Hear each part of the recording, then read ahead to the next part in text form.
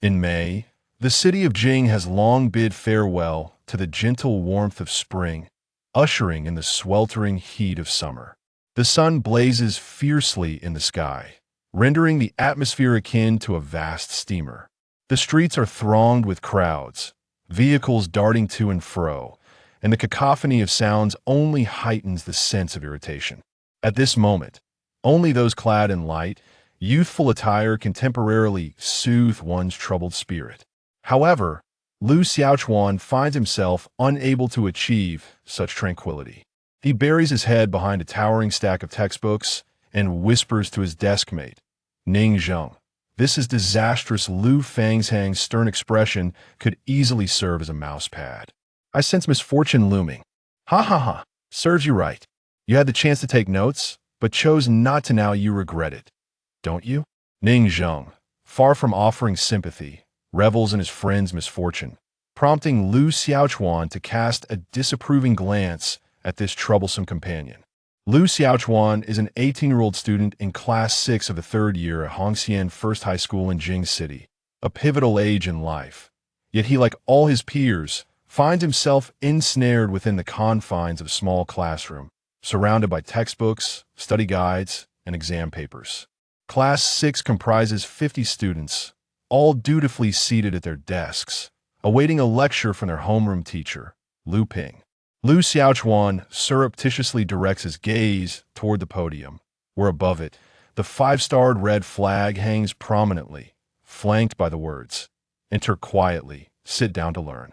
Below, the blackboard bears the remnants of an incomprehensible array of force diagrams and formulas hastily drawn by the physics teacher. A small calendar hung beside the blackboard, its crimson letters boldly proclaiming, only 49 days until the college entrance examination. That number stood out vividly, incessantly stirring the hearts of every student, compelling their gazes to wander. The students' attention was centered on the middle-aged man at the front, whose long bangs were combed desperately towards the center, yet could not conceal the impending expanse of his receding hairline. He wore black-framed glasses, his expression grave, and his eyes, akin to glaring light bulbs, scrutinized each student present. He was Lu Ping, the homeroom teacher of Class 6 in the 3rd year. Students like Lu Xiaochuan, who struggled academically, were undoubtedly targets for reprimand, leaving him too intimidated to even breathe. In contrast, the confident top students feigned an air of nonchalance as they observed their peers, relishing the moment of superiority. With a resounding bang, Lu Ping struck the podium, sending a cloud of chalk dust into the air, prompting the students in the front row to hastily shield themselves with their books. "I am deeply disappointed, profoundly disappointed," Lu Ping began, his tone imbued with gravity. Ning Zheng leaned in to whisper to Lu Xiaochuan. Here we go again. I could recite his speech by heart. Imitating the teacher's authoritative tone, he murmured, "Look to your right. How many days remain until the examination?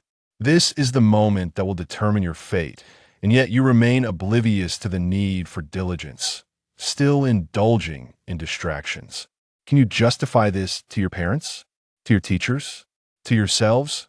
As he spoke, Lu Ping began to address the class. "Look to your right. How many days remain before the college entrance examination? This is the moment that will determine your destiny, yet you still remain oblivious to the need for diligence, still indulging in frivolity.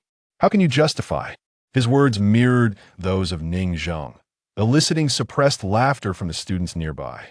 Lu Ping, incensed, exclaimed, "Ning Zheng, stand up. I am speaking from the podium, and you are chattering below. Are you the one lecturing, or am I?" With no choice but to comply, Ning Zheng rose to listen, while his classmates continued to stifle their laughter. Lu Ping pressed on. "For this examination, I had anticipated that each of you would show progress compared to the last. However, to my dismay, some have not only failed to advance, but have regressed. And this is before even leaving the school. Are you returning knowledge to me? I must understand this today." At this juncture, Lu Xiaochuan felt a surge of anxiety. He knew they were speaking of him. Lu Xiaochuan's height and appearance were indistinguishable from those of any other average student, save for one significant difference: his misfortune. He realized he was perpetually jinxed. His mother had undergone a cesarean section at his birth, nearly losing her life, and his childhood was marked by persistent fevers and colds. He often found himself losing money, being assigned to the class duties without fail, never seated beside a pretty girl, and perpetually encountering peculiarities with his homeroom teacher.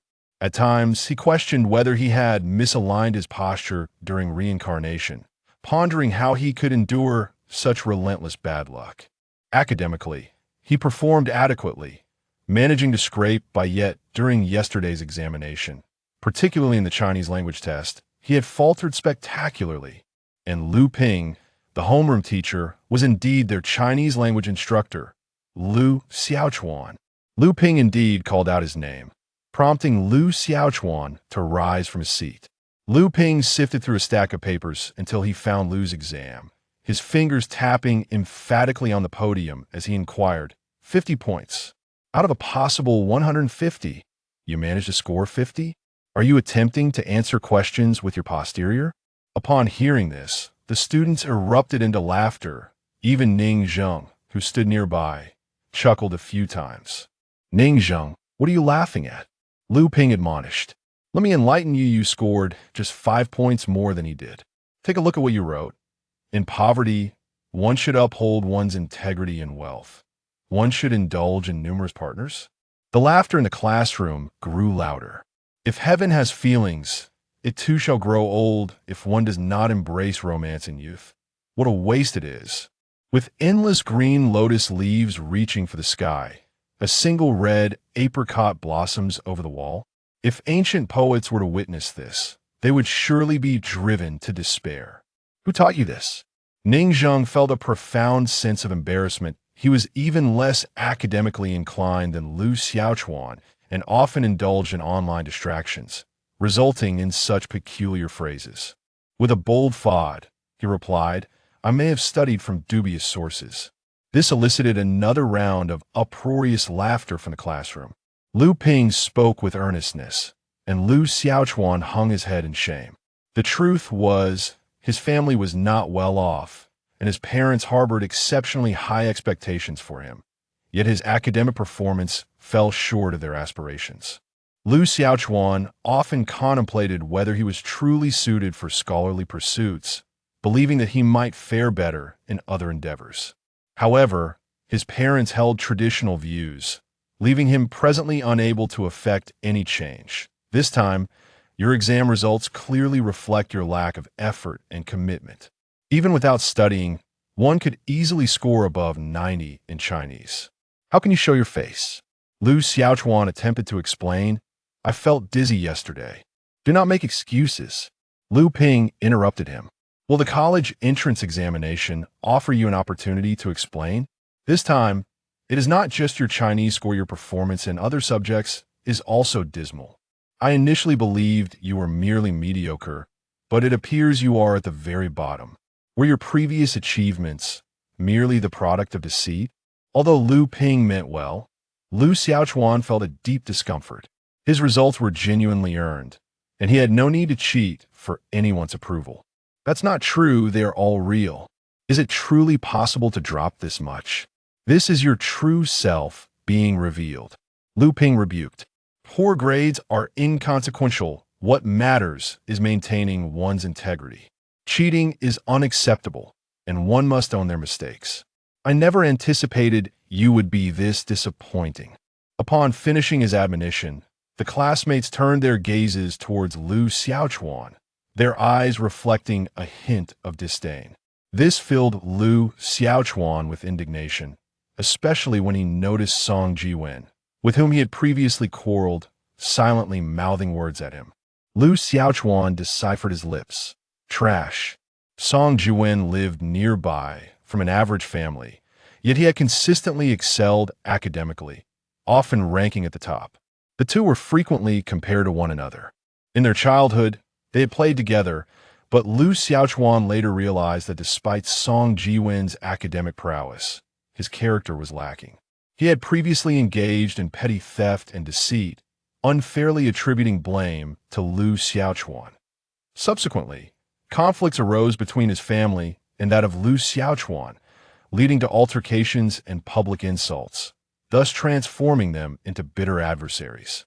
Witnessing Lu Xiaochuan being ridiculed, Song Jiwen felt a sense of triumph and whispered disparaging remarks about him to his deskmate. Lu Xiaochuan must have cheated with his abilities. He has no right to attend our school.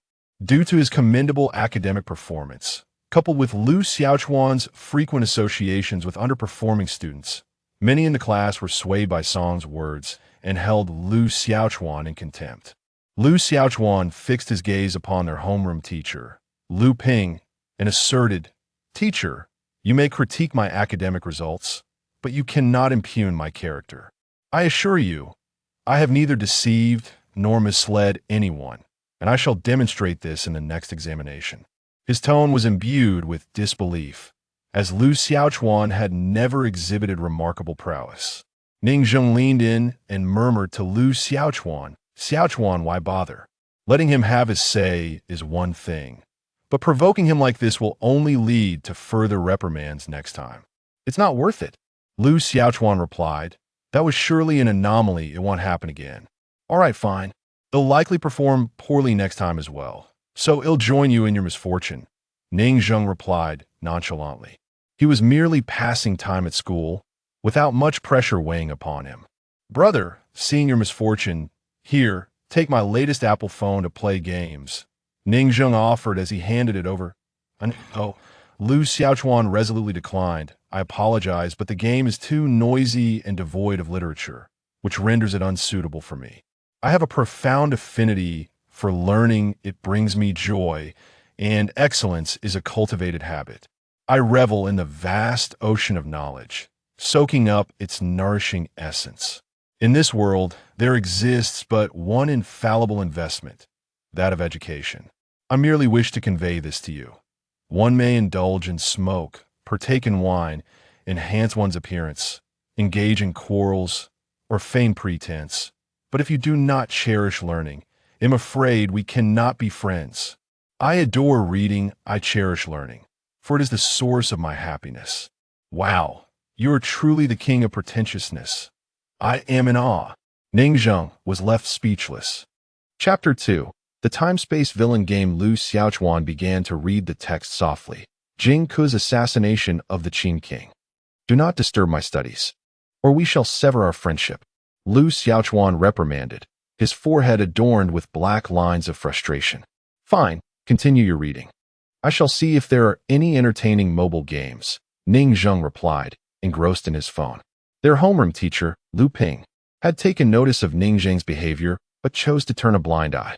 Given Ning Zheng's privileged background, his phone usage posed no disruption to his classmates. And with graduation approaching, Lu Ping decided to let him be. As for Lu Xiaochuan, Lu Ping sighed inwardly, lamenting his lack of ambition. Realizing that last-minute cramming was futile, he pondered how much knowledge could truly be absorbed in just a month amidst the plethora of high school material. Lu Xiaochuan read Jing Ke's assassination of the Qin king repeatedly, yet the dizzying sensation he had experienced the previous day had vanished. He wondered if perhaps his recent indulgences had left him feeling weak. "Truly a scholar, effortlessly surpassing me by 10 streets." A bespectacled classmate named Gao Li lamented, "Song Jiwen, you deceiver. Did you not claim you had performed poorly on this exam? You scored over 50 points higher than I did." Song Jiwen feigned sorrow, shaking his head dramatically.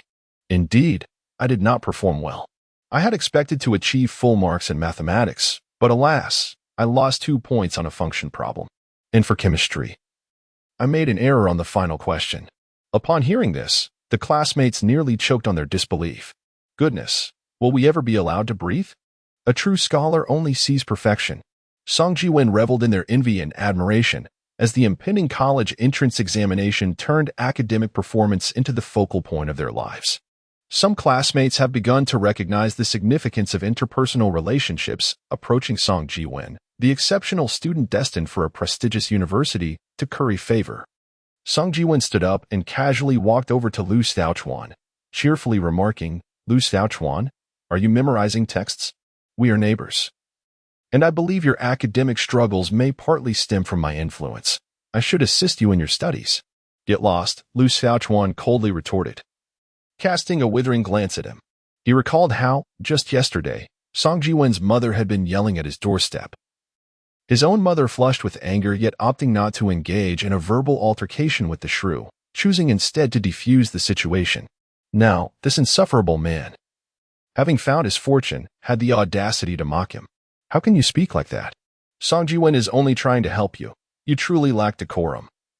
Interjected a female classmate named Gao Li, defending Song Jiwen. What does it have to do with you? If you don't understand, keep your mouth shut, Lu Xiaochuan dismissed her, uninterested in further conversation. You really are something. Gao Li glared at him, while Song Jiwen, ever the peacemaker, chimed in, don't take him seriously. Lu Xiaochuan has always been like this. Oh, by the way, I must remind you, you studied incorrectly. You don't need to memorize the entire text of Jing Ke's assassination of the king of Qin for the exam, only the line the wind whistles, the waters of Yi are cold. The valiant man departs, never to return is required. Next time, remember to copy from someone with better grades. Upon finishing, Song Jiwen burst into laughter, inciting chuckles from several classmates who found his sarcasm amusing. Why don't you get lost? Do you want to get beaten? Ningjing exclaimed, slamming his hand on the table and pointing at Song Jiwen. Though Ningjing was not particularly imposing in stature, his commanding presence was unmistakable. Everyone in the class is aware that when Ningjing first transferred to Yizhong, he had been involved in several fights, leaving him battered and bloodied, which was quite intimidating. Perhaps due to his family background, the school never expelled him. Later, during one of his altercations, he was cornered, and fortuitously, his companion Lu Xiaochuan came to his aid. From that moment on, the two became inseparable friends. Under Lu Xiaochuan's influence, Ningjing never engaged in another fight. His deskmate offered consolation, saying, ignore them. A bunch of underachievers. Who knows what kind of delinquents they will become after college? We should focus on our studies. Indeed, you are right. Those fools. Ningjing muttered under his breath. Wait until they graduate. They will realize that a degree is of no use to me. Lu Xiaochuan felt a surge of anger bubbling within him. He cast another glance at his textbook, and the familiar dizzy sensation returned, making his head spin. No more complaining. If you skip class, it will only worry your family, Lu Xiaochuan managed to say despite the dizziness. Huffed. They don't care about me, Ningjing scoffed. Lend me your phone for a bit. Aren't you the one who loves studying? Isn't learning supposed to bring you joy? Why do you need my phone? Lu Xiaochuan replied with exasperation. Can I just pretend to be cool? My head is spinning. I need to clear my mind. He didn't genuinely want to play on the phone. He merely felt an overwhelming urge to doze off. Yet class was imminent, and sleep was not an option. Here. You know the password, Ningjing said, handing over his phone. After unlocking it, Lu Xiaochuan opened a novel website and began reading his favorite story, Super Dimension Trading Network. Captivated by the exhilarating plot, he soon found his dizziness subsiding, so much so that he didn't even notice when class began. Suddenly, the phone vibrated, and Ningjing received a text message that read, Greetings, I am Qin Shi Huang. In truth, I have not perished. I possess 100 tons of gold in Xi'an, and I now require 2,000 RMB to unfreeze my gold. Please visit this website to assist with the transfer. Upon completion, I shall resurrect with my army tomorrow, granting you command over the troops. The link is another fraudulent message. Ningjing's voice echoed, revealing that he too was engrossed in the novel being read by Lu Xiaochuan. Let us toy with this scammer, as we have nothing else to occupy our time, Ningjing suggested. Lu Xiaochuan nodded and typed in the message, Qin Shi Huang, I am Jing Ke. In fact, I am also not dead. I have been awaiting the opportunity to assassinate you. Do you dare reveal your location? Barely 2 minutes had passed when another message arrived. The address is here. Please click to view. Amp. It was yet again the same link. Ningjing remarked, this scammer possesses quite the patience. Does he truly believe we would click on it? Come, let us see what happens if we do. Lu Xiaochuan replied, Brother, that is undoubtedly a phishing site, designed to steal your phone information. It could even pilfer your WeChat wallet or Alipay. Ningjing retorted, what is there to fear?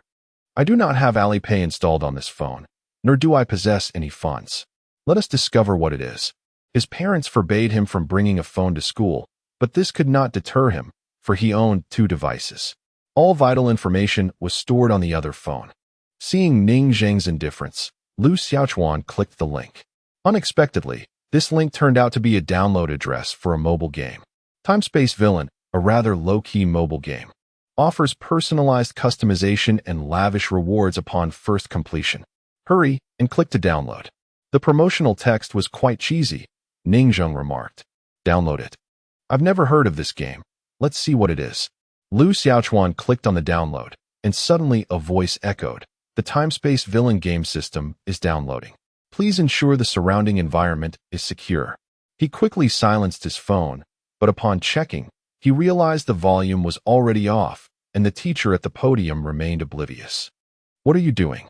Ning Zheng inquired, puzzled. Did you hear that noise from my phone just now? No. Did you imagine it? Ning Zheng replied. I told you long ago, no indulging, no indulging. In youth, one is unaware of the value of sperm.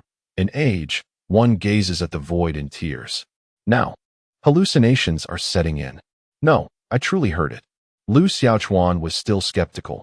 The sound was unmistakably like an electronically synthesized female voice. You've reached an advanced stage. There's no saving you. Ning Zheng, however, was unconvinced, insisting he hadn't heard anything. Could it be that I really misheard? Lu Xiaochuan glanced at his phone, only to find the game's interface had vanished. Where did it go? He tapped the link again, but it displayed that the web page had expired. Ning Zheng scoffed. This scammer is utterly unprofessional. What kind of rubbish website is this? It was gone in 3 minutes. Did it get shut down? I was hoping for some risky game. Upon completing the download, congratulations on binding to the Time and Space Villain game system. Please select the novice level to begin your introductory tasks. The voice echoed once more. And Lu Xiaochuan widened his eyes, truly convinced that he was not hallucinating. He was certain that the sound could not have emanated from his phone.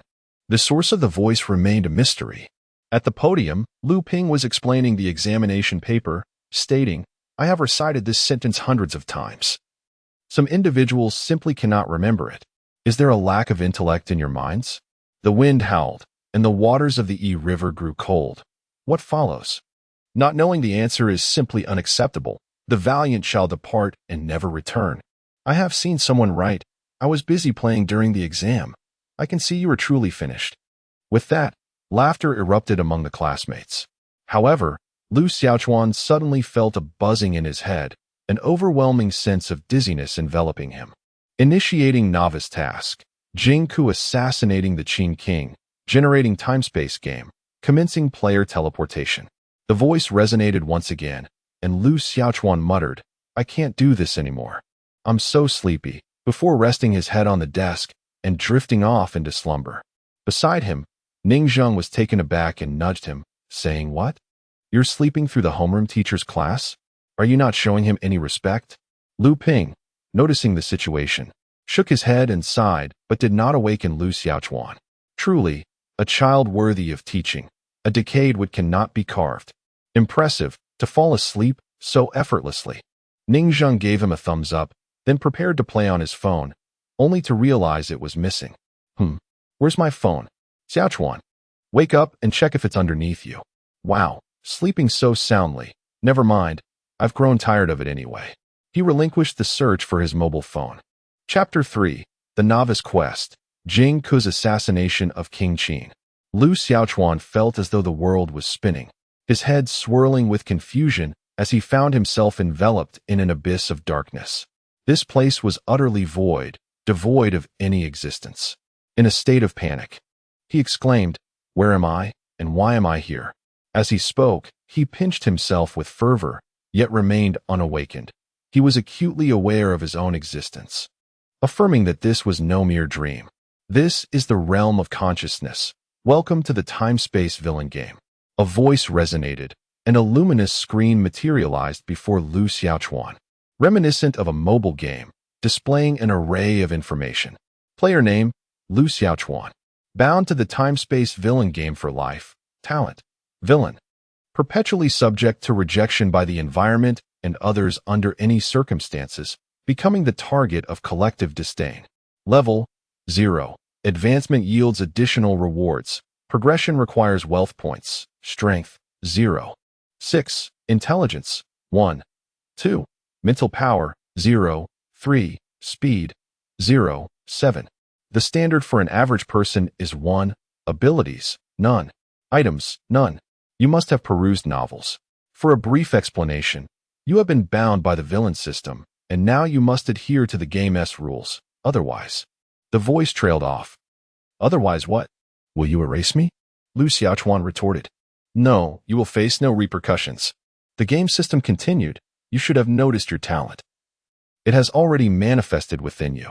Consider this. A person lacking any special abilities, constantly targeted. How arduous would life be for them in this world?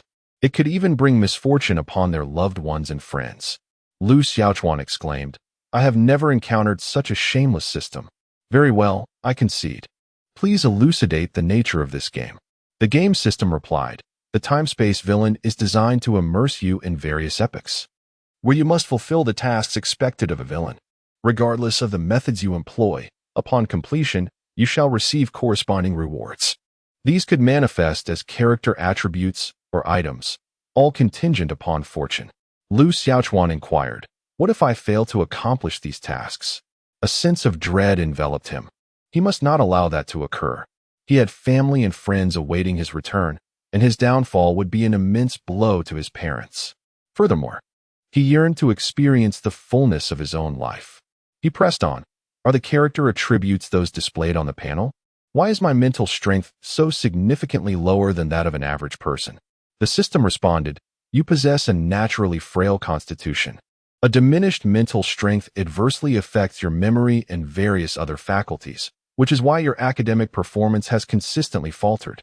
Should you receive an attribute reward, for instance, if your strength were to increase to 2, that would equate to double that of an ordinary individual, and so forth, with all attributes subject to potential enhancement. Upon hearing this, Lu Xiaochuan felt elated. If this continued, he would undoubtedly become formidable. And what of the items? He queried. The game system instructed. Items necessitate exploration by the player. However, it did not provide exhaustive answers, but rather announced, newbie task. Jing Ku assassinating the king of Qin time-space game commences. Players take your positions. As the voice faded, Lu Xiaochuan vanished once more, only to find himself enveloped in light, at last beholding the true world. In this realm, it is not the original Jing city, but rather a place characterized by ancient architecture, towering and majestic city walls, solemn and grand palaces, and heavily armored soldiers standing guard with weapons in hand surround him. Suddenly, a thought flashes through Lu Xiaochuan's mind, and he comprehends the situation. This is the time and space of Jing Ku's assassination of King Qin, and he finds himself in the royal palace of Xianyang in the Qin state. At this moment, Lu Xiaochuan assumes the role of an attendant accompanying Jing Ku to meet the king of Qin. As he gazes ahead, he sees a man clad in traditional garments, carrying a wooden box and walking at the forefront. His steps are steady, his demeanor dignified, and he remains silent. Is this Jing Ku? Lu Xiaochuan observes his appearance. The attire is undoubtedly reminiscent of the Qin and Han dynasties, intricate and elaborate.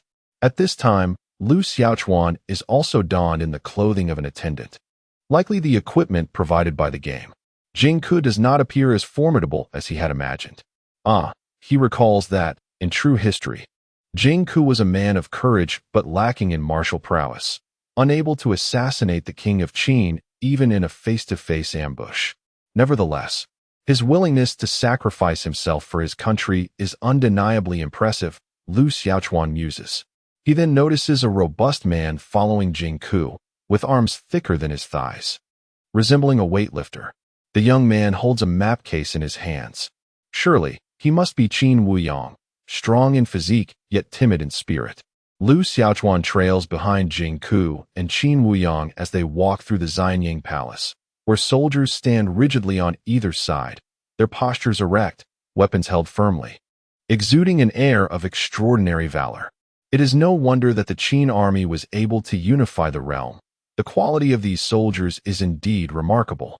Lu Xiaochuan begins to acclimate to this time and space. On the path to the grand hall of Xianyang Palace, musicians played drums and ministers welcomed the guests. Lu Xiaochuan recalled a passage from his textbook. Upon hearing this, King Qin was overjoyed. He donned his court attire, arranged for 9 honored guests, and received the envoy from Yin at the Xianyang Palace. These 9 guests referred to the nobles and ministers of that era. The envoy from Yin has arrived. A resounding call echoed within the hall. At the very center of the hall, King Yingzheng of Qin sat regally, adorned in splendid royal garments, his plump face radiating delight. "Quickly, let them enter," Yingzheng commanded. Previously, his minister Meng Jia had conveyed that the king of Yin, fearing the might of the Qin army, had come to concede territory and willingly become a vassal state of Qin. Moreover, they were to present the head of the traitor Fan Yuqi, ensuring the submission of a nation without the need for conflict. How could Yingzheng not be pleased? This time-space game was designed as a novice quest, rated 0 stars in difficulty, with the objective to ensure the safety of Jingku, and the reward, a novice gift pack. The game system prompted in Lu Xiaochuan's mind. He couldn't help but shout internally, "This is outrageous. I'm just an ordinary person. How can I ensure Jingku's safety? At least provide me with some tools or abilities." He had heard that the legal punishments in the Qin state were particularly severe, with gruesome methods like dismemberment and being drawn and quartered. Just the thought was terrifying. No, he had to find a way. Chapter 4. Confronting Li Si before entering the hall. Everyone was subjected to a thorough search, forbidden from carrying any weapons. This was precisely why Jingku had concealed his dagger within the map. Upon being integrated into the time-space game, Lu Xiaochuan also qualified to enter the hall, becoming a servant akin to Qin Wuyang. What is this? The soldier conducting the search discovered a metal object on Lu Xiaochuan. Upon closer inspection, Lu Xiaochuan realized with astonishment, "Isn't this Ning Zheng's Apple phone? How has it traversed through time with me?" The thought of the phone sparked a notion in his mind. It must be the item bestowed upon him by the game system. Hastily, he remarked, "This is a ceremonial artifact from our Yin state, which must be worn when paying respects to the king. Otherwise, it would be a breach of etiquette." During the Warring States period, adherence to proper conduct was of utmost importance. Nobles were expected to follow strict protocols regarding their mode of transportation, attire, speech, and dining. His explanation successfully deceived the soldier, who, having never seen such an object before, regarded it merely as a small metal piece rather than a weapon, thus allowing Lu Xiaochuan to pass unscathed. They proceeded into the grand hall, preparing to pay their respects. Lu Xiaochuan, unfamiliar with the intricacies of the ritual, mimicked the gestures of Jingku and Qin Wuyang, managing to navigate the formalities without a hitch. The dignitaries of the Qin court stood on either side of the hall, scrutinizing them. Stealing a glance, Lu Xiaochuan took in the sight of the Qin king, adorned in opulent garments and various jeweled regalia, his corpulence indicative of middle age. Is this the first emperor who unified the 6 states? Lu Xiaochuan pondered, feeling an undeniable fear of the imposing figure known for his ruthlessness and propensity for violence. After the formalities, the 3 of them were summoned to approach the throne in succession. Though a wave of anxiety washed over Lu Xiaochuan, he hesitated. Reflecting on his earlier motivations for entering this realm, coupled with a modern detachment from the concept of monarchy, he managed to maintain his composure. Yet Qin Wuyang began to reveal his trepidation. The robust man trembled visibly, beads of cold sweat forming on his brow. The ministers in the hall were engulfed in confusion, when suddenly a general from the state of Qin bellowed, "What are you afraid of?" At this, Qin Wuyang nearly fell to his knees in fear, and even Yingzheng was taken aback. However, upon hearing this, Yingzheng felt a surge of satisfaction. His own formidable presence had evidently struck terror into the hearts of the barbaric men of Yin, and he couldn't help but admire himself. He commanded, "Rise and present the map that Wuyang has brought." As for the severed head of Fan Yuqi, he deemed it unworthy of his gaze. Confident that the state of Yin would not dare to play tricks, His focus lay on the territory of Yen, for his ambition had always been to unify the realm and conquer the 8 wildernesses. The map of Yen was merely a step closer to his grand objective. Jing Ke took the map from Qin Wuyang and approached the table before Ing Zhong, where he slowly unfurled it for display. At this juncture, Lu Xiaochuan's anxiety peaked. According to the unfolding narrative, Jing Ke was to reveal his dagger and attempt to assassinate the Qin king, only to fail and meet his demise. In that event, his own fate would be sealed. He could not afford to remain idle. "My king, this is the map of the Dong region in our state of Yen," Jing Ke said, carefully spreading the map.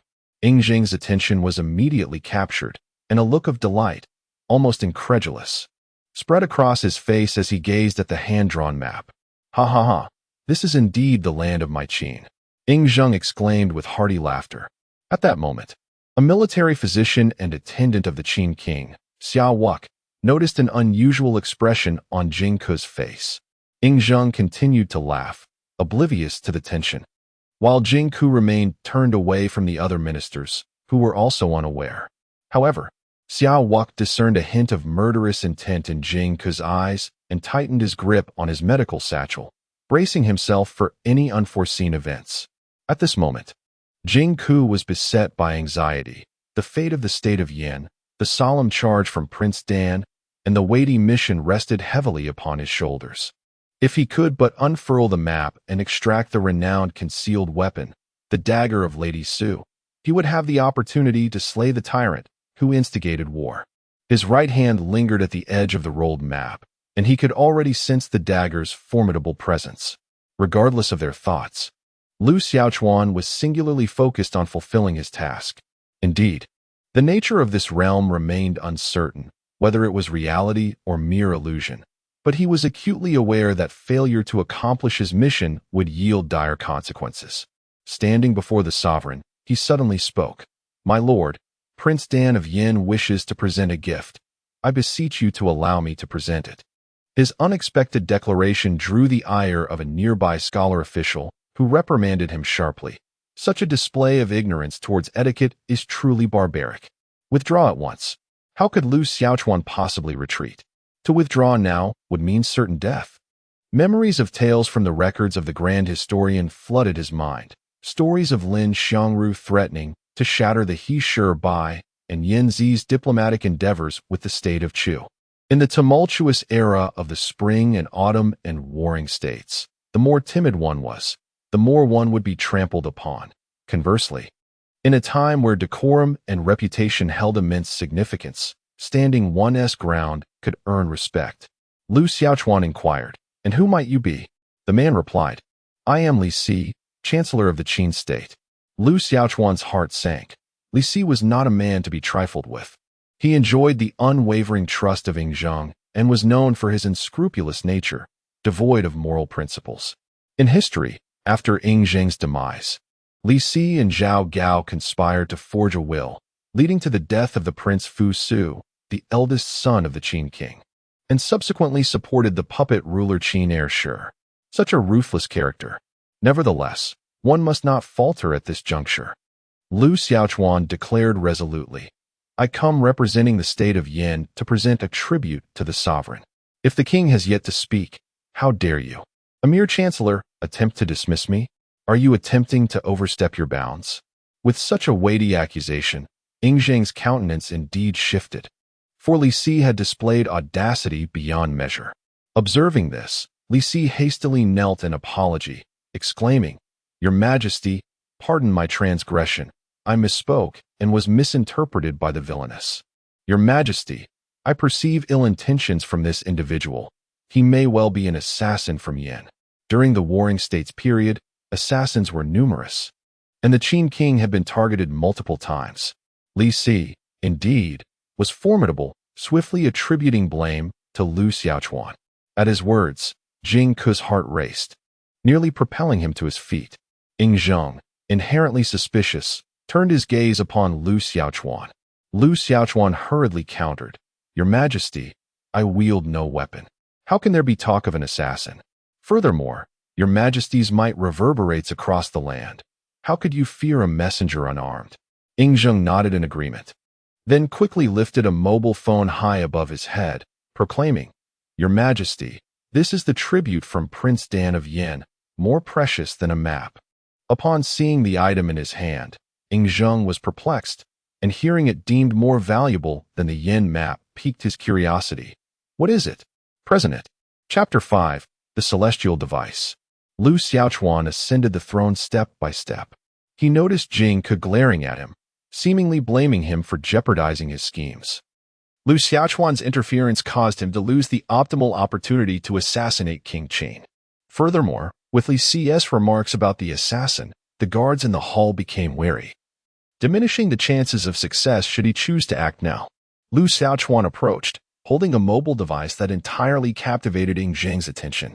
This peculiar object emitted a bright light, displaying strange patterns that he had never encountered before. "What is this?" Zheng inquired with curiosity. Lu Xiaochuan laid the phone flat on Zheng's desk and subtly signaled Jing Ke to roll up the map so as not to hinder his demonstration. Jing Ke, unable to resist, reluctantly complied, harboring a profound animosity towards Lu Xiaochuan, deeming him a traitor to the grand plans of the Yin Kingdom, unworthy of life. Lu Xiaochuan unlocked the phone and proclaimed, "This is a celestial object inadvertently acquired by Prince Dan." "What? A celestial object?" Zheng was taken aback by this revelation. "Your Highness," Li Si interjected, unable to contain himself, and advised the king, "Your Majesty, this man speaks utter nonsense, lacking in decorum. I suggest execution to uphold the dignity of the Qin state." Zheng furrowed his brow, responding with an air of authority, "Celestial being, do you take me for a fool? Guards, take him away and execute him." Lu Xiaochuan inwardly cursed, yet he forced himself to remain composed, saying, "Your Majesty, do not be hasty. I have yet to demonstrate the wonders of this celestial object. How can Your Majesty judge my intentions without witnessing it?" Upon hearing this, Zheng noted the man's audacity, seemingly unafraid of death, and felt a genuine curiosity about the object he held. Thus, he replied, "Then present it to me now. Should you dare deceive me in the slightest, I shall ensure your swift execution." At this moment, King Qin had yet to unify the 6 states. Thus his status remained that of a grand king, referring to himself as, "Your Majesty, please take a look." Lu Xiaochuan swiped across his phone's interface, causing the icons to morph before their eyes. Upon witnessing this, Zheng immediately felt a surge of curiosity. How could such images transform? Even as the king of Qin, he had never encountered anything so wondrous. However, that was not all. Lu Xiaochuan pondered that he must employ a feature to astonish the king. He reasoned that if he could play a video, the king would undoubtedly be taken aback, perceiving it as a treasure. Yet, in this era, there was no mobile signal. So Lu Xiaochuan had to scour the local video library on his phone to see if Zheng had downloaded any films suitable for playback. He opened the video application, only to be rendered speechless. While there were indeed videos on Zheng's phone, none of them were appropriate. They were all titles of romantic films from a certain island nation, such as Uniform Temptation, Tutoring Teacher, or Traveling by Car with a female subordinate. Lu Xiaochuan inwardly scoffed at Zheng, deeming him a beast for not sharing his resources. The ability to alter images with a mere touch was truly remarkable. Observing Lu Xiaochuan's actions, Zheng could not help but pick up the phone himself. Lu Xiaochuan, unable to intervene, remarked, "Your Majesty, this device can be utilized in such a manner." He stepped closer to Zheng, but suddenly, a personal attendant behind the king barked, "Halt." Startled, Lu Xiaochuan glanced back. While Zheng laughed heartily and said, "No matter, this man is harmless. Why fear he would harbor ill intentions? Come closer, tell me. You claim this is a divine artifact. What other marvels does it possess? There are many wonders within it. Allow me to gradually unveil them for Your Majesty." Lu Xiaochuan pondered that showcasing a romantic film from the island nation in the Grand Hall would undoubtedly be inappropriate. Perhaps it would be best to utilize another function. However, he was interrupted by Chancellor Li Si, who could no longer contain himself. How dare a mere envoy from Yin attempt to deceive the king of Qin in such a public setting? Did he presume that all ministers of Qin were simpletons? He bowed before the king and stated, "Your Majesty, in my humble opinion, this individual is merely employing some petty street tricks, unworthy of being regarded as a celestial artifact. Is it permissible for such a lowly person to act with impunity within the walls of the Qin Palace? Should this become known, the feudal lords will surely hold your Majesty in contempt." He continued, "I believe it would be prudent to subject these Yin envoys to punishment as a warning to the lords of the realm." Historically, while Li Si was not known for his integrity, he had indeed contributed significantly to the unification of the Qin state. His current remarks were, undeniably, made with the interests of Qin in mind. Yingzheng hesitated. While Lu Xiaochuan's offerings were indeed novel, they appeared to lack immediate utility. Li Si's counsel was typically sound. Should he heed it? Lu Xiaochuan interjected, "Chancellor, I have yet to fully unveil my treasure. On what grounds do you claim it is not a celestial artifact? If you are mistaken in your judgment, would that not jeopardize the auspicious fate of the king?" As the Chancellor of Qin, Li Si had wielded considerable power since the death of Elbuwei, and even the ministers of Qin dared not speak to him in such a manner. How much less so a humble envoy from Yin? He retorted angrily, "Would I ever admit to being wrong? What then if I were to err?" Lu Xiaochuan met his challenge head-on. "If I am mistaken, I shall gladly offer my apologies and treat the envoy from Yin with the utmost respect. However," Li Si declared sternly, "if you are merely deceiving us with tricks, I shall consult the king and invoke the laws of Qin to deal with you." Upon witnessing their heated debate, Yingzheng remarked, "Very well. I shall adhere to the counsel of Lord Li. Should this object indeed be of celestial origin, I shall bestow generous rewards, and the envoy from Yin shall be treated with utmost respect. Conversely, if it proves otherwise, we shall adhere to the laws of Qin." Upon hearing this, Lu Xiaochuan exhaled a sigh of relief. As long as they succeeded, it seemed that Jing Ke's life could be spared, thus fulfilling their temporal mission. Meanwhile, Jing Ke was consumed by rage, utterly perplexed as to why Prince Dan had dispatched such an individual who was entirely undermining his assassination attempt. Now, he found himself in a predicament where retreat was impossible, and should Lu Xiaochuan's ruse be unveiled, they would all face execution. Yingzheng inquired, "How shall we ascertain the authenticity of this celestial artifact?" Chancellor Li Si replied, "This matter is quite simple. His Majesty's royal physician, Su Fu, is a disciple of Giguzi and possesses profound knowledge of the arts of the mystics. Let him come forth to engage in discourse with the envoy, and the truth shall be revealed." A shrewd politician recognizes the opportune moment to advance his own interests, and such was Li Si. Previously, both he and Su Fu had been under the patronage of the former Chancellor Elbuwei, and they were old acquaintances. After Elbuwei's demise, Su Fu became Li Si's retainer. Mastering various mystical arts, Li Si had long sought an opportunity to introduce him to the King of Qin, and now appeared to be the moment. If Su Fu were to excel and earn favor, Li Si's power would undoubtedly escalate once more. Having heard this, Yingzheng immediately acquiesced. Giguzi was renowned throughout the realm, and many of his disciples were illustrious figures. Invoking his name would surely command respect from all. Soon, Su Fu entered the palace to pay his respects, dressed as a Taoist practitioner, embodying a middle-aged appearance that indeed suggested a hint of celestial grace. The messenger had already conveyed the details of the matter to him, and Su Fu exchanged a discreet glance with Li Si, both understanding the unspoken agreement. His mission was to decisively confront the envoy from Yin, showcasing his remarkable abilities. Chapter 6, presenting a love film to the Qin King lowly Su Fu, at your service. Your Majesty. Su Fu began with a formal bow. Yingzheng gestured for him to rise, stating, "I have heard you are a disciple of Giguzi and possess certain skills. This envoy from Yin claims to possess a celestial artifact. You are summoned to discern its authenticity. And you, envoy from Yin, what say you?" Yingzheng inquired sternly.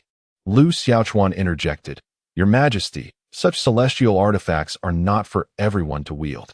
Since you and the others harbor doubts, why not allow Mr. Su and myself to engage in a contest of our respective magical arts to determine who is superior?" This proposition delighted Yingzheng, who was eager to witness the spectacle. Turning to Su Fu, Lu Xiaochuan asked, "Mr. Su, as a Taoist, what skills do you possess?" With a flourish of his sleeve, Su Fu replied haughtily, "My capabilities are countless.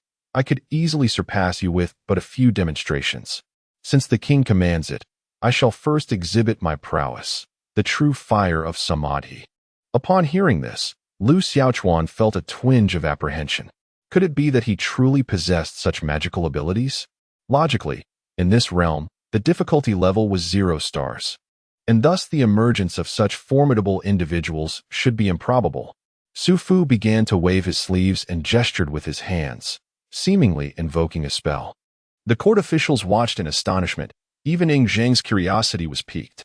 Su Fu, with an enigmatic object retrieved from his sleeve, covered his mouth and pretended to contain a flame within.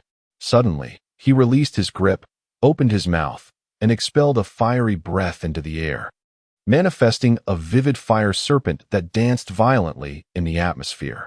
Remarkable. It truly broadened my horizons. Ying Zheng could not help but applaud. The assembled ministers expressed their astonishment, declaring it a divine art. Indeed, as a disciple of Gue Guzi, he possesses the true fire of samadhi. Li Si wore a smug expression, pondering that if Su Fu had no merit, he would not have been entrusted with such responsibilities. How would the envoy from Yin respond to this spectacle? Having observed the display, Lu Xiaochuan's mind was as clear as crystal. Was this not merely a circus act? The flame was likely produced by expelling alcohol or another flammable substance. In this era, such a trivial trick had indeed deceived these individuals. Su Fu cleared his throat and addressed the envoy, saying, "It is now your turn." Ying Zheng and the ministers turned their gazes towards Lu Xiaochuan, who, in stark contrast to the impressive Su Fu, appeared more like a charlatan. Lu Xiaochuan smirked and remarked, "A mere trifle. You can breathe fire. Yet this extraordinary object possesses far greater capabilities." He unlocked his phone and beckoned Su Fu, saying, "Come, take a look." Fearless, Su Fu approached, and Lu Xiaochuan raised the phone to him, suddenly activating the flashlight to illuminate his eyes. Su Fu was blinded by a brilliant white light. Startled, he leapt back, exclaiming, "What on earth is this?"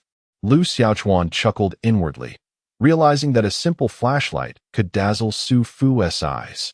"Compared to me, you remain woefully inexperienced. This object can emit light? Truly wondrous." Ying Zheng's interest was piqued. Li Si remarked, "The luminous pearl can emit light, yet its ability pales in comparison to Su Fu's true fire of samadhi." But the spectacle was not yet over. Lu Xiaochuan raised his phone and proclaimed, "This divine artifact can capture anything it beholds." "How is that possible?" Ying Zheng inquired. Lu Xiaochuan activated the camera function, aimed it at Su Fu, and declared, "Treasure. Open your eyes." A flash illuminated the scene, capturing Su Fu's image. Su Fu was momentarily startled, yet he observed no extraordinary occurrence. Lu Xiaochuan then pointed the device at Li Si and shouted, "Treasure, open your eyes." Li Si remained unfazed, skeptical of Lu Xiaochuan's trickery. "My lord, the divine artifact has recorded what it has seen. Do take a look." Lu Xiaochuan approached Ying Zheng, presenting the photographs of both men. Upon seeing them, Ying Zheng's eyes widened in astonishment. "Isn't this the Chancellor and Su Fu? Their likeness truly appears here." Lu Xiaochuan's display left Ying Zheng utterly amazed. He had never encountered such an extraordinary phenomenon, which could only be attributed to a divine tool. The courtiers remained oblivious to the unfolding marvel, prompting Ying Zheng to order Lu Xiaochuan to showcase it for them. Lu Xiaochuan brought the phone before Su Fu, displaying his own image. In an era where mirrors were merely made of bronze, Su Fu had never witnessed such a clear representation of himself. He then showed it to Li Si, who gasped in disbelief, his gaze towards Lu Xiaochuan filled with trepidation. Such a capability seemed beyond the realm of mere mortals. Could this envoy from Yin truly possess extraordinary talents? The other ministers, witnessing the spectacle, were equally astonished and began to murmur amongst themselves. "Indeed, this divine artifact can record images. I have never encountered such a marvel. Truly remarkable." It appears that the envoy from the state of Yin was not speaking in vain. The treasures he presented are indeed rare gems of the world. Alas, the character who ought to be in the spotlight Jingku, has now been overlooked by the multitude. Jingku himself is perplexed. Who exactly is this Lu Xiaochuan? Prince Dan had not mentioned him before. Could it be that Prince Dan has summoned this remarkable figure to eliminate Zheng? Lu Xiaochuan then declared, "There is even more to this celestial artifact. What other capabilities does it possess? Pray, reveal them to me swiftly." Zheng exclaimed with delight, for even if Su Fu's sorcery were formidable, it belonged solely to Su Fu. This celestial artifact, however, was destined to be offered to him. "Your Majesty, behold. This celestial artifact can observe realms thousands of miles away, even capturing images of the abode of immortals." Lu Xiaochuan approached the Qin king to demonstrate the video. After a moment's hesitation, he selected the so-called island romance film, intending to show Zheng the initial scenes, which, based on his experience, should be relatively ordinary. However, this film had previously been viewed by Zheng, and the phone system had memorized the playback time, causing it to skip directly to the last watch segment. Suddenly, the phone erupted with lewd exclamations. Zheng was taken aback as he beheld two individuals on the screen, causing him to drop the device. Yet, the phone's quality was impeccable, and the sounds of moans and slaps continued to resonate clearly. How dare one threaten the king? The martial generals of the prince surged forward to seize Lu Xiaochuan. "Stop!" Zheng commanded, halting them, and then picked up the phone, his eyes fixated on the unfolding scenes as if this device had unveiled a new world to him. The generals could only retreat, yet they exchanged glances, all too aware of the alluring sounds that filled the air. They had never encountered such a seductive and provocative voice from a woman, especially in this era of conservatism, where such displays seemed almost impossible. Zheng gazed at his phone. The imagery before him was nearly unbearable, yet he found himself captivated, even succumbing to wicked thoughts. The concubines in the palace failed to stir his heart as this woman did. Truly, she was a siren. Lu Xiaochuan, initially filled with anxiety, felt a sense of relief at Zheng's reaction. It was said that Zheng was particularly debauched, always accompanied by beautiful concubines on his journeys. After reclaiming the 6 states, he had confined the beauties of those lands within the Yifeng Palace for his amusement, so upon witnessing such scenes, he felt not anger, but rather a keen interest. Chapter 7. The true hero is indeed the gentleman. Your Majesty, the celestial artifact can be viewed at any time. Shall I turn it off for you? Lu Xiaochuan inquired. Indeed, Zheng replied, aware that this was not an opportune moment for observation. Despite his profound curiosity about the contents displayed, he had already concluded that it was undoubtedly a celestial object. He could conceive no other explanation. At this moment, the courtiers were at a loss for words. Even as ministers and nobles of the Qin state, wielding power and influence, they had never witnessed such extraordinary phenomena. Many found themselves contemplating a private visit to the envoy from Yin to inquire about this marvelous object. Li Si, with greater cunning, first offered his congratulations, saying, "I commend your Majesty on acquiring such a celestial artifact. I spoke imprudently earlier. I shall seek the envoy privately to express my apologies." When he spoke these words, he did not even glance at Lu Xiaochuan, clearly intending to brush the matter aside. As the esteemed Prime Minister of the Qin state, would he truly apologize to a mere envoy from a weak nation? Were it not for the fact that the Qin king currently valued Lu Xiaochuan, he would have sought a pretext to execute the envoy from Yan. Observing this, Lu Xiaochuan thought to himself, how arrogant is the Prime Minister of Qin. Today, I shall make him pay a price. Seizing the moment, he addressed Zheng, saying, "Your Majesty, this celestial artifact has a fascinating origin. It is said that there are immortals residing on the celestial islands overseas, and this is one of their possessions." Zheng was indeed intrigued. In the past, he would have scoffed at the notion of immortals. Yet today, he was astonished by Lu Xiaochuan's words and inquired, "Those immortals dwelling overseas, what capabilities do they possess to create such celestial artifacts?" Since he had already embarked on this fanciful discourse, Lu Xiaochuan boldly continued, "The powers of the immortals are formidable. They are ageless and possess the secret to longevity. As your Majesty witnessed, What you saw was the dual cultivation technique from the art of longevity. Furthermore, they are capable of concocting the elixir of immortality. The mention of the elixir of immortality struck a chord in Zheng's heart. As a sovereign enjoying immense wealth and splendor, he had increasingly felt the toll of age as he indulged in the company of his concubines. If he could attain immortality, would he not be able to revel in his reign eternally? How does one obtain this elixir of immortality? Zheng pressed. Lu Xiaochuan replied, the elixir of immortality is solely in the hands of the immortals. One must send envoys overseas to seek them out and present lavish tributes to have any hope of acquiring it. We, mere mortals, are unworthy of such fortune. Only your majesty possesses this blessing. How splendid! I shall acquire the elixir of immortality and reign as an eternal sovereign. Zheng, filled with delight, proclaimed, you shall reside in the palace of Xianyang. I intend to employ you greatly to seek the secret of eternal life. Your majesty, such a celestial elixir is not easily obtained. It requires one with immense fortune and great talent to procure it. My knowledge is rather limited, and I fear I may not be adequate for the task. Lu Xiaochuan hastily interjected, in truth, there exists within this court a more suitable candidate than myself. Zheng inquired, who might that be? Chancellor Li Si. He serves as the Chancellor of the Qin state, endowed with natural fortune and exceptional talent. Furthermore, given his esteemed position, he would not be misconstrued as lacking sincerity, even in the presence of celestial beings. Sending him would be most prudent. Upon hearing Lu Xiaochuan's words, Li Si's countenance shifted dramatically. Such a statement was rather harsh. The legends of the mystical islands are ethereal and elusive. Who can ascertain their existence? Nonetheless, Li Si was acutely aware of his inability to procure the elixir. This envoy from Yin was indeed formidable, instilling a sense of dread. Zheng then asserted, my dear minister, can you not seek this elixir for me? The realm of Qin abounds with capable individuals, should one Li Si be absent. Others remain.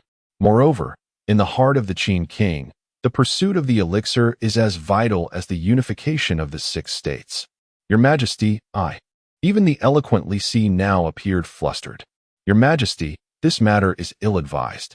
No sooner had he spoken, Zheng's brow furrowed, emanating an aura of unyielding authority. Li Si felt a jolt of fear. He recalled how the former Chancellor El Bouet had succumbed to poison, terrified of Zheng's reprisal. His commands were not to be defied. Your Majesty, I believe that although my fortune and talents are commendable, there exist individuals within the court who are far more suitable. Li Si, finding himself in a quandary, sought a scapegoat. He asserted that the adept Su Fu would be more than capable, possessing both fortune and ability that rival my own. Furthermore, he is versed in the arts of alchemy, and surely possesses greater means to locate the fabled islands and procure the elixir of immortality for your Majesty. Reluctantly, Li Si chose to sacrifice Su Fu for his own preservation. Su Fu's countenance darkened, and in his heart, he raged, cursed Li Si. Unable to best the envoy from Yin, he has thrust the blame upon me, despite my loyalty. At that moment, Li Si cast a glance at Su Fu, an unspoken threat lingering in the air. Should Su Fu refuse, Li Si had myriad ways to torment him. Su Fu's heart bled, and he conceded, Your Majesty, the Chancellor speaks wisely. Coincidentally, my esteemed master, Gui Guzi, has imparted to me the art of seeking the traces of immortals. I am willing to alleviate your Majesty's concerns and endeavor to procure the elixir of immortality. Ha! Zheng transformed his fury into joy, laughing heartily as he proclaimed, Today is indeed a day of great celebration. Not only has the state of Yin submitted, but we also have envoys bearing celestial treasures. Moreover, my loyal minister Su Fu shall assist me in my quest for eternal life. Truly a fortuitous occasion. I shall host a grand banquet to honor my ministers. What is your name, envoy from Yin? I am Lu Xiaochuan. Very well, Lu Xiaochuan. I shall appoint you as the national master of the Qin, to serve me and enjoy the riches and glory of the realm. Zheng's words left the courtiers in stunned silence. The title of national master is akin to that of the chancellor. In but a single day, Lu Xiaochuan transformed from an obscure individual into the national master of Qin, a figure destined to be immortalized in history. Particularly noteworthy is the renowned Li Si, who was outmaneuvered by Lu Xiaochuan, akin to the legendary Yan Zi's triumph over Chu or Lin Xiangru's confrontation with the He Shibai. Perhaps, in the annals of history, this tale will become a celebrated account. Li Si was consumed by regret, pondering why he had dared to oppose this envoy, whom he had presumed to be a soft target, easily malleable. Little did he know that he had encountered an indomitable spirit, leading to his own downfall. As for Su Fu, he felt as if his heart had turned to ash. The quest for the elixir of immortality? Alas, in this vast world, there was no refuge left for him. He would henceforth live in obscurity, striving to avoid the wrath of the Qin king. Soon after, Yingzheng dismissed the court, preparing for a grand banquet that evening, even taking the liberty to view entertainment on his mobile device. In the envoy's quarters, as Jing Ke shut the door to his room, he bowed deeply to Lu Xiaochuan, expressing, "Your talents far surpass mine, and I humbly seek your forgiveness." Lu Xiaochuan, puzzled, inquired for what reason. With utmost respect, Jing Ke replied, "My original intent was to assassinate the Qin king, yet you intervened, and I was still tempted by thoughts of violence. To my astonishment, you engaged in a verbal duel with the court, deftly manipulating both the Qin king and Li Si. By enchanting the king with tales of immortality, you have thrown the Qin court into disarray. Thus, the king has become infatuated with the pursuit of the ethereal and indulgent pleasures, leading to the inevitable decline of his reign. Without resorting to arms, you have achieved such monumental results. I am profoundly impressed. The path of assassination is but a minor road, and even if successful, it merely alleviates immediate concerns.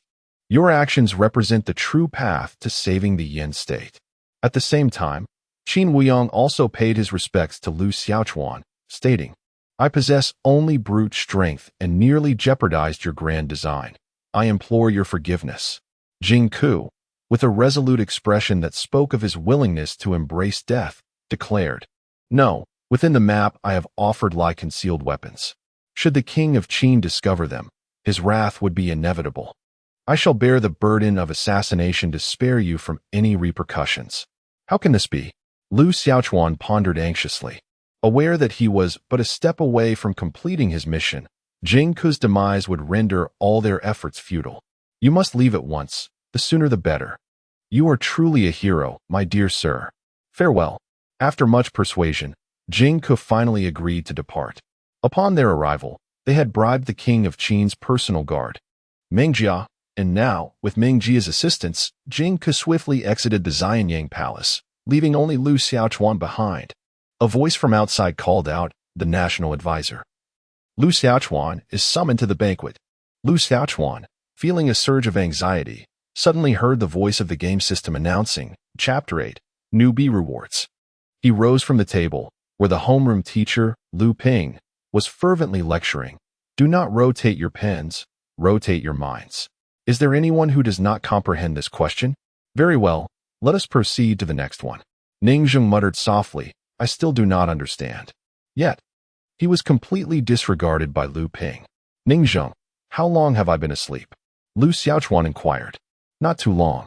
Lu Xiaochuan had feared that the temporal discrepancies between different realms would be vast, but it appeared that the present reality remained relatively unaffected by the game's timeline.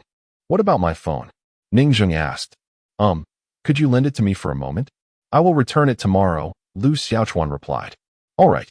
Lu Xiaochuan nodded, but inwardly lamented, for Ningzheng's phone was currently valued at 5,899 in the market, a debt he could never hope to repay.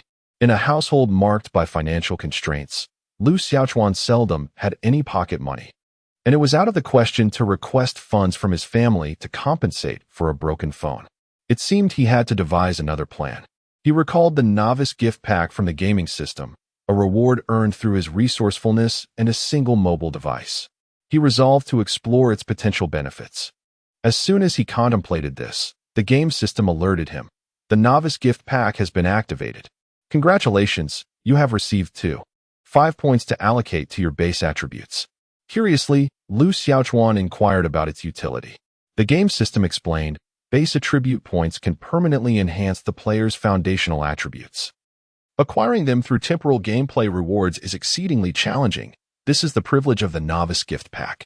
Future rewards from standard temporal gameplay will be obtained through a lottery, yielding items or abilities within the game world. Would you like to allocate the points now? Without hesitation, he agreed to the allocation. With the acquisition of this advantageous tool, Lu Xiaochuan was eager to test its efficacy. He envisioned his base attribute panel once more. Strength 0, 6, Intelligence 1, 2, Mental Power 0, 3, Speed 0, 7. The standard for an average individual is 1. With only 3 points at his disposal, how should he distribute them?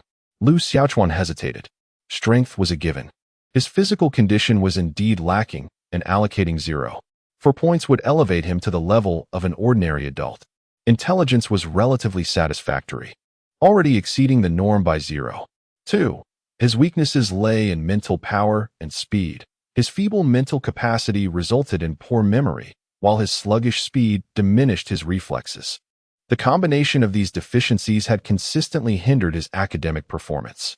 For a financially struggling student on the brink of college entrance examinations, nothing was more critical than the upcoming tests.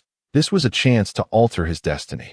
Moreover, these two attributes not only prove beneficial in examinations, but will also hold great significance in various aspects of life, providing lifelong advantages. Lu Xiaochuan resolved in his heart. Addressing the game system, allocate 1, 7 to mental strength and 0, 8 to speed. Upon receiving the command, the enhancement of the player's fundamental attributes commenced. A refreshing sensation surged from the depths of Lu Xiaochuan's mind, enveloping his entire being. He felt as though he had been invigorated tenfold, sensing changes occurring within certain parts of his body. If completed, his mental strength would be twice that of an ordinary person, and his speed would be 1.5 times greater. Are you going to play? Ning Zheng asked Lu Xiaochuan, who frequented the internet CAF after school to indulge in League of Legends. Ning Zheng disregarded his question and dashed out of the classroom, calling out to a bespectacled man outside. Director, help me secure a computer. Remember, mid-Dalmatia, or I won't hold back. Get lost, you noob. Lu Xiaochuan's family could not afford a multi-story building and resided in a modest single-story house. Next to their home stood a 3-story building belonging to Song Jiwen. Song Jiwen's mother, Zhao Lifeng, nearly 50, possessed sharp eyes and thin lips. Her face adorned with an unknown brand of makeup, pale as a ghost. She leaned out from the upper floor, and upon seeing her son, her face broke into a beaming smile, almost causing her makeup to crumble. First place again, Mom, Song Jiwen boasted. Lu Xiaochuan, he called out, and a hint of warmth blossomed on Qin Xiu's face, as gentle as the spring breeze. In her 30s, Qin Xiu donned a simple deep green dress that, despite her modest height, accentuated her well-proportioned figure. Though she wore no makeup, she exuded an innate grace and poise indicative of an educated woman. Nearby, Zhao Lifeng, upon seeing Qin Xiu's appearance, felt a pang of envy as the simplicity of Qin's attire seemed to elevate her elegance beyond her own. Coupled with the existing tensions between their families, Zhao could not help but feel compelled to make a cutting remark. As she descended the stairs to open the door for Song Jiwen, she deliberately inquired, Jiwen, how did your classmate Lu Xiaochuan fare in his exams? The subject of children often serves as the most potent weapon in the arsenal of mothers. Song Jiwen shook his head, replying, what can I say? He wasn't exactly stellar. He dropped several ranks this time and was publicly reprimanded by the homeroom teacher. Oh dear, this child truly does not make things easy. At least my son shows understanding and doesn't burden us with worries, Zhao Lifeng chuckled, almost gleefully. Meanwhile, Qin Xiu's expression dimmed momentarily before she quickly masked her emotions and gently urged Lu Xiaochuan, let's go inside for dinner. Lu Xiaochuan felt a wave of guilt wash over him, acutely aware that his mother must be feeling a profound sense of disappointment. Despite their modest living conditions, Qin Xiu had steadfastly provided for him, ensuring that his needs were met. Countless late nights were spent by her side, guiding him through his studies and explanations. While he had never managed to bring her pride in front of neighbors and relatives, clenching his fists, he realized that his previous academic struggles stemmed from his inherent weaknesses in mental acuity and speed. From this moment on, he vowed never to let his mother down again. "Come on, Mom has prepared chicken soup for you," Zhao Lifeng called out to Song Jiwen as they entered the house. Lu Xiaochuan followed Qin Xiu into the room, where a modest dining table was set with 2 dishes and a soup, all made from seasonal vegetables, with a fresh crucian carp swimming in the broth. Qin Xiu placed a piece of fish meat into Lu Xiaochuan's bowl, saying, "Do not let the pressure of your studies weigh too heavily upon you. Your complexion has turned yellow. It seems you are neglecting your nutrition. Mother does not favor fish, as you well know." Qin Xiu smiled. Suddenly, Lu Xiaochuan felt a pang of sorrow. Despite her aversion to fish, she relished the fish head and was always reluctant to discard the fish soup, ensuring she consumed every last drop. Their family was in dire straits, and he silently vowed to provide his parents with a better life in the future. Attribute enhancement completed. Current player attributes: Strength 0, 6, Intelligence 1, 2, Mental Power 2, 0, Speed 1, 5. What, after all, was the difference from before? Lu Xiaochuan did not perceive any significant changes, so he first picked up a Chinese literature textbook to review. Chapter 9, Transformation into a Scholar. Upon reading, he discovered a remarkable difference. He found that he could recall any material he had previously studied with crystal clarity, akin to having a photographic memory. It was astonishing. A single reading allowed him to memorize the content, enabling him to commit the entire Chinese textbook to memory in a single night.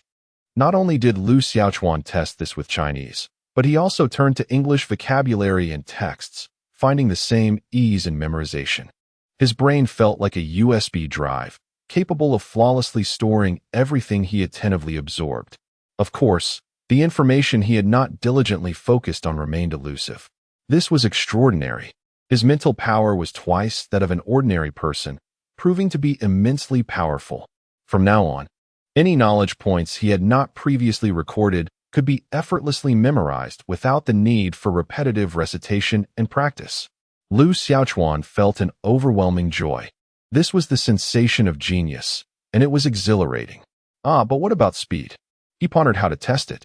Stepping outside, he ran a few laps and noticed a slight improvement in his pace, albeit not significant.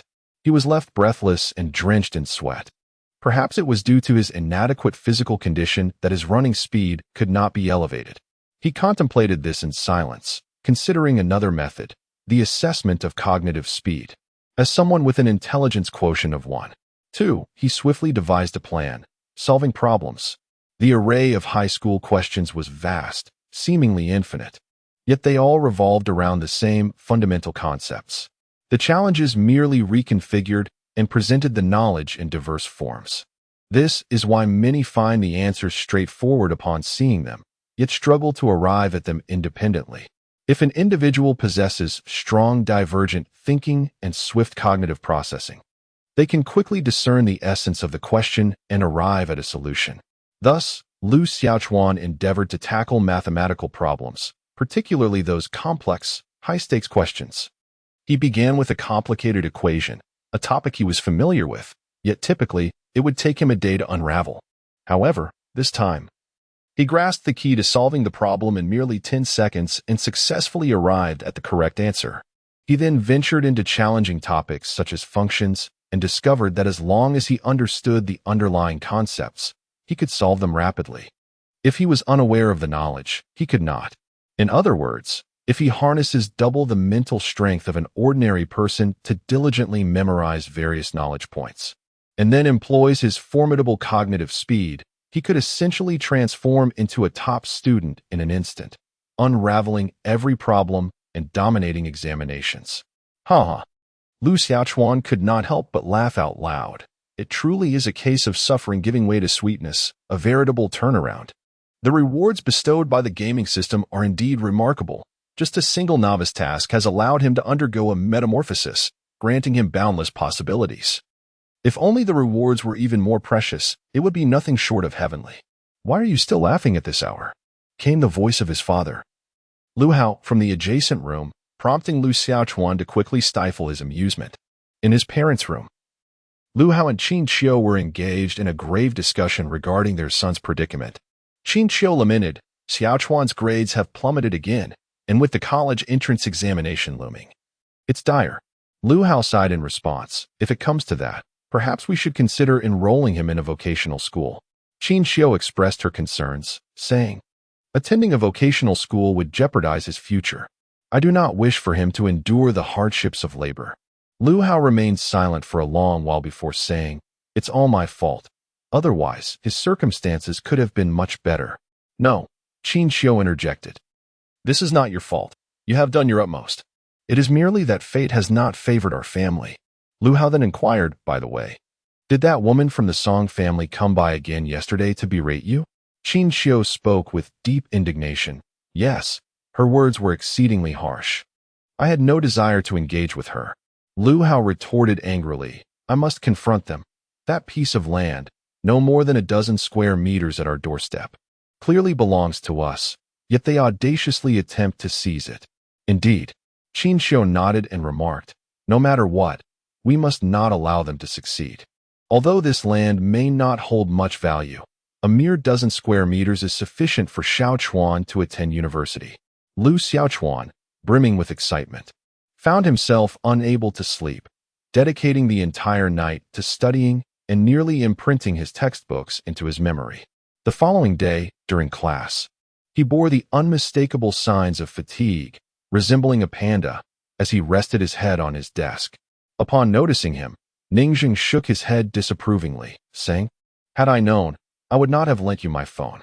Did you really spend the entire night watching movies? Speaking of the phone reminded Lu Xiaochuan of an unresolved matter. I apologize, Ningzheng. I accidentally placed your phone in my pocket at school, and it was stolen. What? Ningzheng was taken aback.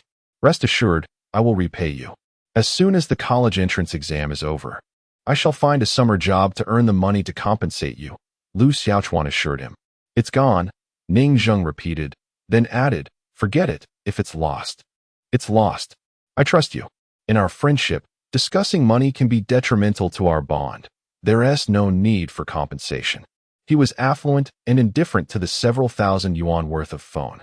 Naturally, his leniency also stemmed from his good relationship with Lu Xiaochuan. Had it been someone else, repayment would have been expected. No, that is not how it works. I insist, Lu Xiaochuan asserted. Although I currently have no money, I promise to repay you this summer. Fine, do as you wish, Ningzheng replied nonchalantly. I was planning to get a new phone anyway. Curiously, Ningzheng inquired, brother, are you truly studying? You seem to be absorbing information faster than I do while reading novels. Of course, I am a genius. I learn things at a glance. Lu Xiaochuan declared with confidence. Cease your pretense. Had you been a genius, you would have effortlessly secured the top position. The second mock examination is scheduled for next week. And once again, Fang Zhang is bound to confront you. Due to Lu Ping's Mediterranean hairstyle, Ningzheng has affectionately dubbed him Fang Zhang. Fear not.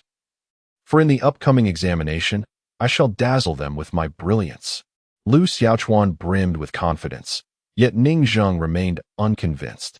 For several consecutive days, Lu Xiaochuan diligently immersed himself in the recitation of knowledge points, thoroughly studying nearly every textbook until he had mastered their content. Nevertheless, he discovered that while his performance on practice papers had indeed doubled, there remained certain questions that could still confound him. This was primarily due to the extensive nature of some high school problems that were not covered in the textbooks. Relying solely on his existing knowledge would not suffice to surpass Song Jiwen and achieve a truly astonishing score in the college entrance examination. After much contemplation, Lu Xiaochuan concluded that he must enlist the assistance of a top scholar.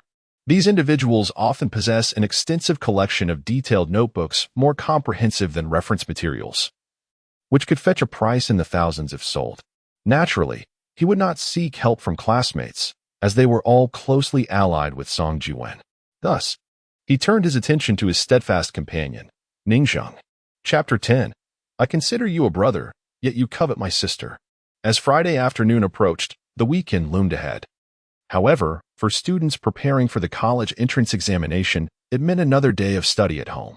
While Ning Jing may lack academic prowess, his sister, Ning Xin, who is in the same grade, is undeniably a top-tier scholar, consistently ranking among the top 3. Furthermore, her physique and appearance have earned her the title of the most beautiful girl in the school, the archetype of a wealthy and academically gifted student, a veritable darling of fortune. At times, Lu Xiaochuan found himself envious of Ning Jing, pondering how fortune favored him so. "Wait for me, I shall accompany you," Lu Xiaochuan called out to him. "No. I wish to seek out your sister," Lu Xiaochuan clarified. "What?" Ning Jing exclaimed, his mouth agape in theatrical disbelief. "I considered you a brother. Yet you have your sights set on my sister. So, this is your true nature? We are no longer friends. Are you serious?" Ning Jing asked, astonished. "Absolutely sincere. I swear by the heavens. Should I utter falsehoods? May I choke on my own misfortune? Such brutality. Very well, I believe you." Ning Jing agreed to take him along to the elite class in search of his sister, Ning Xin. Inside the elite class, although the school day had concluded, numerous diligent students continued to toil over their assignments, utterly oblivious to the ringing bell signaling dismissal. She donned a pristine student uniform, her hair elegantly styled in a ponytail, presenting a refreshing and radiant silhouette from behind. Her fair neck, glistening earlobes framing her hair, and slender figure captivated the attention of many adolescent boys, even from her back. Her visage, however, was even more enchanting, embodying the dreams of countless young men. Willow-like brows, almond-shaped eyes, a delicate and charming nose, and rosy lips revealing pearly teeth. Without any cosmetic enhancements, she exuded an aura of youthful beauty far surpassing the ubiquitous faces of internet celebrities. Amidst her belongings, Ning Xin rummaged through a drawer, discovering an array of cards, stationery, and miscellaneous items like roses, tokens slipped in by some boy during her restroom visits. Disinterested, she barely glanced at them, recognizing them as nothing more than trite love letters, many of which were mere replicas from the internet. Growing weary of such banalities, she promptly discarded the entire collection into the trash bin. The gazes of the boys behind grew dim, and among them was their heartfelt correspondence. Xin. As Ning Jing entered the classroom, Ning Xin, upon seeing him, casually placed a hefty stack of books in his hands and declared, "Let us go." Ning Jing replied, "Why must I carry this?" "Wait, I have something to say." "No, it's my brother who has something to say." Ning Jing held her back. "What is it? If it's unrelated, I advise you not to speak," Ning Xin warned, as many boys approached her for various reasons, usually to confess their feelings or extend invitations. Lu Xiaochuan, observing Ning Xin's slight nervousness, mustered the courage to speak. Having spoken to such a beautiful girl was a rare occurrence for him. "Could I borrow your notebook for a couple of days?" "A notebook?" Ning Xin initially felt puzzled, then realized. What could a student like Lu Xiaochuan possibly need her notes for? Surely, he was trying to establish a connection in an indirect manner. On the side, Ning Jing chimed in, Xin, my buddy has been diligently studying recently. Please assist him a bit." Ning Xin shot him an exasperated glance, questioning the type of brother he was. With a sigh, she asked, "Which subject do you need?" "Preferably all subjects," Lu Xiaochuan replied. Ning Xin chuckled inwardly. Her notes were meticulously compiled over 3 years, and it would take at least a month to review a single subject. Expecting to cover everything in 2 days was clearly an unrealistic endeavor. Nevertheless, she didn't mind. She had no use for those notes anymore and considered it a favor to her brother. She gathered her extensive collection of notes, a thick pile, and handed it over to Lu Xiaochuan, saying, "No need to return them. I no longer require them." She has severed the reason for Lu Xiaochuan to continue pursuing her. "Thank you so much," Lu Xiaochuan remarked. In the elite class, several boys cast hostile glances at Lu Xiaochuan. One of them scoffed, "This plan is well thought out, but unfortunately futile. Can you even comprehend your grades? You're wasting Ning Xin's notes." Lu Xiaochuan responded, "What, do you want them?" Someone replied, "Give them to me. I'll offer $100. Damn it, what a loser." If he dares to come to our class again, let us humiliate him together. The weekend soon passed, and Lu Xiaochuan thoroughly reviewed Ning Xian's notes. A top student truly lives up to the title. Not only is her handwriting exquisite, but the knowledge points are meticulously detailed.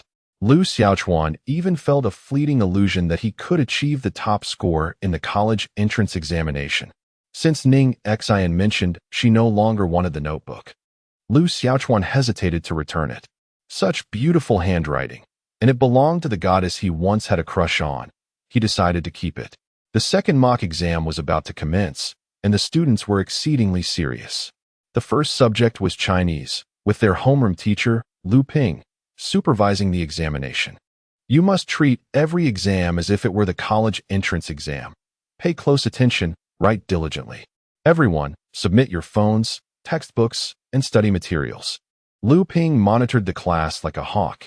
Any sign of movement from the students would prompt him to investigate immediately, earning him the reputation of the strictest invigilator in the school. Song Jiwen picked up his pen and began writing. He had mastered these questions and aimed for a high score in the essay section to improve his standing within the top 10 of the grade. Ning Zheng merely wrote his name, then rested his head on his hand, turning his pen absent-mindedly, his gaze dull and lifeless. According to Lu Xiaochuan's assessment, he is likely contemplating how to engage in a League of Legends match. Upon reviewing the exam paper, he found it akin to the usual assessments he encounters. When he lifted his pen, there was no hesitation. His swift strokes surpassed mere transcription, a testament to his enhanced writing speed. The critical points of knowledge were discernible to him with a mere glance. Even the more intricate questions posed no challenge, as his thoughts flowed with remarkable agility. For instance, one question referenced a phrase by Lu Sun wishing good night, inquiring about its profound implications. Lu Xiaochuan responded. The character highlights the passage of time, evoking the imagery of encroaching darkness, which symbolizes the societal gloom of the era. Beneath this somber sky, however, the populace feels a sense of tranquility, subtly reflecting their apathy. The exclamation mark at the end conveys Lu Sun's lament for the people's plight and indignation at their lack of struggle. Such a response, if witnessed by Lu Sun himself, would undoubtedly elicit a vigorous commendation. Before half the examination time had elapsed, Lu Xiaochuan had completed his paper. He even indulged in a brief moment of leisure before rising to submit his work. At that moment, Song Jiwen had yet to finish. Lu Ping glared at Lu Xiaochuan, admonishing, "What have I told you? Do not concede until the very last moment of the exam. Even if you are uncertain, you must persist. Sit down." "But teacher, I have finished," Lu Xiaochuan replied innocently. Chapter 11. Who scored first? You finished? Lu Ping was taken aback. How long has it been for you to complete it? Do you think you are a printer? Hand me the paper. Lu Xiaochuan complied, and Lu Ping's eyes widened in astonishment upon inspecting it. The examination paper was clearly filled with answers, not a single question overlooked, and even the essay at the back was densely written. He had truly completed it. Astonished gasps escaped from the other students in the examination hall, revealing their lack of confidence. "Silence. Continue with the exam," Lu Ping admonished. Though he did not scrutinize the paper closely, he mused that Lu Xiaochuan must have scribbled hastily. Otherwise, it would be impossible to write so swiftly. It seemed this child had truly given up on himself, treating the exam with such nonchalance, and Lu Ping decided not to waste any more effort on him.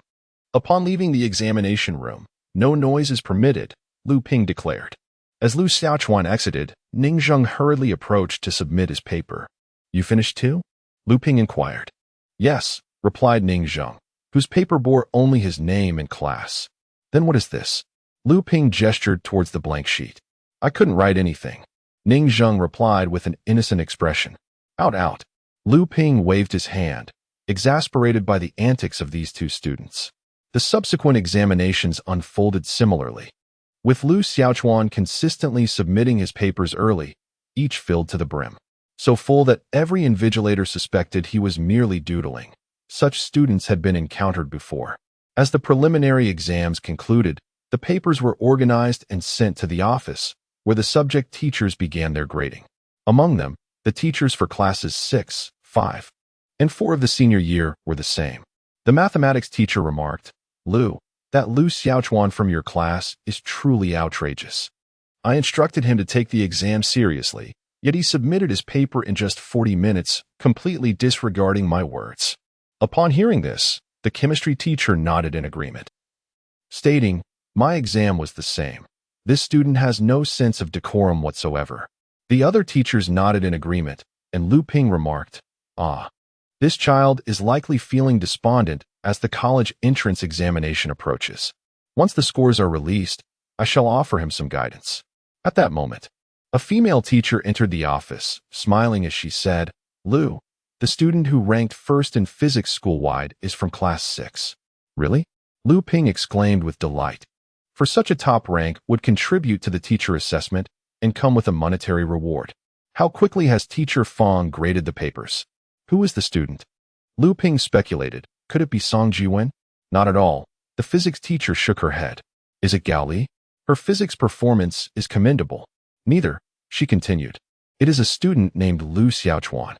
To be honest, I hardly noticed him before. I was quite taken aback by his sudden achievement of the highest score in physics. What? Lu Xiaochuan? Teacher Fong, are you certain? Lu Ping and the other teachers in the office expressed their astonishment. Indeed, it's him. I have the paper right here. He answered the latter questions exceptionally well. Had he not lost a single point, he would have attained a perfect score. Teacher Ma held up Lu Xiaochuan's test paper. Lu Ping quickly took a look, noting that he had not erred on any of the multiple-choice questions, and the subsequent problems were answered with remarkable clarity, leaving him doubting whether he had misread the name. Yet, the paper clearly stated Senior 3, Class 6, Lu Xiaochuan, and he recognized that handwriting all too well. This is unbelievable. How could he achieve such a high score? It defies logic. Lu Ping expressed his bewilderment. At that moment, the biology teacher also chimed in. I recall just grading a paper with a perfect score, and it seems the name was Lu Xiaochuan. He retrieved the examination paper, and indeed, it belonged to Lu Xiaochuan. A perfect score in biology. But what of his other papers? The physics teacher was elated. This was an undiscovered talent, suddenly demonstrating remarkable progress. Immediately, the mathematics teacher found Lu Xiaochuan's paper to grade, and it scored 147 out of a possible 150. Chemistry, perfect score. English, nearly perfect.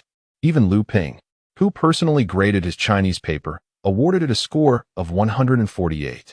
Particularly, Lu Xiaochuan's final essay flowed with such clarity and coherence that it compelled him to assign a high mark. My goodness, with such results, he is bound to be the top student in the entire school, exclaimed Teacher Fong. Historically, the top scorers were always from the elite classes, with familiar names vying for the honor. Now, suddenly, a student from an ordinary class had decisively surpassed them, achieving such lofty scores that, if this were the college entrance examination, he could contend for the title of top scorer. Impossible. I know that boy. There is no way he could achieve such high marks. I am the first to doubt it, questioned the homeroom teacher, Lu Ping. The other teachers chimed in. This student has not exhibited exceptional performance. Such a sudden surge in scores must raise suspicions. Teacher Fong replied. However, we cannot hastily accuse him of cheating. The answer keys are sealed, and this is not a crucial examination. I doubt any teacher would deliberately disclose the answers to him. The teachers nodded in agreement. Indeed, no one would be so trivial. It's quite simple, remarked the mathematics teacher. Our third mock examination papers are prepared, and the answers have not been provided. This examination paper is undoubtedly authentic. Bringing him in for a test will confirm it, won't it? If it were fraudulent, we would not have encountered such a blunder, and the school would certainly take action against such a student. Conversely, if it is genuine, we would not unjustly accuse him. That is a valid point, Lu Ping remarked. I shall summon him at once. In Class 6 of the senior year, students were currently engaged in self-study. Pressured by the impending college entrance examinations, even the most unruly students had picked up their books to cram at the last moment. However, Lu Xiaochuan, the individual Lu Ping sought, lay sprawled across his desk, soundly asleep, a stark contrast to the vibrant sounds of reading surrounding him. He had been burning the midnight oil, poring over Ning Xian's notes, draining his energy. Despite his enhanced mental fortitude, his physical constitution remained frail, unable to endure such intense study sessions without the need for restorative sleep. As Lu Ping contemplated, how could a student like him possibly secure the top rank in the school? He was convinced that Lu Xiaochuan must be engaging in deceitful practices during the examination. Lu Xiaochuan, step outside. Lu Ping called sternly from the classroom entrance. The moment the students caught sight of his expression, they understood his displeasure. Ning Zheng roused Lu Xiaochuan, saying, "The homeroom teacher is calling for you." Huh. Lu Xiaochuan rubbed his bleary eyes and exited the classroom. Behind him, the students began to revel in schadenfreude. Observing their teacher's demeanor, they anticipated that Lu Xiaochuan was in for a reprimand. What did he do? Someone inquired. Song Jiwen replied with a smug grin. It must be regarding the exam. You all witnessed how he turned in his papers early, completely disregarding the examination protocols and showing no respect to the proctors. He is likely to face a lecture, and who knows, they might even call his parents. Deservedly so. Those who achieve poor grades yet lack diligence are the individuals I hold in the lowest regard, the class monitor, Gao Li, disdainfully remarked. Chapter 12. The astonished class supervisor Lu Xiaochuan had followed Lu Ping into the office, where he was greeted by the refreshing chill of the air conditioning, awakening him somewhat. Upon glancing around, he noticed that all the subject teachers were present, their expressions grave as they fixated on him. Given the gravity of the situation, had he not recently experienced the formidable presence of Qin Wang Yingzheng, he might have been thoroughly intimidated. Lu Xiaochuan, do you have any idea what rank you achieved in the examination? Lu Ping interrogated him sternly. Lu Xiaochuan shook his head, perplexed. Logically, he believed he should have performed adequately. The notes compiled by Ning Xin were so comprehensive that he felt confident during the test. You ranked first in the entire school. Lu Ping declared emphatically. First in the entire school? Lu Xiaochuan was taken aback. He had assumed his results would merely place him in the upper tier, never anticipating such an extraordinary leap to the pinnacle. For someone like him, who had long been regarded as an academic underachiever, this achievement felt like a mythical tale. Are you still pleased? Lu Ping admonished. I am disheartened. Don't you harbor even a shred of guilt? Is it truly honorable to attain results through deceit? At this, Lu Xiaochuan grew indignant. What do you mean by deceit? I merely experienced a delay in realizing my potential, he retorted. Teacher Lu, my results are genuine. Do not slander me without evidence. Genuine results? From the bottom to the top of the school rankings. Have you consumed some miraculous gum or received a blessing from a revered monk? Lu Ping expressed his disbelief. Lu Xiaochuan scoffed. I usually conceal my true abilities. But since the college entrance examination is approaching, I wish to test my genuine level. Upon hearing this, the other teachers chuckled. The mathematics teacher remarked, So there is a hidden master in class 6, and I was completely unaware. Lu Ping, bemused, replied, Well, if you choose not to acknowledge it, that is your prerogative. However, until your performance is verified, as your teacher, I should not make arbitrary assessments. Here is a set of examination papers. You may complete them in the office, and we shall grade them. Upon hearing this, Lu Xiaochuan's temper flared. Although his remarkable progress indeed raised suspicions, no one could tolerate being doubted. Furthermore, the prospect of a school-wide reprimand, a blemish on his record, and parental notification was unbearable. What would his parents think? They would surely be furious. He resolved that he must demonstrate his capabilities in this examination. Very well, I shall begin now, but you must uphold your word, teacher. Lu Xiaochuan stated earnestly. Of course. I shall, Lu Ping replied, somewhat surprised by Lu Xiaochuan's stubbornness. Did he not realize how awkward it would be once the deception was unveiled? The first subject was Chinese. Many students, even if their scores in other subjects were lackluster, could still manage to score a few points in Chinese. Being that they were all part of the Huaxia culture, naturally absorbing knowledge. The teachers busied themselves, grading papers while occasionally glancing at Lu Xiaochuan, curious to see how he would perform under their watchful eyes. Lu Xiaochuan picked up his pen and began to write. His handwriting was mediocre, yet his speed was impressive. For the questions that tested rote knowledge, he scarcely paused to think, directly writing down the answers. After completing the examination papers, the physics teacher, Mr. Fong, observed from behind, nodding in approval at the coherent manner in which the student answered. It was evident that this student possessed a firm grasp of the material, having dedicated considerable effort to his studies. Before long, Lu Xiaochuan had completed his exam paper. Lu Ping promptly took it for grading, while Lu Xiaochuan began working on a mathematics paper. The classroom remained a sanctuary for self-study. As the days drew closer to the college entrance examination, it was commonplace for students to engage in all-day study sessions. At this juncture, students required no reminders. Those committed to learning pursued their studies diligently, while others languidly drifted through their days, some even choosing to skip classes altogether.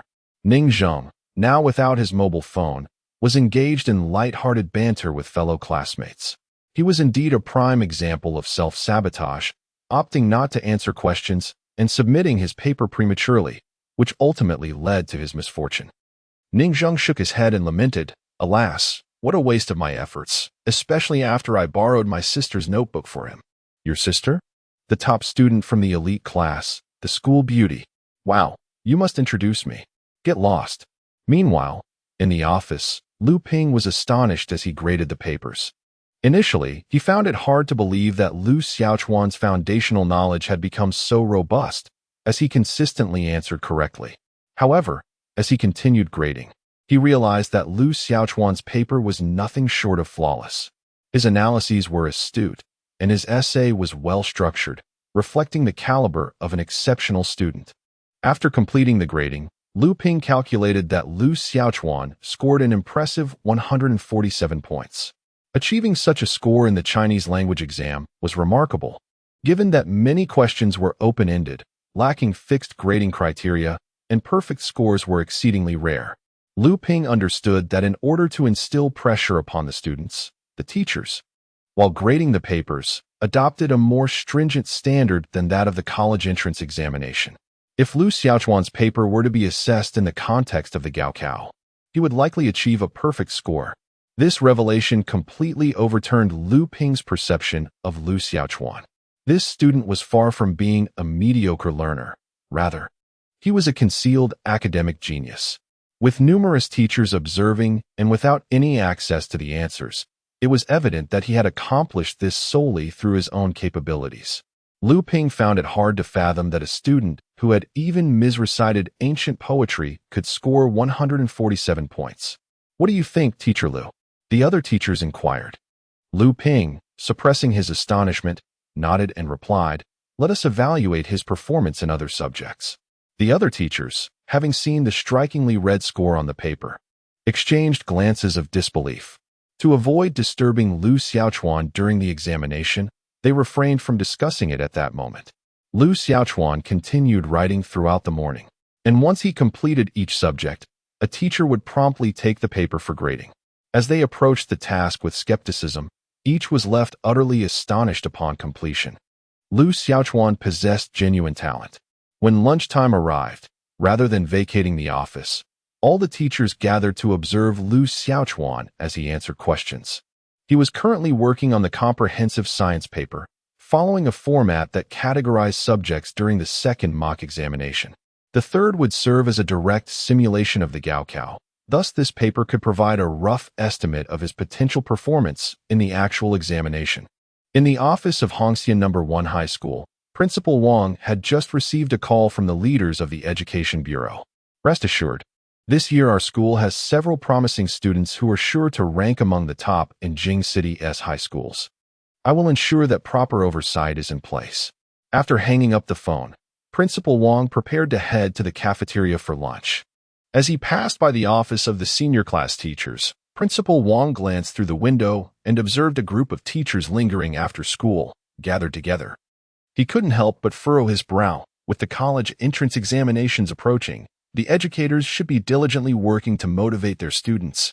What could they possibly be discussing? He rapped gently on the door. Chapter 13. A true gentleman remains silent. "What are you all congregating for?"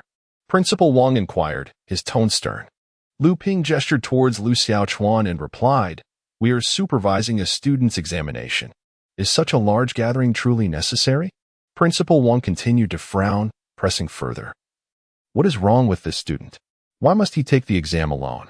Has he cheated? Not at all. Lu Ping shook his head. This is a rather lengthy explanation. Just as he was about to elaborate on his role as homeroom teacher, Principal Wang interrupted him. Then make it brief.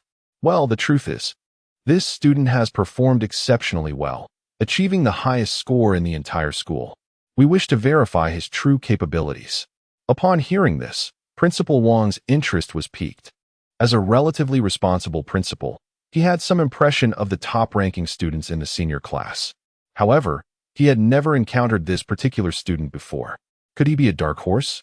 How did he perform? Principal Wang asked. At this question, the teachers exchanged astonished glances, further deepening Principal Wang's curiosity. What could this possibly mean? His performance was extraordinary. Lu Ping exclaimed, unable to restrain his admiration. He is undoubtedly at the pinnacle of our school. Great. The English teacher involuntarily interjected with a single enthusiastic word. The mathematics teacher exclaimed with surprise, what a remarkable talent we have here. The physics teacher chuckled. Each subject is either a perfect score or nearly so, surpassing even the finest students from the elite classes. Really? Principal Wang was astonished. Has a genius student emerged at our school? Teacher, I have finished. Lu Xiaochuan stood up to submit his exam paper. Several teachers hurried to examine his comprehensive science test. They needed no grading. Their years of experience allowed them to discern that Lu Xiaochuan, if not perfect, was very close. Splendid. The chemistry teacher, known for his humor, mimicked a certain male-to-female variety show host. Lu Ping, witnessing this, could not suppress his delight. Losing a bet with a student was inconsequential. What truly mattered was that his class had produced such an exceptional student. This was the greatest joy for any teacher. Seizing the moment, the three teachers swiftly graded Lu Xiaochuan's paper. As they calculated his total score, their expressions transformed into even greater astonishment. How did it turn out? Principal Wang inquired. Lu Ping proudly responded. It exceeds last year's highest score at our school by 5 points. Such a high score. Principal Wang was equally astonished. Last year, the top score from their school gained admission to a prestigious university in Huaxia, prompting a celebratory banner from the school. Yet, this previously unremarkable student proved to be so outstanding. Principal Wang felt a surge of joy. This was wonderful. If this student could achieve last year's highest score, or even surpass it, the school's ranking among high schools in the city would ascend once more, attracting greater resources from the Education Bureau, an accomplishment for which he could take credit. Upon observing their expressions, Lu Xiaochuan felt an overwhelming joy. After all, he was still inexperienced and unable to remain unfazed by praise or criticism. Teacher, can we now confirm that I did not cheat? He inquired. Of course not. Several teachers responded in unison. Lu Ping, in particular, warmly grasped Lu Xiaochuan's hand and kindly said, Lu Xiaochuan, it is true that I spoke incorrectly before.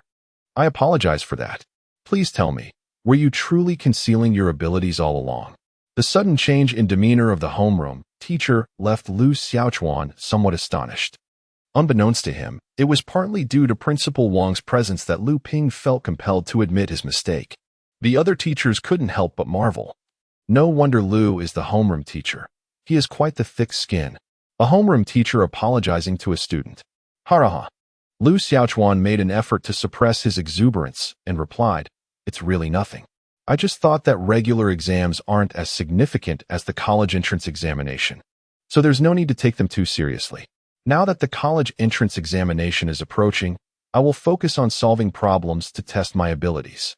His words sounded rather pretentious. Even Lu Ping, with his years of teaching experience, had never encountered such a boastful student. Nonetheless, it was his turn to display confidence. For Lu Xiaochuan's excellent performance would serve as a testament to their teaching effectiveness. Observing this, Principal Wang praised, Well done. Your name is Lu Xiaochuan, correct? Yes. Lu Xiaochuan nodded. I truly admire students who strive diligently in silence. He raised his thumb in approval, but he must not become complacent despite achieving good results. With the Gaokao approaching, he should strive for further excellence in order to bring glory to his class, parents, and school. Principal Wang then addressed Lu Ping, saying, I believe students like Lu Xiaochuan deserve commendation. As a model of excellence, he should serve as an inspiration to all his classmates, especially with the Gaokao imminent. Let them learn from Lu Xiaochuan and aim for outstanding scores. Lu Ping promptly replied, Rest assured, Principal Wang. I am preparing to hold an inspirational class meeting for the Gaokao. Principal Wang expressed his satisfaction with Lu Ping's response and turned to Lu Xiaochuan, saying, Keep up the good work. If you maintain this level of performance in the Gaokao, the school will award you a scholarship. Scholarship? Upon hearing this, Lu Xiaochuan's eyes sparkled. He still owed Ning Zheng for a mobile phone and wondered how much the scholarship would be and if it could cover his debt. All right, let's not disrupt the students' regular schedule. It's time for lunch, Principal Wang declared, prompting the teachers to exit the office.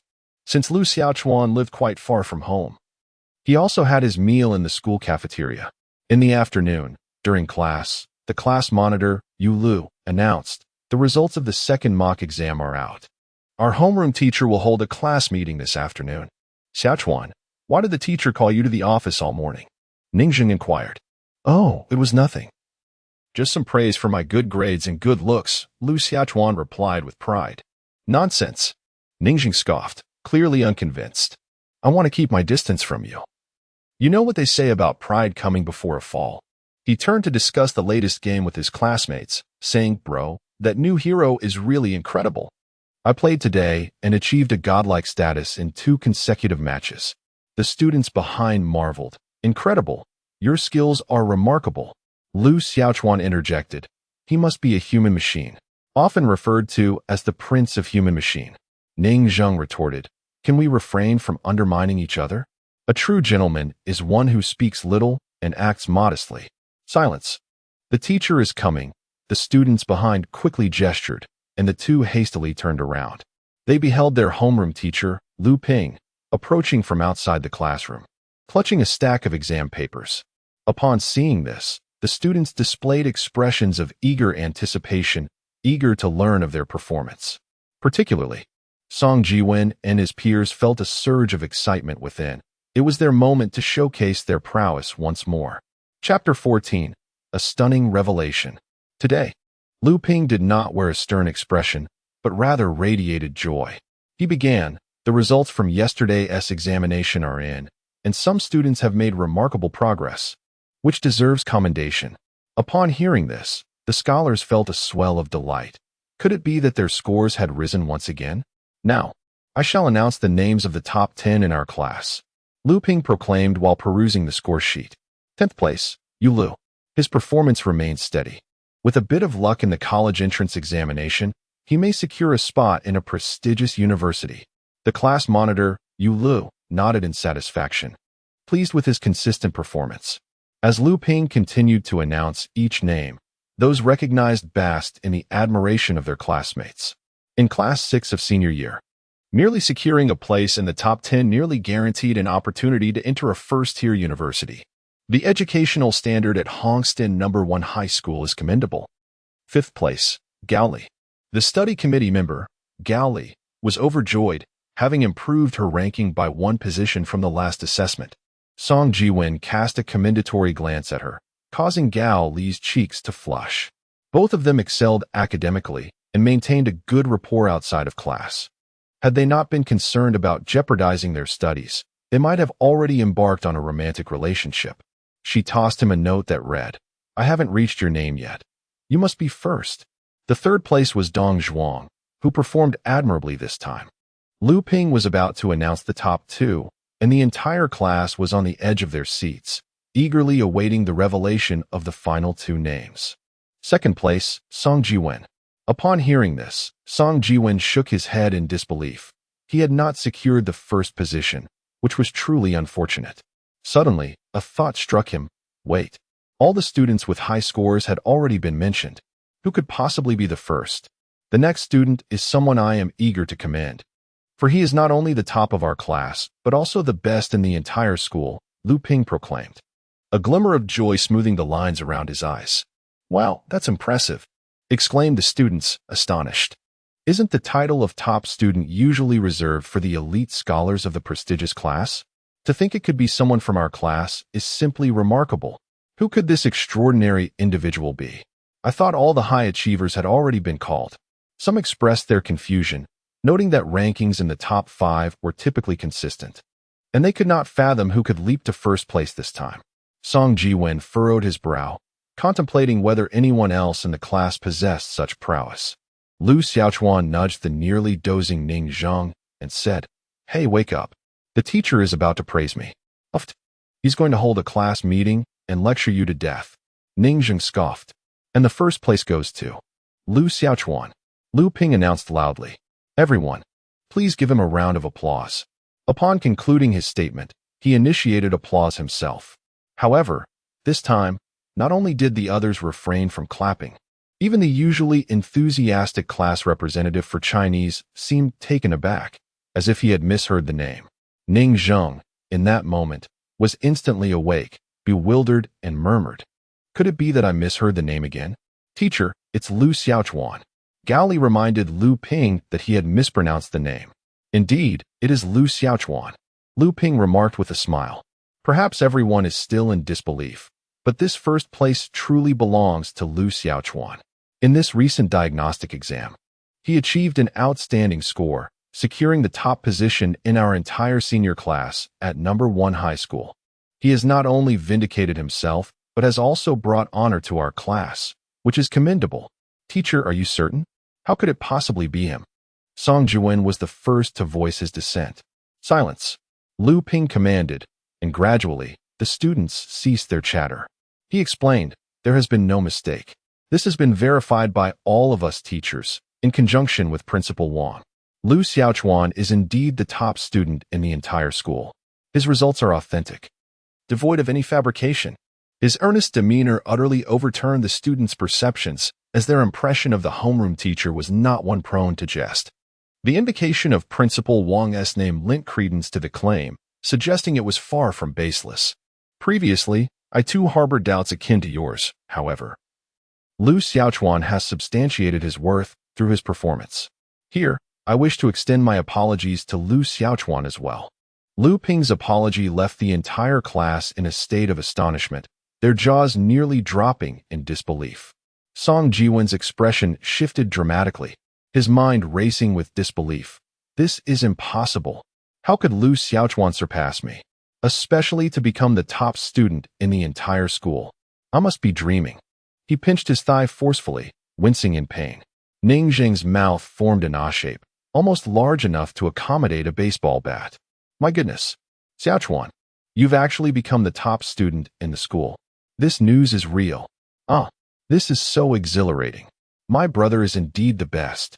Students around turned their gaze towards Lu Xiaochuan, their eyes brimming with uncontrollable admiration. His transformation from the bottom ranks to the pinnacle was nothing short of spectacular. Lu Ping continued, "I propose we hold a pre-exam motivational meeting in honor of our fellow student, Lu Xiaochuan. Allow me to share a story. In the text Han Fizi, it is recorded that King Zhuang of Chu reigned for 3 years without any accomplishments, causing his ministers to doubt his abilities. His right minister asked him, 'Why does the great bird on Nanshan Mountain not fly or sing for 3 years?' Lu Xiaochuan embodies this spirit after 3 years of silence. He soars to great heights. After 3 years of quietude, he astounds the world. Fellow students, is he not deserving of your applause?" Upon hearing this, the classmates of Class 6 were struck with astonishment, realizing that Lu Xiaochuan was a hidden academic prodigy. For 3 whole years, he had maintained a low profile, only revealing his true capabilities as the exams approached. Such character could only be encapsulated in one word: extraordinary. Applause erupted spontaneously from the students, resounding endlessly. There was a moment of admiration for Lu Xiaochuan among the top students. "Lu Xiaochuan, well done." Even Gao Li applauded him. Upon witnessing this, Song Jiwen felt a surge of anger. He tossed a note over, questioning, "Why are you applauding him?" Gao Li replied, "He truly deserves respect. It seems I misjudged him before." Song Jiwen scoffed, and Gao Li shot him a glare, throwing the note back. "What do you mean? With a cold snort, Song Jiwen wrote, "I never expected you to be such a sycophant." Upon reading the note, Gao Li's anger flared. Was it just for applauding Lu Xiaochuan? Song Jiwen's ridicule infuriated her, leading her to tear the note apart and turn away, sulking in her seat. Chapter 15. Do you want to become stronger? Then spend money. Seeing this, Song Jiwen's anger intensified. What kind of person was this? Lu Xiaochuan was clearly worthless, yet Gao Li applauded him. Fine, he thought. He would ignore it. Internally, he harbored resentment towards Lu Xiaochuan, blaming him not only for stealing his top position but also for causing a rift between him and Gao Li, truly vexing. Lu Ping continued to extol Lu Xiaochuan as a role model, encouraging everyone to study hard and strive for academic excellence. Meanwhile, Ning Zheng was eagerly pulling Lu Xiaochuan aside, urging him to share the story of how he had remained silent for 3 years, only to emerge astonishingly successful. Lu Xiaochuan shook his head and sighed. In truth, I had no choice. Initially, I believed my handsome appearance would set me apart, but it seems the world's standards of beauty do not align with mine. Thus, I resolved to showcase my abundant talents. The surrounding classmates simultaneously raised their middle fingers at him, and Ning Zheng disdainfully remarked, "Give you a bit of sunshine, and you blossom. Give you a flood, and are you intent on bringing about the apocalypse?" The matter of the exam thus passed, and the students of Class 6 in their final year began to regard Lu Xiaochuan with newfound respect. Today, the common folk are truly, genuinely delighted. Who's that? Making such a ruckus, how unbearable. From the apartment above, Zhao Lifeng, Song Jiwen's mother, scolded, peering out. Qin Xiu also emerged, donning a dark apron. This time, Song Jiwen had no triumph to boast of, remaining silent instead. What's wrong? Zhao Lifeng inquired, puzzled. No first or second place, he replied sullenly. Lu Xiaochuan interjected. I apologize for disappointing you. I happen to be that first place. Are you pulling my leg? Zhao Lifeng was incredulous. You must be the last one. Ask your son if you don't believe me. I can't be bothered to argue with you. Jiwen? Zhao Lifeng awaited her son's rebuttal. However, Song Jiwen merely snorted and said, who knows how he managed to get first. With that, he stormed into his room and slammed the door, clearly upset. What? He really is first? Zhao Lifeng was taken aback. No, son, how could you allow him to score higher than you? Qin Shi was puzzled. Xiaochuan. You got first? Lu Xiaochuan replied proudly, of course. This time, I unleashed my hidden primordial power, and to my astonishment, I achieved first place. Don't ask me. Song Jiwen locked himself in his room. You, child, it's time to eat. I'm not hungry. After considerable effort, Lu Xiaochuan finally elucidated to his mother the fact that he had achieved first place in his examinations. Qin Xiu even made a phone call to the class teacher for confirmation, and only then did her joy blossom to an unparalleled degree, her face radiant with delight. I always knew my son was extraordinary. I never imagined you could even deceive your own mother. Just wait. I shall procure a roast duck to celebrate. And I must also call your father to share the good news. That day, the atmosphere at home was more jubilant than during the New Year festivities. Lu Hao, in his exuberance, opened a bottle of wine and encouraged Lu Xiaochuan to partake. Lu Xiaochuan had but a single glass, for his physical constitution was frail, causing him to feel somewhat lightheaded, a sensation that subsided after he had taken a shower. He had already begun to tangibly experience the benefits of the rewards from the gaming system. The enhancements to his mental acuity and speed attributes transformed him from a mediocre student to an academic prodigy. Such a slight alteration could significantly impact his future, bringing joy to his parents. Elated, he hurried to his room and promptly summoned the gaming system to make an inquiry. System, how does one undertake a time-space villain task? Having tasted the sweetness of success, Lu Xiaochuan now felt not fear towards the gaming time-space, but rather an eager anticipation.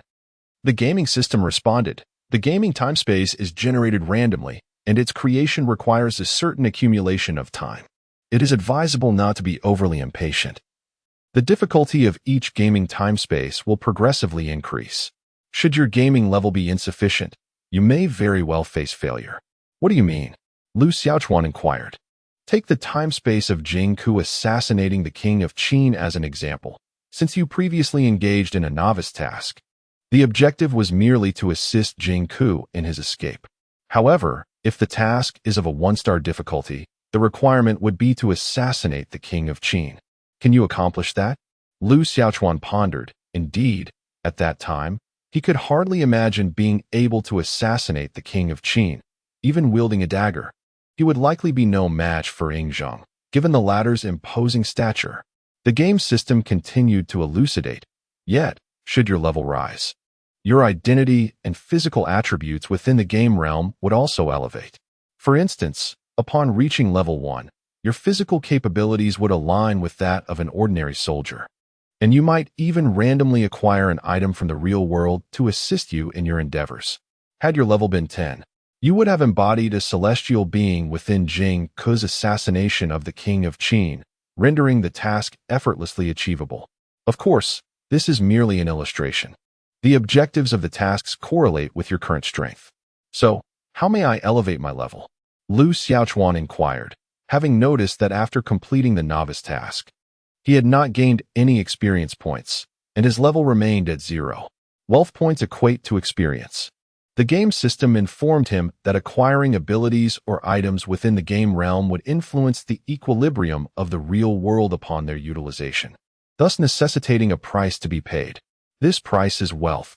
By earning wealth in the real world and donating it to the game system, it would reciprocate to maintain temporal balance. Therefore, the more wealth you accumulate, the swifter your ascent in levels.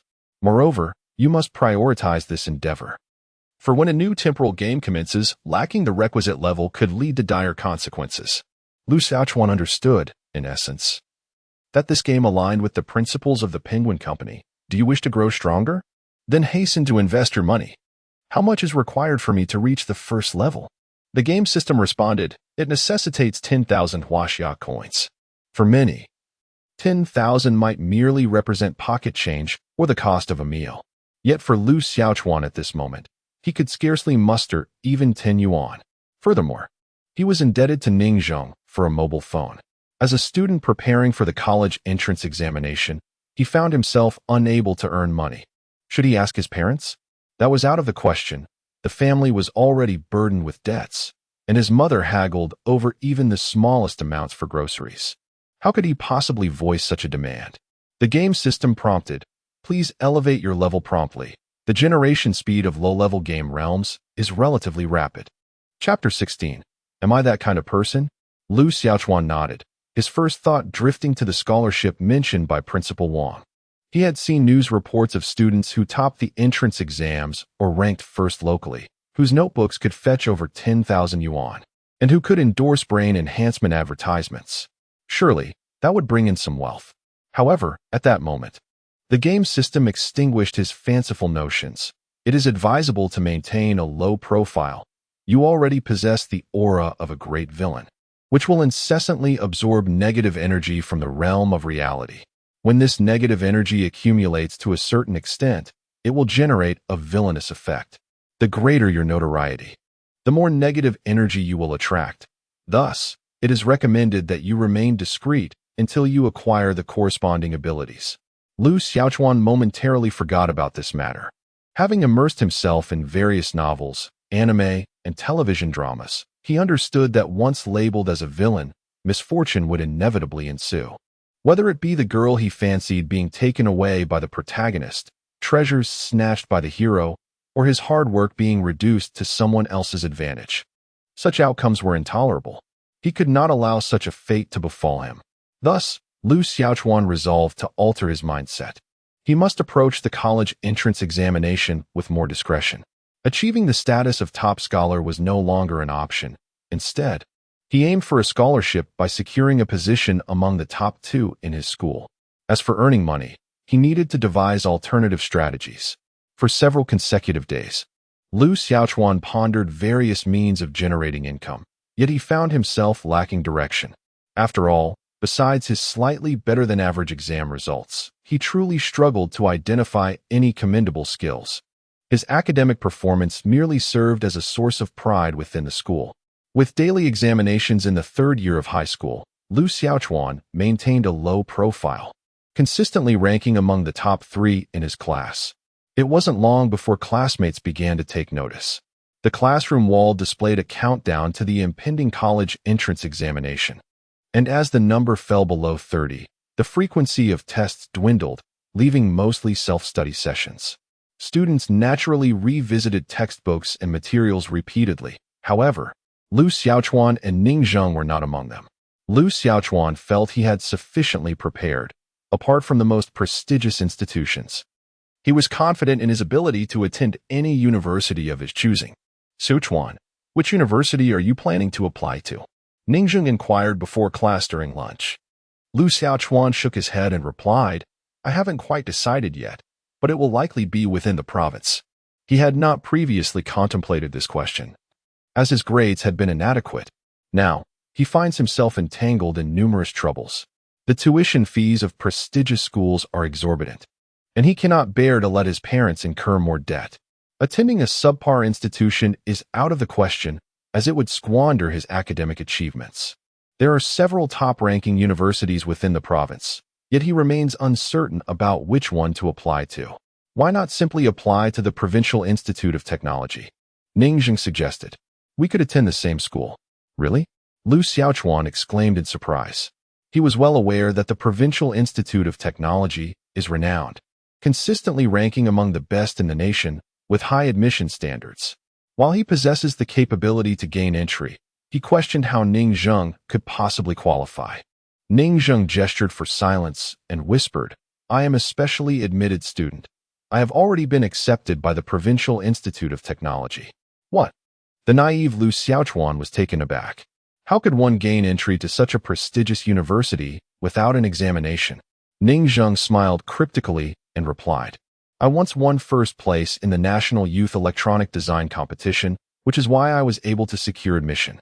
Lu Xiaochuan, knowing Ning Zheng well, found it hard to believe. Ning Zheng was a novice at gaming and had never studied related subjects, nor had he ever mentioned such an accomplishment before. The only explanation for his admission could be attributed to the significant influence of his father. After reflecting on this, Lu Xiaochuan couldn't help but exclaim, Does your father need an adopted son? Not at all. Ning Zheng replied. By the way, keep this matter to yourself. Rest assured, I understand, Lu Xiaochuan assured him. So, are you going to apply to the Provincial Institute of Technology or not? Ning Zheng pressed. Provincial Institute of Technology? Lu Xiaochuan pondered, feeling torn. Ning Zheng then added, In that case, I must reveal my trump card. I must inform you that my sister is also applying to this school. With her academic performance, she is bound to be accepted. Lu Xiaochuan retorted with indignation. What do you take me for? How could I possibly harbor a crush on your sister? So, you're applying to the Polytechnic University, are you? Well, I too have applied. I shall continue to condemn you throughout our university years. Goodness, you beast. You truly have designs on my sister. Ning Zheng exclaimed as they began to wrestle playfully. Later that evening, after classes, Lu Xiaochuan accompanied Ning Zheng to an internet CAF. The rigors of the college entrance examination had been overwhelming, and Ning Zheng suggested a brief respite. Despite his daily indulgence in leisure, Lu Xiaochuan had been forcibly dragged along, as Ning Zheng was in dire need of assistance after suffering a string of defeats in League of Legends. While Lu Xiaochuan had dabbled in the game and achieved a modest rank of gold, Ning Zheng was considerably less skilled, languishing at the fabled rank of Bronze 5. Net Manager, 5 gaming packages, and 5 bottles of water, Ning Zheng announced. He tossed a 100 yuan note onto the counter, covering their gaming and beverage expenses. Aside from Lu Xiaochuan, 3 other classmates joined them. The net manager adeptly retrieved their identification cards to issue temporary gaming passes, as local internet CAFs primarily catered to students. Hurry!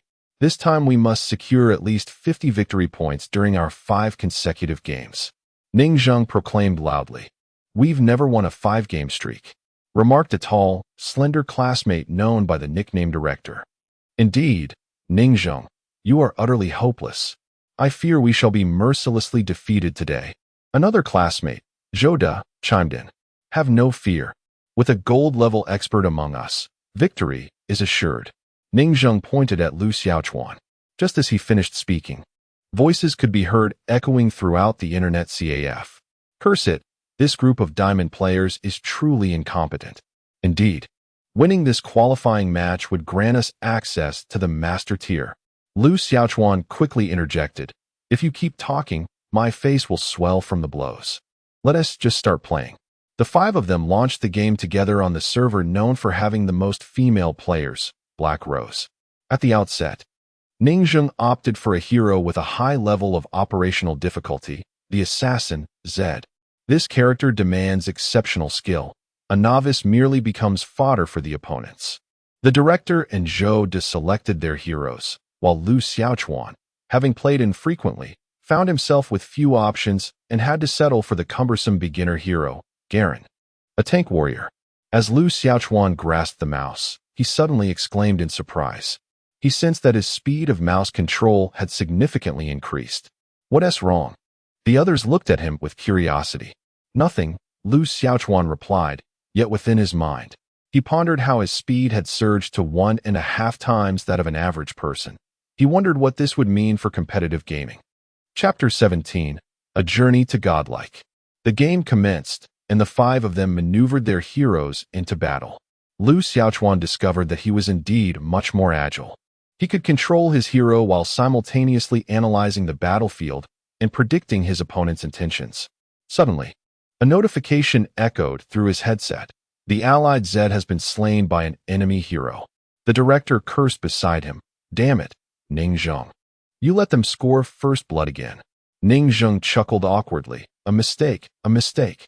Just wait until I hit level 6. I'll take him down solo. Not long after, he met his demise once again. The jungler was exceedingly cunning, yet I assure you, this champion of mine possesses formidable strength in the late game.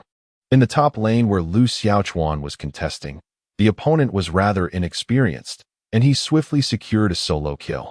A sense of triumph surged within Lu Xiaochuan as he realized his dexterity with the keyboard and mouse had improved exponentially.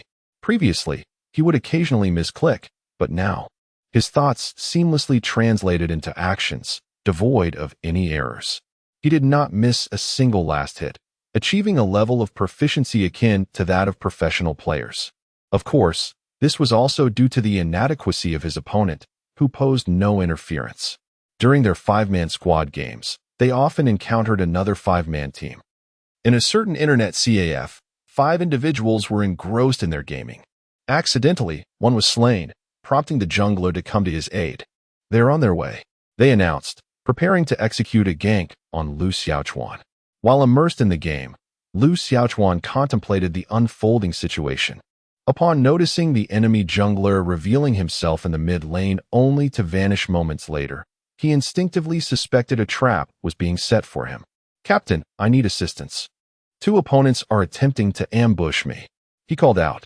The captain, engaged in battling jungle monsters, replied, I'm on my way. As anticipated, while Lu Xiaochuan was collecting minions, 2 adversaries suddenly appeared, intent on surrounding him.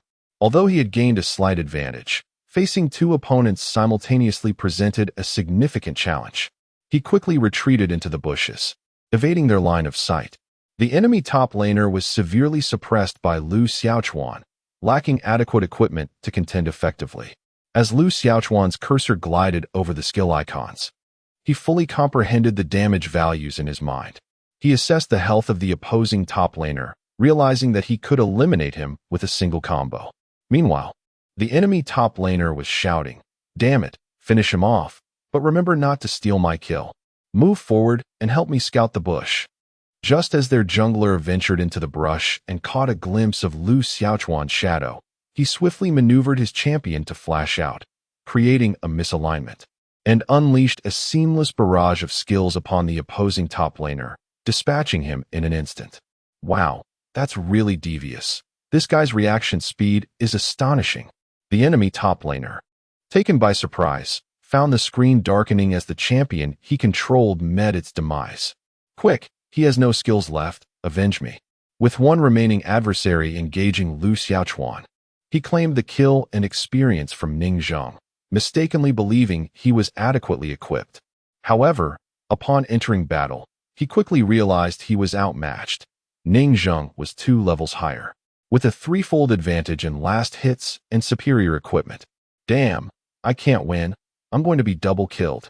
The enemy jungler was lamenting his fate when suddenly, the director's champion dashed in, only to be swiftly eliminated by an enemy skill while he was left with a sliver of health. Lu Xiaochuan then dispatched another foe and inquired, "Director, what are you doing?" The director replied innocently, "Weren't you the one who asked for my help?" The enemy jungler exclaimed, "Damn, this guy is quite formidable. His speed and awareness are impressive. Play cautiously. Their teammates are pathetic. If we can dismantle his allies, victory will be ours." Within 2 minutes, he shouted again, "What the hell? How did you get killed again? I told you to play defensively." The enemy top laner lamented, "I have already hidden beneath the tower, yet he managed to withstand its assault and eliminate me."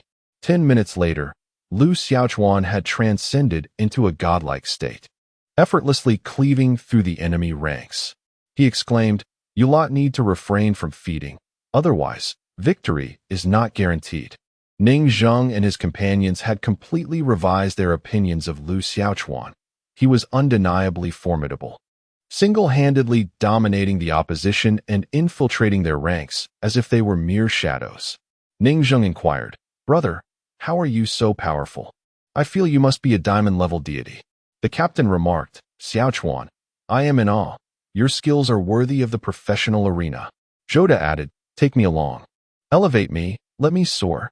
Another chimed in, "Compared to Ning Zheng's rather novice performance, had it not been for Xiaochuan, we would have undoubtedly lost this match." With that, Lu Xiaochuan single-handedly dismantled the enemy's base, and the screen flashed the word victory. Yes, a triumphant debut. Let us press on. Ning Zheng was elated. Lu Xiaochuan shared in the joy, relishing the transformation from novice to expert. It was an exhilarating sensation. They swiftly commenced a second match, with Ning Zheng relinquishing the mid-lane assassin role to Lu Xiaochuan. Leveraging his exceptional reflexes and judgment, Lu Xiaochuan achieved another godlike status within 10 minutes, ultimately causing the opposing team to forfeit the game entirely. Ha ha ha, another victory. Xiaochuan, I genuinely believe you could achieve fame in the professional scene. Ning Zheng laughed heartily. Lu Xiaochuan shook his head, responding, "Pursuing a professional career lacks allure. In recent years, esports professionals have indeed garnered significant attention and earnings. Yet my aspirations soar far beyond mere competition." The individuals beside could no longer contain their discontent and interjected. The two in question were the self-proclaimed gaming experts from earlier. One, a bespectacled fellow, gaunt as a monkey, remarked, "Renowned professional players can earn tens of millions in a year. Even famous streamers rake in similar sums."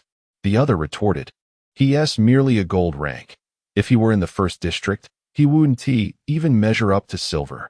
And he dares to call himself a professional?" Ning Zheng snapped back, "What business is it of yours?" The individual shot back, "Care to repeat that?" Tension escalated, and it seemed a confrontation was imminent. Lu Xiaochuan observed the man with dyed yellow hair, cigarette dangling from his lips, and attire that exuded a sense of unsavory character. He quickly urged Ning Zheng, "Let it go. It's just a game. Why bother?" The bespectacled monkey-like figure also chimed in, "Don't stir trouble. They're clearly just students. What is the point of arguing with them?" Eventually, the two adversaries settled down, avoiding a clash. They resumed their gaming, quickly immersing themselves in the joy of competition, with Ning Zheng and his companions voicing their excitement throughout the internet CAF. Meanwhile, the two beside them were engaged in a different pursuit. Rather than playing for leisure, they were engaged in boosting services. Essentially, they were being paid to elevate others' gaming rankings. With the rise of competitive gaming, such services have proliferated online. It is a phenomenon that has emerged as many seek to flaunt their prowess, willing to spend hundreds or even thousands to showcase their game rankings. In fact, it is not uncommon for players of large-scale online games to invest tens of thousands. The duo, with their yellow hair and glasses, were playing at an advanced level, several tiers above that of Lu Xiaochuan and his group. Among the two individuals, the one with the yellow hair possessed slightly inferior skills, and coupled with his explosive temperament, he felt increasingly discontented upon hearing Ning Zheng and others laughing heartily. Coincidentally, he had just suffered 2 consecutive defeats in the game, and this match was proving to be equally challenging, further exacerbating his frustration as he chain-smoked several cigarettes. In the realm of game boosting, there exists a rule. If one loses 3 matches in a row, they must compensate the account deposit. With this loss, he was poised to incur a financial penalty. On the screen, he found himself once again thwarted by his teammates. Damn it, this bunch of incompetent players. I can't even carry them as a booster. I'm done. I won't play anymore. With a forceful slap on the keyboard, he exited the game. The remaining player, for eyes, exclaimed, "Hey, hold on. There's still a chance. Your order is just a few hundred, while mine is worth several thousand. Don't let me down." Damn, he really left. With such a mindset, how can you even think of being a booster? Go eat dirt. Chapter 18. The invitation from Four Eyes. With no other choice, Four Eyes continued to play. But the teammates were already subpar. Losing one more made it impossible to proceed. Within 3 minutes, the word failure appeared on his screen. What kind of useless players has the boss hired? And a master from Zone 1? No less. Four Eyes, feeling dejected, lit a cigarette, stifling his frustration. Unconsciously, he glanced sideways and caught a glimpse of Lu Xiaochuan's screen. He observed that 3 enemy heroes were surrounding Lu Xiaochuan's character. He's done for. Four Eyes concluded. Yet, he watched as Lu Xiaochuan remained composed and unflustered, skillfully predicting the enemy's non-targeted attacks with remarkable awareness and deft movements. Not bad with the positioning. Four Eyes exclaimed in surprise, focusing intently on Lu Xiaochuan's screen. As Lu Xiaochuan skillfully maneuvered, he deftly manipulated his opponents, executing a flawless 1v3 play, eliminating all 3 adversaries despite being on the brink of defeat. The system announced a quadruple kill, prompting Siyuan to exclaim, "Splendid." The sequence of Lu Xiaochuan's actions was nothing short of impeccable. Siyuan pondered to himself. Even he might not have been able to achieve such a remarkable counterkill under similar dire circumstances. The boy's dexterity and reaction speed were truly formidable. It became evident to Siyuan why Ning Zheng and others had suggested that he could pursue a professional career. If this high school student were to develop in that direction, he would undoubtedly have a promising future ahead. Having watched the entire match, Siyuan noted that Lu Xiaochuan's 4 teammates were consistently underperforming, particularly Ning Zheng, whose kill count had never been positive. Nevertheless, Lu Xiaochuan single-handedly led them to an impressive record of 4 victories out of 5 matches, a resounding triumph. It was exhilarating. Ning Zheng removed his headset, remarking that after winning 4 consecutive matches this year, it was clear that their final opponent must have employed a booster, as there was no other explanation for their defeat. "Xiaochuan, you truly are a hidden gem. Magnificent." The director also stood up, stating, "One god carrying 4 burdens this time." "I concede, my friend," Zhou De commented. "With skills like Xiaochuan's, he must be approaching master rank, right?" Lu Xiaochuan shook his head, replying, "I'm not sure. I haven't had much time to play games. Not a master, at best a diamond rank. While my skills are there, my awareness still needs improvement." Siyuan, standing nearby, interjected. Upon hearing this, Ning Zheng scoffed. "Who are you to offer advice? Weren't you just saying he was garbage?" Four-Eyed adjusted his glasses and explained. "I never said such a thing. This young lad indeed possesses remarkable skills, at the very least, far superior to that previous fellow." He referred to the rude blonde who had just been scolding. Upon hearing this, Ning Zheng and the others chuckled in agreement. Indeed, Xiaochuan's prowess was not to be underestimated. Four-Eyed extended his hand and introduced himself. "Greetings, young man. My name is Wei Dong." Despite his coarse language, he exhibited a modicum of decorum, prompting Lu Xiaochuan to shake his hand and inquire, "What brings you here?" Wei Dong clarified, "I am part of the Tunglong studio for the game League of Legends. I noticed your impressive skills and wondered if you would be interested in joining our studio." "Wow, a studio?" Before Lu Xiaochuan could fully grasp the situation, Ning Zheng and the others became animated, asking, "Are you a professional player?" "No, I'm a power leveler," Wei Dong replied. "I absolutely detest power levelers. They ruin the gaming environment." Ningzheng lamented, seemingly recalling moments when he was bested by skilled players. Wei Dong awkwardly responded, "We're just trying to make a living." "Master," the director interjected, "I don't dislike power levelers. They are also skilled gamers. Those streamers and professional players practice on smurf accounts. Don't they also crush beginners?" "That's a valid point," Wei Dong nodded. "Therefore, given our mutual affinity, could you assist me in ranking up?" the director requested. "Wow, what a cunning ploy," Wei Dong remarked. "If you're interested in power leveling, feel free to add me on QQ. Our studio accepts orders with integrity. Do you charge for that?" The director responded, visibly disappointed. "Of course, it requires money. This is a skill for earning a living," Wei Dong remarked. "We play games. And who among us does not have a circle of friends? If we do not charge any fees, we would be left with nothing but the cold winds of the Northwest. By the way, are you interested in joining our studio? There is a salary. And if you perform well, our boss has connections in the gaming club and could recommend you for a professional position." Upon hearing this, Ningzheng and the others brightened with excitement. For these high school students, the prospect of turning gaming into a career was the most blissful opportunity imaginable. "What a fantastic chance, Xiao Chuan," the director exclaimed, as if he himself had received an invitation. "Let us get to it." Zhoda added, "If you become a professional, you will be an esports star?" Wei Dong also gazed at Lu Xiaochuan, recognizing that such a job would be immensely appealing to students like him. However, to everyone's surprise, Lu Xiaochuan shook his head and replied, "I'm sorry, but I am not interested. Being a professional player is exhausting. It requires daily training. Essentially working for someone else. That is not my goal." "Hey, don't leave yet," Wei Dong urged. "Even if you don't join the studio, how about earning some pocket money?" Upon hearing the mention of money, Lu Xiaochuan's eyes lit up. He was in dire need of funds. Having debts to repay and requiring 10,000 yuan to upgrade his system level, he had been troubled by his financial situation. He turned to Ningzheng and the others and said, "You all go ahead. I'll have a word with him." "Be careful, Xiaochuan," Ningzheng cautioned. "This person seems a bit shady. Rest assured, I have not a single cent to my name.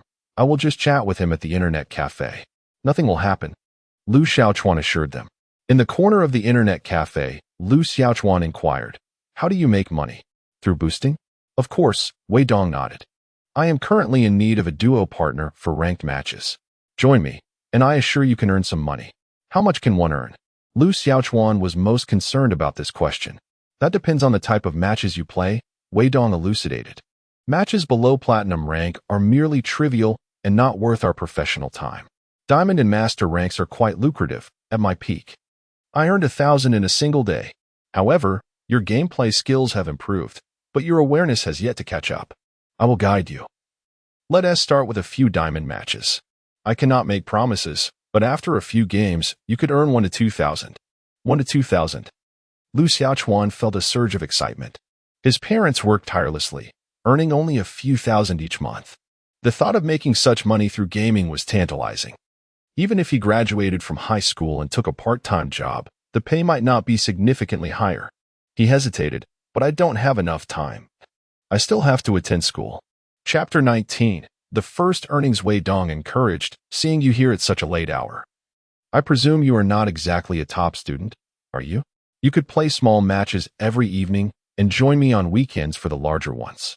I will help you find accounts, and all the earnings from your matches will be yours. What do you think?" Lu Xiaochuan queried. "What do you mean by small matches?" "Those that only require you to play promotion matches," Wei Dong clarified. "They can be completed in 2 or 3 games, and the earnings are decent, around 1 to 200. "Sounds good." Lu Xiaochuan nodded in agreement. He felt that there was no need for further review at this moment. Instead, he resolved to seize the opportunity to save some money, repay his debts, and upgrade his system. Lacking a mobile phone, the two exchanged QQ numbers and arranged a time to meet before parting ways. The following day at school, Ningzheng and others were still engrossed in discussions about the game, a throng of students congregating after class to boast. Ningzheng proudly declared to his peers, "You have no idea. Last night I performed exceptionally well, dominating every match. If it weren't for the opponents using smurf accounts in the final game, I would have undoubtedly won." Someone scoffed, retorting, Stop showing off. Everyone knows your skills. If you don't believe me, check the battle stats. They pulled out their phones to verify, and indeed, he had a winning streak, albeit with discrepancies from Ning Zheng's claims. You merely coasted on victories. By the way, who is this lurker a true master?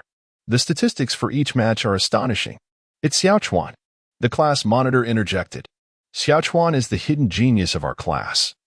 He dazzled me last night with his extraordinary skills. His remarkable comebacks were simply mind-blowing. Someone even invited him to play professionally. Is it really that impressive? The classmates exclaimed in astonishment. Of course, he can easily defeat you with one hand. Zhoda added with a smirk. That's incredible! Great master. Take me along to rank up this weekend. They urged excitedly. Lu Xiaochuan quickly replied, I need to focus on my studies. Let us play together after graduation. That evening, Lu Xiaochuan arrived at the designated location as promised, ready to earn some extra income. Wei Dong provided him with an account, saying, It's a diamond promotion match in the suburbs, 120 yuan for 3 games. We have all the heroes and runes. Let us first acclimate ourselves. As Lu Xiaochuan nodded, Wei Dong began imparting to him the techniques of account boosting. In our boosting endeavors, efficiency is paramount. Thus, one must select heroes that synergize well and engage fiercely, aiming to conclude each match within 20 minutes. This way, the task can be accomplished within a little over an hour. The two initiated their first match, coordinating between mid and jungle. Initially, Lu Xiaochuan's gaming awareness lagged, leading to some missteps. However, Wei Dong's command was formidable, and victory was swiftly secured. While playing, Lu Xiaochuan learned rapidly, and they triumphed in 3 consecutive matches, completing their task. Wei Dong sent a screenshot and task completion note to the customer service of his studio, marking the assignment as finished. Our wages are settled monthly. Even if you are part-time, I shall advance your payment. Wei Dong personally disbursed 100 yuan to Lu Xiaochuan, deducting 20 as the studio's service fee. Earning 100 with ease bolstered Lu Xiaochuan's confidence, and he declared, It's still early. Let us tackle another task. Absolutely. On his first day, Lu Xiaochuan netted 200 yuan. For a financially strapped student, this was indeed a commendable income, especially as it required merely 3 hours of his time. Far more lucrative than traditional part-time work. The talents bestowed by the temporal game proved to be remarkably potent. Elated, Lu Xiaochuan eagerly anticipated the next lottery of the temporal game, wondering what abilities or items he might acquire. He envisioned a broad path unfolding before him, convinced that with unwavering determination, he would ultimately surpass everyone else. For over half a month, Lu Xiaochuan dedicated his evenings and weekends to account boosting alongside Wei Dong, reaping the rewards. From Monday to Friday, an average of 200 yuan was earned each day. Upon reaching the weekend, larger sums were wagered, such as progressing from platinum to master in a single game, which could yield over 1,000 yuan. Due to the increased difficulty, it often took 2 days of intense effort to complete one such match. Nevertheless, after half a month, Lu Xiaochuan had amassed 4,000 yuan in his possession.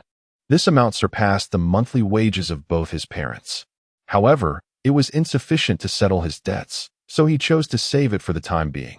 Dongzi, I want to be able to play for a while. The college entrance examination is just a week away.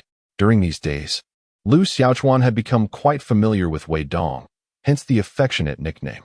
Wei Dong, also a local, had been infatuated with gaming since high school. With poor grades and no prospects for university, he had dropped out. However, due to his gaming prowess, he was recruited into a studio, being merely 2 years older than Lu Xiaochuan. All right, I'll take a break from gaming this week as well. Let us enjoy a few days together after your exams. Wei Dong had become addicted to duo queuing with Lu Xiaochuan.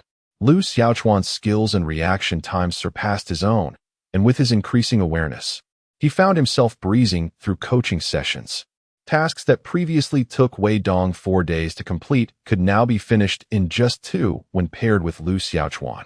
Thus, he had little desire to queue with anyone else. Damn it, I've held back for 3 years. I'm finally going to be free. The moment the teacher stepped out of the classroom, the entire class erupted in excitement. Ning Zheng tore all of his books to shreds, sending a flurry of paper into the air. I'm going crazy. This feeling is exhilarating. The other students joined in, tossing their books and papers skyward indiscriminately. Some students recklessly hurled their belongings down from the upper floors. It was not just a few, but many from different classes. Lu Ping, along with others, even resorted to hurling insults at the homeroom teacher, declaring the school absurd and vowing never to return. A typically reserved student unexpectedly leaped onto his desk, dancing and causing the entire class to erupt in laughter. "To hell with high school, I'm done," he exclaimed. The class leader, Yu Lu, shockingly tossed his own chair down the stairs. Fellow students rushed to stop him, admonishing, "Have you lost your mind?" Yu Lu's face was flushed with exhilaration. Indeed, every student shared this sentiment. After 3 years of examination-induced pressure, they felt an immense sense of liberation at that moment. With just one more Gaokao left, they would finally escape their torment. Even Lu Xiaochuan was tearing his exam papers, engaging in actions he had long desired but never dared to undertake. In the office building, teachers observed this scene with mixed emotions. One teacher expressed concern. "Shouldn't we intervene? Their antics could lead to something serious." The head teacher shook his head, replying, "Let them be, as long as it doesn't go too far. We'll send a few teachers to patrol each floor." The students, having been pent up for so long, needed this release to perform well in their final exams. The young intern teacher chuckled, reminiscing about his own graduation experience, noting, "They have no idea that university will bring even greater challenges." Lu Ping shook his head, admitting, "I do feel a bit reluctant to part with these kids. After sending off one batch after another, I hope they achieve excellent results in their exams." In class 6 of the 3rd year, a girl suddenly approached Ning Zheng. Just as everyone was preparing to tease him, she said, "Ning Zheng, Ning Xen asked me to call you over. She's in trouble." Ning Zheng, indignant, exclaimed, "Who dares to bully my sister?" He immediately sprang up, exclaiming, "Damn it, they must not want to live." He dashed toward the elite class. Lu Xiaochuan, aware of his fiery temper, hurried to keep pace, saying, "Wait for me, don't cause any trouble." Chapter 20. You Still Dare to Confess? In the elite class, a deeply touching love story was unfolding. As graduation approached and the impending college entrance examination loomed, classmates were on the brink of parting ways. Consequently, matters that had previously been left unspoken or undone could no longer be contained. Ning Xian sat at her desk, still clad in her neat school uniform. Her hair was tied up high in a ponytail, her skin smooth and radiant, her face delicate and pure, exuding the vibrant aura of a campus goddess, captivating the attention of her entire class. However, her expression was tinged with helplessness, for before her knelt a boy, holding a bouquet of blue roses, reciting a heartfelt poem. In the north, there is a beauty unparalleled and independent. One glance can captivate an entire city, a second can enchant a nation. Ning, unaware of how to captivate a city or a nation, such a beauty is hard to come by. From the moment I laid eyes on you, your image has lingered in my heart. For 3 years of high school, I penned love letters to you, each time discarded into the trash. Now, as graduation approaches, I refuse to give up. Permit me to express my feelings. I love you. Will you be my girlfriend? As soon as he finished speaking, the classroom erupted in screams from both the boys and girls. How romantic. I was deeply moved. After harboring a secret crush for 3 years, Feng Qi, we stand with you. Students often revel in the excitement without regard for Ning Xian's feelings, loudly chanting, "Be together, be together." Feng Qi's face was alight with hope as he gazed at Ning Xian. In a hushed tone, she replied, "Feng Qi, we are classmates, and I do not wish to embarrass you in front of everyone. Do you understand?" Upon hearing this, Feng Qi did not outright reject her, which he interpreted as a glimmer of hope. He continued to exclaim, "I swear, everything I just said was sincere. Ning Xian, please agree to me. I know you plan to apply to the Provincial University of Technology. I am also preparing for that school. Our grades are sure to meet the standards, and we could be together even in university." The other classmates continued to egg him on, urging her to agree.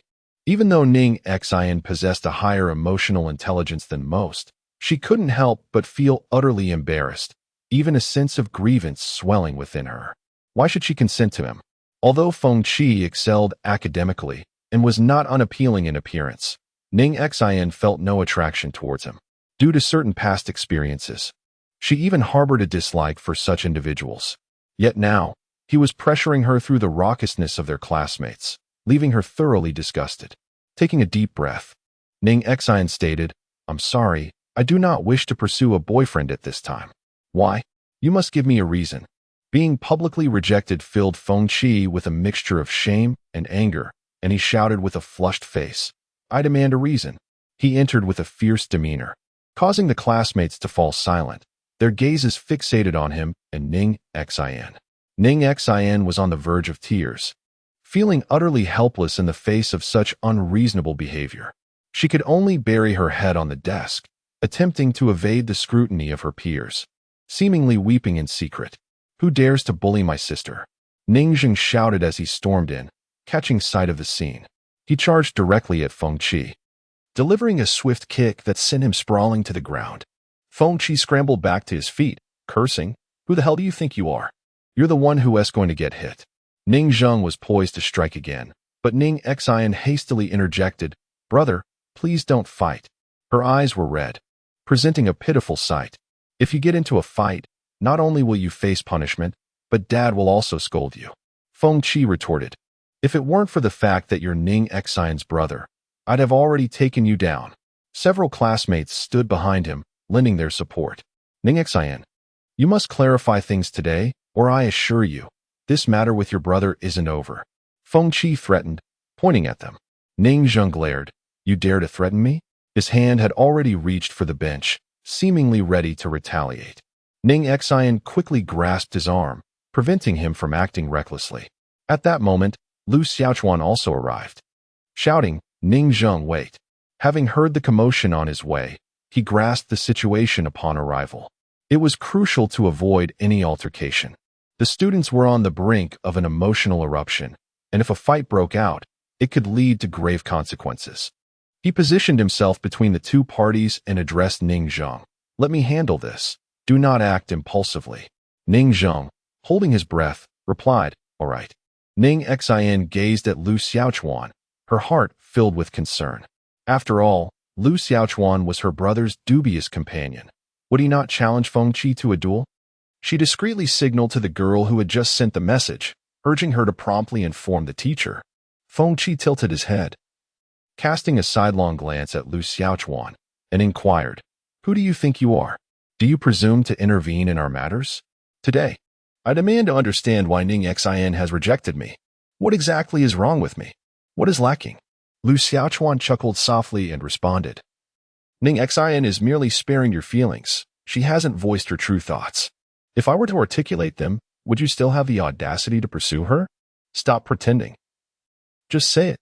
Feng Qi retorted angrily, "My academic ranking is among the top 3 in the entire school. I am not unpleasant to look at. And my family background is quite respectable. I have pursued her for 3 years, yet she has never consented. Is she intentionally toying with me?" At the mention of Ning Xian, Feng Qi felt a surge of grievance. Disliking someone should suffice as a reason without the need for further justification, shouldn't it? Lu Xiaochuan pointed at Feng Qi's head and remarked, "Therein lies your problem, your arrogance. Not only is your intelligence lacking, but your emotional intelligence is even poorer. Who are you to make such judgments?" Feng Qi retorted, "Who am I?" Lu Xiaochuan scoffed.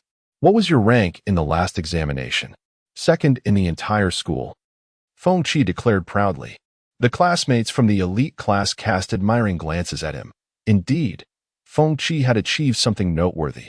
"Forgive my impertinence, I am Lu Xiaochuan," he declared. As soon as he finished speaking, other students from outside the window continued to murmur, "Who is that? I've never heard of him." The students in the elite class suddenly gasped. "He is Lu Xiaochuan, the top student in the entire school, outscoring Feng Qi by several dozen points. I can't believe it's him. This guy's intellect is simply extraordinary." Feng Qi also displayed a look of bewilderment. Recently, an unexpected dark horse had emerged. consistently overshadowing him in exams, forcing him to experience the prolonged agony of being the perennial second. It was evident whose intellect reigned supreme between the first and the second. The crowd cast sympathetic glances towards Feng Qi. With his examination results flaunting superiority, only one individual surpassed him, and it was none other than Lu Xiaochuan. His luck was truly unfortunate. Even Ning Xian's eyes reflected a hint of surprise. She was aware that Lu Xiaochuan was a friend of her brother, but had not recalled his name. To her astonishment, he was indeed the top student in the school. How curious that such a person would associate with her academically challenged brother. Lu Xiaochuan continued, moreover, regarding emotional intelligence, your earlier act of kneeling was a declaration of love. Was it? A single knee down signifies a confession, but what you did resembled a grave visit. Upon uttering this, many students could not help but burst into laughter, leaving Feng Qi utterly humiliated. And this flower you brought, Lu Xiaochuan picked up a nearby bouquet, brushing his fingers against the leaves, causing the blue dye on the petals to flake away. Are you gifting blue roses? These are merely ordinary roses dyed with inferior coloring agents. You were deceived even in purchasing flowers. How can you claim to possess high emotional intelligence? Furthermore, that poem you recited was merely plagiarized. Can you not compose anything original? With such a low intellect and emotional quotient, if I were a woman, I would also refuse you. Just leave. After his tirade, Feng Qi was utterly bewildered. He felt as though he had been thoroughly belittled in both intellect and emotional intelligence, with aspects of his pride reduced to mere fodder for amusement.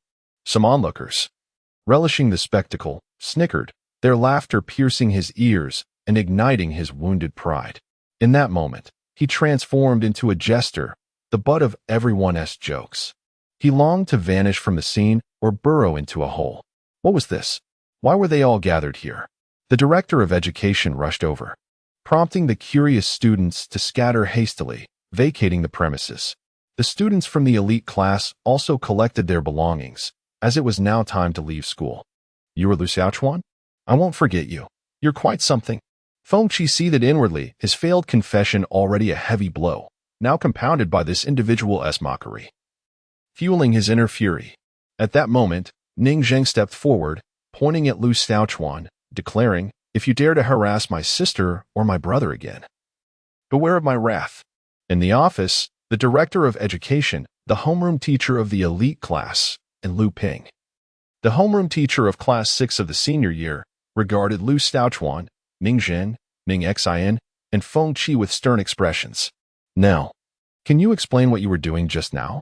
The director's piercing gaze swept over each individual. We, all four spoke simultaneously, eager to defend themselves. The director interjected sharply, let Ning Xian speak. To the teachers, they were more inclined to trust the seemingly innocent Ning Xian. All three individuals turned their gazes towards Ning Xian. The matter at hand was not particularly grave, with graduation approaching. It was unlikely that the school would impose any harsh repercussions. The crux of the issue lay in the embarrassment of the situation. Ning Xian spoke softly, teacher. We were merely playing around, caught up in our excitement, which led to a bit of noise. I apologize. Her endearing demeanor rendered it difficult for anyone to chastise her, and the three teachers found it impossible to express their anger. The head of the department, reflecting on the imminent graduation, remarked, with the college entrance examination approaching, this is not the time for you to relax. He elaborated extensively, emphasizing the importance of diligence during critical moments, while the four listened with weary ears, dutifully nodding in agreement. At that moment, Lu Ping interjected, Lu Xiaochuan, please stay behind for a moment. Feng Qi shot him a disapproving glance as he departed, while Ning Zheng and Ning Xian regarded him with sympathetic looks, assuming he was to be subjected to further admonishment. In Lu Ping's office, Lu Xiaochuan began, teacher, there truly was nothing amiss just now. That is not what I wish to discuss. Lu Ping's demeanor softened considerably as he inquired, do you feel confident about the upcoming examination? Lu Xiaochuan replied, I believe I will fare reasonably well, certainly not poorly. Lu Ping nodded in approval, stating, that is reassuring. I must inform you that Principal Wang has declared that if you rank within the top 10 in the city, The school will award a scholarship of 10,000 yuan. Do you understand? The prospect of such a sum ignited Lu Xiaochuan's enthusiasm. It equated to over a month's worth of earnings from his side job. Teacher, I will strive to attain that. Lu Ping nodded in satisfaction, pleased that if Lu Xiaochuan performed well, his own bonus would not be insignificant, ensuring a mutually beneficial outcome. Lu Ping did not linger much longer, and once Lu Xiaochuan descended from the office building, he discovered Ning Zheng and Ning Xian waiting for him below. Ning Zheng, with his hands tucked into his pockets, inquired with a grin, "What's the matter? Did you receive a lecture from the teacher again?" Lu Xiaochuan shot him a sidelong glance and replied, "Are you jesting? Do you have any idea what it means to be treated like a top student? Even in front of the homeroom teacher, I exude confidence." At that moment, both Ning Zheng and Ning Xian wore peculiar smiles. "What's with the cough?" Lu Xiaochuan exclaimed. "I'm merely stating the truth." No sooner had he finished speaking than a hand clapped on his shoulder. It was none other than their homeroom teacher, Lu Ping, who regarded him with a knowing expression and remarked, "Young man, you possess a formidable presence." Lu Xiaochuan felt a wave of embarrassment wash over him as he stammered, "I was just joking. Goodbye, teacher. Why didn't you remind me?" Lu Xiaochuan complained. Ning Zheng burst into laughter while Ning Xian stifled her amusement and said, "You're just too full of yourself. By the way, thank you for stepping in for me earlier. You articulated it splendidly. It's merely a trifling matter." Lu Xiaochuan replied graciously, "A brother's sister is essentially my—" "Your what?" Ning Zheng threatened, eyeing him cautiously. "My friend," Lu Xiaochuan quickly amended. "Just a classmate." Ning Zheng insisted. "Brother, you're meddling too much." Ning Xian protested. Ning Zheng shrugged and said, "What can I say? I know this guy too well. I can't be bothered to argue with you. I'm heading to the car first." As Ning Xian exited the school gates, she spotted a sleek black sedan waiting at the entrance. As Lu Xiaochuan glanced over, it appeared to be a Porsche, although he was not particularly knowledgeable about prices. He surmised that such a vehicle would surely cost around 1 million. Indeed, Ning Zheng's family was quite affluent. As they walked and conversed, Ning Zheng remarked, "I'm grateful for your presence earlier. Otherwise, I might have resorted to violence." Lu Xiaochuan shook his head and replied, "You ought to temper that foul temper of yours. Fistfights at school are trivial. Once you step outside, they become a serious matter. Besides, many issues do not necessitate a physical confrontation." Ning Zheng chuckled, deftly diverting the topic.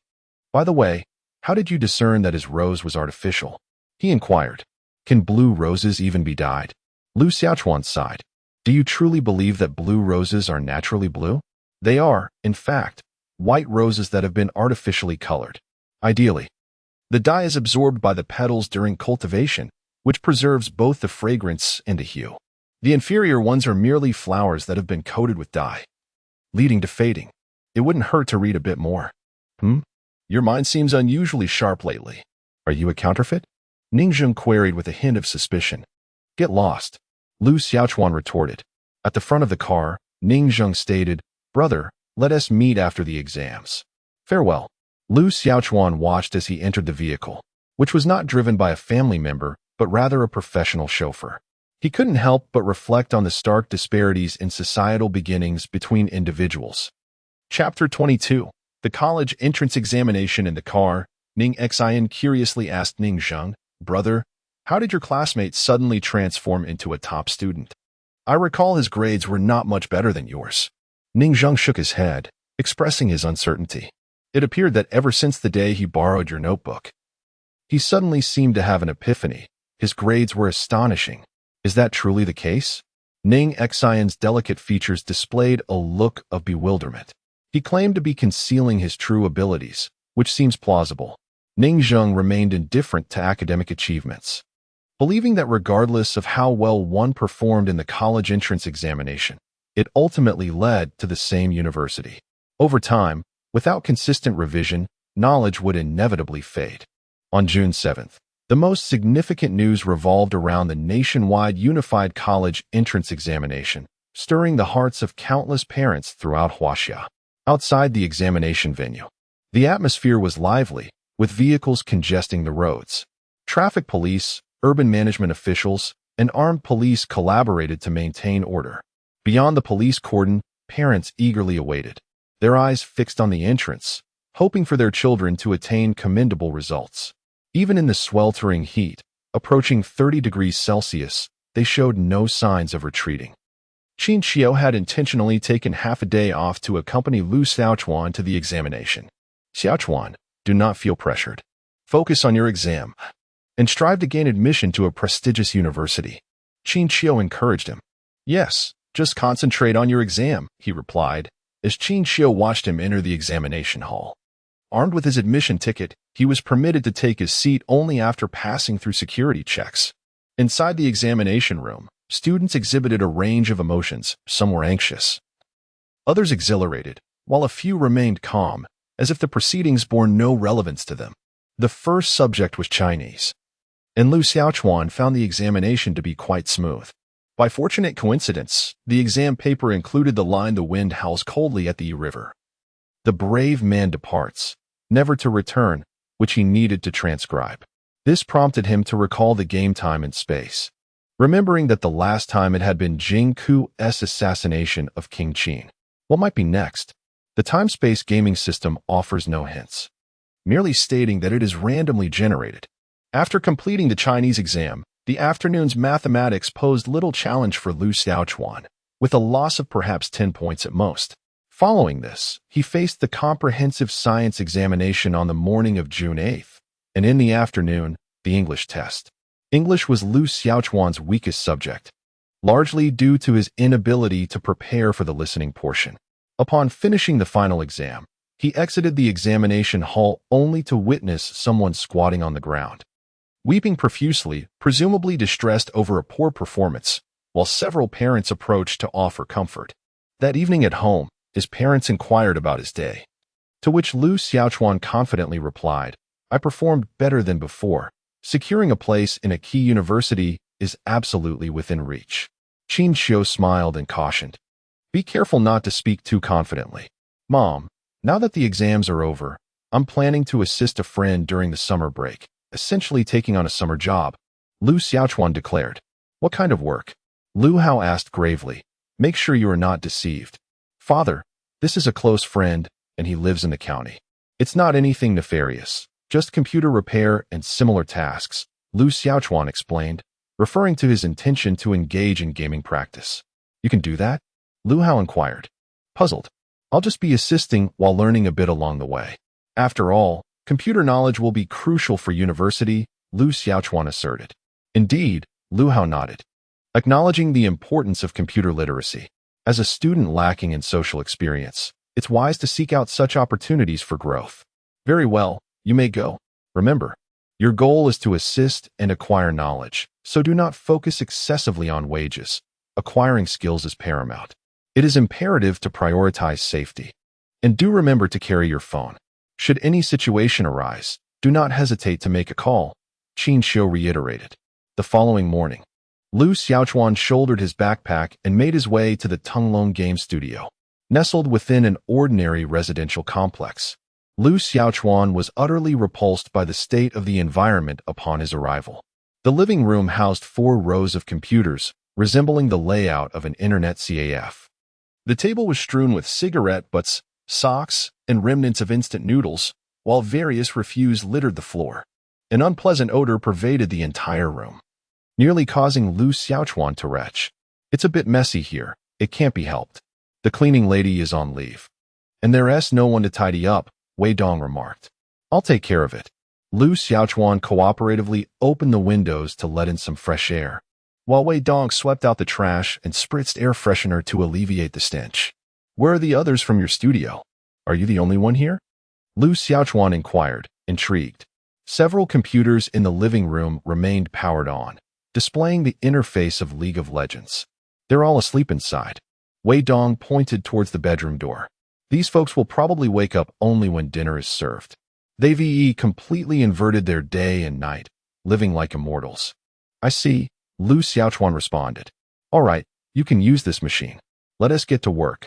My Kirin arm is itching to start."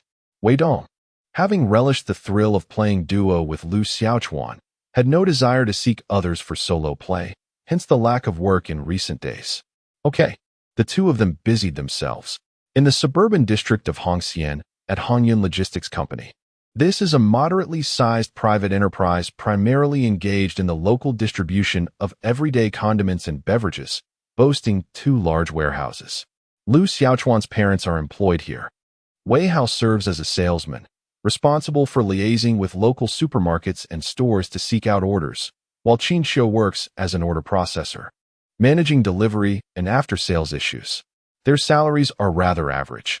Qin Xiu earns around 2,000 yuan per month, whereas Lu Hao, with his commission, makes approximately 3,500.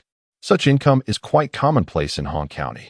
However, with soaring prices and Lu Xiaochuan's exorbitant tuition fees, the couple must scrimp and save to make ends meet, not to mention the debts incurred in earlier years. As Qin Xiu commenced her shift, several order processors in the office took advantage of the boss's absence to chat while snacking on sunflower seeds. The college entrance examination was yesterday. My child claims to have performed exceptionally well, so getting into a second-tier university should not pose a problem. Alas, the costs of university are daunting, one woman boasted, her tone dripping with pride. Longjia, your child is truly impressive. Mine, however, underperformed, only managing to gain admission to a vocational college last year, which was quite disheartening. Oh, here comes Qinjia. Her child also sat for the exam yesterday. Qinjia, how did your child fare? Someone inquired. With a smile, Qin Xiu replied, it should be all right. We will only know for certain once the results are released. Chapter 23. I want to try typically. The regular grades can predict the college entrance examination outcomes. Your child should be able to attend a vocational school, right? The boastful woman remarked. Just so happens my uncle is the vice principal at the city college. If your son wishes to enroll, I might be able to assist. Though she claimed to offer help, her tone was laced with malice. It is widely known that admission to that college is merely a matter of paying a fee. Who truly needs her assistance? Her words served as a veiled jab at Qin Xiu's son's academic performance. Qin Xiu concealed her displeasure, for this woman, Huang Guiying, was a distant relative of the boss, known for her cunning and penchant for petty advantages, much to the annoyance of her colleagues. In contrast, Qin Xiu was diligent and amiable, earning the respect of those around her. This disparity fueled Huang Guiying's resentment, hence her sour demeanor. I am not concerned. Once the examination scores are released, then it will be your worry, Huang Guiying shrieked. We're working now, what more is there to discuss? At that moment, a corpulent man approached. He was Huang Hong, the owner of Hanyun Logistics, a notable figure in Hong County, boasting a fleet of several trucks and 2 large warehouses, albeit with a modest number of employees. Huang Hong shared the same miserly traits as Huang Guiying. They both exploited their workers by demanding the output of 2 individuals from each. Every morning, Huang Hong would inspect the warehouse to ensure no employee was shirking their duties, only to spend his afternoons playing cards and indulging in leisure. When Huang Hong arrived, Qin Xiu seized the opportunity to inquire, Boss Huang, may I ask you something? What is it? Huang Hong replied, it concerns last month's wages. Could you let me know when? Qin Xiu cautiously reminded him. According to the regulations, salaries for the previous month are to be disbursed on the 20th of each month. However, Qin Xiu had yet to receive her salary for May. As for Lu Hao, although he had received his salary from the previous month, it amounted to a mere base pay of 1,800, with the commissions exceeding 1,000 still outstanding. When this matter was brought up, Huang Hong, who had been in high spirits, suddenly adopted a serious demeanor. He remarked, what is the rush? The company will not default on your payments. I have already mentioned that the company has recently secured a significant order, and there are some cash flow challenges. You will receive your dues next month. In truth, Huang Hong had diverted those funds to invest in real estate with a friend, silently cursing the workers for their lack of financial acumen. What use is money to you? Utilizing it for investment yields returns. Qin Xiu, feeling distressed, stated, both my husband and I work here, and with our child set to enter university in 2 months, we have yet to secure the tuition fees. Huang Guiying interjected, your child probably won't even go to university. Why worry so much? Huang Hong added, Rest assured, your salaries will be paid. How about this? I will give you the wages from the month before last this month. Will that suffice? He was no fool to have become the owner of a logistics company. Though he exploited his employees, he would not squeeze them to the point of desperation. Recognizing Qin Xiu's commendable work performance, he made this concession. Thank you, Boss Huang. Qin Xiu expressed her gratitude. Work diligently, Huang Hong replied, patting his beer belly as he departed. Qin Xiu felt a deep sense of bitterness. What should have been her rightful earnings was proving to be so arduous to obtain. Were it not for the fear of being unable to find employment in the near future, she would have genuinely considered resigning. After submitting the order, Wei Dong removed his headphones, lit a cigarette, and savored a puff, exclaiming, "This is absolutely exhilarating. Xiao Chuan, your skills are astonishing. Playing at the diamond level feels like an effortless victory. In the past, I could only earn 3,000 to 5,000 a month.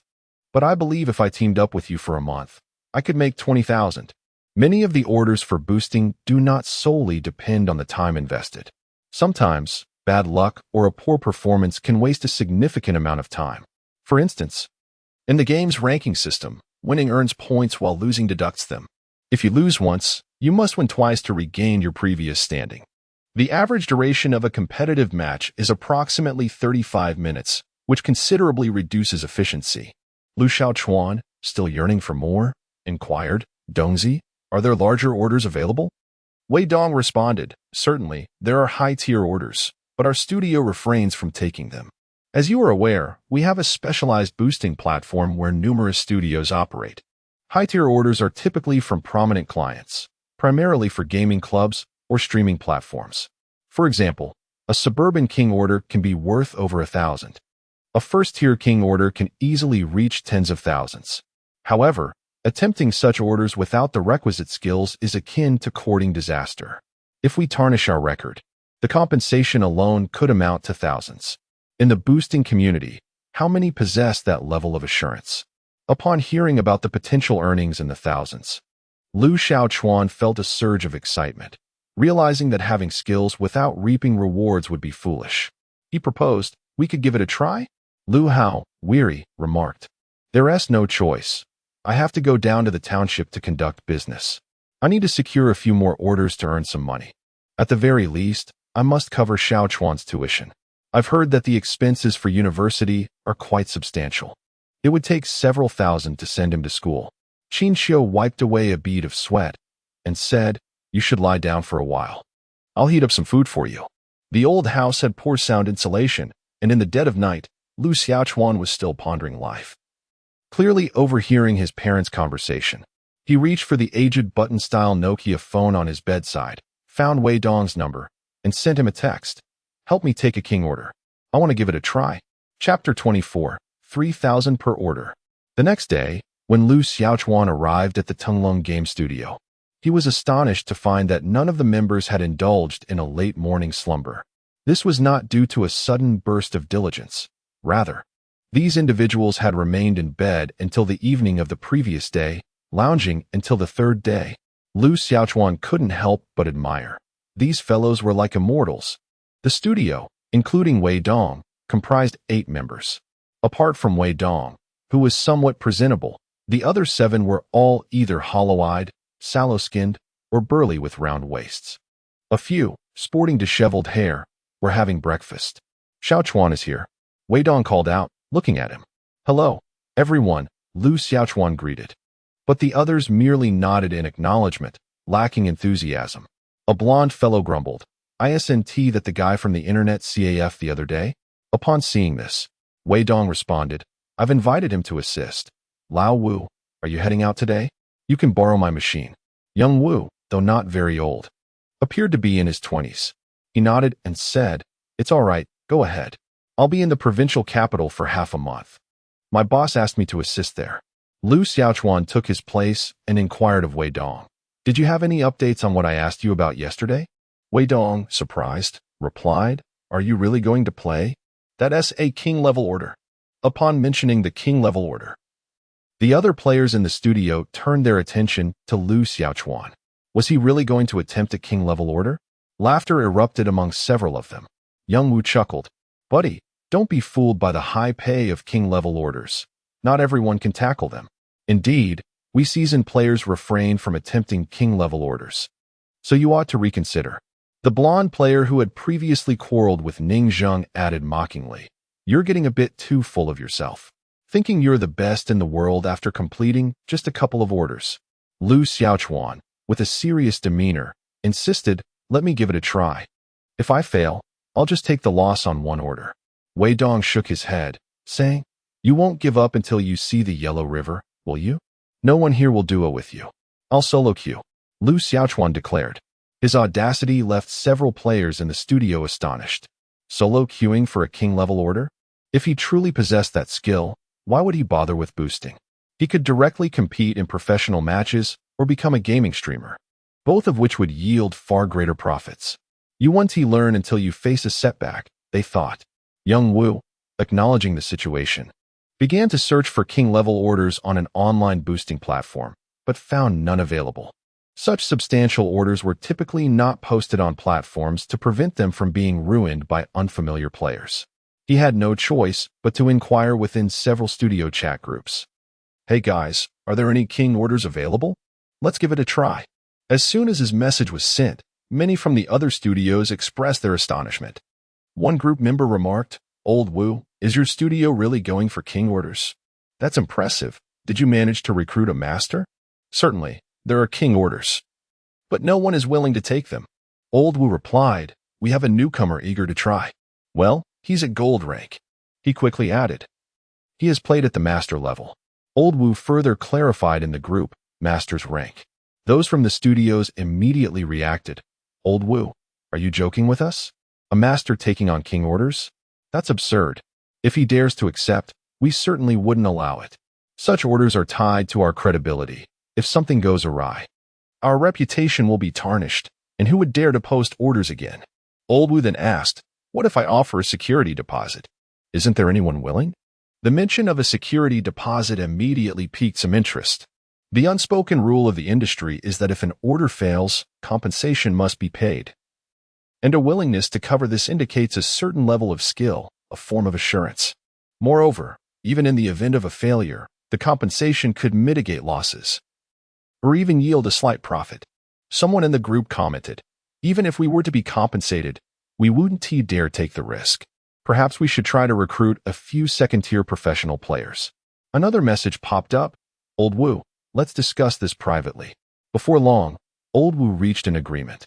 He turned to Lu Xiaochuan and said, "For the Suburban King Order, a master will elevate your rank from gold to king for 3,000 yuan. Lu Xiaochuan nodded and replied, "Sounds good.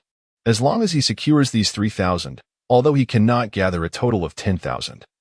It would be sufficient for Ning Zheng's mobile expenses." Old Wu stated solemnly, "Do not blame me for not warning you. His stipulation is that within 3 days, you must not lose 3 consecutive matches, refrain from using cheats, and provide a deposit of 2,000. Failure to meet these conditions will result in the forfeiture of the deposit. To put it plainly, this individual is merely trying to exploit your status as a novice, aiming to deceive you out of your deposit. Completing a King S match is not as simple as it appears." Lu Xiaochuan inquired, "What if he refuses to pay after the match?" He won T.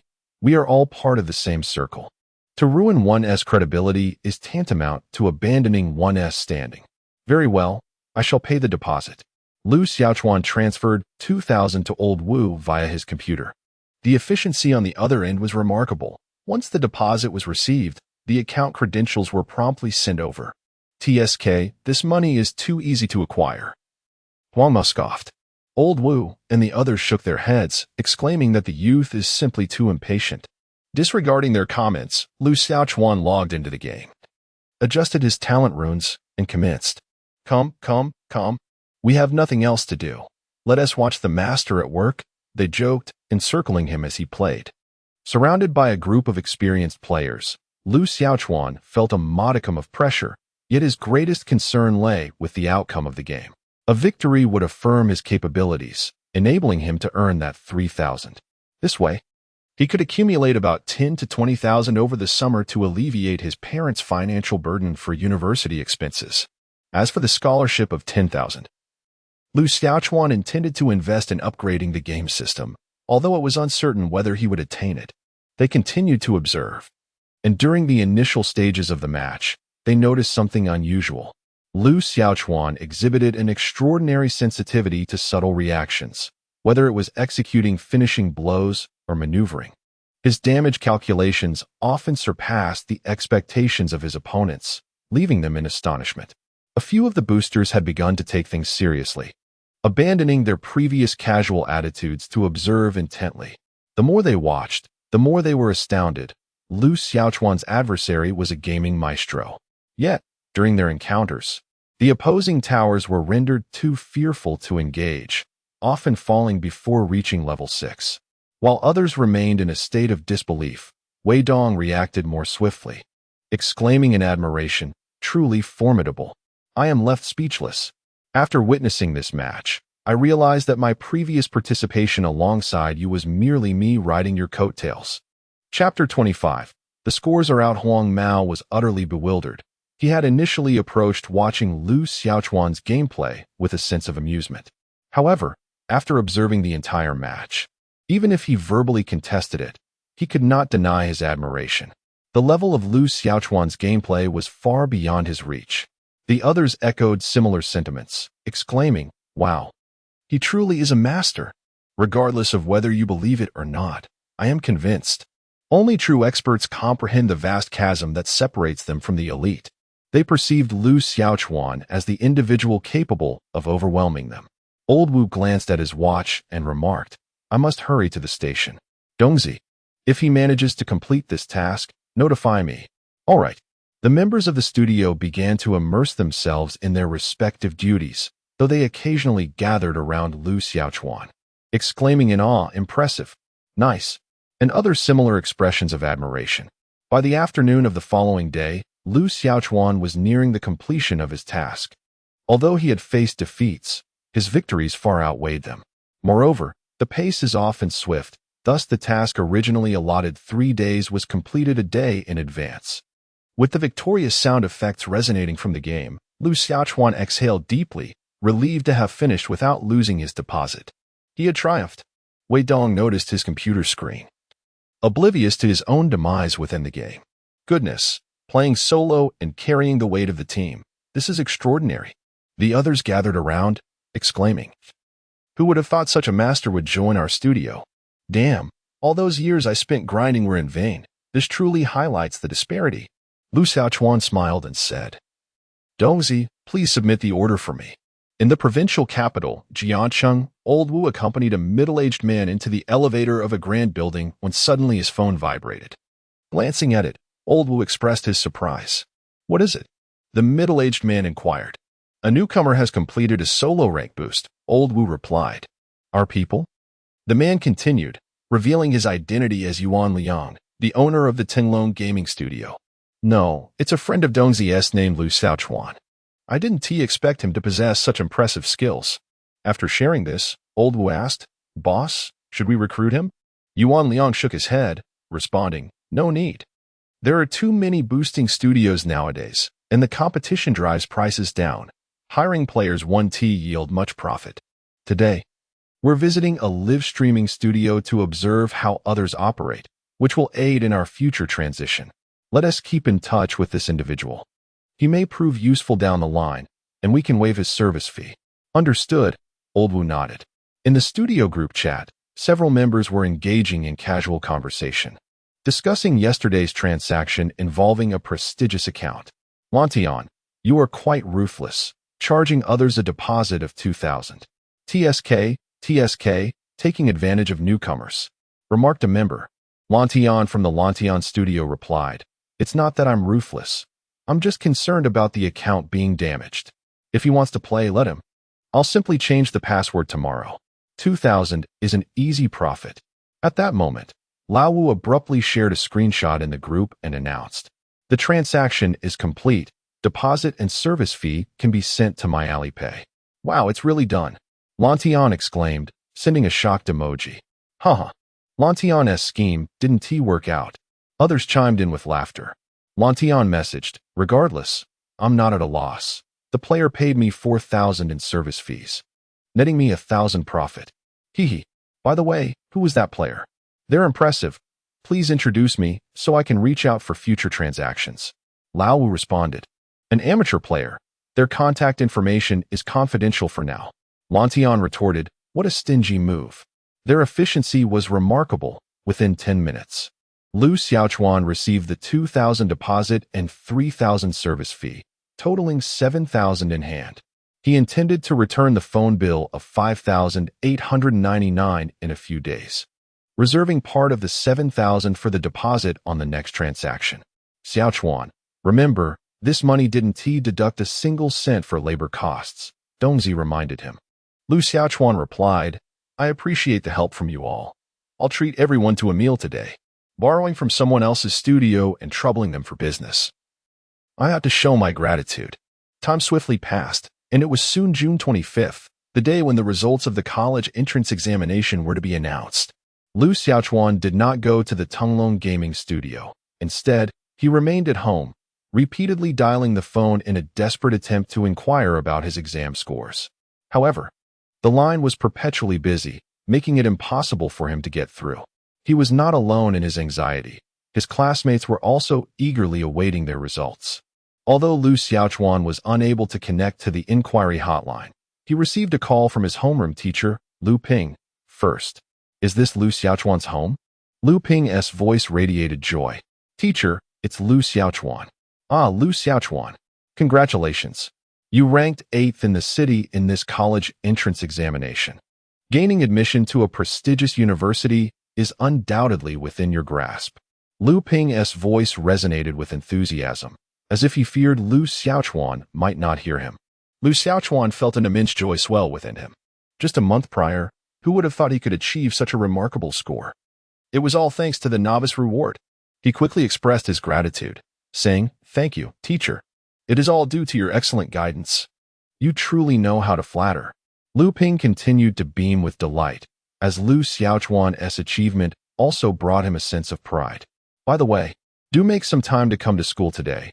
The principal's office is waiting to present you with a scholarship. Sure, I'll be there shortly. After hanging up the phone, Lu Xiaochuan hurriedly dialed Qin Xiu's number to share the good news with his mother. At Hongyan Logistics, several women were engaged in animated discussions about the examination results. Whenever a familiar face or friend's child achieved high scores, the news spread like wildfire. Today, Huang Guiying was positively radiant, exclaiming to everyone she met that her son's results had come in early, surpassing last year's second-tier score by several points. If fortune smiles upon us, this year may bring forth an opportunity for further advancement. Sister Guiying, your child's academic performance is truly commendable. Several women expressed with envy. She then turned to Qin Xiu and inquired, has the result for Xiao Qin's child been released yet? Surely, they must qualify for vocational school? That remains uncertain. Huang Guiying replied, crossing her arms. With those usual scores, how much more can one expect from the college entrance examination? Today's youth are quite cunning. The greater the expectation, the deeper the disappointment. Suddenly, the sound of a ringing phone interrupted the conversation. Qin Xiu glanced at her device. It was a call from Lu Xiaochuan. Hello, Xiaochuan. What's the matter? Has the college entrance exam score been announced? Upon hearing her words, the other women fell silent, ears perked up in anticipation. It's out. Mom. Just now the homeroom teacher called me. I ranked 8th in the entire city. He even asked me to come to school now to receive my scholarship. Chapter 26. The first promotion what? 8th in the city? You must be joking. Qin Xiu exclaimed in disbelief. This is fantastic. Overwhelmed with excitement. Her hands trembled as she held the phone. For Lu Xiaochuan, it was merely an examination, but for her, it represented the first achievement in her years of nurturing her son's education. 8th in the entire city. One woman gasped, and a scholarship too. How remarkable. Sister Qin, your child is truly exceptional. This accomplishment is astounding. Who knows, he might even be able to apply to Tsinghua or Peking University. Another woman remarked, how did you manage to educate your child so well? Do share your secrets. My child spends all day playing games and surfing the internet, and his grades are abysmal. It is all due to his own efforts. Qin Xiao's smile curved her eyebrows, and a surge of pride welled up within her. This was her son. So exceptionally talented. Huang Guiying, witnessing this, immediately grew cold. Just moments ago, she had been boasting and mocking. But little did she know that her words had backfired as Qin Xiao's achievements struck her like a slap in the face. In front of Qin Xiao, she truly had nothing to flaunt. High scores in the college entrance examination held little value. It was the university that truly mattered. Many students faltered once they reached higher education. Huang Guiying insisted. At Hong County No. 1 High School, Lu Xiaochuan hurried to the principal's office, where Principal Wang and Lu Ping were present. Upon seeing Lu Xiaochuan arrive, both greeted him with cheerful smiles, exclaiming, "Congratulations on your excellent results in the college entrance examination." Lu Xiaochuan humbly replied, "I am grateful for the guidance of my teachers and the support of the school." Such eloquence, thought Principal Wang, feeling pleased. Last year, the top student from Hong County No. 1 High School barely ranked beyond the 20th position in the city. Yet this year, not only had Lu Xiaochuan excelled, but also Feng Qi and Ning Xin had made it into the top 20. After offering words of encouragement, he finally presented a large red envelope along with a certificate of honor. "Come, let us take a commemorative photograph." Lu Ping took out his phone to capture the moment. Holding the certificate and the red envelope, Lu Xiaochuan posed alongside the beaming Principal Wang, mustering an awkward smile for the scholarship photo. By the time everything was settled, 3 hours had elapsed. After completing various formalities, Lu Xiaochuan finally received the sum of 10,000 yuan. He intended to give this money to his parents to cover tuition fees. In recent days, the single 10,000 yuan he had earned was meant for system upgrades. Once the upgrades were complete, he planned to work for another month to repay his debts, thereby easing his burdens. In the evening, a family gathered around the table, filled with laughter and joy. To celebrate, Qin Xiao prepared a sumptuous feast. As she served her son, she remarked, "This child has been studying diligently. He is so thin. He should eat more." Lu Xiaochuan said, "Mom, Dad, I plan to apply to the Provincial Institute of Technology. The tuition might be quite high." Lu Hao waved his hand dismissively. "That's not a concern at all. I've heard of the Provincial Institute. It is renowned across the nation. You must attend. I would sell everything I own to ensure you go." Lu Xiaochuan replied, "Let that scholarship of 10,000 be my tuition. I'll continue to work during the summer. Once I enter university, I will bear my own tuition and living expenses." Qin Xiao looked at him with kindness and smiled. "It's good that you have such determination. Our family is managing well. Focus on your studies and earning money after you graduate. You need not worry about that now." Lu Hao inquired, "How is your work there? Have you caused any trouble?" "Of course not. I'm doing well." Later that evening, after taking a shower, Lu Xiaochuan lay on his bed, engrossed in a book. However, he wasn't studying. He was reading an online novel. He possessed an outdated black and white learning machine, a gift from relatives, which he typically used to download and read novels. Lu Xiaochuan had eclectic tastes in literature, delving into genres ranging from fantasy and xianxia to historical and urban tales. He explored every type of book to pass the time. How terrifying. Why haven't these side characters been scared to death? He lamented as he read. A month has gone by, and this is all the progress? I feel like sending the author a sharp reminder. As dawn approached, Lu Xiaochuan inadvertently found himself awake, and just as he was about to succumb to slumber, a sudden wave of dizziness washed over him, plunging him into unconsciousness. He slept soundly until midday the following day, awakened only by Wei Dong's phone call. "Xiaochuan, are you not coming to work today?" Rubbing his temples, Lu Xiaochuan struggled to regain clarity. He recalled drifting off to sleep almost instantaneously the previous night. A rapidity that was astonishing. Moreover, that heavy sensation felt eerily familiar. It was reminiscent of Jing Ke's assassination of King Qin. He recalled that prior to the commencement of the time-space game, he had experienced a similar dizziness. According to the game's system, it was attributed to his poor physical condition, unable to withstand the gathering of temporal energy, resulting in his fainting. Experiencing this sensation once more led him to a startling realization. Did this not imply that the next time-space game was imminent? A jolt of realization surged through him, and he abruptly awakened. "Xiaochuan?" What are you saying? Wei Dong's puzzled voice broke through. Jing Ke's assassination of King Qin, 2 long legs on my shoulders? How vulgar of you. Lu Xiaochuan retorted, I was merely reciting from the textbook. By the way, I won't be coming in for the next few days. I have some matters to attend to. Oh, what a pity. I was planning to introduce you to a big client. Wei Dong lamented. Perhaps next time. I truly have pressing issues at hand. Lu Xiaochuan declined. The next time-space game was on the horizon, and he needed to prepare adequately. Should he fail to endure the strain when the moment arrived and faint, it would surely alarm everyone. It was wiser to remain at home and prepare thoroughly.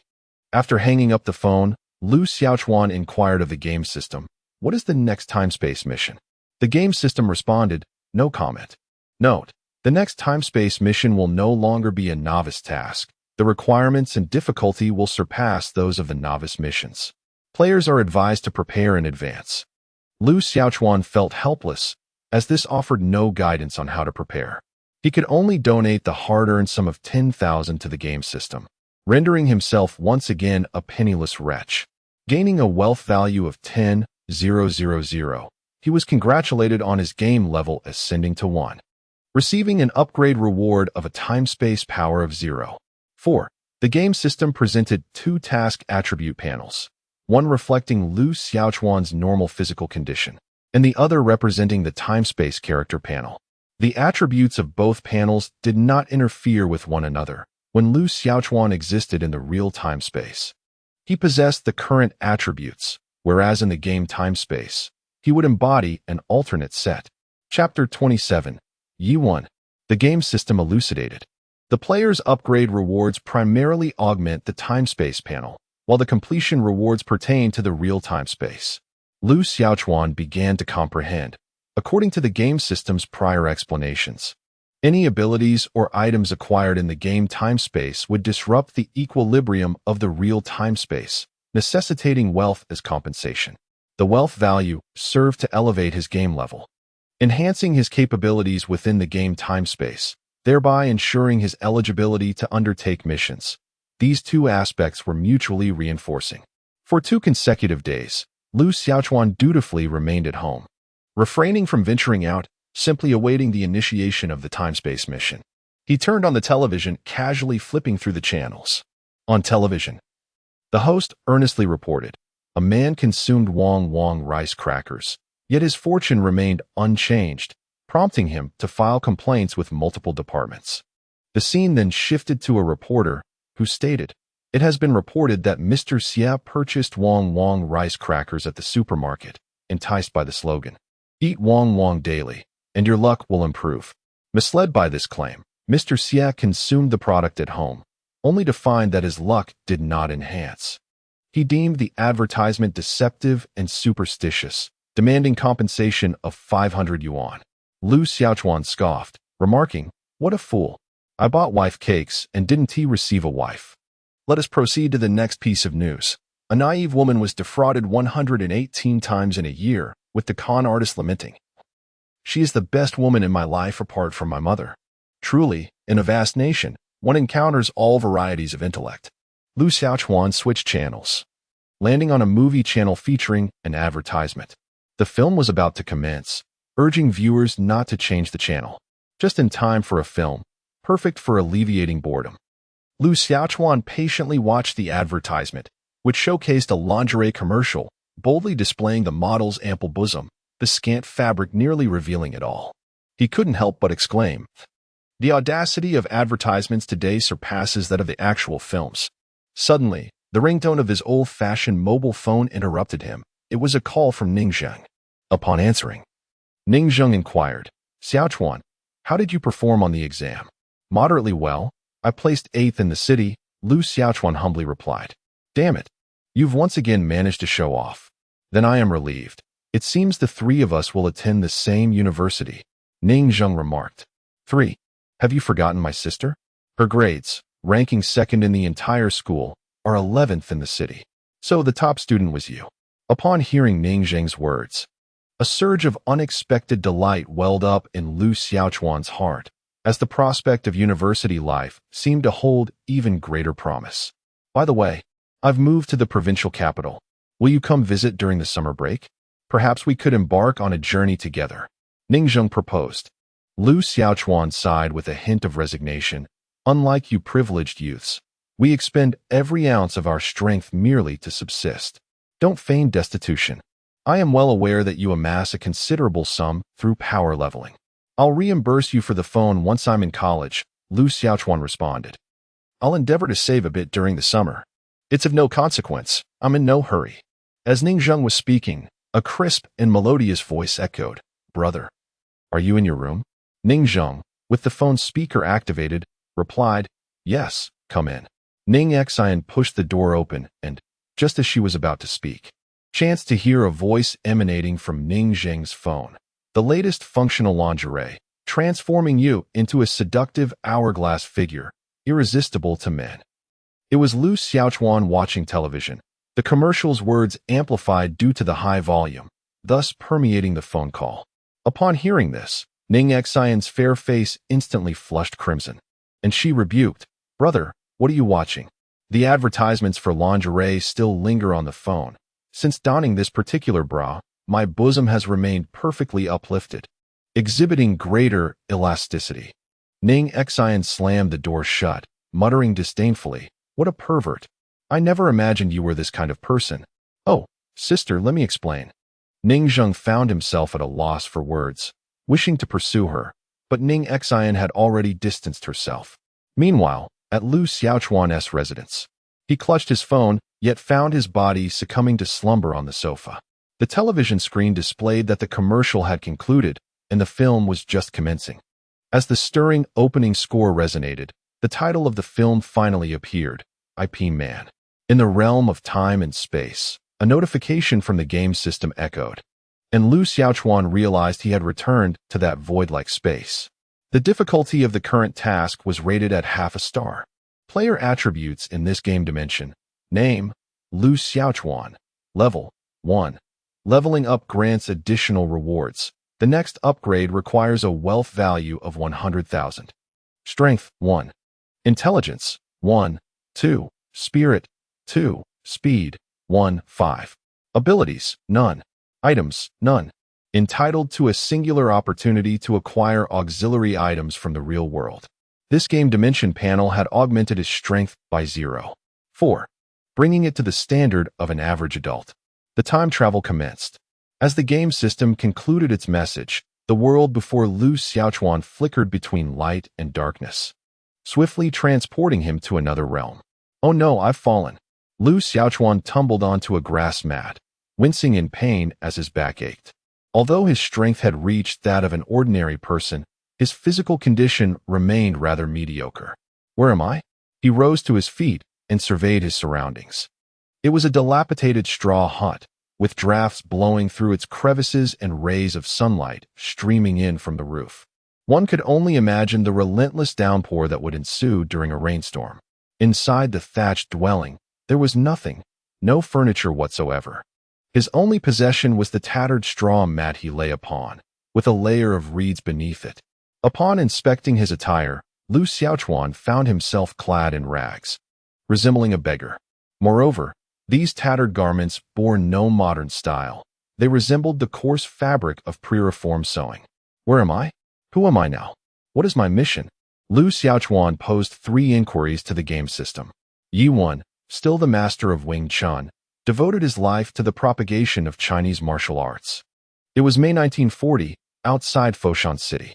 The Japanese forces had already occupied this region through the South China War, and the entire city was under siege. The highest-ranking Japanese commander, Miura, cherished the samurai code, deriving pleasure from hunting down martial artists within the city, relentlessly capturing practitioners of the art. As the most illustrious martial arts master, Yi Wen remained concealed within the city, hidden from view. Your current identity is that of a bandit soldier sought by Jin Shanjiao, a mere common brigand. The mission is as follows: abduct Yi Wen from the city. Chapter 28. The bandit boxer Jin Shanjiao. Indeed, this task proved to be more arduous than the last. Previously, safeguarding Jingku in the presence of King Qi Ning Zheng had been quite challenging. Had it not been for Lu Xiaochuan's mobile phone, he would have found it impossible to succeed. Since the Japanese occupation, their atrocities continued unabated, and murder had become a mere routine for them. Even at times, they would directly bomb urban areas. In the city of Foshan, where Yuan resided, the population was once 300,000, yet during the occupation, 230,000 perished. Such brutal acts are beyond description, if given the opportunity. Even within the confines of his assigned mission, Lu Xiaochuan yearned to eliminate some enemy soldiers, even though this place was not his original timeline. Stepping out of the thatched cottage, Lu Xiaochuan sought to explore the surrounding circumstances. The game system had cast him into this setting and bestowed upon him the identity of a bandit, which surely would aid him in accomplishing his objectives. Much like the previous occasion when he assumed the role of an envoy from the Yin state. In this forest, aside from his humble dwelling, there were a dozen other thatched huts, all serving as abodes for bandits. "Dinner is ready. Come and eat," a robust man bellowed from a clearing. Finally, mealtime had arrived. Numerous bandits eagerly rushed over. Their attire was scarcely better than Lu Xiaochuan's, ragged and tattered, their faces gaunt and sallow. Many of these individuals were once disciples of the bandit leader Jin Shan, while a few were refugees from Foshan. After the Japanese forces seized Foshan, they fled, resorting to robbery to survive. However, life had become unbearable, and with the frequent presence of Japanese soldiers and puppet troops, even the bandits struggled to make ends meet, often going without food. Lu Xiaochuan approached the clearing, where a few broken bowls lay on the ground, filled with wild vegetables. In the center, a fire crackled, roasting a wild rabbit. The bandits gazed at the rabbit with glimmering eyes. It had been ages since they had tasted a full meal, let alone savored the flavor of meat. Today, fortune smiled upon me as I captured a rabbit. My comrades suggested we supplement our meager meals with wild vegetables before venturing beyond the city in search of sustenance. Jin Shanjiao bellowed, his voice as gruff as his appearance. Towering and robust, he surpassed the majority of southern men in stature. In the tale of Ip Man, Jin Shanjiao is portrayed as a martial artist who fled from the north, lured by the reputation of Foshan as a haven for martial arts, with aspirations to establish his own dojo for a livelihood. However, to his surprise, he triumphed over several masters. Swelling with pride, he sought to challenge Ip Man, only to be vanquished by the master S. Wing Chun, rendering him utterly incapable of self-sufficiency. His reputation shattered, he wandered the streets with his disciples, and when the Japanese forces arrived, he resorted to a life of banditry. It is worth noting that during that era, among the martial arts masters in Foshan, Jin Shanjiao's skills ranked among the top 3, second only to Ip Man. As the rabbit was divided, each person received but a morsel. Jin Shanjiao, with his hearty appetite, found it scarcely sufficient and resorted to a handful of wild vegetables to stave off hunger. He lamented, "When will this cursed existence come to an end?" The other bandits echoed his sentiments, sighing, "Now that the enemy occupies the city, all the food is in their grasp. Daily, countless corpses are dragged from the streets. We are fortunate merely to be alive. Alas, we can still forage for wild vegetables, but once winter arrives, we shall surely perish from hunger." Jin Shanjiao, in a fit of frustration, struck a small tree with his fist, causing it to snap instantly, startling Lu Xiaochuan. In his modern urban existence, few practiced martial arts, and even those who did tended to showcase mere flashy techniques, unlike the raw brutality exhibited by Jin Shanjiao. Observing their plight, Lu Xiaochuan was suddenly struck by an idea. The system compelled him to become a bandit rather than directly casting him into Foshan City, presumably to utilize these brigands in fulfilling his own mission.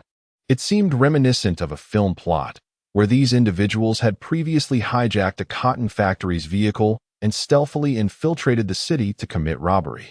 After a moment of contemplation, Lu Xiaochuan abruptly stood and exclaimed, "Master Jin, I have devised a method to acquire provisions."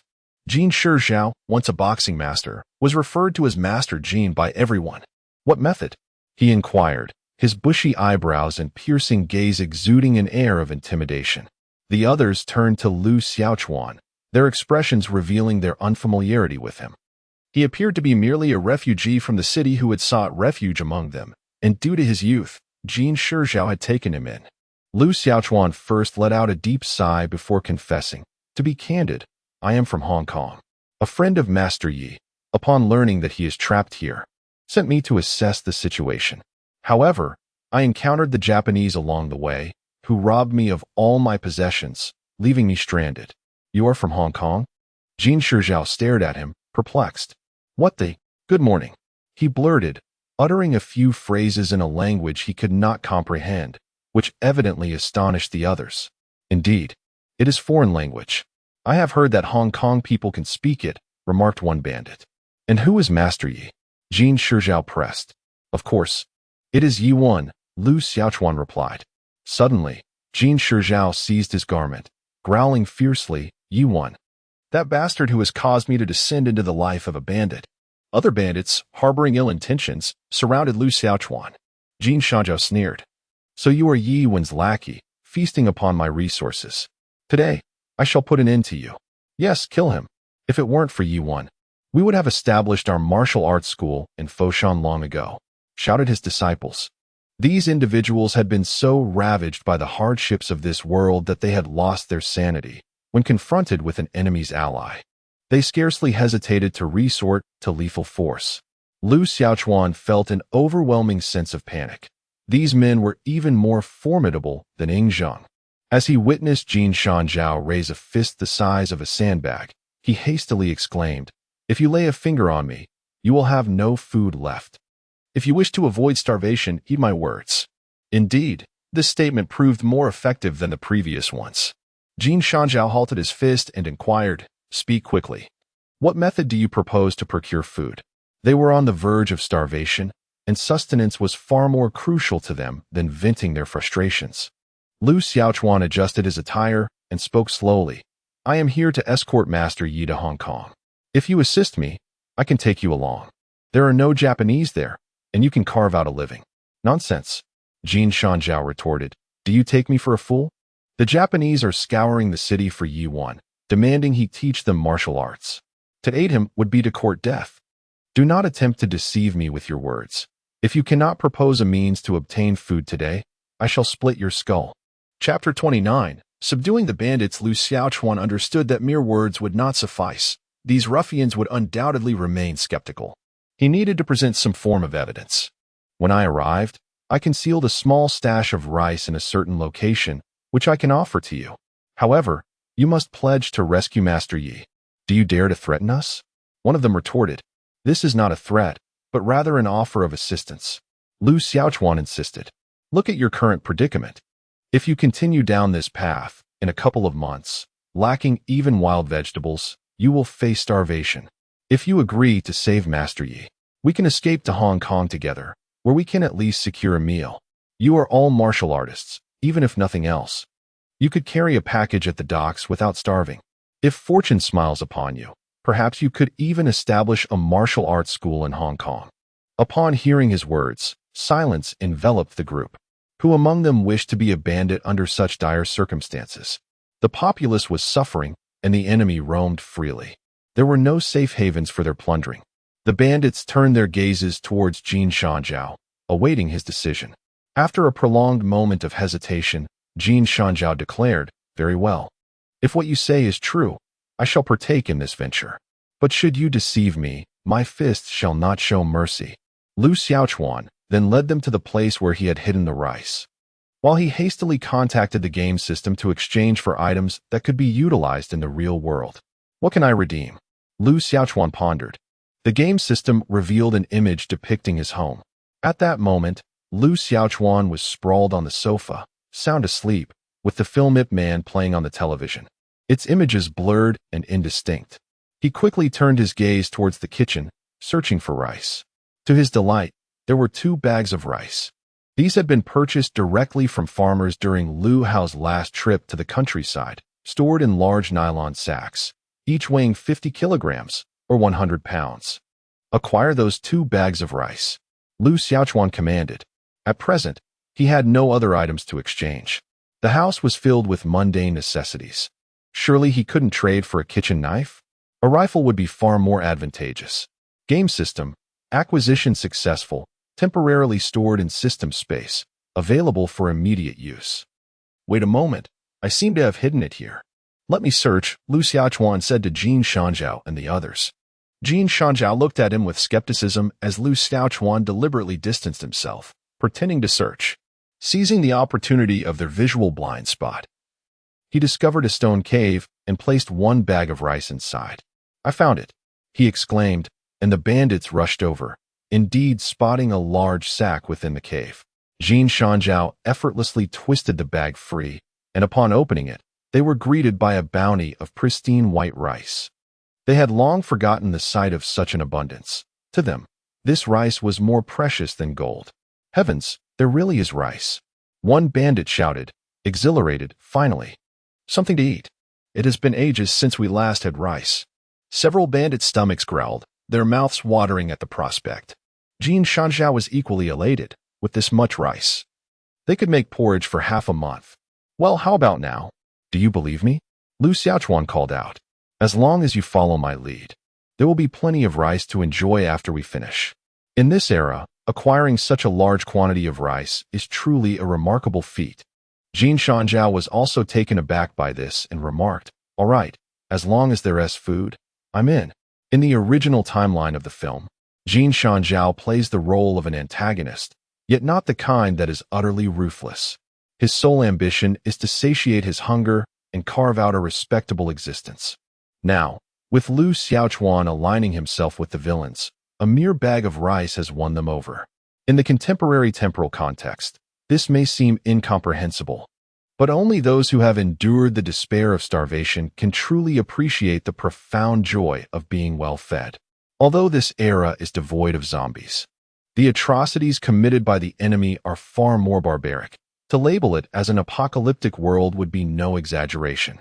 Outside Foshan City, a broad avenue leads into the heart of the city. The city gates are under strict surveillance by the enemy, with puppet soldiers providing additional security. Should Yi Wen or any significant figures dare to show themselves, they would be swiftly captured. Several miles down this road, a small truck from a cotton factory is making its way toward the city. On either side of the road, Jin Shanzhao and his men are lying in wait. Lu Xiaochuan instructed, we will seize their vehicle, disguise ourselves as cotton factory workers, and gain entry into the city. My aim is to locate Yi Wen. I will certainly not make any mistakes, so you better keep it together, Jin Shanzhao insisted. Rest assured, brother, I want to live. Lu Xiaochuan had meticulously devised a plan, knowing that in the film, the owner of the cotton factory was a friend of Yi Wen. It was through this connection that Yi Wen managed to escape to Hong Kong, and now Lu Xiaochuan merely aims to facilitate this process. An old-fashioned small truck approached from a distance, laden with several cotton barrels. Brothers, get ready. Jin Shan sought low tones, and suddenly, a figure dashed out, obstructing the road. The truck driver hastily halted, intending to inquire, but was abruptly confronted by a throng emerging from the roadside. Jin Shan led the charge, seizing the driver from his vehicle. Under their intimidation, the driver had no choice but to comply, steering them toward the city. At the city gates, the invaders brandished their firearms, a puppet soldier bellowed. Disembark for inspection. Cursing silently, Lu Xiaochuan thought, damn traitors. The puppet soldier inquired, what do you have in the vehicle? Cotton, all from the cotton factory. Jin Shan replied with a forced smile. The invaders inspected and, finding nothing amiss, commanded, proceed inside. Upon arriving at the cotton factory, Jin Shan stormed in, bellowing, where's your boss? The owner, Zhou Qingchuan, emerged, adjusting his round spectacles, his visage gaunt from the hardships endured since the invaders' arrival. I am the owner. What do you need? Jin Shan grasped him tightly, demanding, you're the owner, so you must be wealthy, right? I've just pilfered a truckload of your cotton, and now I intend to sell it back to you. Hurry, bring money or grain to trade. This is robbery. The owner's son exclaimed in terror. I warn you, don't even think about. His words were cut short as Jin Shan's apprentice delivered a swift punch, sending him sprawling to the ground. In an instant, the factory workers were poised to retaliate. Everyone, stand down. Lu Xiaochuan shouted, surprised by Jin Shan's relentless aggression. Jin Shan, do you still harbor hopes of reaching Hong Kong? Jin Shan, Suppressing his anger, commanded, "Everyone, cease at once." The owner of the cotton factory, Zhou Qingchuan, hastily interjected, "Gentlemen, our cotton factory is devoid of funds and provisions. Everything we produced has been seized by the enemy." Lu Xiaochuan stepped forward, stating, "Boss, may we have a word in private?" Presently, Yi Wen's whereabouts remain unknown within the city, and the only means to locate him lies through Zhou Qingchuan. In the dimly lit room, Lu Xiaochuan articulated his intentions. "You seek Yuan?" Zhou Qingchuan's demeanor shifted to one of caution. "I do not know where he is." Chapter 30. What do I care for this head? Zhou Qingchuan certainly knew Yi Wen's location, but he feared being complicit in betraying him to the enemy, which rendered him reluctant to reveal any information. Lu Xiaochuan reassured him. "Mr. Zhou, do not overthink it. You surely know his whereabouts. Reflect on this. If I were a traitor, would I need to approach you in such a manner? I would simply bring my men to apprehend him. My sole intention is to assist Master Yi in escaping this place. Is that truly the case?" Zhou Qingchuan's skepticism began to wane. Lu Xiaochuan nodded affirmatively. "Indeed, it is true. Master Yi possesses remarkable skills. How can we allow him to languish in the hands of the enemy? If he could disseminate martial arts, it would strengthen the physique of our Chinese men, enabling us to avenge our nation against the daily atrocities of the invaders." At the mention of this, Zhou Qingchuan let out a heavy sigh. "Alas, I had previously urged Master Yi to leave this place, but he steadfastly refused. Now, with a wife and children to care for, their daily existence is fraught with hardship. The enemy has become aware of his reputation and seeks to capture him to teach martial arts. He is now avoiding me, unwilling to bring trouble upon himself. If you wish to persuade him to come out, he will most certainly decline." During this tumultuous period, Yi Wen's sole desire was to safeguard his family amidst the chaos, and he had ceased his practice of martial arts. As for persuading him to escape, it was an utterly impossible endeavor. How would one know without trying? "Mr. Zhou, do you not wish to assist a friend?" inquired Lu Xiaochuan. After a moment's hesitation, Zhou Qingchuan replied, "Very well, I shall take you there." In a dilapidated slum, Zhou Qingchuan led Lu Xiaochuan to their destination. Yi Wen's family resided in a crumbling building, the former owner of which had perished at the hands of the invaders. Lu Xiaochuan entered. While outside, Zhou Qingchuan's son asked, "Father, do you think he can persuade Master Yi?" Zhou Qingchuan shook his head, saying, "When the invaders arrived, Master Yi refused to teach others martial arts. Now, for the sake of his wife and child, he is even less inclined to take risks." Lu Xiaochuan cautiously approached the door and knocked. Through the wooden door, he could clearly see the sparse furnishings within. The place was bare, hardly better than a mountain thief's thatched hut. "Is anyone there?" "I am looking for Master Yi," Lu Xiaochuan called out. Inside, two pairs of eyes peered through a small crack, and upon realizing he was not an invader, they opened the door. "Who are you?" a pale-faced woman asked as she opened the door. She appeared extremely frail, as if she could be easily blown away by the wind.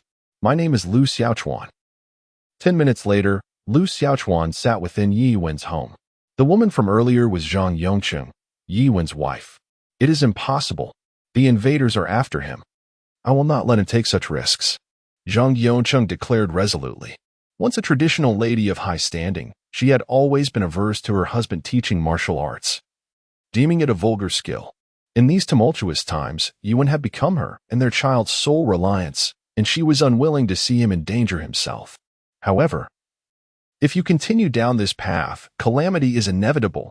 Those fiends are ruthless predators, Lu Xiaochuan advised. The most challenging aspect of this mission is not merely escorting Yi Wen out of the city, but persuading him to depart. According to the original narrative, even if Yi Wen were to be captured, he would not perish but would eventually journey to Hong Kong, thereby becoming the master of Wing Chun. For Lu Xiaochuan, propelling this process forward is paramount. Yi Wen, as the protagonist, is destined to survive, yet he currently assumes the guise of a mountain bandit, exposing him to potential peril that he cannot afford to overlook. "I will absolutely not consent to this, and neither will Yi Wen." Zhang Xiuqing rose, declaring, "Please leave at once." She adopted a demeanor indicative of ushering a guest out. Just as Lu Xiaochuan sought to reason with her, the door swung open, and a figure entered. He was neither tall nor robust, clad in coarse linen garments, with a pallor reminiscent of overripe vegetables. Yi Wen toiled daily at the coal yard to provide for his family, subsisting on merely a single sweet potato per day. Furthermore, he would reserve half of that sweet potato for his child. Were it not for the occasional assistance from his co-workers, his family might have perished from starvation. Lu Xiaochuan scrutinized him. This was the legendary master who would elevate Wing Chun to prominence. It is said that over 1 million individuals would study Wing Chun in later generations, with the renowned Bruce Lee among Yi Wen's disciples. "Madam, what troubles you?" Yi Wen inquired, perplexed by the unexpected visitor. "Make him leave." Zhang Xiuqing pointed at Lu Xiaochuan, remaining seated due to her overwhelming hunger, which rendered her devoid of strength. "Please exit," Yi Wen stated firmly, not bothering to inquire further, as he ushered the guest away. Lu Xiaochuan still wished to explain, but Yi Wen seized his shoulder and dragged him toward the door. With a resounding slam, the door was shut. In the distance, Zhou Qingchuan shook his head, his expression somber. He was not alone in his discontent. Jin Shanzhao and others seethed with anger, exclaiming, "What a pathetic display from a grown man. If I weren't outmatched, I would have gladly taught him a lesson." There had once been an opportunity to venture to Hong Kong, yet Yi Wen was resolute in his desire to remain, fixated solely on the survival of his family. Without Yi Wen's guidance, his friends would undoubtedly refrain from offering assistance. The path to Yi Wen's departure was fraught with over a year of trials, a weight that Lu Xiaochuan could not endure. Let it be, no more persuasion. It is futile. Once he has made a decision, no one can sway him, Zhou Qingchuan asserted. Nay, today I must convince him, Lu Xiaochuan insisted. He pondered that if his own reasoning failed to sway them, perhaps the words of revolutionary forebears would resonate. He called out loudly at Yi Wen's doorstep, "Master Yi, Madam Yi, I wish to recite 2 poems for you." The first was the elegy of the heroic Ji Hongchang, who perished in the fight against Japanese aggression. With a heavy heart, he recited, "Regretting not to die in battle, I remain here in shame today. The nation lies in ruins. Why should I cherish this head of mine?" Behind him, Zhou Qingchuan, the cotton mill owner, along with his son, the bandit Jin Shanzhao, and his apprentices, as well as several onlookers from the impoverished district, fell into a profound silence. The invasion of the enemy had wrought unimaginable horrors, prompting many among them to choose evasion and submission. Upon hearing this poem, they seemed to witness the stirring image of a national hero facing death with unwavering courage. Within the confines of the room, Yi Wen and Zhang Yongqing exchanged a glance, with Zhang Yongqing clasping Yi Wen's hand in a silent gesture of camaraderie. Lu Xiaochuan continued. There is a second poem, penned by a female hero named Zhao Yimin. Despite her femininity, she led her compatriots to the battlefield, bravely confronting the Japanese invaders. Ultimately captured and martyred, he recited, "I vow to serve my country, not my family. I cross rivers and seas to wander afar." Are all men truly valiant? Why must women suffer the scorn? A lifetime of loyalty for the restoration of my nation, my fervent blood nourishes China. We shall rid the land of our enemies, laughing as our banners bloom like flowers. Master Yi, she had never trained in martial arts nor wielded a weapon. Yet, when the enemy approached, she too soared into battle, fighting valiantly alongside her fellow countrymen. How many among us share the same spirit? Chapter 31, An Inch of Land, An Inch of Blood. As Lu Xiaochuan spoke, those surrounding him fell into deep contemplation. Even the impoverished souls lingering in despair were moved to tears, recalling the humiliating existence imposed upon them under the tyrannical rule of the Japanese and the brave souls who perished in defiance. Jin Shan struck his fist against a mud wall in a fit of rage, causing it to crumble beneath his blow. Zhou Qingchuan adjusted his spectacles, gently wiping away the tears at the corners of his eyes. He proclaimed loudly, "The rise and fall of the nation is the responsibility of every individual." How many compatriots have suffered at the hands of the invaders? How many families have been torn apart? If we remain passive, who shall save our homeland? At that moment, one individual sighed, "What power do we possess? The enemy's guns and cannons are far superior to our martial arts. This is a land renowned for its martial prowess, where many have practiced the art of combat. Lu Xiaochuan retorted, "Indeed, one person may be of little consequence, but what of 10? If we seize their weapons, we can continue to resist and vanquish them." At that moment, he heard Yi Wen's son exclaim from within the room, "Father, did you not tell me that martial arts are merely for strengthening the body? You also said that martial arts should not be used for fighting." Lu Xiaochuan shouted back, "That was in times of peace. Now, in this perilous moment for our nation, those who practice martial arts must wield their skills to defend our homeland and triumph over our foes. The true chivalry lies in serving the country and the people." Many hearts stirred at his words, resonating with profound agreement. This was the very ethos they, as martial artists, aspired to uphold. Even Yi Wen, in the room, could not help but rise, feeling a surge of fervor within him. You possess some martial skills, and your bodies are stronger than the average person's. If you do not stand against this, who will save our great China? Lu Xiaochuan continued, "Master Yi, if your martial arts could be taught to more individuals, empowering our fellow countrymen to strengthen their bodies and defend our nation, would that not be a greater good? An inch of mountains and rivers demands an inch of blood. With 100,000 youth, we could form an army. How can we allow these Japanese invaders to run rampant?" "Well said," came the resounding cheers from behind Lu Xiaochuan. A chorus of voices from the onlookers. They raised their fists, shouting with fervor. His impassioned declarations ignited a fire within their hearts. In the face of national calamity, how could these strong men, practitioners of martial arts, stand idly by while their kin were slaughtered? Damn it. A life lost is but a scar the size of a bowl. Lousy Jinshan had never considered himself a hero in this lifetime. Yet he felt an overwhelming urge to vanquish a few adversaries this time. He longed to confront the enemy with fervor, but was restrained by Zhou Qingchuan, who cautioned against impulsiveness, emphasizing the necessity of a strategic approach and urging them to heed Mr. Lu's arrangements. Deeply moved by Lu Xiaochuan's stirring words, he sensed a revival of spirit among the previously apathetic, transforming even the bandits into valiant warriors. Mr. Lu epitomized the true spirit of righteousness. In Yi Wen's quarters, he cast a glance at his wife, Zhang Xiuqing.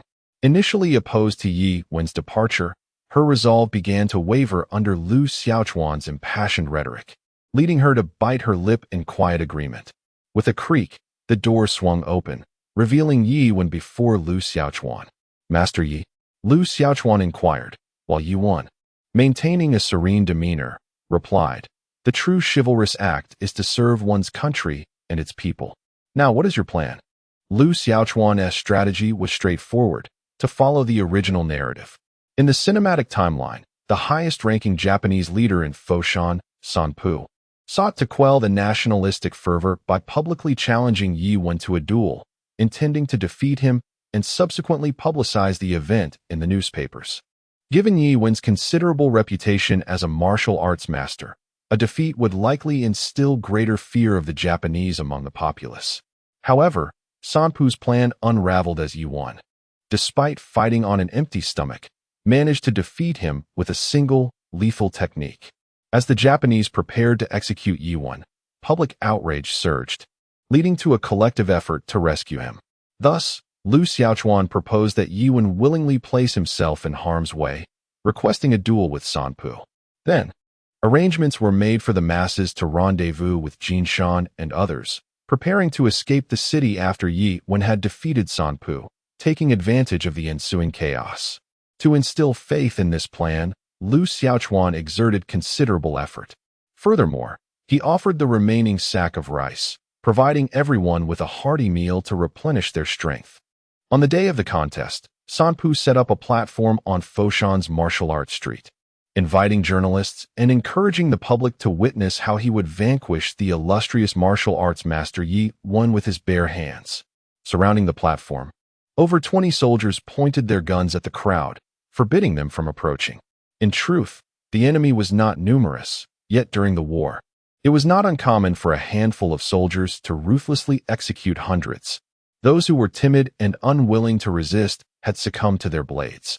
Lu Xiaochuan was among the onlookers and quietly inquired of Zhou Qingchuan. "Mr. Zhou, are you certain there are no issues?" Zhou Qingchuan responded, "Rest assured, we have over 50 skilled fighters among us. If they launch a surprise attack, they can certainly eliminate these soldiers." Subsequently, Jin Shan and his disciples disguised themselves as cotton factory workers to deal with the enemy soldiers and their puppet army at the city gate. As long as Master Yi could defeat San Pu and incite disorder among the enemy, our plan would encounter no obstacles.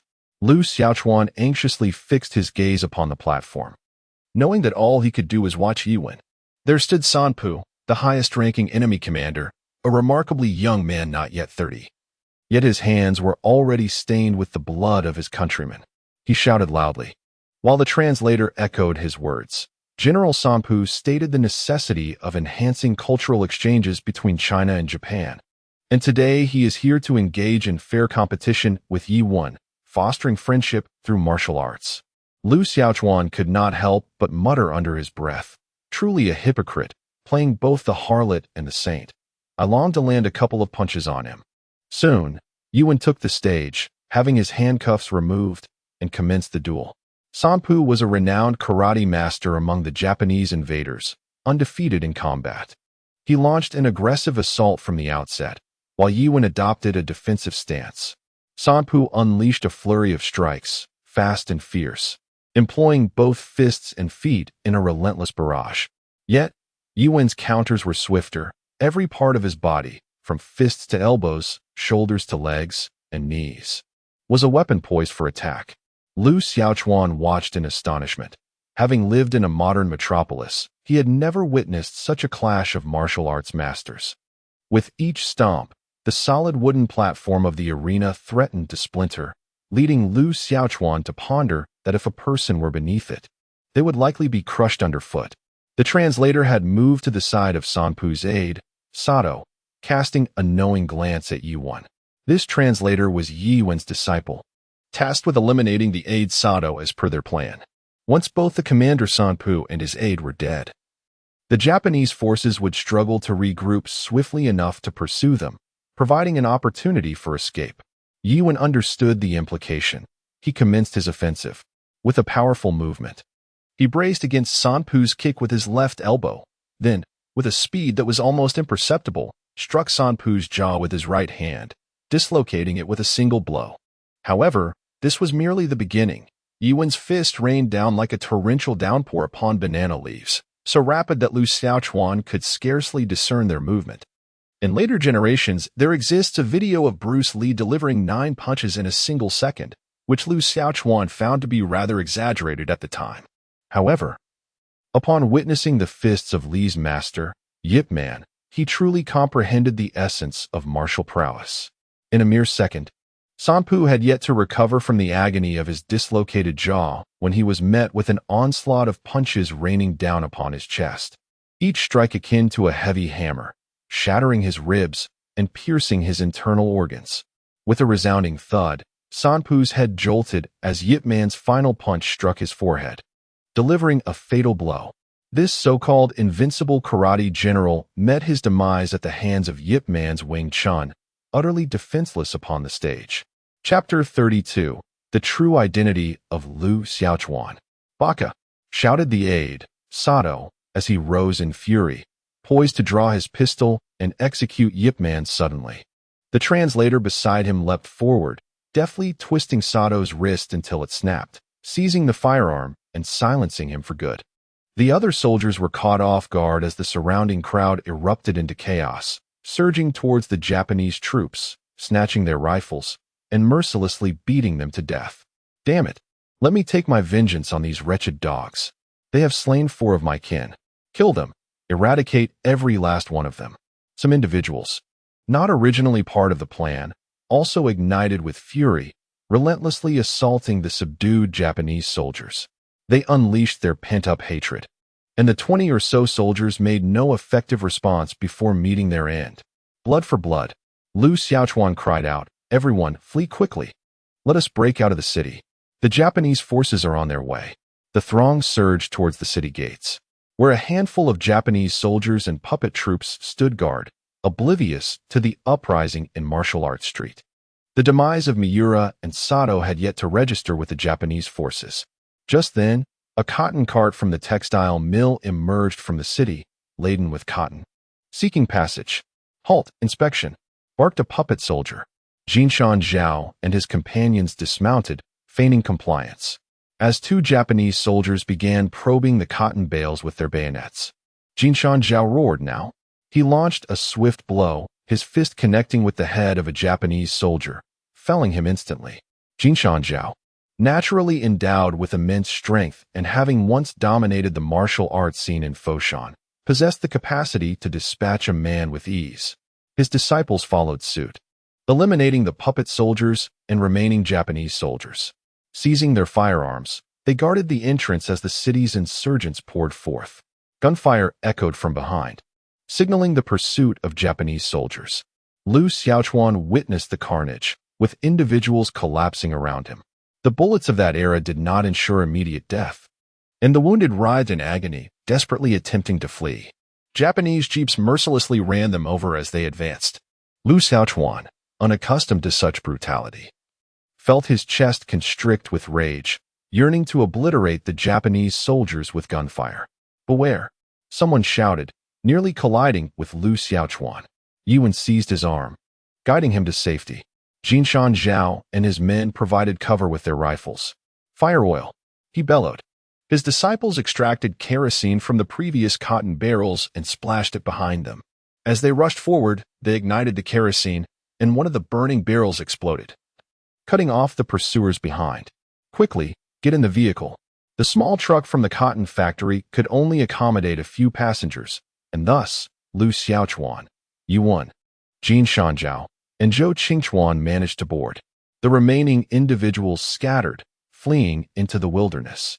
On the truck, Lu Xiaochuan's emotions were still tumultuous. His earlier impassioned proclamations were often borrowed from the words of others. When he truly witnessed the invaders' utter disregard for the lives of his compatriots, he felt an overwhelming urge to charge into battle and confront them fiercely. However, Yuan and the others had become accustomed to such brutality, having witnessed even more horrific scenes. Zhou Qingchuan remarked, "Thanks to Mr. Lu, we have managed to escape from the depths of despair."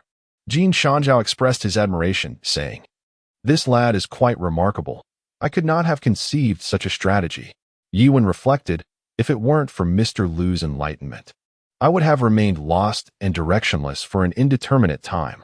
The atrocities committed by the invaders today shall surely be avenged.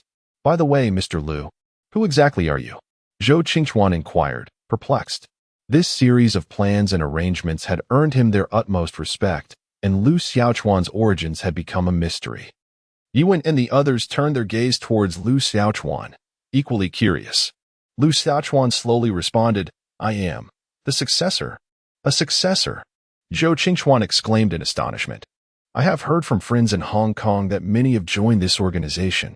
Yuan expressed his admiration, stating, "Mr. Lu, to be so young and yet tirelessly devoted to the affairs of the nation, caring for the people and risking your life, is truly commendable. You are a model for us all." Although the others could not fully comprehend his words, they still regarded Lu Xiaochuan with great respect. Seizing the moment, Lu Xiaochuan inquired, "Master Yi, could you teach me your Wing Chun?" Yuan had never imparted his techniques to disciples before. Those who claimed to be his students had merely received superficial guidance from him. The individuals in the vehicle turned their gaze towards Yuan, uncertain if he would acquiesce this time.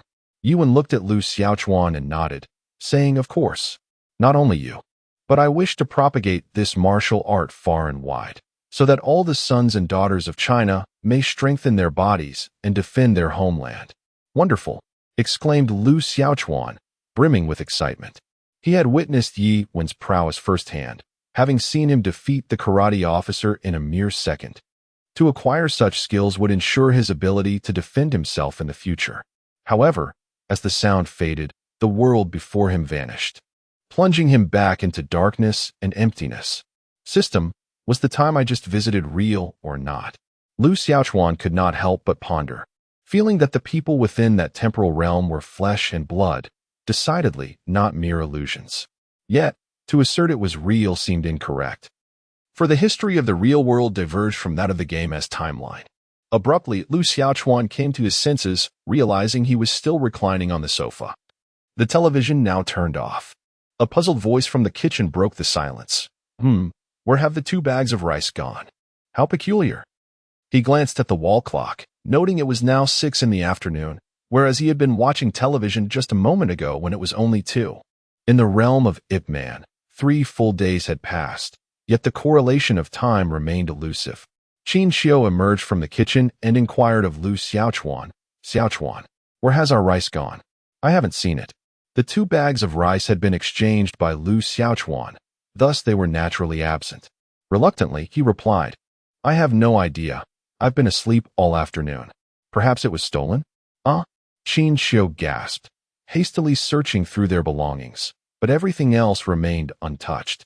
Only the 2 bags of rice were missing. With a sigh of resignation, Lu Xiaochuan said, Mom, I was in a daze while sleeping.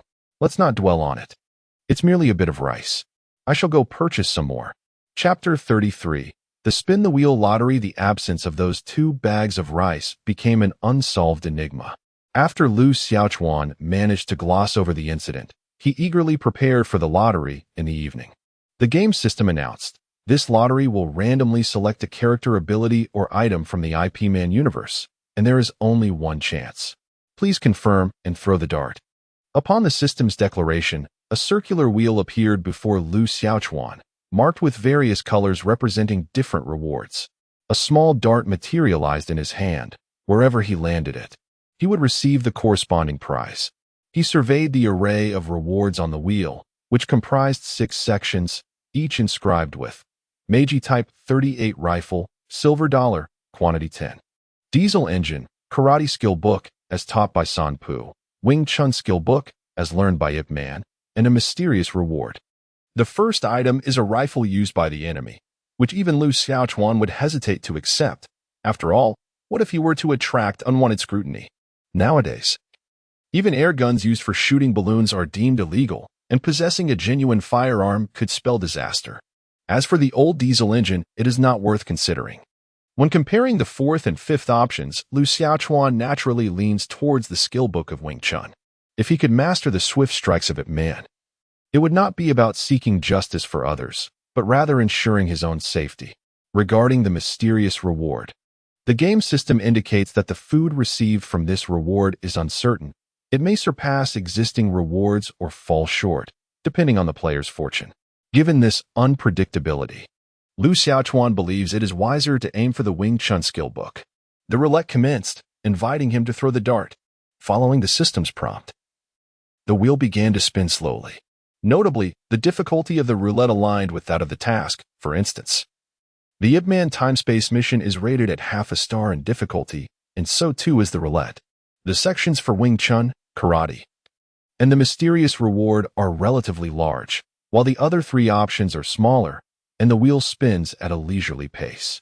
If the difficulty of the roulette increases in the future, the areas for better rewards will shrink, and the speed of the spin will quicken, making it increasingly challenging to land on the desired prize.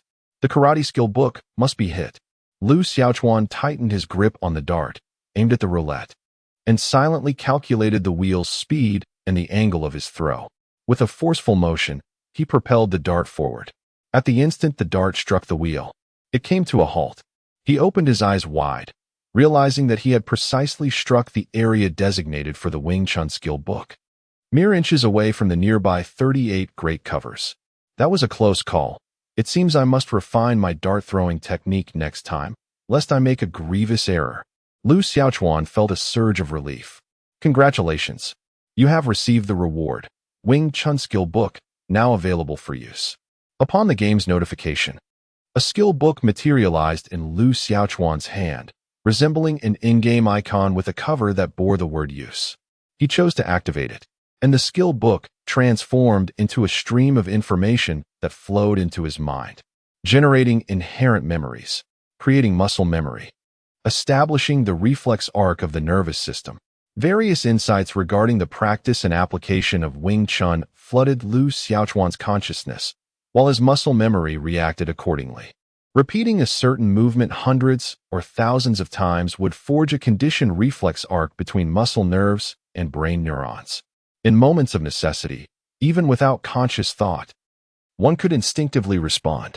This skill book was indeed remarkable, sparing Lu Xiaochuan the arduous hours typically spent mastering martial arts. The transformation complete. He had now mastered the Wing Chun skill. Notice, the physical attributes corresponding to this skill determine the level of power that can be exerted. Currently, you can unleash proficiency level strength. Lu Xiaochuan inquired, what does proficiency level entail? Are there other ranks? Game system. Those who practice martial arts at a basic level are termed as beginners, followed by proficiency, then tiers from third-rate to first-rate masters, grandmasters, and ultimately, supreme masters. Having grasped the essence of Wing Chun at a grandmaster level in theory, yet constrained by physical limitations and insufficient training, he could only manifest a level of proficiency. Augmenting his physical attributes would inevitably elevate his mastery of Wing Chun. Lu Xiaochuan, though feigning comprehension, remained indifferent, content with its defensive capabilities. He embarked on a mental recapitulation of his Wing Chun knowledge, gradually succumbing to slumber. The subsequent dawn witnessed Lu Xiaochuan's early rise, venturing forth to fortify his physique. With newfound insight into the art of martial cultivation and self-preservation, he became acutely aware of his own frailty. The erratic lifestyle of his high school years had rendered his bodily functions inferior to those of the average individual. Neglecting exercise would inevitably lead to a cascade of ailments. Following a prolonged run, he executed a series of rudimentary boxing techniques, barely completing the routine before being drenched in perspiration and gasping for air. His physical condition was indeed deplorable, necessitating consistent and rigorous training. After a brief respite, Lu Xiaochuan proceeded to Tunglong Game Studio, resuming his part-time occupation. The inaugural system upgrade had depleted his entire savings, while the subsequent upgrade demanded a staggering sum of 100,000 yuan. Furthermore, there was the matter of Ning Zheng's phone expenses, his own university living costs, and the imperative to acquire a new mobile device. In essence, he was in dire need of funds. Xiaochuan, you have finally arrived, exclaimed Wei Dong, perceiving Lu Xiaochuan as a savior. Quickly, let us engage in duo queue boosting. These past few days of solo orders have been utterly exhausting, marked by constant defeats. Heck, queue with me. Dongzi is utterly incompetent. I possess master-tier orders with lucrative payouts. Chimed in other members of the studio, vying for his attention. Lu Xiaochuan responded with an affable smile, whichever is fine. I only engage in matches above the master tier. A month swiftly passed, and Lu Xiaochuan not only repaid Ning Zheng for the mobile expenses, but also managed to save 1,000 yuan. In truth, without the supplementary income from playing games, this endeavor was not particularly lucrative. Lu Xiaochuan planned to seek other means of earning money once he arrived at university. The admission notice from the Provincial Institute of Technology had also arrived, with enrollment commencing on September 10th. As it was now August 15th, there were still over 2 weeks until the start of the term. Qin Xiu appeared exceedingly agitated, her face pale with fury. She exclaimed, "What is the meaning of this? How can you encroach upon the vacant land in front of my home?" Zhao Lifang, adorned with heavy makeup, could not conceal the crow's feet at the corners of her eyes. With her hands on her hips, she retorted sharply, "Who says that land belongs to you? Do you have any proof? I could just as easily claim it as mine. Besides, you have no use for it." Qin Xiu responded, "Who says we have no use for it? We had previously planted some vegetables there, but you've dug them all up. Is that so? I haven't seen any. There was only wild grass here before." Zhao Lifang was unreasonable and obstinate. Chapter 34. The neighbors who slaughter pigs in front of Lu Xiaochuan's home. There was an expanse of approximately 10 square meters of vacant land, originally transformed from farmland into residential space. According to regulations, this area was designated for Lu Xiaochuan's family. However, the previous county government's documentation did not clarify the details, leaving the land nominally belonging to Lu Xiaochuan's family, while Zhao Lifang's family had a similar patch of land in front of their house. There had been precedents in the past where the government compensated families for their self-cultivated land when demolishing houses nearby. In Hong County, the process of relocation differs significantly from that in larger cities. Here, even houses sold at low prices struggle to find buyers, and the compensation funds are meager, often resulting in a break-even situation. This small piece of retained land, if converted into compensation, would be valued at over 20,000 yuan. Consequently, Zhao Lifang's family has set their sights on this modest parcel of land in front of Lu Xiaochuan's residence. They have long desired to appropriate it, anticipating that in a couple of years, when further relocations occur, the compensation might exceed 20,000. The two families had previously engaged in disputes, with Lu Hao seeking clarification from the relevant authorities. However, they stated that without confirmed documentation, they would not intervene, leaving the families to negotiate amongst themselves. The outcome of these negotiations was, unsurprisingly, fraught with tension. Today, Zhao Lifang's family has directly sent a truckload of sand to claim the land, asserting intentions to construct a chicken coop. Qin Xiu argued vehemently against this, but Zhao Lifang remained obstinate, causing Qin Xiu's head to spin with frustration. Observing the commotion, Lu Xiaochuan stepped forward to support his mother, addressing Zhao Lifang. "Is your family truly devoid of reason?" Zhao Lifang, pointing a finger in anger, retorted, "What do you know, little brat? Get lost." Clenching his fist, Lu Xiaochuan declared, "You heartless fiend, should you dare to forcibly seize our land, beware that I will not hold back." "Oh, little brat, you dare to threaten me," Zhao Lifang exclaimed, hands on her hips, calling out to the house. "Honey, come look at this audacious child next door." Inside, Song Jiwen's father, Song Dazhuang, emerged with his bare torso, his bulk intimidating as he shouted, "What is going on here?" Spotting Lu Xiaochuan and Qin Xiu, he pointed and cursed, "You little brat, threaten me one more time, and I swear I'll teach you a lesson." Song Dazhuang, known for his robust physique and aggressive demeanor, was the local pig butcher. Years ago, he had even spent time in jail for his violent behavior. Qin Xiu felt a pang of anxiety, realizing that reasoning with such a brutish individual was futile. "How do you educate your child to speak politely?" Zhao Lifang mocked. "What nonsense!" Song Dazhuang retorted, "Tomorrow, I'll build the chicken coop." However, his family did not raise chickens. The construction of the coop was merely a means to seize land. By heavens! Lu Xiaochuan thought of confronting him. After a month of practicing Wing Chun, he had yet to test his skills. That plot of land was originally allocated to our family.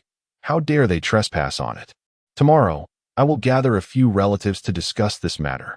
His notion of discussing involved rallying friends and family to negotiate with the neighbors, believing that numbers would strengthen their bargaining position. Qin Xiu inquired, "Do you think anything will happen?" Lu Hao assured her, "Rest easy. We are in the right here." "Dad? Mom? What is going on?" Lu Xiaochuan asked. Qin Xiu sighed and explained, "Today, your father and two friends went to negotiate with the neighbor, the pig butcher, but it escalated into a fight. The butcher is acquainted with a group of local thugs who came looking for trouble. Fortunately, the police arrived promptly, otherwise, it could have ended badly. Those thugs even threatened us, demanding that we relinquish our plot of land, or they would return for more trouble." Lu Hao inhaled deeply, remaining silent. Lu Xiaochuan seethed with anger. "This is intolerable. What did the police say?" Qin Xiu, while unwilling to forsake her family's interests, was even more distressed at the thought of her loved ones getting hurt. Lu Xiaochuan remained silent, contemplating whether he should refrain from participating in the gaming practice tomorrow, pondering if there might be a way to resolve the matter. Meanwhile, in the neighboring house, Zhao Lifang continued to curse Lu Xiaochuan's family, finding it utterly amusing that the man surnamed Lu had brought people over today to discuss reason. Song Dazhuang laughed heartily, declaring, "I refuse to reason with him. Tomorrow I shall summon those ruffians and recruit a couple of migrant workers to construct a chicken coop with bricks. This mere 10-odd square meters will belong to us." Song Jiwen chimed in, "Father, your plan is truly brilliant. Now the Lu family will have no recourse against us." With a sense of pride, Song Dazhuang replied, "Learn from your old man. A fool is one who misses an opportunity." Those with capabilities can intimidate others, while the inept, like that Lu fellow, are left to be bullied by us. Song Jiwen nodded in agreement, stating, "Indeed, I shall remember that." His thoughts drifted to Lu Xiaochuan, whom he found exceedingly detestable. Not only had Lu's grades suddenly surpassed his own, but it was also Lu's fault that he had failed to cultivate a romance with Gao Li. If given the chance, he too would relish the opportunity to bully him. The following morning, 5 idle ruffians arrived at the Song family's doorstep, while munching on watermelon and playing cards. 2 migrant workers dragged in lime and bricks to construct the chicken coop on Lu Xiaochuan's property. As Lu Hao and Qin Xiu observed the situation, ready to intervene, the 5 ruffians slammed their hands on the table, rising in unison and casting threatening glances their way, poised for confrontation. Just as Lu Hao was about to erupt, Qin Xiu quickly restrained him, saying, "Enough, enough. You are the pillar of this family. If you act impulsively, what will happen to me and the children?" Lu Hao took a deep breath and declared, "I remember. This pig killer." He and Qin Xiu headed to work, while 5 ruffians downstairs erupted in laughter, mocking, "What a coward." Zhao Lifeng then sliced a watermelon and said, "Song Jiwen, please take this over to everyone." Song Jiwen carried the watermelon outside and remarked, "Brothers, you've worked hard. Enjoy the melon." The ruffians chuckled. "This kid is considerate." One of the leaders inquired, "By the way, when will we receive our payment for watching the place?" The leader nodded in satisfaction, realizing that lounging here while enjoying watermelon and playing cards could earn them 2,000 yuan, a truly lucrative arrangement. Chapter 35. Come, let us play in the alley. Lu Xiaochuan estimated that his parents had wandered far enough away before he ventured out of the house. He marched directly to the group of migrant workers and shouted, "What are you doing? Who permitted you to build a wall here? This is my family's land." The workers, puzzled, replied, "The owner of this place instructed us to do so," halting their work. Upon witnessing this, Song Jiwen quickly called out to the ruffians, "Brothers, trouble has arrived." The ruffian leader thumped the table and shouted, "The older ones dare not speak, but the younger ones still seek trouble. Let me teach him a lesson." Song Jiwen was elated. If they could utilize these ruffians to discipline Lu Xiaochuan, it would be nothing short of splendid. These ruffians were notorious for causing disturbances and brawling, with frequent run-ins with the law. Moreover, they would always flee after a fight, leaving no trace or information, rendering the police helpless. In Hong County, unlike the bustling metropolis, surveillance cameras are limited to intersections and large shopping malls. Elsewhere, one can turn a corner without anyone knowing what has transpired. "Brother Chong, that little brat is quite bothersome. Please teach him a lesson for me, and I shall reward you with an additional 200 in red envelopes," Song Jiwen said, his tone laced with malice. To confront Lu Xiaochuan, he was willing to part with his hard-earned pocket money.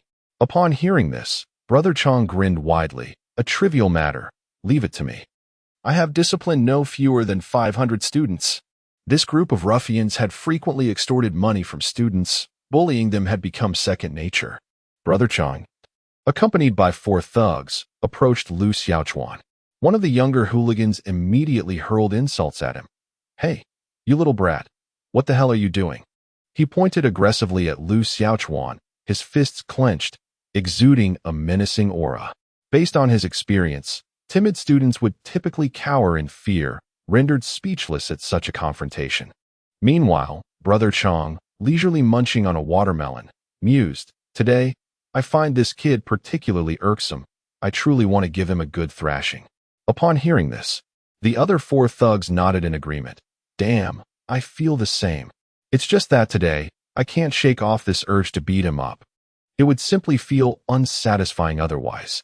Lu Xiaochuan pondered inwardly. Is the villain aura at play?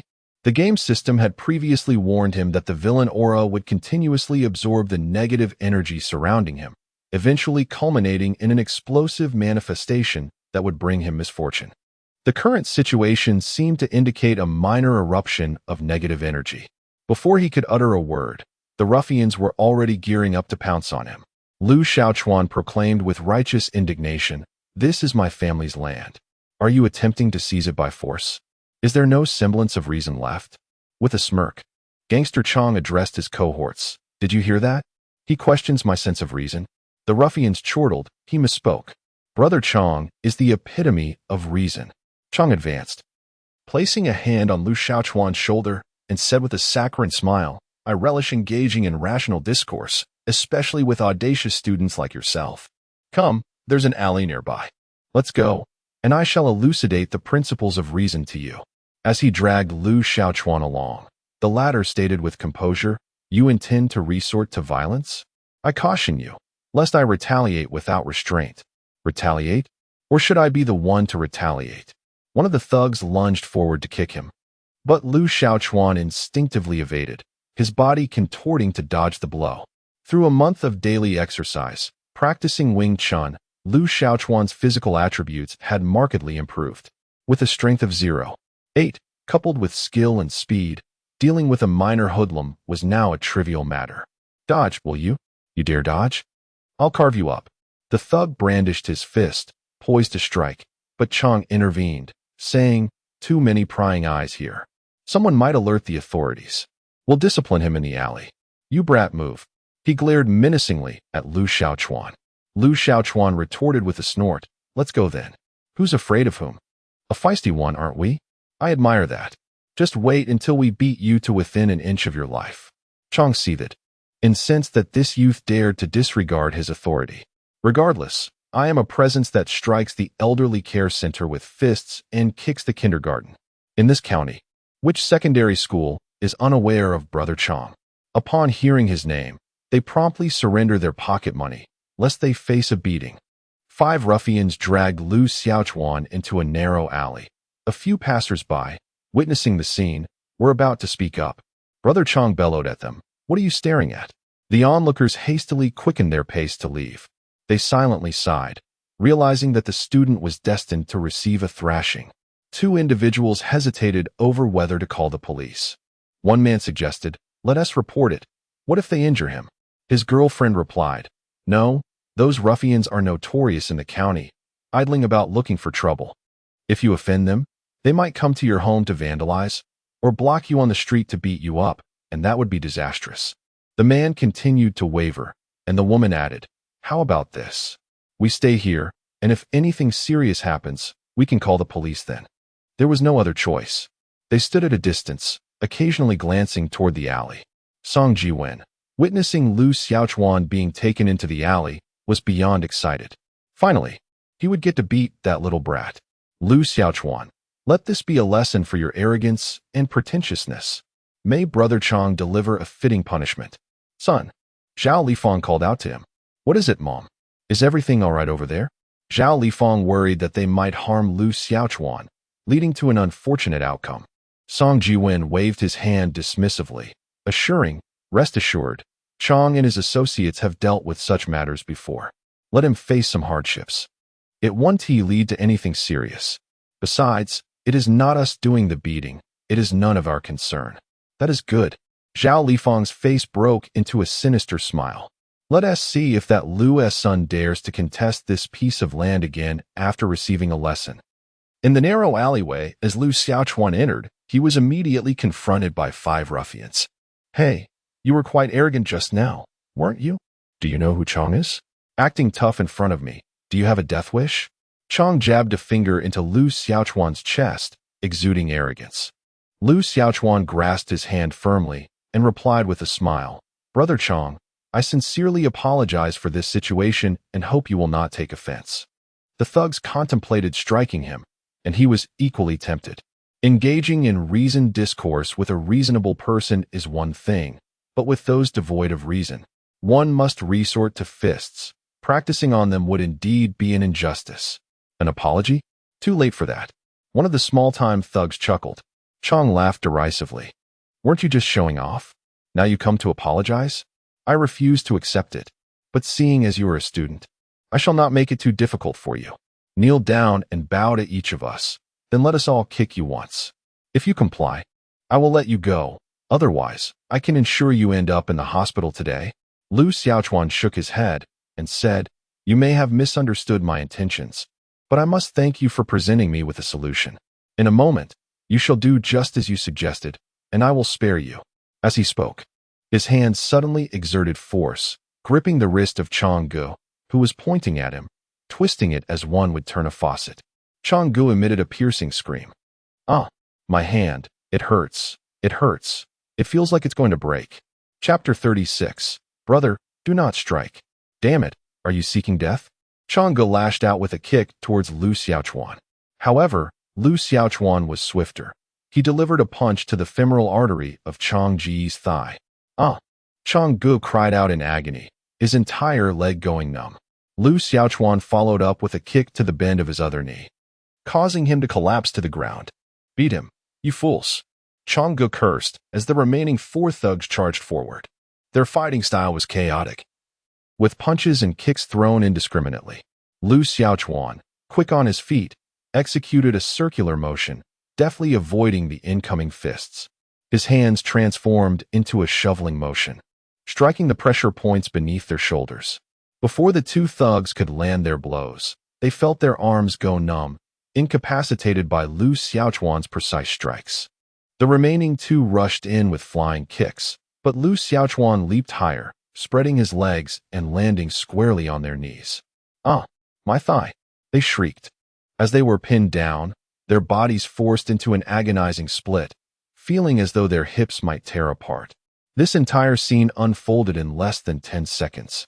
The 5 thugs had not even managed to reach Lu Xiaochuan before they were all incapacitated. They were utterly no match for him. This was hardly surprising, as they were merely ordinary individuals with no combat skills. Their brawling was a haphazard affair, and against a skilled opponent, a single punch could easily end the encounter. Like a swift capture, he subdued them in an instant, leaving no time for them to react. Engaging in a contest of skills is a matter reserved for the adept. After acquiring the Wing Chun techniques from Ip Man, the small-time ruffians were utterly insignificant to Lu Xiaochuan. Had he possessed sufficient strength, he would have sent them flying with a mere strike. "Brother Chong, this kid is something else. He knows martial arts," one of the thugs exclaimed in terror, recalling a previous encounter. During a brawl, they had faced an opponent skilled in Sanda, who had thoroughly taught them a lesson, instilling in him a lasting fear of those who practiced martial arts. Is he really capable of martial arts? Haven't you heard of bricks-breaking martial arts? Keep hitting him. By this time, Brother Chang had risen from the ground, seizing a brick and hurling it at Lu Xiaochuan. However, Lu Xiaochuan moved with the speed of a man 15 times faster than the average individual, coupled with his refined martial arts skills. He tilted his head just in time to evade the brick while simultaneously landing a punch to Brother Chang's abdomen. Brother Chang felt a searing pain in his stomach, as if his bile was about to erupt, and he doubled over on the ground, groaning in agony. Meanwhile, 2 other thugs grabbed branches to strike at Lu Xiaochuan, while one attempted to hurl a stone. After dodging a couple of their attacks, Lu Xiaochuan leaped, planting one foot against the wall and delivering a kick that sent one thug sprawling to the ground. "Don't come any closer." The remaining 2 thugs were paralyzed by fear. With each step Lu Xiaochuan took forward, they retreated. Had they not witnessed the scene with their own eyes, they would never have fathomed that martial arts could possess such formidable power. With just a few well-placed strikes, Lu Xiaochuan had dispatched Brother Chang, leaving both men groaning on the ground. "Go to hell." A thug forcefully hurled a brick towards Lu Xiaochuan, while another swung a sturdy stick. The narrow alley offered little room for evasion, compelling Lu Xiaochuan to employ his previous tactic once more. He leapt, pressing against the wall, and then, like a watermelon being stomped, landed a foot on each of the 2 assailants' heads. Upon his descent, all 5 adversaries collapsed to the ground, groaning in agony. Brother Chang happened to witness Lu Xiaochuan's aerial maneuver, his expression one of disbelief, as if he were beholding a master from a martial arts film, effortlessly traversing rooftops. In that fleeting moment, he forgot his own identity and the pain he bore, exclaiming involuntarily, "Incredible." One of the small-time thugs, still defiant, prepared to strike Lu Xiaochuan with a nearby brick. However, Lu Xiaochuan swiftly stepped on his hand, eliciting a cry of pain. Approaching Brother Chang, Lu Xiaochuan inquired, "What now? Are you all still unsatisfied? Come and strike again." Brother Chang, on the verge of tears, lamented, "Who could possibly contend with you? Initially perceiving Lu Xiaochuan as merely a destitute student, a soft target, he now realized he was facing a concealed powerhouse. This was a grave miscalculation. Brother Chang even mused that, at this moment, armed with nothing but a kitchen knife, he would stand little chance against this formidable opponent, with a likelihood of being countered exceeding 90%. No more fighting, no more. Brother Chang shook his head vigorously, clutching his abdomen as he struggled to rise, the pain still lingering. Now, disheveled and bruised, he appeared a far cry from the brazen thug he had been moments before. Brother Chang. The four small-time thugs rose, their expressions filled with despair as they gazed at him. They were seething with anger towards Lu Xiaochuan, yet simultaneously feared the might of his fists. Damn it! Brother Chang suddenly cursed. Who told you to lay hands on this esteemed brother? Huh? The words of Chang Gu left the four ruffians utterly bewildered. Weren't you the ones who told us to teach him a lesson? Just a moment ago, you even said you wanted to beat him to death. One of them exclaimed. Damn it, you fools! Chang Gu retorted angrily. Do you think this brother here is someone you can handle? Have your eyes gone blind? The four small-time thugs felt wronged. Nursing their injuries while receiving scolding from their leader, they were utterly perplexed by the turn of events. Lu Xiaochuan interrupted them, saying, enough with the nonsense. I need to settle the score with you. You've unlawfully occupied my family's land, and now you want to teach me a lesson? What do you propose we do about it? His clenched fist instilled fear in Chang Gu and his companions. Brother, I was wrong. Chang Gu quickly conceded. I shouldn't have set my sights on you or your family's property. It was that pig butcher who hired us. Lu Xiaochuan scoffed coldly. Hired you? Let me tell you, I have always repaid my grudges in full. If you don't pay a price today, don't even think about walking away. After all, who would care if I dealt with a few thugs like you? Upon hearing this, Chang Gu was immediately frightened. Moments ago, Lu Xiaochuan's kick nearly crippled his leg, and a punch had sent him crashing down. If Lu Xiaochuan were to unleash his full wrath, he might end up hospitalized today. Brother, please, we'll make amends. We apologize, just don't resort to violence. Chang Gu was not a man of integrity. Otherwise, he would not have squandered his days as a petty thug, extorting students. What good is your apology? It's worth nothing. Lu Xiaochuan snapped. Here's the deal. I'm giving you an opportunity. That pig butcher wants to forcibly occupy my family's land. I don't wish to get my hands dirty with this matter. You need to handle it properly, understand? Brother, we are merely delinquents. If we hurt someone, we fear the police will catch us. Chang Gu pleaded. Lu Xiaochuan's gaze turned icy, preparing to strike again. But Chang Gu quickly interjected. All right, let us go. He thought to himself that once they left this place, he would escape. For Lu Xiaochuan had no knowledge of their identities. Just as he contemplated this, Lu Xiaochuan suddenly struck a pressure point on his waist, causing Chang Gu to cry out in pain. Lu Xiaochuan then deftly targeted the pressure points of the other four ruffians, each writhing in unbearable agony. Brother, what are you doing? Chang Gu exclaimed, feeling aggrieved. Lu Xiaochuan explained, the human body has over 400 acupoints, which are the pivotal junctions of the meridians. Some are lethal points. A heavy blow could result in death. Others, while not fatal, correspond to specific bodily functions. Just now, I tampered with one of your acupoints. If you do not rectify it, the connection from your kidneys to the lower regions will become obstructed, leading to impotence over time. Lu Xiaochuan was intentionally misleading them. He had merely inflicted a sharp pain and had no such effects in mind. However, these individuals, lacking in education and already intimidated by Lu Xiaochuan's earlier display of skill, turned pale at his words. Brother, please, we will certainly do as you say. Not only Chang Gu but the others also pleaded submissively, despite being older than Lu Xiaochuan. They still referred to him as brother in flattering tones. Chapter 37. Evil begets evil. Lu Xiaochuan chuckled. Do not be anxious. I shall await your return here. Once your matters are resolved, I shall assist you in addressing this issue. Brother, what do you suggest we do? Chang Gu cautiously inquired. Aren't you thugs? Lu Xiaochuan replied. Do I really need to teach you this? Regardless of your methods, I expect two outcomes. First, that piece of land belongs to my family. Second, that butcher should receive a lesson, so he behaves himself in the future. Understood, Chang Gu acknowledged. though he still felt a sharp pain in his waist. Coupled with a psychological effect, he was convinced that he could not perform in a certain manner at the moment. This reaction was quite normal. One could hardly maintain composure after being struck. It only suggested a certain abnormality. Meanwhile, at Song Ji-won's residence, he stood at the entrance, peering into the alley with an air of anticipation. He faintly heard the sound of anguished cries. Lu Xiaochuan has finally been beaten. What a relief. Song Ji-won was filled with excitement, envisioning Lu Xiaochuan being pummeled by 5 thugs. Son, Zhao Lifeng called from upstairs. What is it? Song Ji-won looked up. Go check on the situation. I hope nothing serious has happened. Zhao Lifeng worried that if the boy next door was merely thrashed, it would be manageable. But if he were seriously harmed, it would lead to complications. All right. Song Ji-won was also eager to witness Lu Xiaochuan's misfortune, curious to see if he would still act arrogantly.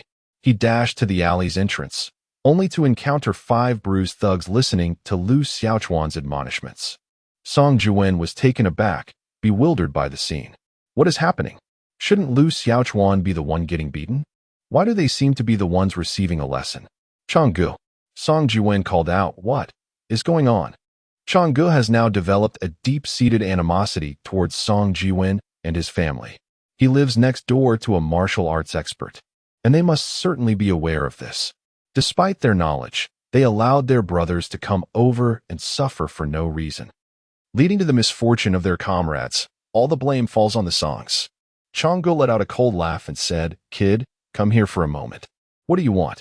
Song Ji-won replied, feeling somewhat guilty as he sensed that something was amiss. However, there was no escape for him now, as the remaining ruffians had already approached him, dragging him in half-heartedly. Ahem. Lu Xiaochuan cleared his throat and said, I didn't see anything. I was merely passing by. Please, continue. He stepped out of the alley, found a stool, and settled in front of his home, casually slicing a watermelon in the kitchen while watching the spectacle unfold, quietly embracing the role of a bystander. In the alley, Song Ji-won looked at the encroaching Changgu and his companions, panic-stricken. Changgu, I didn't do anything. How dare you? Changgu stepped forward and slapped him across the face, exclaiming, Damn it, you little brat. You've caused me trouble. Changgu, why are you hitting me? Song Ji-won protested, feeling utterly wronged, yet he dared not fight back. A nearby thug stepped forward and kicked him, cursing. Who else should I hit? Today, I'll make sure you remember this. Help! They're hitting me. Song Ji-won screamed as Changgu and the others rushed forward, delivering a flurry of blows that left him battered and bruised. He curled up, clutching his head, wailing in despair. Changgu and his companions, seasoned in such matters, refrained from inflicting severe harm. Their intent was merely to let him experience a modicum of physical suffering. Upstairs, Zhao Lifeng caught a distant glimpse of her son entering the alley, and then she saw Lu Xiaochuan emerge unscathed, yet her son did not follow. A sense of curiosity stirred within her, prompting her to descend and ascertain what had transpired. However, as she reached the ground floor, she was met with the sight of Song Ji-won rushing out, crying out in distress, Mom, they beat me. His mouth was swollen, rendering his speech indistinct. Zhao Lifeng, witnessing her previously lively son now reduced to tears, his face marked with shoe prints and bearing the brunt of a brutal beating, felt an overwhelming surge of both compassion and indignation. What happened? What on earth transpired? At the other end of the street, a couple who had been contemplating calling the authorities were equally taken aback. The man remarked, It appears that he intended to deliver a beating but ended up being the one assaulted. The poor lad is truly unfortunate. The woman, reveling in schadenfreude, chuckled. In all my years, I have never witnessed someone hiring others to beat themselves up. It's utterly hilarious. After recounting the events to Zhao Lifeng, Song Ji-won exclaimed, I have no idea why they attacked me. Who did that hire? Zhao Lifeng, filled with rage, retorted, What are these ruffians up to? I shall confront them. Just as she spoke, she noticed Changgu and his companions emerging from the alley. They approached the chicken coop and violently kicked down the newly constructed brick wall.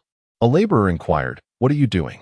Changgu, seething with anger, brandished a shovel and threatened, Who the hell authorized you to build a wall here? Don't you know this is someone else's land? Get out. The laborer, wishing to avoid conflict, replied, "It was Boss Song who paid us to construct it." Chang'e countered, "Then go find him. You are not permitted to work here any longer." Brother Chang scolded angrily, "What are you doing? Why did you hit my son?" Zhao Lifang approached, seething with fury. "It is obvious." She grabbed Song Jimin, pointing at his injuries while shouting. Brother Chang's gaze turned cold and menacing as he questioned Song Jimin. "Did I strike you just now?" His tone dripped with intimidation, leaving Song Jimin momentarily speechless. Furious, Zhao Lifang exclaimed, "Do you have no sense of reason? My husband invited you here to oversee the event. Yet, you not only assaulted my son, but also vandalized the venue. You scoundrels! You foul woman! Dare you utter another insult?" Brother Chang threatened, his finger pointed at her, ready to resort to violence. Instantly, Zhao Lifang felt intimidated and fell silent.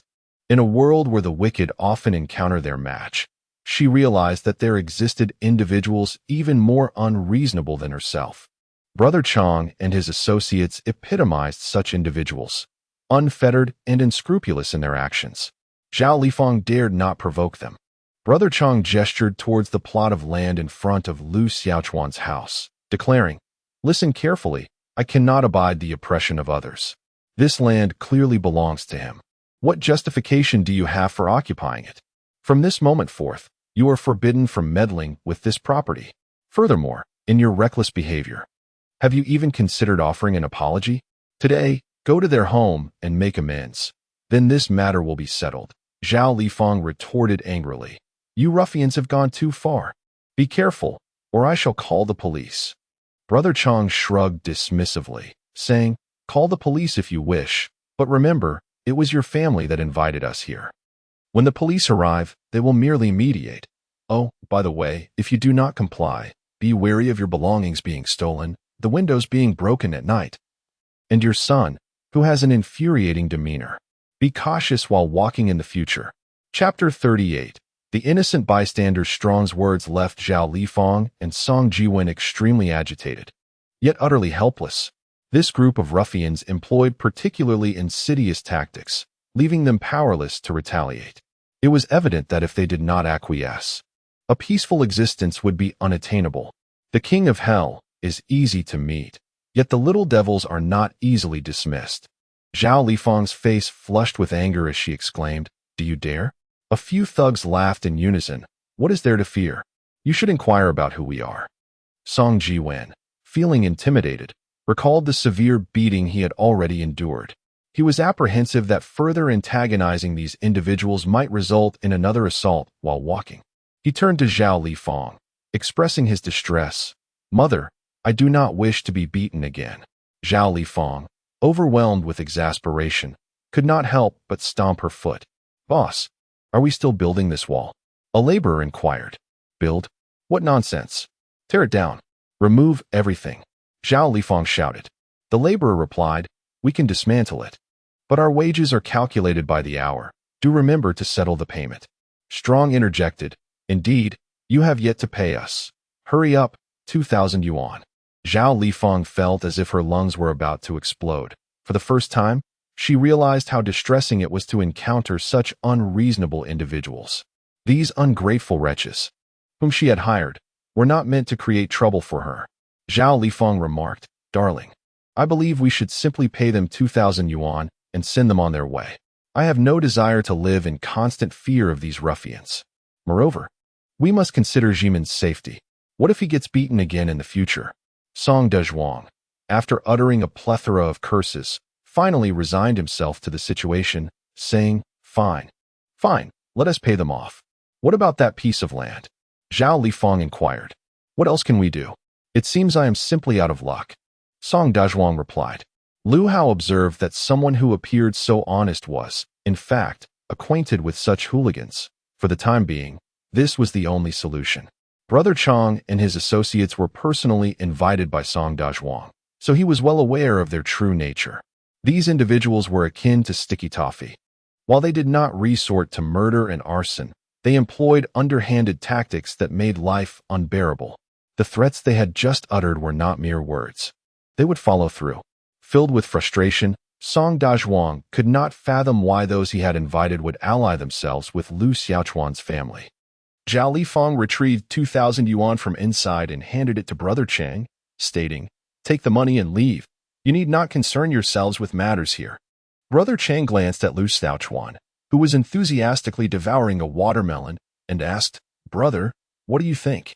Lu Xiaochuan replied, "I am merely a bystander. Please, carry on." His gleeful demeanor infuriated Song Jiwen, who felt a deep resentment, realizing that it was meant for the thugs to beat him, yet he was the one being assaulted. Clearly, Lu Xiaochuan had some connection with these ruffians, and today was indeed a day of misfortune. Brother Chang, thinking Lu Xiaochuan was still dissatisfied, reiterated, "Do not assume that once we leave, you will be able to continue occupying this land. In a few days, we shall reconvene. Should you engage in any mischief, be forewarned." Zhao Lifeng, exasperated, exclaimed, "This land is relinquished to your family. I no longer desire it. How much longer will this continue?" This was more like it. Chang'e nodded, and then turned his attention to Lu Xiaochuan. He still felt a lingering pain in his waist, and awaited Lu Xiaochuan's assistance in relieving his pressure points. Lu Xiaochuan wiped his mouth, nodded, and said, "Follow me." They arrived. 5 thugs followed Lu Xiaochuan with forced smiles, entering the narrow alley they had just traversed. Zhao Lifeng and Song Jiwen watched their retreating figures, unable to refrain from cursing. Truly, they had lifted a stone only to drop it on their own feet. Not only had they failed to seize the land belonging to the Lu family, but they had also incurred a loss of 2,000 yuan today. Not to mention additional expenses for hiring laborers and purchasing materials, which added another 1,000. More critically, Song Jiwen had been beaten. Zhao Lifeng couldn't help but berate her husband as well. "What sort of person did you hire to slaughter pigs? Does he wish to sever ties with us?" In the alley, Chang'e shed his previous arrogant demeanor in front of Zhao Lifeng, now smiling respectfully at Lu Xiaochuan. "Brother, as you can see, we have taken action regarding this matter." Suddenly, Lu Xiaochuan reached out, pressing on their waists. He employed the same tactics as before, inflicting sharp pain on their pressure points, creating the illusion of relief, while in reality, it was merely excruciating discomfort. All done. Lu Xiaochuan stood with his hands behind his back, exuding the air of an otherworldly sage. All done. Chang'e felt a tremendous weight lift from his heart, relieved that he no longer had to worry about impotence. He gazed at Lu Xiaochuan, perceiving him as an imposing figure. A small-time thug remarked, "Previously, I had only witnessed martial arts experts in films. I never imagined I would actually encounter one today. Are you the legendary heir of martial arts?" Upon realizing their misunderstanding and considering that he might still need their intimidation against the man named Song, Lu Xiaochuan nodded, saying, "It cannot be disclosed. We traverse the martial world, and the secrets of my sect must remain confidential." A sect? Truly a hero. Upon hearing his words, Chang and the others were instantly filled with awe. It turned out that the one who had bested them was a modern-day hero, which alleviated their embarrassment and even instilled a sense of pride that they had encountered such a figure. "All right, you may leave now," Lu Xiaochuan stated, "and refrain from engaging in unscrupulous deeds in the future. Your admonition is duly noted, brother." Chang hesitated, reluctant to depart. "Is there anything else?" Lu Xiaochuan inquired. Suddenly, Chang exclaimed, "Brother, could you teach me martial arts? I wish to become your disciple." He was envious of Lu Xiaochuan's skills. If he possessed such abilities, who would dare to look down on him in the future? Lu Xiaochuan was at a loss for words and replied, "There are rules within the sect. I cannot take on disciples casually, so you need not entertain that thought." Chang, growing anxious, insisted, "Even a single technique would suffice. Brother, as long as you teach me, I promise to assist you in any request in the future." His plea stirred something within Lu Xiaochuan. With his impending departure for university in the provincial city, having these thugs as a deterrent against any trouble from the neighboring pig butcher would certainly ease his parents' worries. Thus, he said, "Very well. I shall practice my punches at my doorstep every morning, and you may come to learn a thing or two. However, this does not imply that I have taken you as my disciples. Do you understand?" Upon hearing this, Chang'e excitedly responded, "Brother, we understand." He then requested Lu Xiaochuan's number before departing with his 4 underlings. Chapter 39. The Final Deal. Xiaochuan, what is happening next door? Qin Qiu inquired of Lu Xiaochuan, who had spent the entire day at home and should be aware of the situation. Lu Xiaochuan replied, perhaps they have had a change of heart and decided not to encroach upon our land. Really? Lu Hao exclaimed in disbelief. Is it possible that the family next door possesses a conscience? It seems not. Lu Xiaochuan shrugged. I am uncertain of the exact circumstances, but they have resolved not to claim this piece of land. How peculiar, the couple mused, feeling baffled. Nevertheless, as long as their neighbors took a step back, it was ultimately a positive development. That evening, while dining, they heard the sounds of an argument between Song Dazhuang and Zhao Lifeng next door. Lu Xiaochuan discerned that Zhao Lifeng was accusing Song Dazhuang of bringing a gang to harm them, while Lu Dazhuang was blaming his wife for the financial losses incurred. The quarrel escalated, accompanied by the sound of objects being thrown. Lu Xiaochuan nodded outwardly, but inwardly he reveled in schadenfreude, contemplating how his mother would react if she knew he was the catalyst for their current predicament. The dispute over the land had come to an end. For the first time, Lu Xiaochuan experienced the benefits of martial arts. His Wing Chun skills had reached an advanced level. Should his physical condition improve, he could easily match the prowess of a third-rate fighter. He mused that facing 5 more delinquents like Chang Gu would pose no challenge. The following morning, Lu Xiaochuan rose early, preparing to practice a set of punches before heading to the Tunglong game studio. To his surprise, he discovered that Chang and the others were already waiting for him at the door.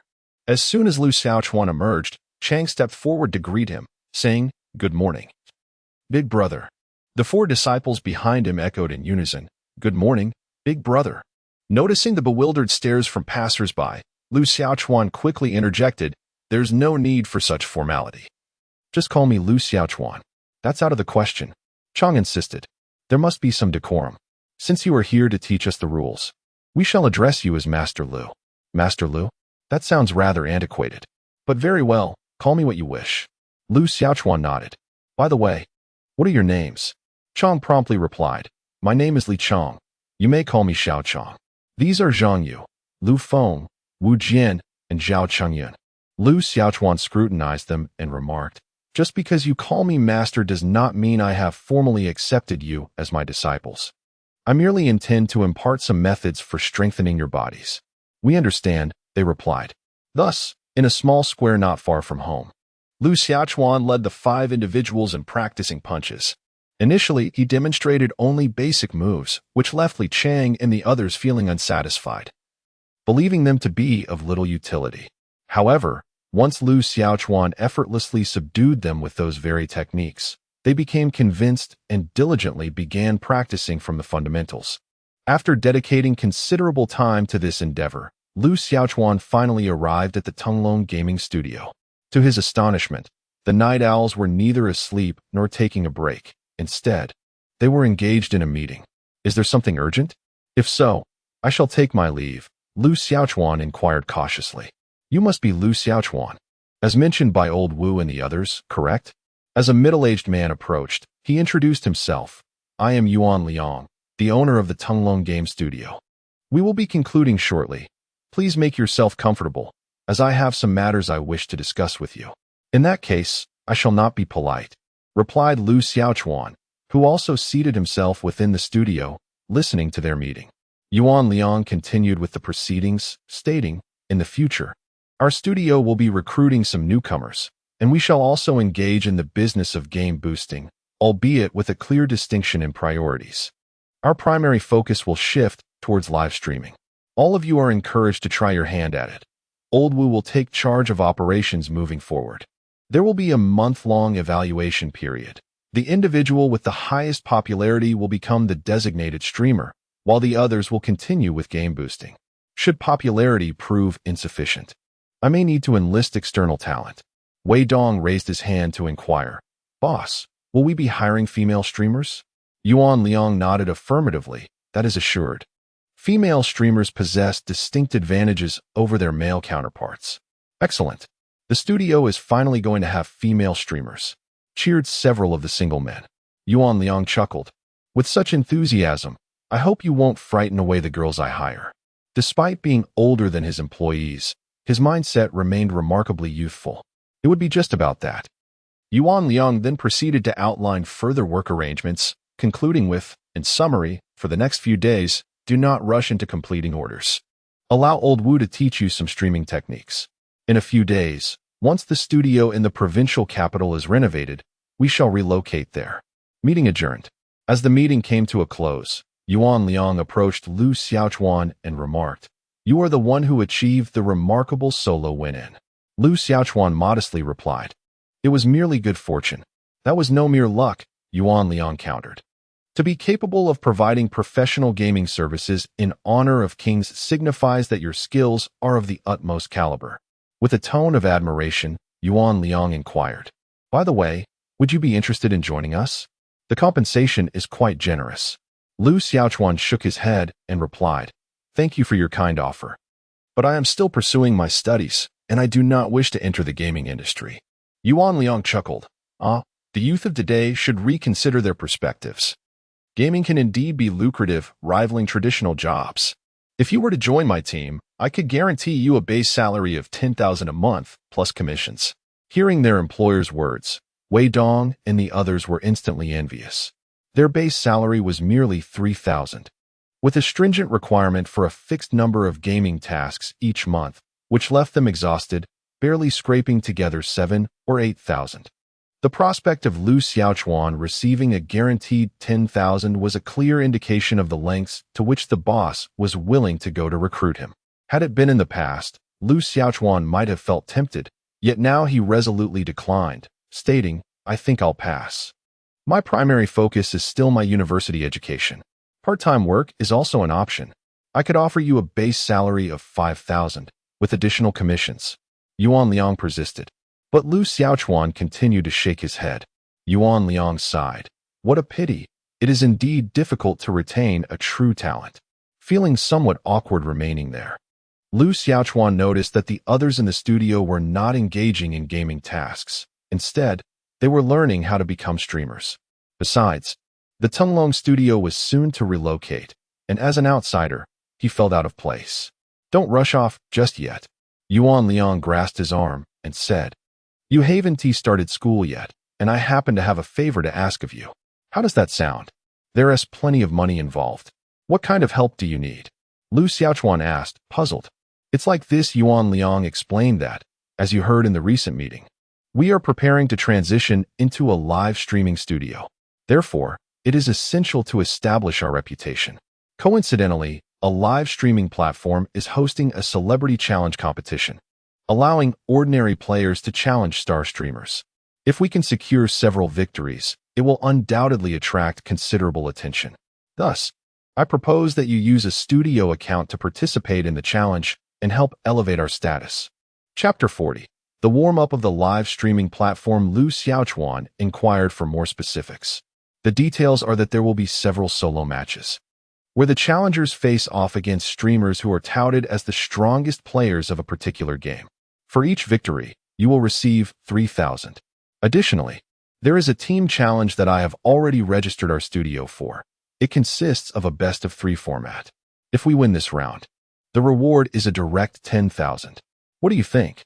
Yuan Liang continued, explaining that it takes 2 to 3 days to earn a few thousand from a single match in the King S game, while a solo match lasts merely 10 minutes. After all matches are completed, it will only take half a day. If you emerge victorious, earning tens of thousands will not be an issue. I will settle the payment on site. Upon hearing this, Lu Xiaochuan felt excited. Half a day's effort could yield him several tens of thousands. After upgrading his system and accounting for phone expenses, he was left with merely 1,000. This prospect of earning a fortune was the fastest means of generating income for him at the moment. All right, I accept. When is it? Lu Xiaochuan nodded. The day after tomorrow, at 9 in the morning. Come here, Yuan Liang replied with joy, confident that Lu Xiaochuan would win 1 or 2 matches, thereby enhancing the studio's reputation. The Douyu live streaming platform stands as the most frequented online broadcasting venue. Here, the most popular segments are undoubtedly the beauty and gaming categories. As for the beauty segment, Aside from a handful of individuals possessing genuine talent, the majority are simply influencers flaunting their attractive appearances. In the gaming realm, the most prominent title is League of Legends, with the platform's most popular streamers predominantly found in this category. The announcement for the Star Streamer Challenge has long been released by Douyu, captivating the attention of netizens. The streamer Wei Feng, a retired professional League of Legends player, was once hailed as the world's foremost ADC, attack damage carry, during his peak. After retiring, he found a substantial following on Douyu. In his live stream, he was engaged in gameplay, executing a series of dazzling maneuvers that led to a double kill. The chat exploded with praise, filled with 666 and an array of virtual gifts. Upon noticing a viewer had gifted him an airplane worth 100 Huaxia coins, Wei Feng chuckled. "Thank you to Rebel's son for the airplane. Honestly, my friend, if it weren't for my efforts, we would have lost that team fight." The chat buzzed with fan interactions. User ID Zidouting123 remarked, "This forces me to give you a 103, one extra point for tolerance, one for understanding, and one for the love bestowed by your father." Another user, ID Simply Not Human, chimed in, "You've got this, bro." Meanwhile, IDV45489 commented, "Wei Feng, I saw you in the Star Challenge. You're set to face off against others as ADC." Wei Feng, having seen the message, responded, "Indeed, it's an official event, and those interested can register when the time comes." Fans were stirred with excitement. As the wind of rivalry continued to blow, "I shall dominate the breeze. Let no one contest with me." One user claimed, "What an audacious boast. The former world #1 ADC would easily outplay you." Another chimed in, "Indeed. Unless a professional player steps in, no one can hope to challenge Breeze in a one-on-one duel."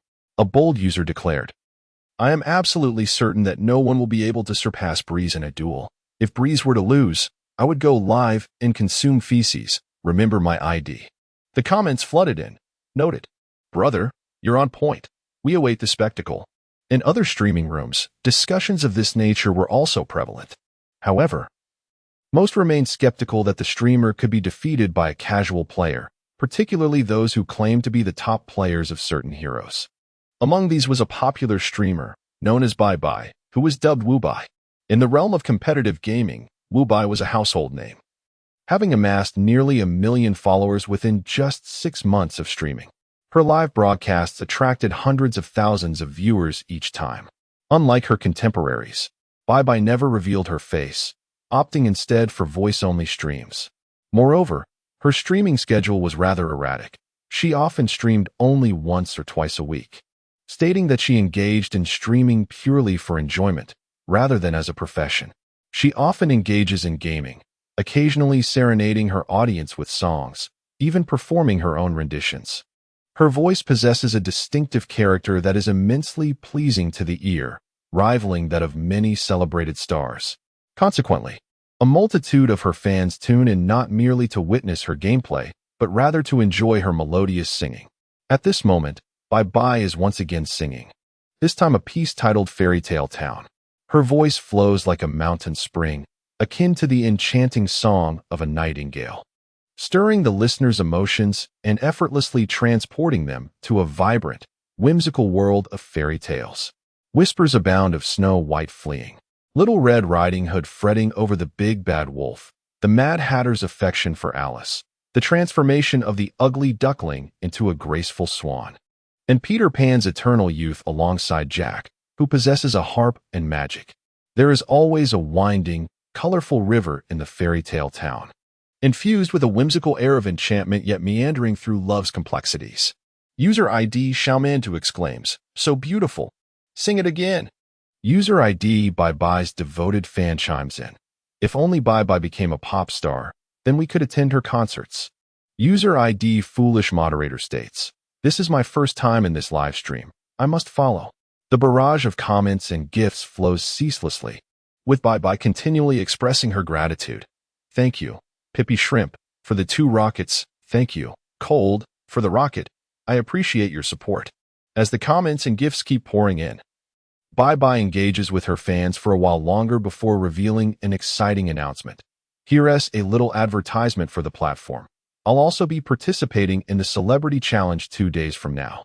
As long as one participates in the live broadcast or engages in the challenge, not only can they obtain rewards from the platform, but they also have the opportunity to acquire my WeChat ID. Following this event, an increasing number of individuals sought her contact information, and even those who approached Douyu's official channel were met with rejection. The elusive nature of her contact details had long been a mystery, and now that a chance to obtain them arose, it immediately sent a wave of excitement among her fans. I must watch the event the day after tomorrow. I wish to challenge Bye Bye. Where can I register? I am willing to pay a handsome sum for Bye Bye's WeChat. Whoever obtains it may message me privately. Liu Xiaochuan had spent 2 days at home, during which he practiced martial arts and explored various functionalities of the game system. He was not particularly worried about the game itself. After enhancing his physical fitness, his reaction speed was also set to improve.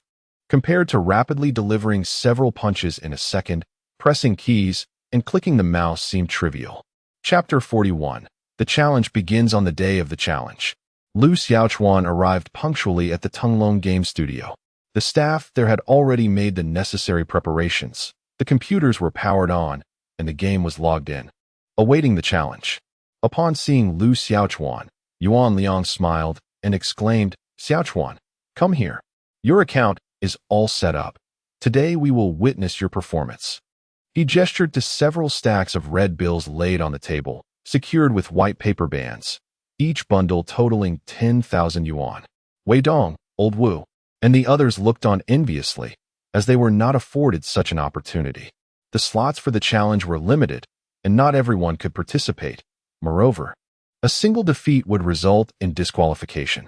The official announcement from Douyu indicated a random draw for fortunate viewers to participate in the challenge, yet behind the scenes, their studio had already secured a spot, ensuring that their account would certainly partake in the competition.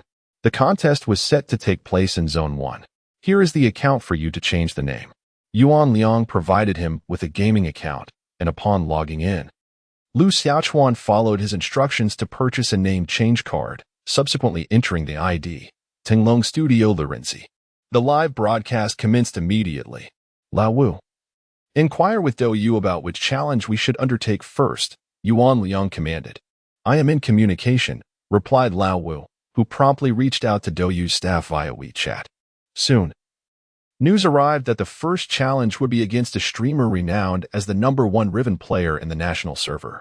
This streamer held a moderate level of fame on Douyu, boasting hundreds of thousands of followers. With Douyu's promotional efforts, this challenge could potentially attract millions of viewers, rendering it exceedingly significant. At that moment, the dedicated live room for the star-studded challenge on Douyu was already bustling with numerous spectators. A male and a female commentator were engaged in elucidating the rules of today's match. The challenge today adopted a 10-match format, where each celebrity would serve as the host for 10 rounds, allowing fortunate players to compete. Those who succeeded in their challenges would receive special rewards prepared by Douyu, including luxurious esports equipment and official merchandise. Be sure to follow your favorite streamers, and by sharing the link now, you can also earn rewards in the form of fishballs, the male commentator announced. However, the audience remained unimpressed, filling the chat with remarks such as, "Who is this guy? He's so ugly," and user 55334. "The female streamer's bust is so ample, I wish I could touch it." In the realm of online gaming, a vibrant atmosphere envelopes the audience as they tune in to witness the exhilarating competition. Our first star streamer, the illustrious Rui Li, has dominated the leaderboard for 3 consecutive months, boasting an unparalleled win rate with the champion character Riven. The question on everyone's mind, will anyone be able to dethrone him?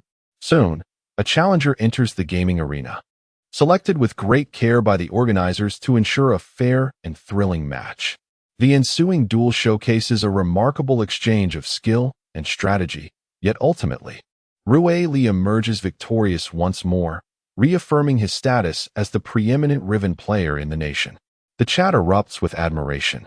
A chorus of praise for his prowess fills the screen.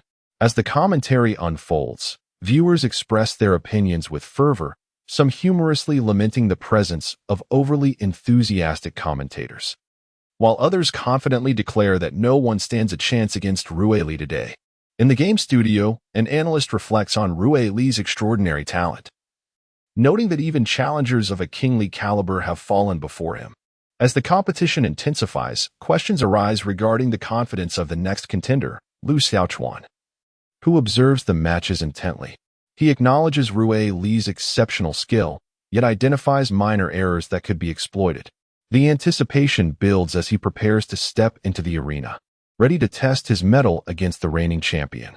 Yuan Liang remarked, with his unrelenting prowess, he had achieved an impressive 9 consecutive victories, and the live stream was filled with fervent shouts for the mightiest Riven. He felt a swell of pride, as there had long been debates online questioning whether his Riven was truly the strongest. This challenge match would surely vindicate him. As the 10th match approached, the female host announced that the 10th challenger was a player from Tunglong Studio, known as Lurkere, and the audience eagerly anticipated whether he could shatter Yuan Liang's winning streak. Lu Xiaochuan flexed his fingers and entered the game interface. Around him, Yuan Liang and others tensed up. This was the first match, and should they fail, they would forfeit the chance to challenge the next streamer. In the live chat, viewers placed bets on the outcome of the match. The odds for Yuan Liang's victory stood at 1.03, while Lu Xiaochuan's odds were at 0.87, yet few dared to wager on Lu Xiaochuan, as they deemed a nameless contender unlikely to triumph over Yuan Liang. Wei Dong, however, placed all his betting tokens on Lu Xiaochuan, akin to the joyful beans in a game of do diju, primarily for amusement. With a substantial amount, he could also redeem rewards such as electronic gadgets. As the match commenced, Lu Xiaochuan found himself effortlessly controlling his character. What others referred to as light-speed reactions appeared to him as mere sluggishness. He felt his clicking speed rivaling that of the legendary Kato Takashi. Before the minions even spawned, the two began to probe each other's defenses, engaging in a player-versus-player skirmish. Just as Yuan Liang confidently unleashed his signature techniques to attack, he soon realized that his opponent's speed consistently outmatched his own. In fact, whatever the pace of the game, his adversary mirrored it with remarkable swiftness. He was caught off guard and was left with very little health. Just as he contemplated retreating, the opponent flashed forward, igniting his abilities and swiftly eliminating him. "What just happened?" Sharply exclaimed, having played games for so long without ever being dispatched in such a manner. All within a mere 3 seconds. The viewers in the live stream were equally astonished. User ID commented, 6666, "That was incredible." They took down Sharply in the blink of an eye. "This player is phenomenal." User ID added, 9 consecutive victories ended. "This random player is astonishing."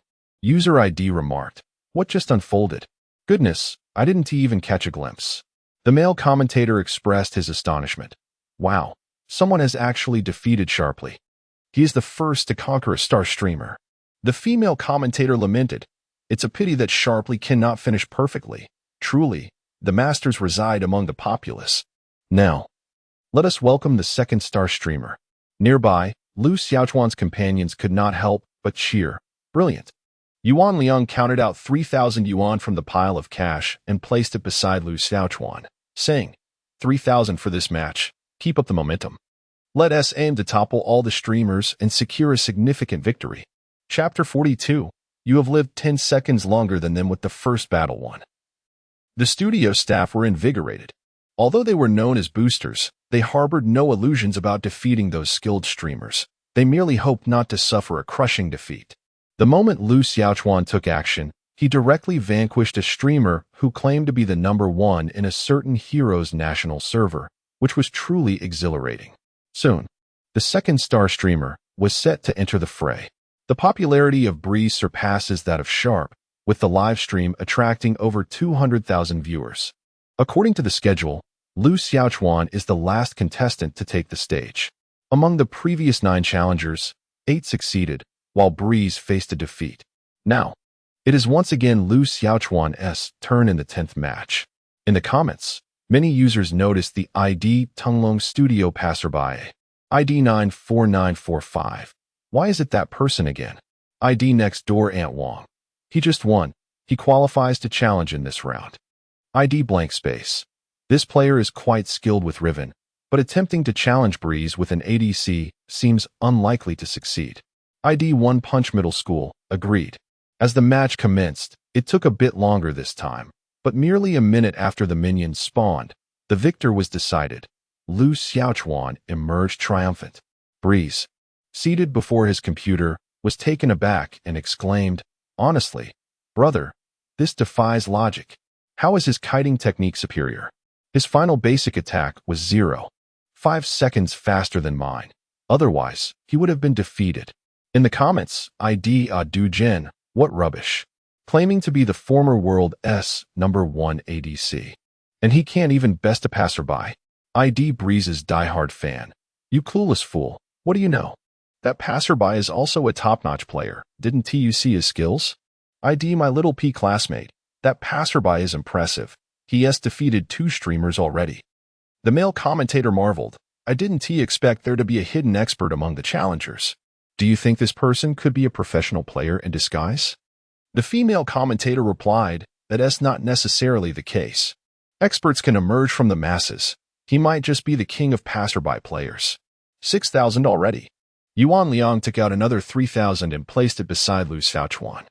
Quite a number of onlookers had noticed this ID and began searching for Tunglong Studio and Player A. He had long since made arrangements. Adding Tunglong Gaming Studio to the Baidu Encyclopedia entry, indicating that it was a live streaming studio, with Player A as merely one of its enigmatic members. Old Wu also chimed in, keep it up. I've already contacted several gaming websites. If you can maintain your winning streak, tomorrow we can release an exciting highlight reel and gaming news. Lu Xiaochuan glanced at the stack of cash and confidently declared, a trivial matter. In the third match, he faced the renowned top player, Loxus, who was hailed as the best in the national server, yet he was skillfully defeated by Lu Xiaochuan. In the fourth match, he encountered a major streamer with over 500,000 followers, who suffered a crushing defeat at Lu Xiaochuan's hands. In a consecutive 9 matches, Lu Xiaochuan emerged victorious.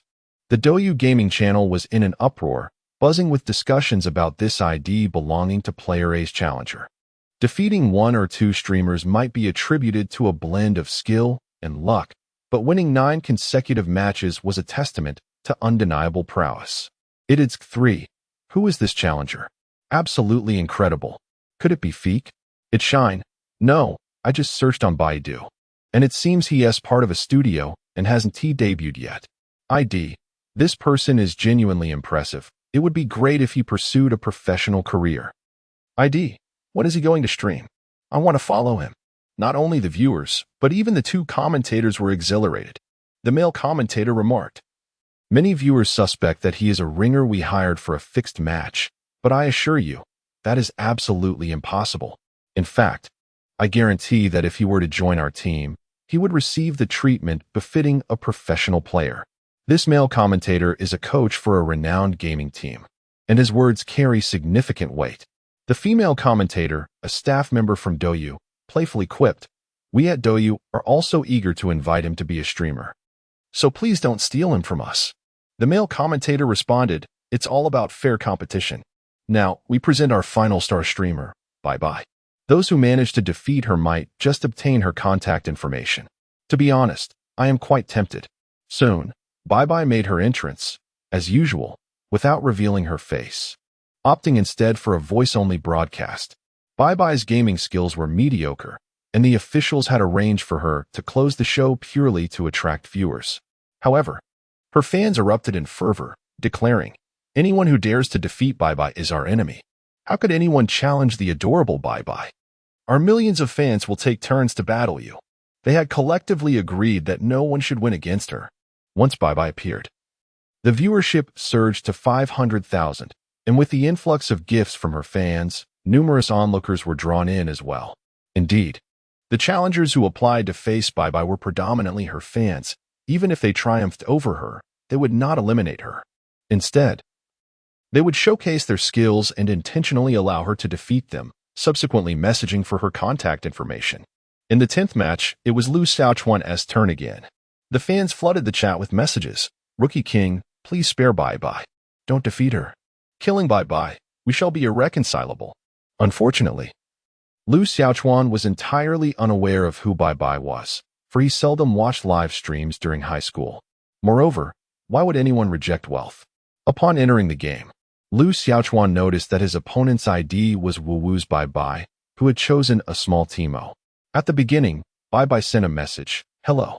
Initially, Bai Bai presumed that this individual was also a fan, who would afford her some leniency. However, to her astonishment, he attacked immediately and killed her outright. In a cozy bedroom adorned with classical Western wall art, a plush, comfortable bed rested on a wooden floor. Beside the bed stood a computer desk, equipped with a high-performance gaming PC and broadcasting equipment, alongside a few charming hero figurines. Before the computer sat a young woman clad in alluring sleepwear, her eyes wide as she gazed intently at the screen. Her long, fair legs were crossed atop an esports chair, while a small black cat nestled comfortably on her lap, luxuriating in her supple skin. Her hair cascaded down her shoulders, framing her delicate collarbone, with a bra barely covering 2/3 of her chest, exposing the prominent peaks above and her flat abdomen below. With an exquisitely expressive face, she could not help but exclaim, "What is wrong with this person? Were we not supposed to go easy on each other? This is utterly brutal." She typed, "Did you not say you would let me win?" Bai Bai stared in disbelief, thinking, 10 more seconds to live. What kind of treatment is this? It felt akin to a fight where one promises to concede, only for the opponent to claim that they had held back, having struck one less blow than anticipated. This individual was simply toxic. Undoubtedly, Lu Xiaochuan's actions were witnessed by over 500,000 livestream viewers, causing an uproar in the chat room. Chapter 43, 10 Seconds of Slaughter ID, White Guardian. What a nuisance. This person is causing chaos. He actually annihilated Bai Bai. ID, 195-646-2416. Goodness, he shows no mercy whatsoever. Young man, I admire your audacity. ID, Bai Bai Support Group. Prepare the demolition team. We must take down this individual. ID, Demolition Team number 56. On our way, Ionia. ID, Tunglong Studio, Passerby A. Let us all add him as a friend to denounce him. As Lu Xiaochuan exited the competition, his friend notifications were suddenly inundated with messages, scrolling past so rapidly that it was impossible to decipher. Bai Bai's fans collectively added him as a friend, eagerly awaiting the opportunity to condemn him. Furthermore, some individuals attempted to dig up information on this ID, but all they found were the pre-written details of Tunglong Game Studio by Yuan Liang and others. Soon, voices of outrage erupted. What is this Tunglong Game Studio? He actually intends to continue streaming? Just wait until he goes live. I will unleash my wrath upon him. Indeed. How dare he bully our Bai Bai? Upon witnessing the chaos, Yuan Liang burst into laughter and praised Xiaochuan. Splendid job. Your actions have brought our studio into the spotlight. However, Old Wu and the others expressed their admiration, saying, Brother, that was Bai Bai. Did you truly have it in you to eliminate her? Lu Xiaochuan, puzzled, replied, Why feel remorse? It cost me 3,000 yuan to eliminate her. If she dares to return, I could potentially bankrupt Boss Yuan. The members of the studio unanimously raised their thumbs in approval, exclaiming, Cold-blooded killer, brother, we are in awe. In the live broadcast room, the male commentator chuckled. This player truly possesses a unique character. If it were me, I would hesitate to strike. The female commentator reassured, Do not be disheartened, Bye-bye. There will be another team match shortly, and he will be participating. Let the prominent streamers assist you in seeking vengeance. The fans immediately erupted in excitement. User ID Bye-bye fan. Whichever streamer eliminates that random player in the team match, I shall reward them with a rocket. User ID UUUU. We bow to the wealthy. User ID Lin Jiao Lao Go. Whoever takes down that random player, we shall collectively shower that streamer with gifts. User ID Ekri De Sheng. Let us dominate him in the team match. May he not survive beyond 10 seconds. The male commentator, observing the barrage of comments, laughed heartily, saying, It seems the fans are quite enthusiastic. Now, we shall see how the leading streamers can put an end to this 10-second killing spree. He had initially intended to tease Lu Xiaochuan's remark about allowing him to survive for an additional 10 seconds, thus whimsically dubbing him the 10-second killer. Little did he know that the viewers in the live chat found the title catchy, and it quickly spread like wildfire. In the live stream of the popular streamer Teacher Pi, who boasts millions of followers, fans fervently shouted, "Teacher Pi, hurry and put an end to the 10-second killer." Teacher Pi responded, "The 10-second killer? Such a notion is but a fantasy." He believes himself to be impressive. Once he witnesses my square-shaped jungle tactics, he will realize he is merely a trifling creature. The fans rallied. "Classmates, the lesson begins. Let us witness Teacher Pi terminate the 10-second killer." Within mere minutes, the competition's live stream was inundated with hundreds of thousands of viewers. In the most popular streaming room, known as 55 Open, fans were fervently cheering. The host, aptly nicknamed 55 Open, pondered aloud, "Such a formidable competitor has emerged. I must confront him. If he possesses true skill, I shall recruit him to our team." As the foremost gaming influencer, 55 Open had amassed considerable wealth, investing in a gaming club and a streaming studio. A fan interjected, "Stop pretending. You may not be a match for the 10-second killing god." To this, 55 Open retorted, "Spare me your nonsense. I have previously competed against the world's top player, Feek, and I can certainly handle him. Just wait and see." The barrage of comments included, "ID Big GG. This streamer exhibits poor character. ID Conductor, selling chips, sunflower seeds, and bottled water in the front row. Please make way. ID Love You, Dragon Brother, anticipating the humiliation of Ugly Open." The team competition finally commenced, featuring 5 renowned streamers. The top lane was manned by the previous champion, Locke, the mid lane by 55 Open, the jungle by Teacher Pi, and the bot lane comprised of Wei Phone and Bye Bye. Just these 5 streamers attracted over 1 million concurrent viewers for the challenge. Opposing them was a team from the Tenglong Gaming Studio. With only Lu Xiaochuan bearing the studio's ID, the others were casual players. This arrangement had been premeditated by Yuan Liang and Do Yu, who agreed that if the players performed admirably, they would subsequently change their IDs to include Douyu TV Tinglong Studio, officially becoming streamers. This endeavor had already cost a substantial sum of 24,000 yuan, with the final team competition offering a prize of 10,000 yuan. Yuan Liang encouraged, "Keep it up." Lu Xiaochuan nodded, knowing that securing victory in the final match would earn him a handsome sum of 34,000 yuan. Although this amount would not suffice to elevate his status in the time-space game, it would certainly cover some of his university expenses.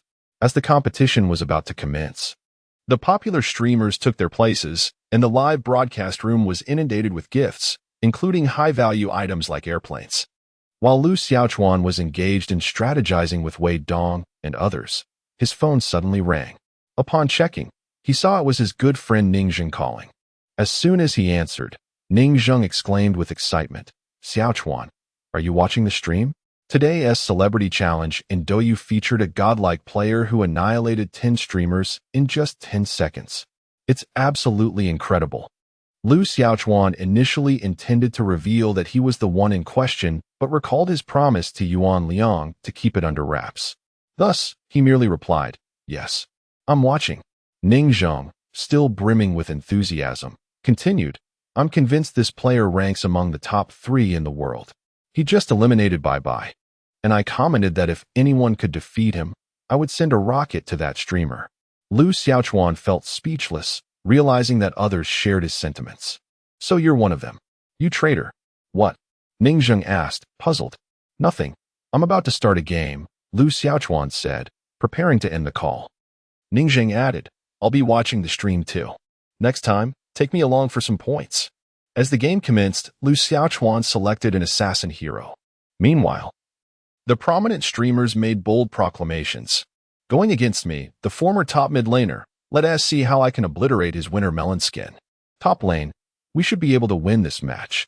Even though you all say I'm lacking skill, my teammates are exceptional." Teacher Pi, the opposing team has already lost this match. Newcomers may find it hard to believe, wondering why this streamer is so confident. Just take a look at my square jungle strategy, and you will understand. That is the source of my confidence. Breeze, I made a mistake in the previous duel, but we will triumph in this match. Bye-bye. I am here to ride the coattails of greatness. Esteemed players, allow me to secure a kill. The audience was electrified. All 5 prominent streamers were intent on defeating this 10-second executioner, and it seemed inevitable that he would face a brutal defeat. The thought of witnessing a strong player being vanquished filled everyone with anticipation. Wei Dong silently placed his bet on Lu Xiaochuan's victory in the betting section below the live stream. The 10 preceding matches had already earned him a considerable amount of gold beans. Should he win again, he would be able to redeem 200 yuan worth of mobile credits. Chapter 44. The Mightiest Pai Monster. As the competition commenced, only a few minutes had passed when Lu Xiaochuan's teammates expressed concern. The opposing team is formidable. We lack confidence. Lu Xiaochuan reassured them. Just hold steady. I will carry us to victory. Indeed, Wei Dong and the others, all seasoned players, possessed at least master-level skills, while not necessarily aiming to eliminate their opponents. Maintaining stability was well within their capabilities. All others were steady as a rock, yet the mid lane where Lu Xiaochuan resided became the battlefield. After several probing skirmishes, both Lu Xiaochuan and 5-5 Kai were left with minimal health. 5-5 Kai called out, "Teacher Pai, come help me ambush him." Teacher Pai was still in the jungle, battling monsters, and replied, "Wait for me to finish this wave of large birds, and I shall join you." However, scarcely had he finished speaking when 5-5 Kai was slain by Lu Xiaochuan, aided by Wei Dong, granting them first blood. The renowned streamer, Yukong, could not contain his frustration, exclaiming, "Blast it! What nonsense is this?" His fans fervently typed in response, while Teacher Pai, maintaining his composure, remarked, "Let him be foolish. Treat him as a mere fool. Let him boast. I shall stealthily undermine him. Once I emerge, their defeat is inevitable." 20 minutes later, Teacher Pai was finally ready to make his entrance, only to find that his teammates had been utterly overwhelmed by Lu Xiaochuan's squad. Resorting to the edge-of-the-map strategy, he watched as Lu Xiaochuan decimated their stronghold. Wukong exclaimed in exasperation, "This jungler is utterly worthless. I bear no blame for this match. In the next game, I shall take the jungler role and eliminate him." Bye-bye lamented, "I've been killed by him 3 times this match." A gentle breeze chimed in the next game, "I shall assist you in avenging your defeats." In the second match, the opposing team demonstrated even greater synergy, with Lu Xiaochuan adopting a more cautious approach. Teacher Pai boldly declared at the outset, "My skills are renowned. If I fall to him even once, I shall concede defeat." 3 minutes later, Lu Xiaochuan, in collaboration with the jungler, managed to eliminate him. Fans reacted with outrage. How shameless. Utter nonsense. Who is this formidable passerby? 10 minutes later, not only Teacher Pai, but also his teammates were tormented beyond endurance by Lu Xiaochuan. Wukong cried out, "This is unbearable, brothers. My composure has shattered. How are we to proceed?" Fans delightedly typed, "A certain famous streamer has been overwhelmed by a passerby. Tune in tomorrow for gaming news." Pathetic streamer, once again defeated. Teacher Pai, though having perished once more, remarked, "Though I have fallen again, it is of little consequence. This match is not yet lost." Fan, I have never encountered such an audacious individual. The most brazen streamer in the fishing duel, there is no other. Top lane, it's my fault. I truly lack skill. I made a mistake, so please go easy on me. Fan, it's all your fault for being unattractive. Being both ugly and incompetent is indeed your misstep. Breeze, let us be reasonable, my friend. I did my utmost. Bye-bye all. Why do they keep killing me? Let me take him down just once. The fans expressed their sympathy. Poor bye-bye, let me pat your head. This random player is truly a beast. Not even sparing the ladies. I am willing to pay a handsome sum to eliminate this random player. My rocket is already yearning for action. Ultimately, the 5 streamers resolved that even if they were destined to lose this match, they would sacrifice themselves to help Bye-Bye defeat Lu Xiaochuan just once. Thus, they banded together, disregarding the attacks from Lu Xiaochuan's teammates, and charged towards him. Attack! I unleashed all 6 of my skills. I'm down, keep going. I've hit him, follow up, I'm down too. He is at low health. Bye-bye, go for it. One skill will finish him.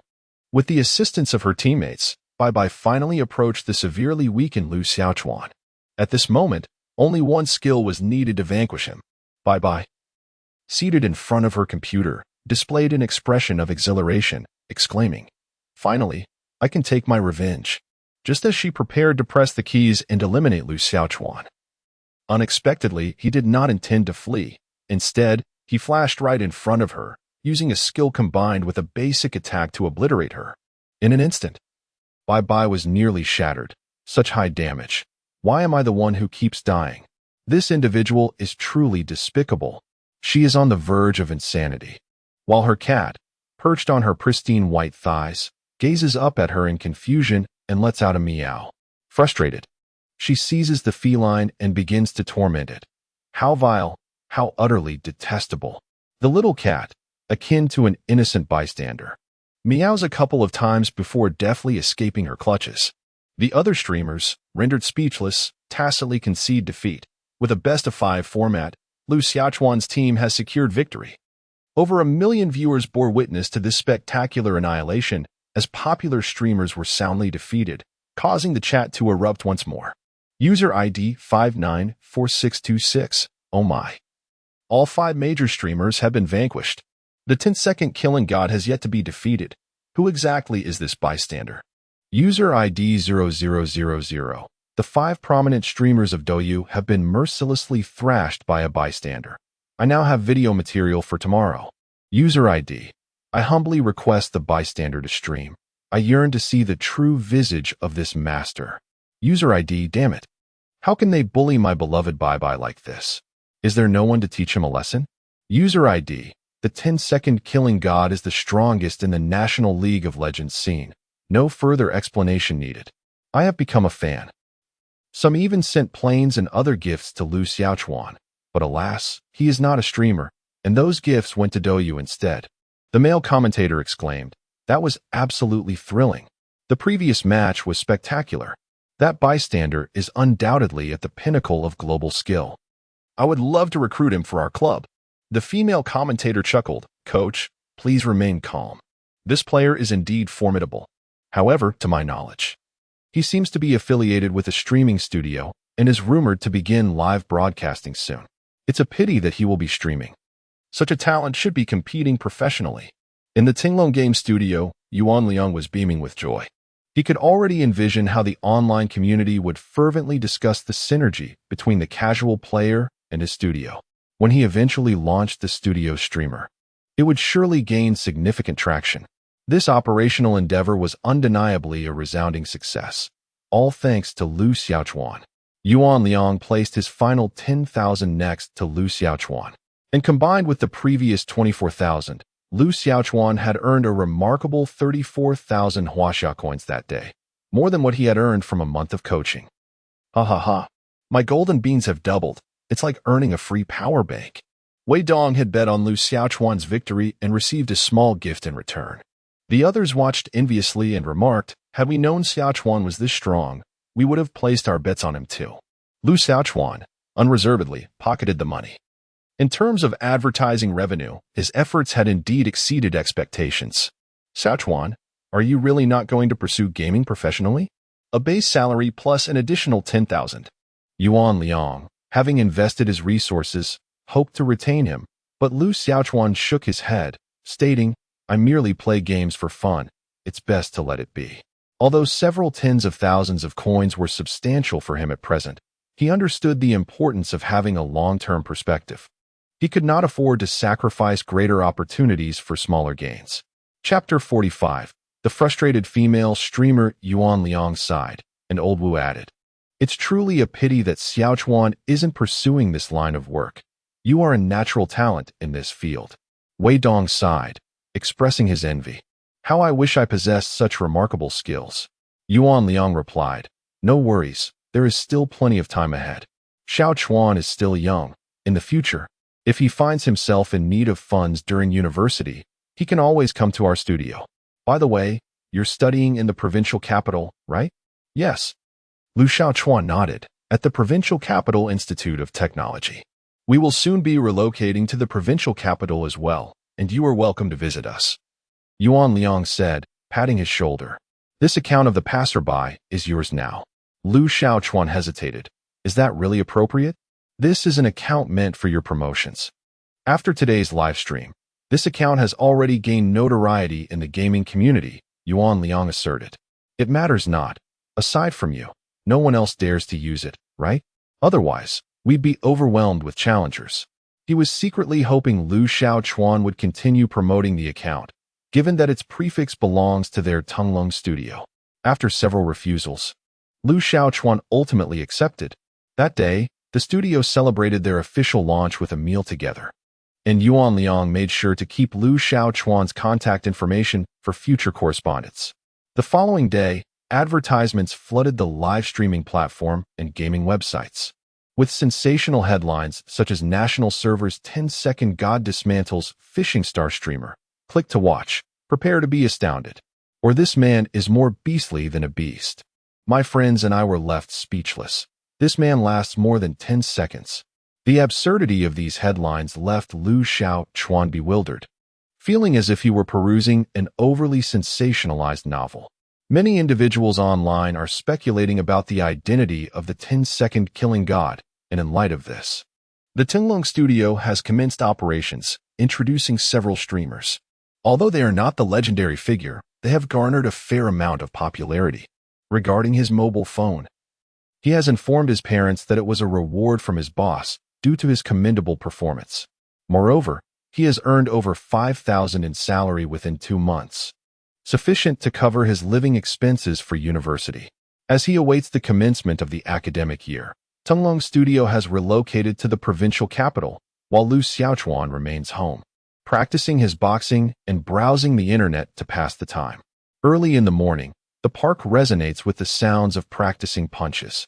Li Chong and others are following Lu Xiaochuan in practicing Wing Chun. These 5 rascals, despite their shortcomings, are quite diligent in their training, arriving punctually every morning. Over the past few days, they have managed to grasp some fundamental techniques. In fact, their dedication to training caught the eye of a company owner, and they are now employed as security guards in a company in Hong County, no longer leading a life of idleness. Lu Xiaochuan nods and promptly adopts a stance, his hands poised like a shovel, his feet firmly planted. This way, his hands can swiftly transform into palms or fists, and his footwork can adapt at a moment's notice. With a powerful punch, Li Chong strikes. Lu Xiaochuan agilely deflects with one hand while delivering a blow to Li Chong's chest with the other, forcing him to stagger back several steps. Again, Li Chong steadies himself and immediately launches a flying kick. Lu Xiaochuan lowers his head, guarding with his elbow while simultaneously attacking Li Chang's standing leg, sending him crashing to the ground. His blocks and counterattacks are executed in an instant, drawing applause from nearby morning exercisers, who exclaim, "Impressive! This young man possesses some skill." Beside them, Zhang Yu, Lu Feng, and others exclaimed, "Master Lu is impressive. He defeated Brother Chang with a single move." Li Chang brushed off the dust from his clothes and remarked sincerely, "Master Lu, how did you strike so swiftly just now?" Lu Xiaochuan replied, "Speed, accuracy, and decisiveness. It all comes down to diligent practice. You have not trained for a month, so it is natural that you are still lacking. After a year or so of training, you will witness significant improvements in all aspects." Li Chong concurred, "There is already a noticeable change. I used to stay up late, but now that I exercise daily, I feel revitalized." Lu Feng added, "Indeed, my frequency of indulgence has increased compared to before." Master Lu's teachings were acknowledged by the group with nods of agreement. Observing Lu Xiaochuan, a high school student, effortlessly subduing a few delinquents, an elderly man nearby remarked, "This young man is truly remarkable, reminiscent of my own youth." In recent days of practicing martial arts, Lu Xiaochuan's physical condition has improved noticeably. Previously, his attributes were barely above 0, failing to even reach the level of an average person. Now, his strength attribute has risen to 10, which corresponds to the standard of a typical adult male. He appears noticeably more robust than before, though he is yet to attain the physique of a heavily muscled man. Practicing Wing Chun does not facilitate the development of bulging muscles. For instance, despite Yi Wen's exceptional martial arts prowess, he presents a lean and tall figure. This difference arises from varying training methodologies. Only external martial arts cultivate a physique laden with sinewy muscle. White Bai? Lu Xiaochuan recalled this ID. It seemed familiar, possibly belonging to that streamer from Douyu. Previously, in pursuit of a bonus, she had subjected him to severe mistreatment. Now, he would not be seeking trouble for himself. Would he? After contemplating, he chose to decline. At that moment, Bai Bai, who was engrossed in her phone on the sofa, was infuriated to receive the notification that he had rejected her friend request. Her exquisite eyes revealed a look of disbelief, and her delicate face was etched with astonishment. Her lips slightly parted, exposing her pristine teeth. How could he have turned me down? Bai Bai had never encountered such a situation. She had actively sent a friend request only to be rebuffed. If her million followers were to find out, they would surely be left speechless. A wealthy admirer had once offered her a staggering sum of 100,000 just to acquire her contact information. Yet now she was denied by Lu Xiaochuan when she sought to add him as a friend. The disparity was unbearable. Xiaomiao, don't you think so? This person must either be a woman or a weirdo, she exclaimed, cradling her kitten. Otherwise, he would have no reason to refuse my request. The kitten, entirely bewildered, could not comprehend the human's words, though it had grown accustomed to her eccentricities. However, I had promised Douyu that I would invite him to join. Bai Bai found herself in a dilemma. How irritating. Must I send him a friend request twice? This does not align with my aloof persona. Douyu's officials wished to recruit a random passerby and requested his contact information, yet Yuan Liang categorically refused to divulge it. They could only say that Bai Bai was trying to reach Lu Xiaochuan. The thought that Lu Xiaochuan might also be a fan of Bai Bai prompted Yuan Liang and the others to agree to provide Lu Xiaochuan's WeChat to her. Thus, the earlier scene unfolded. Bai Bai wrestled with her thoughts for a while before once again sending a friend request, accompanied by a message. I am Bai Bai, the streamer from Douyu. I have some questions for you.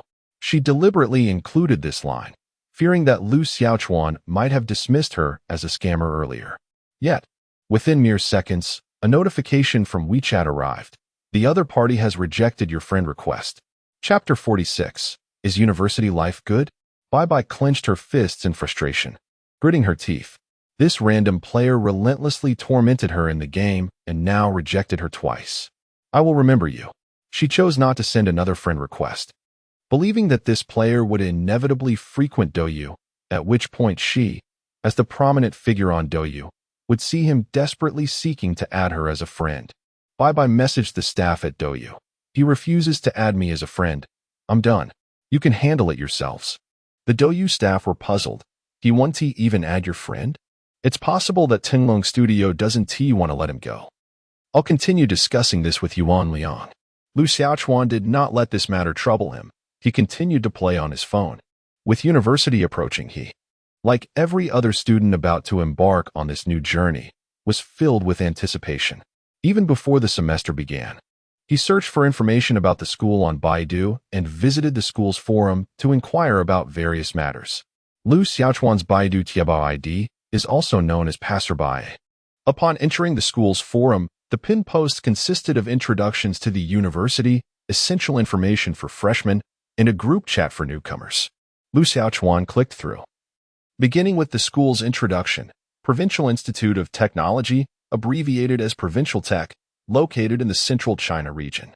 It is one of the first key national universities established, encompassing over 4,000 acres with nearly 40,000 students enrolled, more than 15,000 graduate students, and over 1,000 international students. Lu Xiaochuan couldn't help but exclaim, indeed. It is a university. The student populace alone amounts to tens of thousands. If we include faculty and staff, the numbers would dwarf those of Hongxian No, one high school by several folds. After browsing the school information, he moved on to the freshman QA posts. Initially, the inquiries were quite standard concerning majors, professors, and dormitory arrangements. However, the conversation soon took a peculiar turn. A user named Colorful Jishabang posed several questions to upperclassmen as a new student. I have a few queries. How much does the tuition cost? Where do we enroll? Is university life enjoyable? Is it true that high school is stringent while university is relaxed? How many collective activities are there after classes commence? Below, a chorus of responses erupted in admiration, praising the seasoned upperclassmen. Yet, colorful Jishabang, unsatisfied with the answers, launched another inquiry. Excuse me, upperclassmen, for those majoring in medical care. Do we receive cadavers from the school, or must we bring our own? A user named Technology Baidu responded. The ones provided by the school are not fresh. I usually procure my own. The crowd below gasped in shock, exclaiming, "What a bold upperclassman! You startle me so much that I dropped my sunflower seeds." The colorful inquiry from Jie Sherbang continued. Senior, in a 4-person dormitory, what is the usual order for showering? The response from Lihong Baidu was, it mainly depends on urgency. If not urgent, we can start a game of poker, and the winner bathes first. If in a hurry, communal bathing is an option, but remember, no soap. A voice from downstairs chimed in. That's too crude. I might have stumbled upon a fake school forum. The excitement continued, even more thrilling than watching a movie. Lu Xiaochuan joined the live QA, eager to leave his mark in the front row. Jie Sherbang asked, Senior, is it true that some students wear stockings to class? Lihong Baidu confirmed. Indeed, many do, though the gender may vary. Jie Sherbang questioned, Senior, can I trust you? To which Lihong Baidu replied, I am well-versed in music theory and familiar with the staff notation.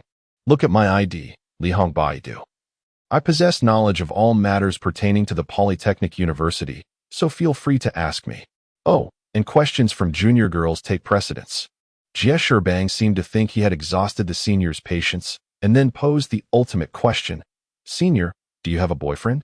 Lihong Baidu responded, Yes, I have several. And I wouldn't mind adding another. Jie Sherbang exclaimed, Senior, I am in awe. Truly, those who are bold become invincible. There's always someone more impressive. After witnessing their exchange, Lu Xiaochuan couldn't help but laugh uncontrollably. This school indeed harbored many intriguing individuals. Soon, they shifted the conversation to military training. Lihong Baidu reassured the juniors. Don't worry too much. Our military training isn't particularly difficult. It's just known as the strictest in the province. Upon hearing this, the junior students immediately began lamenting in the comments. Why must we endure military training? My heavens, on such a sweltering day, if we undergo military training, we shall surely be tan like Africans. The juniors continued to express their dismay. However, a senior, identifying himself as a seasoned individual, advised them to wholeheartedly participate in military training. He remarked that it is during this time that one has the best opportunity to charm the opposite sex, as everyone appears with minimal makeup and a natural look, making it easy to gauge attractiveness at a glance. Singing songs and holding hands would suffice to foster connections. The senior lamented that he had missed such opportunities and remained a solitary figure, which filled him with regret. His words ignited a sense of anticipation among many, with one junior even inquiring, Senior, I've heard that the instructors are quite handsome. Is that true? The senior replied, the instructors are indeed military personnel, and some are rather dashing. However, be forewarned, engaging in romantic relationships with instructors can lead to dire consequences. Meanwhile, Lu Xiaochuan, with some leisure time, wandered through the forum and added a few friends to inquire about various matters. He connected with the chatty individuals known as Chitsai Jishabang and Legay Baidu. In the forum group, Legay Baidu asked, Junior, what major have you chosen? Lu Xiaochuan responded, Business Administration. He selected this field to lay a foundation for his future, aiming to learn management techniques and preparation for entrepreneurial endeavors in college. He believed that to achieve substantial wealth, one could never hope to gain it merely by working for others, which motivated his choice of major. The esteemed platform of engineering and technology expressed, this major is rather insubstantial, heavily reliant on theoretical knowledge. If one does not excel in their studies, they may graduate with a profound lack of understanding. I recommend that you pursue additional certifications during your university years, so that upon leaving the campus, you possess a tangible skill. To this, The individual known as SUSI-MANHUA responded, "Oh, I am also enrolled in this major." "Senior, is this field truly lacking?" The representative from the engineering and technology sector replied, "It is not that it is devoid of merit, rather it lacks concrete skills. Disciplines such as civil engineering and computer science offer definitive competencies, making employment opportunities more accessible post-graduation. Business administration, on the other hand, poses greater challenges. However, it is of little consequence, as most graduates do not pursue careers directly related to their fields of study." He continued, "Nevertheless, your major possesses a significant advantage." Curiosity piqued. Lu Xiaochuan inquired, "What advantage might that be?" The engineering and technology representative exclaimed, "There are numerous female students. The School of Business Administration ranks second in terms of female student population, while the School of Arts and Media holds the top position. Albeit the students there tend to be rather ostentatious. The young women in business administration, however, are often more grounded. A university devoid of romantic pursuits would be a wasted opportunity," he mused. "Consider this. If one cannot find a partner during their university years, they may face the prospect of arranged marriages in the future, requiring exorbitant dowries and substantial investments in housing and vehicles, all of which represent the hard-earned savings of one's parents. Can one truly disregard the sacrifices made by their parents?" SUSI-MANHUA responded, "Such wisdom. I shall pursue my studies not solely for romance, but for the resurgence of our nation." Lu Xiaochuan, already feeling the weight of this enlightenment before even stepping foot in university, anticipated the arrival of the new student registration day, which was expected to take place on April 1st. During the period leading up to the launch, Mars seeks the support of everyone through recommendations, collections, and donations. Therefore, Mars has devised a scheme for accumulating additional updates. From now until the launch, statistics will be tallied weekly, culminating in a grand settlement upon release. 1. For every 10,000 recommendation votes, an additional update will be granted. In fact, if each collector votes once daily, they can amass an extra update each day. 2. For every 50 donations received, another update will be awarded. This is based on system statistics. Even a single cent counts as one donation, though an individual is limited to 3 donations per week. 3. A direct donation to the captain results in 1 additional update, while a donation to the alliance leader yields 5 updates. Chapter 47. The daily fluctuations of the villain's aura before his departure. His parents repeatedly advised him, study diligently at university and refrain from poor influences. Rest assured, Lu Xiaochuan nodded, "I will take care of myself. If you run out of money, just let us know. Call if you need anything." Qin Xiu and Lu Hao watched as Lu Xiaochuan, laden with his backpack, walked away towards the bus station. They exchanged glances filled with myriad emotions.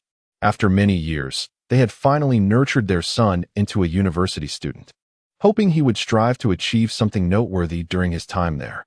The journey from Hong County to the provincial capital consumed a considerable amount of time. Lu Xiaochuan lay drowsily on the bus for the better part of the morning, eventually arriving at the station. It was Lu Xiaochuan's first visit to the provincial capital, and upon exiting the city, he was immediately struck by one of its defining characteristics: the throngs of people. Inside the station, it was a sea of bodies and vehicles, with long queues stretching in every direction. Dragging his suitcase, he struggled to make his way through the crowd. As various universities have recently commenced their academic sessions, numerous volunteers have been dispatched by the schools to guide newcomers.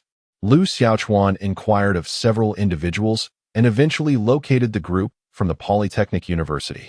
"Junior, are you a freshman at the Polytechnic University?" A senior girl, clad in shorts and a short-sleeved shirt, asked him at the welcoming area. Beside her stood other seniors, whom he chose to overlook. The senior girls, due to the sweltering weather, were all donned in shorts, revealing their fair and slender thighs. Their figures were more developed than those of high school students, and they possessed a flair for makeup and style, exuding a vibrant youthful energy that made Lu Xiaochuan reflect inwardly. University life must be splendid. Indeed, upon presenting his admission letter, one of the senior girls readily offered him a bottle of mineral water, saying, We are the welcoming volunteers from the Student Union of Polytechnic University. There is a shuttle bus behind us that will take you directly to the campus. Thank you, Senior, Lu Xiaochuan replied. He boarded the shuttle bus, which soon filled to capacity and set off towards the university. Upon arrival, it was customary for a few senior students to assist with registration and accommodation matters. However, these seniors eagerly helped their female juniors with their luggage and finding their dormitories, leaving Lu Xiaochuan to navigate on his own. He swiftly completed his registration and tuition payment following the directional signs. The next step was to register for his accommodation, which posed a challenge for Lu Xiaochuan. The Polytechnic University campus spans several thousand acres and is divided into multiple districts, making it difficult to find his way without guidance. Excuse me, could you please tell me where Dormitory 3 is located? Lu Xiaochuan inquired of a male classmate, who replied, I am unsure. I am a newcomer. Could you tell me where to register? Lu Xiaochuan then pointed him in the direction of the registration area, and he continued his search for the next target to question. Suddenly, he caught sight of a mesmerizing figure approaching from a distance. A young woman clad in a form-fitting white sundress was making her way toward him. She stood approximately 1.7 meters tall, her feet adorned with matching white high-heeled sandals. From his vantage point below, her legs appeared exceptionally long, prompting a playful remark. At 1.7 meters tall, her legs seemed to measure a full meter. In the summer, her legs were far more captivating than her face or bust. Of course, she was equally alluring in other aspects. The light-hued dress accentuated her graceful physique, her bosom elegantly prominent, the straps resting delicately on her snow-white shoulders, as if they could be effortlessly pulled away. With long, cascading curls and shielded by sunglasses from the blazing sun, she held an umbrella. Even without seeing her eyes, her enticing red lips and charming visage were enough to captivate anyone. At that moment, she strode with a proud gait while engaged in a phone conversation. A goddess. Several students who noticed her discreetly cast their glances in her direction, and upon seeing her, the sweltering summer day seemed to brighten considerably. To think that our university harbored such beauty. Senior, do you know this senior sister? A mesmerized underclassman inquired. After 3 years of high school, his mind had grown somewhat rigid, but the sight of such an elegant beauty instantly captivated him. Senior? Noticing that the senior beside him was unresponsive, he called out again, only to find the senior was enraptured, gazing at the beauty, nearly drooling. Upon hearing the junior's call, the senior coughed lightly and remarked, She is not merely a senior. She is a figure you cannot afford to provoke. Who could she possibly be? The junior's curiosity deepened. Just as the senior was about to elaborate, he noticed the beautiful woman casting a glance in their direction and quickly fell silent. Let us not discuss this now. Come, I'll assist you with your registration. Hey, have you all lost your minds? I am not your employee. Bai Sikhan reiterated emphatically over the phone. I have no knowledge of that bystander's contact information, and I shall not concern myself with this matter. The staff at Douyu, bewildered by her sudden outburst, hastily replied, Bye-bye, please don't be upset. We were merely inquiring. If you are unwilling, we shall drop it.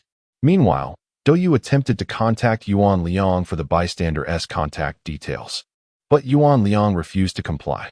They recalled that Bai had previously requested a WeChat ID from the Tunglong studio, which prompted their call. Little did they know they had inadvertently touched a nerve with her. Call ended. After stating this, Bai Sikhan hung up the phone, still feeling rather disgruntled. Douyu truly regarded her as an employee, seeking her assistance for every trivial matter. They were hardly worthy of such expectations. Senior, Lu Xiaochuan called out to Bai Sikhan. When faced with the choice of asking for directions from either a beautiful woman or an unknown passerby, one would naturally select the former. And Lu Xiaochuan made just such a choice. Senior? You address me as senior? Upon hearing Lu Xiaochuan's call, Bai Sikhan halted, a playful smile gracing her delicate features. You must be a freshman, correct? Indeed, Lu Xiaochuan nodded. Senior, could you kindly direct me to the male dormitory number 3? In the male dormitory number 3, proceed straight ahead. There lies a sports field. Upon passing it, turn left, and upon sighting the library, make another left, and you will arrive at the male dormitory. You can easily inquire further upon arrival. Bai Sikhan provided him with directions, secretly amused at his mistake in assuming she was an upperclassman. Indeed, the freshmen were endearingly naive. Thank you, Senior. Lu Xiaochuan expressed his gratitude, although he yearned to ask for her contact information, yet found himself at a loss for words and chose to refrain. No need for thanks, Bai Sikhan replied, turning to leave as she had other matters to attend to and was searching for someone. However, at the moment she turned to lift her suitcase, Lu Xiaochuan was suddenly engulfed by a sense of foreboding. It felt akin to the time before the college entrance examination when his homeroom teacher suspected him of cheating and confronted him, or when Li Chong and his ruffian friends were poised to confront him. He sensed impending misfortune. The aura of mischief had absorbed a wave of negative energy, heralding a minor calamity. As anticipated, the side of Lu Xiaochuan's backpack, which had originally held a bottle of mineral water, succumbed to wear. The seam, poorly stitched, gave way, causing the bottle to tumble forth and roll to Bai Sichuan's feet. Clad in high heels, she inadvertently stepped on the bottle, losing her balance and letting out a startled gasp as she fell backward. Chapter 48. Let go. By the time Lu Xiaochuan heard the commotion, he instinctively reacted, witnessing a figure toppling towards him. Without a moment's hesitation, he released his suitcase, pivoted, and caught Bai Sikhan from behind. As Bai Sichuan's glasses slipped from her face, revealing her originally enchanting eyes, she continued to scream, her face adorned with a look of sheer panic.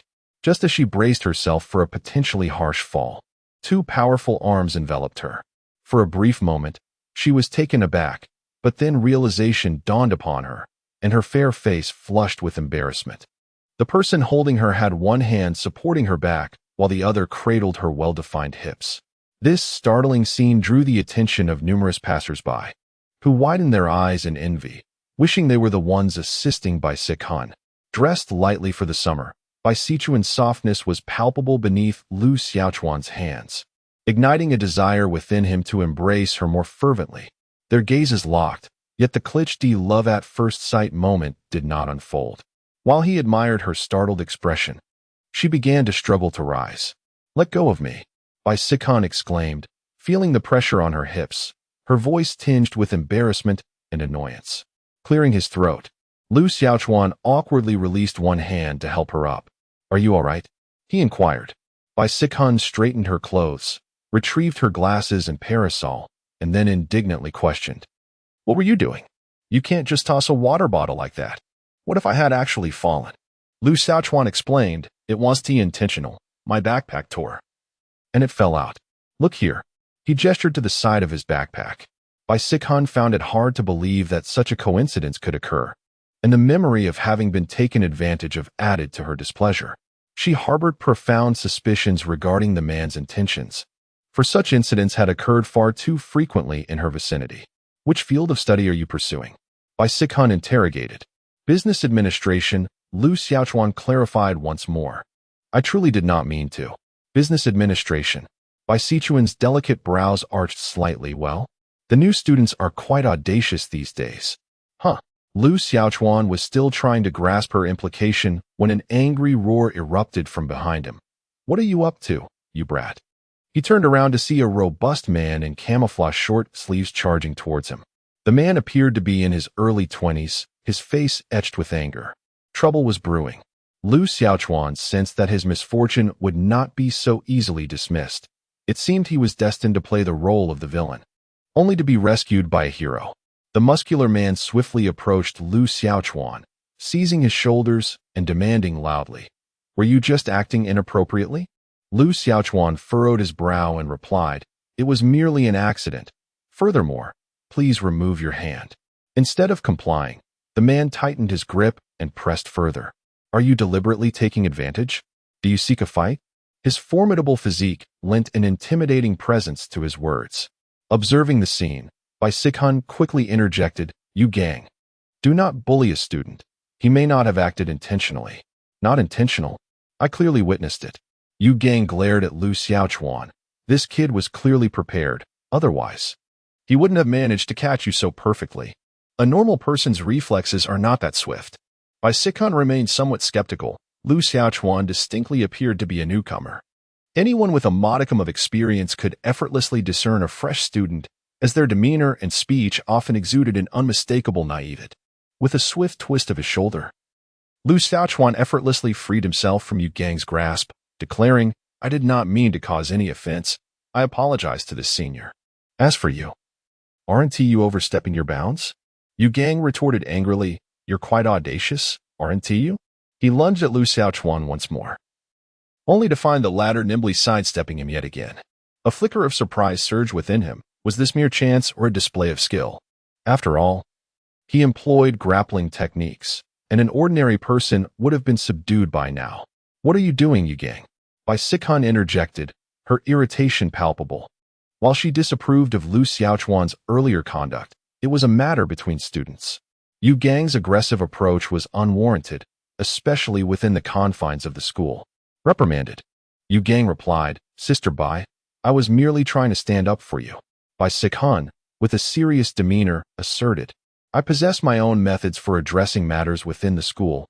Your actions amount to bullying a student." It was evident that when Bai Sikhan adopted a serious tone, she exuded an aura of authority, rendering the two men standing before her akin to chastised pupils. "All right then," Yu Gang cheerfully acquiesced, dutifully clearing the way for her, as if he were a guardian angel. Bai Sikhan resumed her previously haughty poise, inquiring, "Weren't you serving in the military quite well? Why the sudden transition to being a military training instructor?" Yu Gang chuckled, "Isn't it to catch a glimpse of you, Sister Bai? I specifically requested this position from above, and it cost me quite a bit of effort. Enough with the banter." Bai Sikhan advised, "When you enlist, focus solely on your duties as a soldier and do not dwell on trivial matters. There are plenty of beautiful women around. However, in my heart, Sister Bai, you are the most exquisite and graceful of them all," Yu Gang boldly proclaimed. Bai Sikhan chuckled lightly and replied, "To many, I am perceived in that manner." Watching them walk away, Lu Xiaochuan shook his head, reflecting on his misfortune. Thankfully, no incidents had occurred today. Otherwise, starting his first day of school with a brawl on campus would have brought him considerable trouble as a newcomer. Following Bai Sichuan's prior guidance, Lu Xiaochuan swiftly located the male dormitory number 3, where he registered with the elderly dormitory supervisor. After filling out the necessary forms, he noticed the supervisor, donned with reading glasses, seated at the entrance of the dormitory building, beside a sign that read, "Boys Dormitory, Girls, Please Stop." Following the directions provided, Lu Xiaochuan sought room 1A109. Situated on the ground floor, he discovered the room already occupied by two individuals. One was a slender, dark-skinned individual tidying up a bed, while the other was a more rotund fellow, significantly larger than Lu Xiaochuan, reclining on the bed engrossed in his phone. Upon noticing Lu Xiaochuan's entrance, the larger one exclaimed, "A new brother has arrived. Welcome to the 1A109 gay dormitory." "Excuse me?" Lu Xiaochuan responded, perplexed. The slender one chuckled, "Yes, just joking. Don't call me fatty, or else baby will get mad and unleash a little punch on your chest." The larger one playfully retorted, "Come on now, if you're baby. You must be a 200-pound baby. A little punch? One of your punches could make me cough up blood." The slender one replied. It was evident that the two had already established a comfortable camaraderie. The stout fellow stepped forward and said, once more, the official version, "Welcome to dormitory 1A109. I am Xiangbo." The slender individual introduced himself. "I am Sun Yomi." Lu Xiaochuan also stated his name, and thus the three became acquainted. The dormitory accommodates 4 people, but the first 2 arrivals had already claimed the lower bunks, leaving Lu Xiaochuan with no choice but to select an upper bunk. As he was still organizing his belongings, he received a call from Ningzheng. "Xiaochuan, have you arrived at the dormitory yet?" "Yes, I am currently making my bed," Lu Xiaochuan replied. Ningzheng called out, "Which dormitory?" "I am coming too." He and Lu Xiaochuan had chosen the same major. "Room 3, male dormitory, 1A109. Hurry, there is still 1 bed available. I'll be there shortly." When Ningzheng arrived, a driver assisted him with his numerous bags. Lu Xiaochuan waited by the dormitory entrance. Noticing that Ningzheng was clad in brand-name attire, a stark contrast to his high school days. Xiaochuan, Ningzheng approached, exclaiming, "It's been a whole summer since we last met. How have you become so robust? Have you been taking steroids?" "Get lost," Lu Xiaochuan retorted, fully aware of Ningzheng's sharp tongue. Ningzheng then inquired, "Why are you staying in the dormitory?" He had assumed Ningzheng would prefer to rent a place on his own. Living alone is rather dull. Besides, I've never experienced dormitory life. Moreover, my sister is also staying in a dorm. Chapter 49, No Flatulence Allowed. Ningzheng arranged with the dormitory administrator to reside in 1A109, thus forming a four-person accommodation with Lu Xiaochuan. It didn't take long for the four young men of the same age to bond, and that evening, they engaged in a lively game of poker while chatting and joking, becoming well acquainted with one another. The orientation for new students spans 3 days, culminating in a class meeting on the 4th day, where freshmen gathered to meet their advisors and classmates. Lu Xiaochuan and his peers finally located their classroom, only to find it already filled with students. Their major had admitted 100 newcomers, and the large lecture hall buzzed with lively greetings. "Hey, where are you from?" "I'm from Guangdong." "Wow, from Guangdong. Do you eat people?" "Occasionally." "And you? Where are you from?" "Northeast." "Northeast? What are you staring at? What are you looking at?" "Impressive, impressive," Xiangbo remarked. "Our major indeed has a lot of girls. It seems my careful consideration in choosing this field was the right decision." His gaze swept over each girl, evaluating their appearance and physique like a scanner. Sun Yongyi interjected, "I see only about half. The number of boys and girls is quite similar." "Is that considered many?" "You're truly oblivious to your good fortune," Xiangbo exaggerated. "I've heard that in electrical engineering and civil engineering, the male-to-female ratio can reach 100, 1, or even 1,000, 0.5. How does that 0.5 come into play?"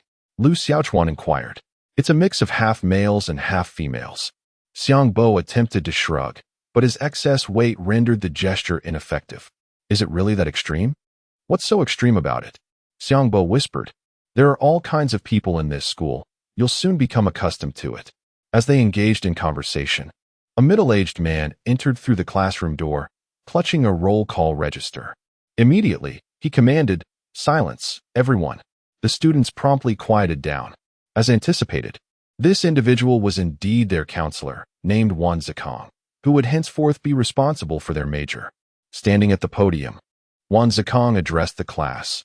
"I understand that you have just embarked on your university journey, filled with curiosity and excitement. However, I must remind you that university is a place for acquiring knowledge, not a venue for squandering your time." In this inaugural class meeting, Wan Zikong made his expectations abundantly clear. Ningzheng whispered to Xiangbo, "What bad luck. It seems we've encountered a counselor devoid of empathy." Ningzheng, unfazed, replied, "It's merely about credits. Even if they deduct some, I can still graduate. I didn't come here through the examination process. And I certainly have my own methods for graduation." His purpose for attending university was purely for enjoyment, and he had never contemplated the possibility of failing exams. "Tomorrow marks the military training that all freshmen must endure," Wan Zikong announced. "Everyone is to don their military training uniforms in accordance with the schedule and assemble at the Southern Sports Field. Those with special circumstances preventing attendance must personally inform me. The rest of you must participate and complete the training. Failure to meet the military training standards will result in credit deductions. Those who excel will receive commendations. And I will select outstanding students to serve as class monitors.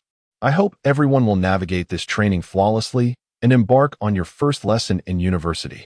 Upon hearing about the position of class monitor, many students became animated, eager to take on the challenge. Ningzheng remarked, "What is the point of being a class monitor?" To which someone replied, "It is indeed of great significance." Xiangbo remarked that the role of a class monitor in college differs significantly from that in high school. Lu Xiaochuan, intrigued, inquired about the distinctions. In high school, he explained, the class monitor's duties are limited to collecting assignments and class fees. However, here, the counselor entrusts most responsibilities to the monitor. This not only cultivates one's skills, but also opens doors to scholarships, student union participation, job opportunities post-graduation, and numerous other subtle advantages. Moreover, you will find ample opportunities to interact with the girls in your class and others. Do you understand? Ah, I see. Lu Xiaochuan nodded. By the way, how do you know all this? Xiang Bo replied proudly. Before starting school, I sought out seniors and inquired thoroughly about these matters. Being a class monitor brings nothing but benefits. However, to be a monitor, one must excel during military training, and I fear I may not stand a chance. I just hope to pass the training. Lu Xiaochuan had little interest in the monitor position. He was more eager to discover ways to earn money in college. The next upgrade for his time-space game required 100,000 Huaxia coins, yet he only had a little over 20,000, with living expenses consuming several thousand. Ultimately, he had barely over 10,000 available for upgrading. The following morning, they donned their military training uniforms and headed to the sports field for assembly. Ning Zhengbi complained, "These shoes are unbearably stiff and uncomfortable, and the heat is relentless. I really dread military training." Xiang Bo replied, "I told you to follow my lead, but you refused. Let me share a secret. Placing sanitary pads inside the shoes makes them much more comfortable." "Ugh, I'm a man. Who would use sanitary pads?" The others scoffed. "You'll find out soon enough," Xiang Bo retorted with a smirk. They gathered with their classmates, standing together in anticipation of the military training's commencement. Before long, the training truly began. Initially, it was all about restoring order. Many students, having been sheltered and unaccustomed to hardship, were confrontational towards the instructors. The first half of the session was dedicated to the instructor employing various methods to discipline them. The naive freshmen were swiftly brought into line. "Stand at attention. Hold your position," the instructor bellowed. "Whoever dares to move will add 10 minutes to everyone's time." Everyone knew he meant what he said, so they remained utterly still, allowing sweat to trickle down their foreheads. Suddenly, a loud sound erupted as Xiang Bo could no longer suppress a fart, provoking laughter among some. The instructor shouted, "No flatulence allowed. Hold it in. You all will add another 10 minutes." Internally, the students cursed Xiang Bo. Why did he choose such a moment to embarrass them? "How is everything?" a military officer inquired of the instructor in Lu Xiaochuan's class. "The squad leader is managing adequately." At that moment, the instructor's attention was drawn to a particular student. While the student stood correctly at attention, the instructor recalled a recent incident involving him. Just days prior, this very student had resorted to petty antics to undermine Bai Jie, and had even dared to confront him directly. Not only had he failed to reprimand the student, but he had also faced Bai Jie's ire. Now that fate had brought them together again, the instructor resolved to make him face some consequences, and see if he dared to act up again in the future. Chapter 50. The brother still knows military boxing. With this thought in mind, Yu Gang addressed the instructor from Lu Xiaochuan's class. "You take charge over there, and I will oversee things here." The instructor remained perplexed by the situation, and Yu Gang sternly inquired, "Did you not comprehend?" Indeed, Yu Gang held the position of platoon leader, leaving the instructor no choice but to comply with his commands. Upon witnessing the arrival of a more stringent instructor, the students internally lamented their misfortune. From the outset, Yu Gang exhibited his more rigorous demeanor, promptly identifying two students who failed to maintain proper posture and instructing them to step forward and stand alone before their peers. The students, valuing their pride, found this treatment far more discomforting than physical punishment. This was especially true when standing at attention while others relaxed nearby, pointing and jesting at their expense. Yu Gang had intended to target Lu Chuan for trouble, yet he discovered that this lad stood remarkably firm, revealing no vulnerabilities. Typically, a normal student in such circumstances would be on the verge of cramping and exhaustion. However, Lu Chuan appeared akin to a seasoned soldier, standing at attention as if it were second nature. He even made a point of nudging Lu Chuan's ligaments with his knee. While other classmates had long since succumbed to fatigue, Lu Chuan remained resolute, leaving him with no weaknesses to exploit. Ning Zheng grumbled, "It's so hot and exhausting. My legs feel as though they might break. I truly despise this military training." Xiang Bo splashed his head with cold water, exclaiming, "I feel like I'm about to collapse. I've at least lost 10 pounds in sweat today. Surely that must be 10 pounds of oil." Sun Yongyi jested. Lu Chuan, how is it that you appear so unfazed? Ning Zheng inquired, puzzled, as he recalled Lu Chuan's previous inferior physical condition. Isn't it just standing at attention? A mere sprinkle of water.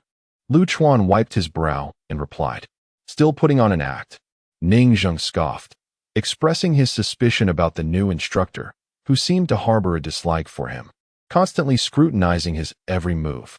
Indeed, I found it curious that he only seemed to focus on Xiaochuan and no one else. Xiang Bo remarked with confusion, noting Xiaochuan's remarkable resilience. If it were me, I would have capitulated long ago. Xiaochuan was well aware of the underlying reason. Was it possible that the instructor Yu Gang was envious or seeking to reprimand him on behalf of that senior from the other day? He resolved to handle whatever came his way. Alas, with only a month remaining, how would he endure this? Ning Zheng lamented, shedding his shoes in preparation for a shower, which filled the dormitory with an unpleasant odor more pungent than pickled vegetables. Quick, open a window. I might suffocate from this lethal gas. On the sports field, under the blazing sun, the students engaged in military training, perspiring profusely and persevering through the ordeal. Yu Gang stood at the front of the formation, bellowing, take a 10-minute break, and then we shall commence practicing military boxing. Pay close attention. Those who do not perform well will march 3 laps around the field. Upon hearing about military boxing, the boys became animated, while the girls remained indifferent, preoccupied with whether their sunscreen was sufficient for the day. Xiangbo shouted, 3 to 5 bottles, and let's throw a couple of punches. Ning Zheng quickly echoed his sentiment. Many boys who understood chuckled, with one inquiring, is military boxing truly formidable? Can it enable one to take on 2 opponents? Absolutely formidable. Another boy affirmed. This is a combat style developed within the military. Teaching you a lesson will be as easy as child's play. So, if I learn it, I could take down a child with a single punch? Huh. Beside him, a boy scoffed, learning it is futile.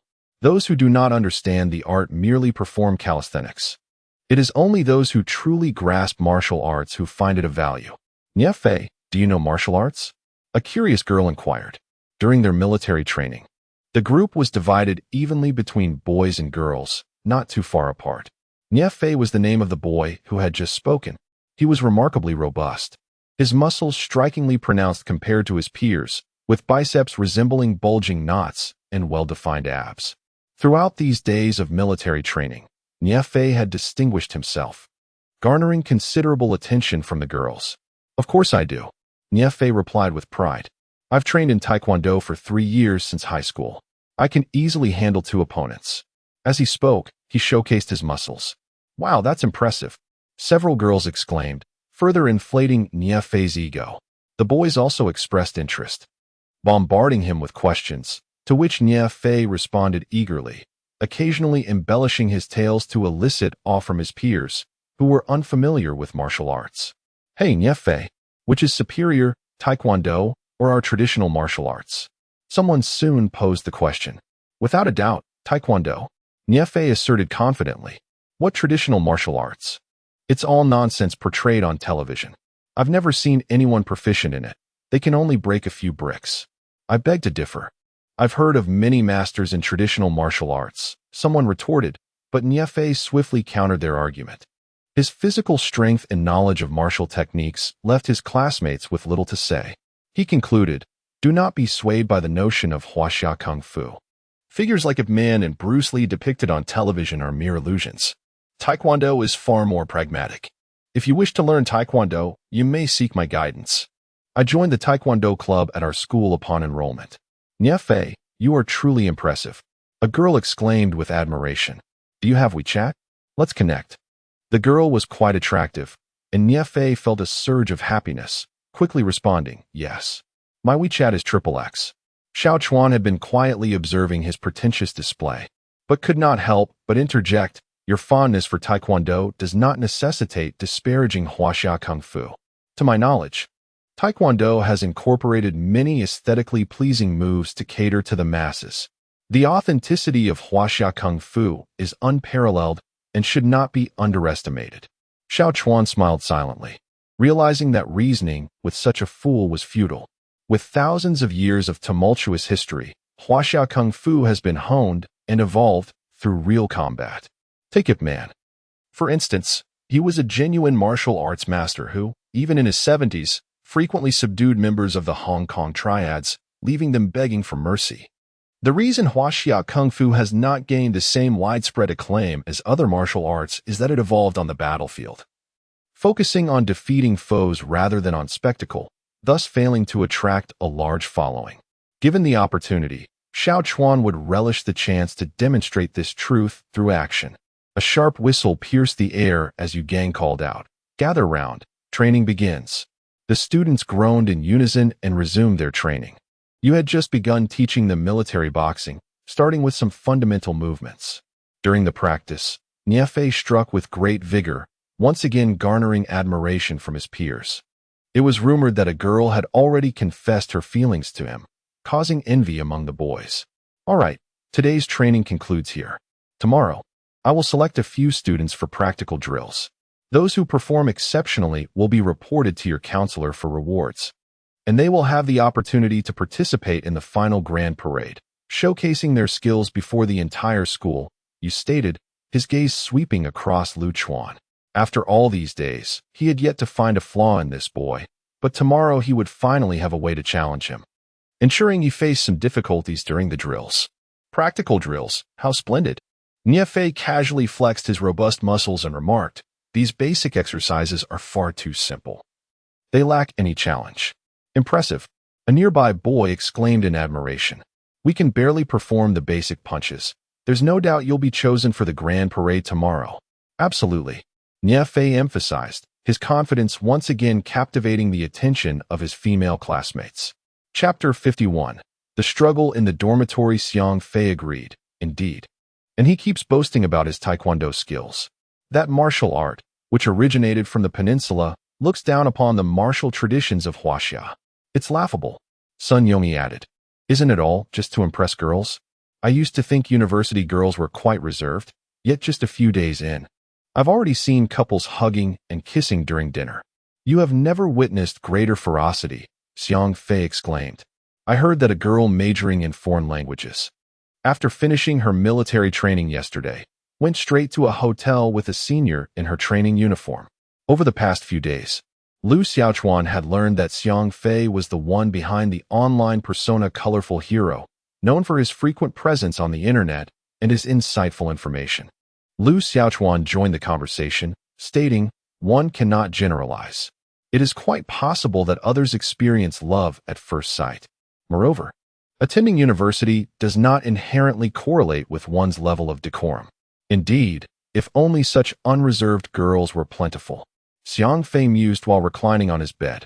In the dormitory, he maintained two primary states, either in the restroom or lounging on his bed, which might explain his considerable weight gain. "It is essential to put on a fade during military training," Ning Zheng remarked, observing the foolish Niefei, who seemed to attract attention from girls whenever he tried to show off. "I wish I could give him a good beating." Xiang Fei nodded in agreement. Suddenly, a series of knocks echoed at the door. Sun Yongyi, from the lower bunk, went to answer it, only to find Niefei standing outside, his expression one of evident displeasure. "Who would dare to insult me, calling me foolish, and threaten to strike?" Niefei glared at the occupants of the dormitory. Upon seeing his intimidating demeanor, Xiang Fei, sensing trouble, fell silent and lay still. However, Ning Zheng, perched above, looked down and boldly inquired, "What did you say? Care to repeat that?" He pointed at Niefei provocatively. Upon witnessing the unfolding scene, Sun Zhongyi hastily interjected with a laugh, "We're merely jesting. No need to take offense. After all, we are all classmates." However, Ning Zheng harbored no intentions of diffusing the tension. Instead, he retorted loudly, "I think you are just posturing. And quite foolishly at that. What of it?" Their boisterous exchange drew the attention of several boys passing by the dormitory entrance, who paused to observe the spectacle. With spectators present, Niefei felt his composure slipping. In a fit of anger, he hurled his drink at Ning Zheng, narrowly missing his head as it whizzed past his ear. Infuriated, Ning Zheng retaliated by throwing his pillow and blanket at Niefei. The latter swiftly intervened. Seizing Ning Zheng, just as he was about to descend from the upper bunk. Losing his balance, Ningxing teetered dangerously close to falling, but Lu Xiaochuan sprang into action, catching him just in time. "Damn it, are you trying to kill me?" Ningxing seethed, descending to confront Nie Fei. Sensing the situation was spiraling, Sun Yongyi rushed over to mediate, exclaiming, "Please, no fighting. Get lost, you fool," shouted Nie Fei, violently pushing them aside with considerable force, sending Sun Yongyi crashing to the ground with a thud that echoed painfully. Ningxing launched a punch, only for Nie Fei to block it effortlessly. His martial arts training had indeed not been in vain, proving far superior to Ningxing, who was entirely inexperienced. As Nie Fei retaliated with a powerful strike, Ningxing found himself momentarily stunned. At that moment, Lu Xiaochuan also descended from his bunk, intercepting the blow with a fierce shout. "You dare to strike my brother in our dormitory? You must be seeking death." Taken aback by this unexpected defense, Nie Fei spat, "I'm aiming for all of you. A bunch of weaklings daring to insult me. In our high school days, those who dared to insult me were promptly dealt with. The current situation is no different." He had grown accustomed to bullying the weak during his high school years and has shown no inclination to temper his behavior now. Just as the situation was poised to escalate, the voice of the dorm supervisor echoed from outside. "What is going on? Why are you not asleep at this late hour? Are you preparing for a fight?" The dorm supervisor forcefully entered the dormitory, standing before them and chastising. "What are you doing?" Xiang Fei rose from the ground and replied, "Sir, we are not doing anything, just having some fun." If the dorm supervisor were to record this incident and report it to the counselor, they would surely face a deduction of credits and a reprimand. They had no desire to receive disciplinary action for fighting so soon after arriving at university. Before even attending classes, not doing anything, the dorm supervisor turned to Nie Fei, who understood that it was unwise to challenge the supervisor at this moment. He stated, "We are not doing anything. I'm just visiting my classmates." "Yes, sir, it was just a bit noisy," Sun Yongyi added. The dorm supervisor lectured. "You little rascals think you can fool me? You are all classmates. What is there to argue or shout about? Consider this a warning, should I catch you again. I will report each of you to the counselor for disciplinary action. What are you all staring at? Go to bed. Is there no military training tomorrow?" The supervisor shouted towards the door, prompting the gathered boys to disperse.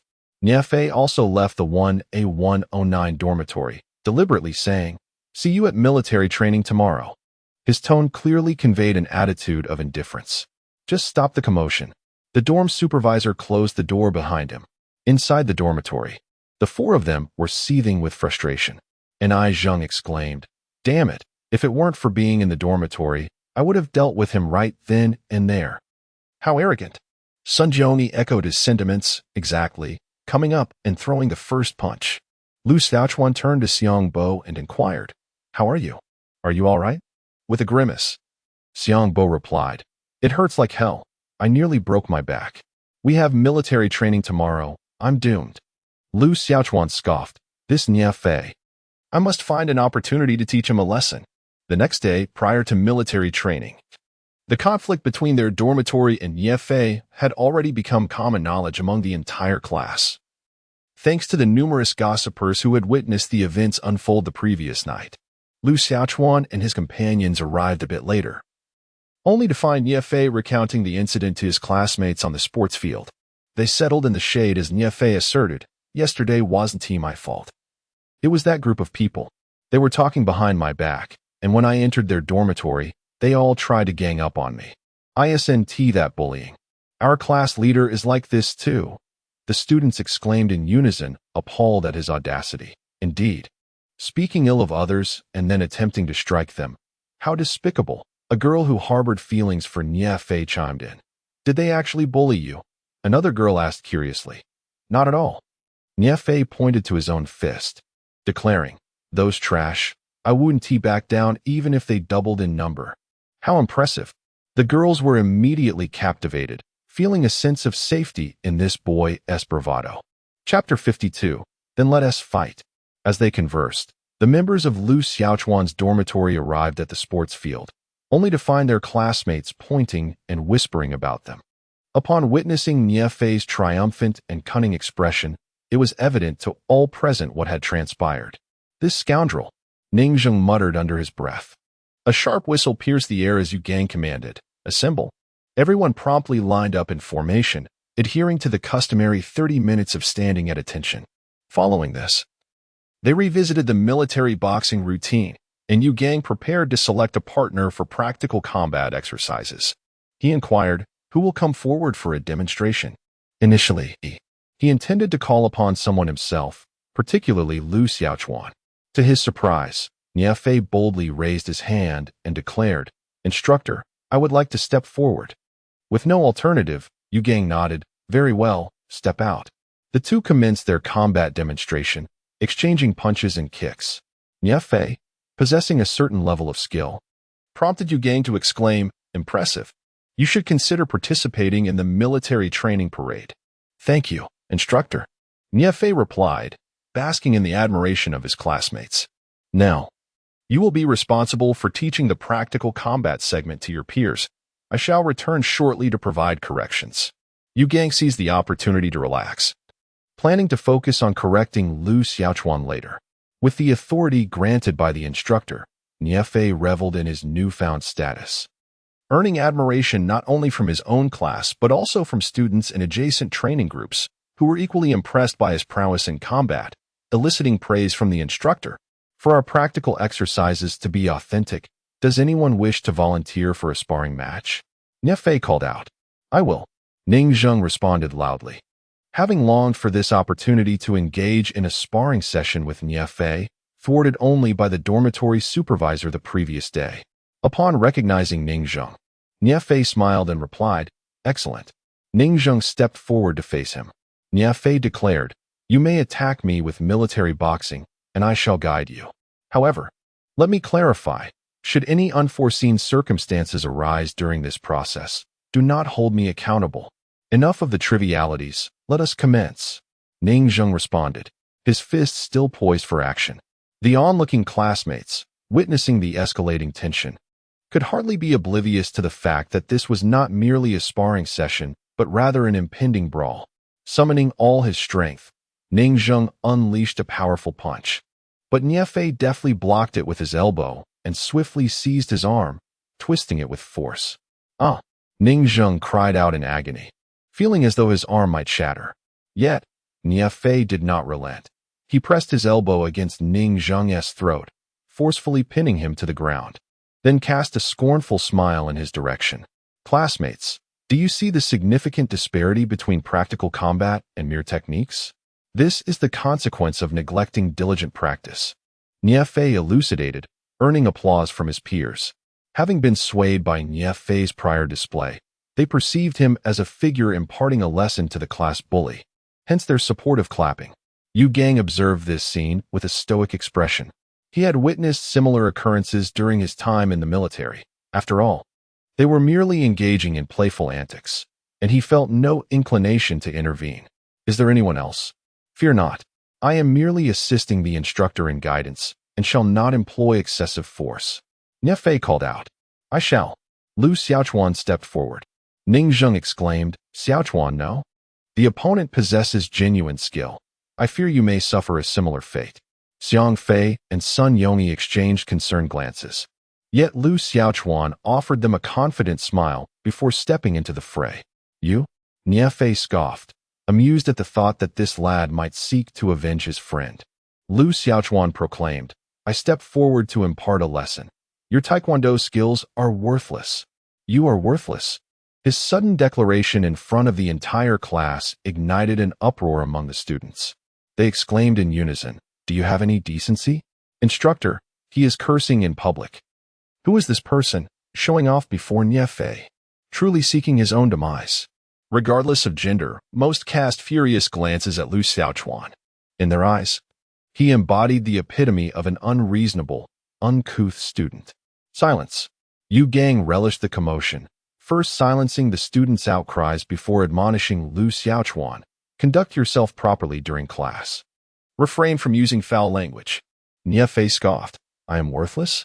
Come, try me." He had already clenched his fist, having previously held back against Ningzheng. He knew a single punch could leave him incapacitated for quite some time. Now, he had resolved to deliver a severe blow to this insolent youth, for he was determined to teach him a lesson he would not soon forget. Niefei declared, "You strike first."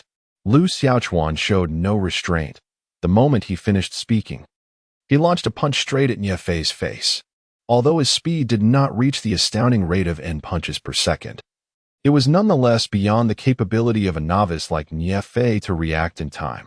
Niefei felt a resounding impact on his nose, as the capillaries in his nasal membrane burst, causing blood to stream down in 2 rivulets. The onlooking students were left in stunned silence. A single punch had rendered Niefei bloodied. Their minds struggled to comprehend the scene, as they had expected Niefei to elegantly deflect the blow. "You cowardly sneak attack!" Niefei shouted furiously, disregarding everything, and struck Lu Xiaochuan's abdomen with a powerful punch. "Ah, it has truly escalated." The timid girl screamed. "Fight, Niefei! Teach him a lesson." The boys cheered for Niefei, with Ningjing shouting, "Xiaochuan, you're doing great." Lu Xiaochuan neither dodged nor recoiled. His reaction speed was beyond Niefei's imagination. The moment Niefei prepared to strike, Lu Xiaochuan had already responded. He pivoted his body while delivering a solid blow to Niefei's armpit, targeting a pressure point. This was a taste of his own medicine, as Niefei had just bullied Ningjing in similar fashion. Now, it was Niefei who let out a cry of agony. For Lu Xiaochuan's strike was far more merciless. The pain radiated from the impact site, and his arm went numb, losing sensation. A sharp crack echoed, clear to all present, causing them to wince in sympathy. The struck Niefei was sent sprawling to the ground, clutching his face and howling in distress. He could feel his face swelling rapidly, and he feared his teeth might be knocked out. In front of the entire class and other students from different disciplines, being so publicly humiliated made Niefei wish for death. His classmates were in shock. They had witnessed fights before, but they had never seen Lu Xiaochuan's strikes executed with such precision and finesse. To them, Niefei, whom they had once idolized, now appeared as nothing more than a mere inflatable doll, easily manipulated at will. Hitting him seemed as effortless as striking a ball. The boys stared wide-eyed, while many girls covered their mouths, fearful of their own screams. Ningjing, however, cheered loudly, simultaneously calling out to Fei and Sun Yongyi, "Well done. This is truly satisfying." "What are you doing?" Yu Gang shouted as he rushed over. The events that transpired only took a few seconds. Who would have anticipated that Lu Xiaochuan could fell Niefei with just a punch and a slap? At that moment, Niefei struggled to rise, intent on seeking vengeance. However, upon noticing the instructor approaching, Lu Xiaochuan showed no restraint and delivered a kick to Niefei's face, sending him crashing to the ground once more. The athletic field was covered in red rubber, and Lu Xiaochuan's shoe soles were now stained with the vibrant dye. With that kick, a clear imprint of his shoe was left on Niefei's face. Nearby, a group of military training students taking a break erupted into laughter, oblivious to the situation, merely viewing it as a spectacle. "This is just sparring," Lu Xiaochuan stated calmly. "Sparring?" Yu Gang bellowed. "This is fighting. Sparring should be controlled." "It is sparring," Lu Xiaochuan explained. "Instructor, although you hold that title, you cannot speak recklessly. Everyone witnessed it. He provoked me, so I responded. When he attempted to retaliate, I countered. It was merely a normal sparring process, and wasn't it you who suggested we practice real combat?" Lu Xiaochuan portrayed the incident as a standard teaching scenario while deftly shifting the blame onto Yu Gang. The onlooking students silently marveled at his audacity, thinking to themselves, what a thick skin. Had they been in his position, they certainly could not have maintained such composure while defending themselves, let alone involve the instructor. Chapter 53. Instructor. The sparring has concluded. Yu Gang was infuriated by his words, feeling that Lu Xiaochuan was implying it was his fault for the altercation. The instructors from the nearby classes turned their gazes towards them, and Yu Gang bellowed, "What are you staring at? Is it that captivating? Focus on your own training." Niefei scrambled to his feet, his swollen face still bearing the imprint of a foot. He felt an overwhelming sense of frustration. He had sworn that throughout his life, he had always been the one to bully others, and this was the first time he had been so brutally beaten, utterly powerless to retaliate. Lu Xiaochuan, whose physique appeared unimposing, possessed remarkable martial prowess. He glanced at Yu Gang, hoping the instructor would deliver justice, while his classmates also turned their eyes towards Yu Gang. Yu Gang understood that if he did not discipline Lu Xiaochuan today, he would never live it down. It was the perfect opportunity to settle both old and new grievances. He shouted at Lu Xiaochuan, "You have openly violated discipline, assaulted a fellow student, and defied an instructor. I sentence you to 500 push-ups and 20 laps around the track. Now commence." Lu Xiaochuan remained unfazed and replied earnestly, "Report, instructor, I contest this. I have not violated any rules. Just moments ago, Niefei attacked Ning Zheng, and you turned a blind eye. Now you choose to intervene? This is sheer injustice." Each of Lu Xiaochuan's words poured fuel onto the fire in Yu Gang's heart. The students standing below felt that Lu Xiaochuan had lost his mind. Daring to confront an instructor, truly a reckless endeavor. Even Ning Zheng, who typically possessed a bold spirit, thought Lu Xiaochuan was being irrational. It would be wise to concede now, lest the situation deteriorate further. Yu Gang shouted, "Now it's 1,000 push-ups and 50 laps, immediate execution. Otherwise, I will enforce it myself." His voice thundered, causing some nearby instructors to shake their heads. This student was utterly oblivious to the gravity of his actions. To offend their squad leader was an audacious misstep, one he had clearly never faced the consequences for. "Execute," a girl whispered urgently. "Don't be stubborn. If you can't run later, it will be too late." Ning Zheng echoed, "Xiaochuan, that's enough. Why aren't you executing?" Yu Gang rubbed his hands together. "Don't think you're impressive just because you can defeat a student. Let me tell you, I've seen much more in the army. You're arrogant now because you've never been dealt with." As he spoke, he advanced to seize Lu Xiaochuan's arm, intending to impose a penalty. Lu Xiaochuan deftly deflected his grasp. Still daring to resist? Yu Gang lunged again, employing grappling techniques. The girls covered their mouths in shock. The instructor was furious and seemed poised to punish Lu Xiaochuan, an alarming prospect indeed. Lu Xiaochuan, however, countered with equal resolve. As Yu Gang's eyes narrowed in realization, he noted the inexperience of this young man. If he could just grasp Lu Xiaochuan's hand, he would swiftly subdue him with his grappling skills. Yet, when Yu Gang finally seized Lu Xiaochuan's arm, Lu Xiaochuan likewise caught hold of his. Before Yu Gang could exert any force, Lu Xiaochuan pressed down with both thumbs, targeting his acupressure points, rendering Yu Gang's hands weak and numb. Seizing the opportunity, Lu Xiaochuan broke free from his control and struck a palm against Yu Gang's chest, sending him stumbling back. In this initial clash, Lu Xiaochuan gained the upper hand. The swift exchange left the classmates agape, witnessing the instructor being repelled by a single blow from Lu Xiaochuan. Did I just see that correctly? He knocked the instructor back with one strike. One student whispered in astonishment. Wasn't he the instructor supposed to subdue him? Yu Gang stumbled back, startled.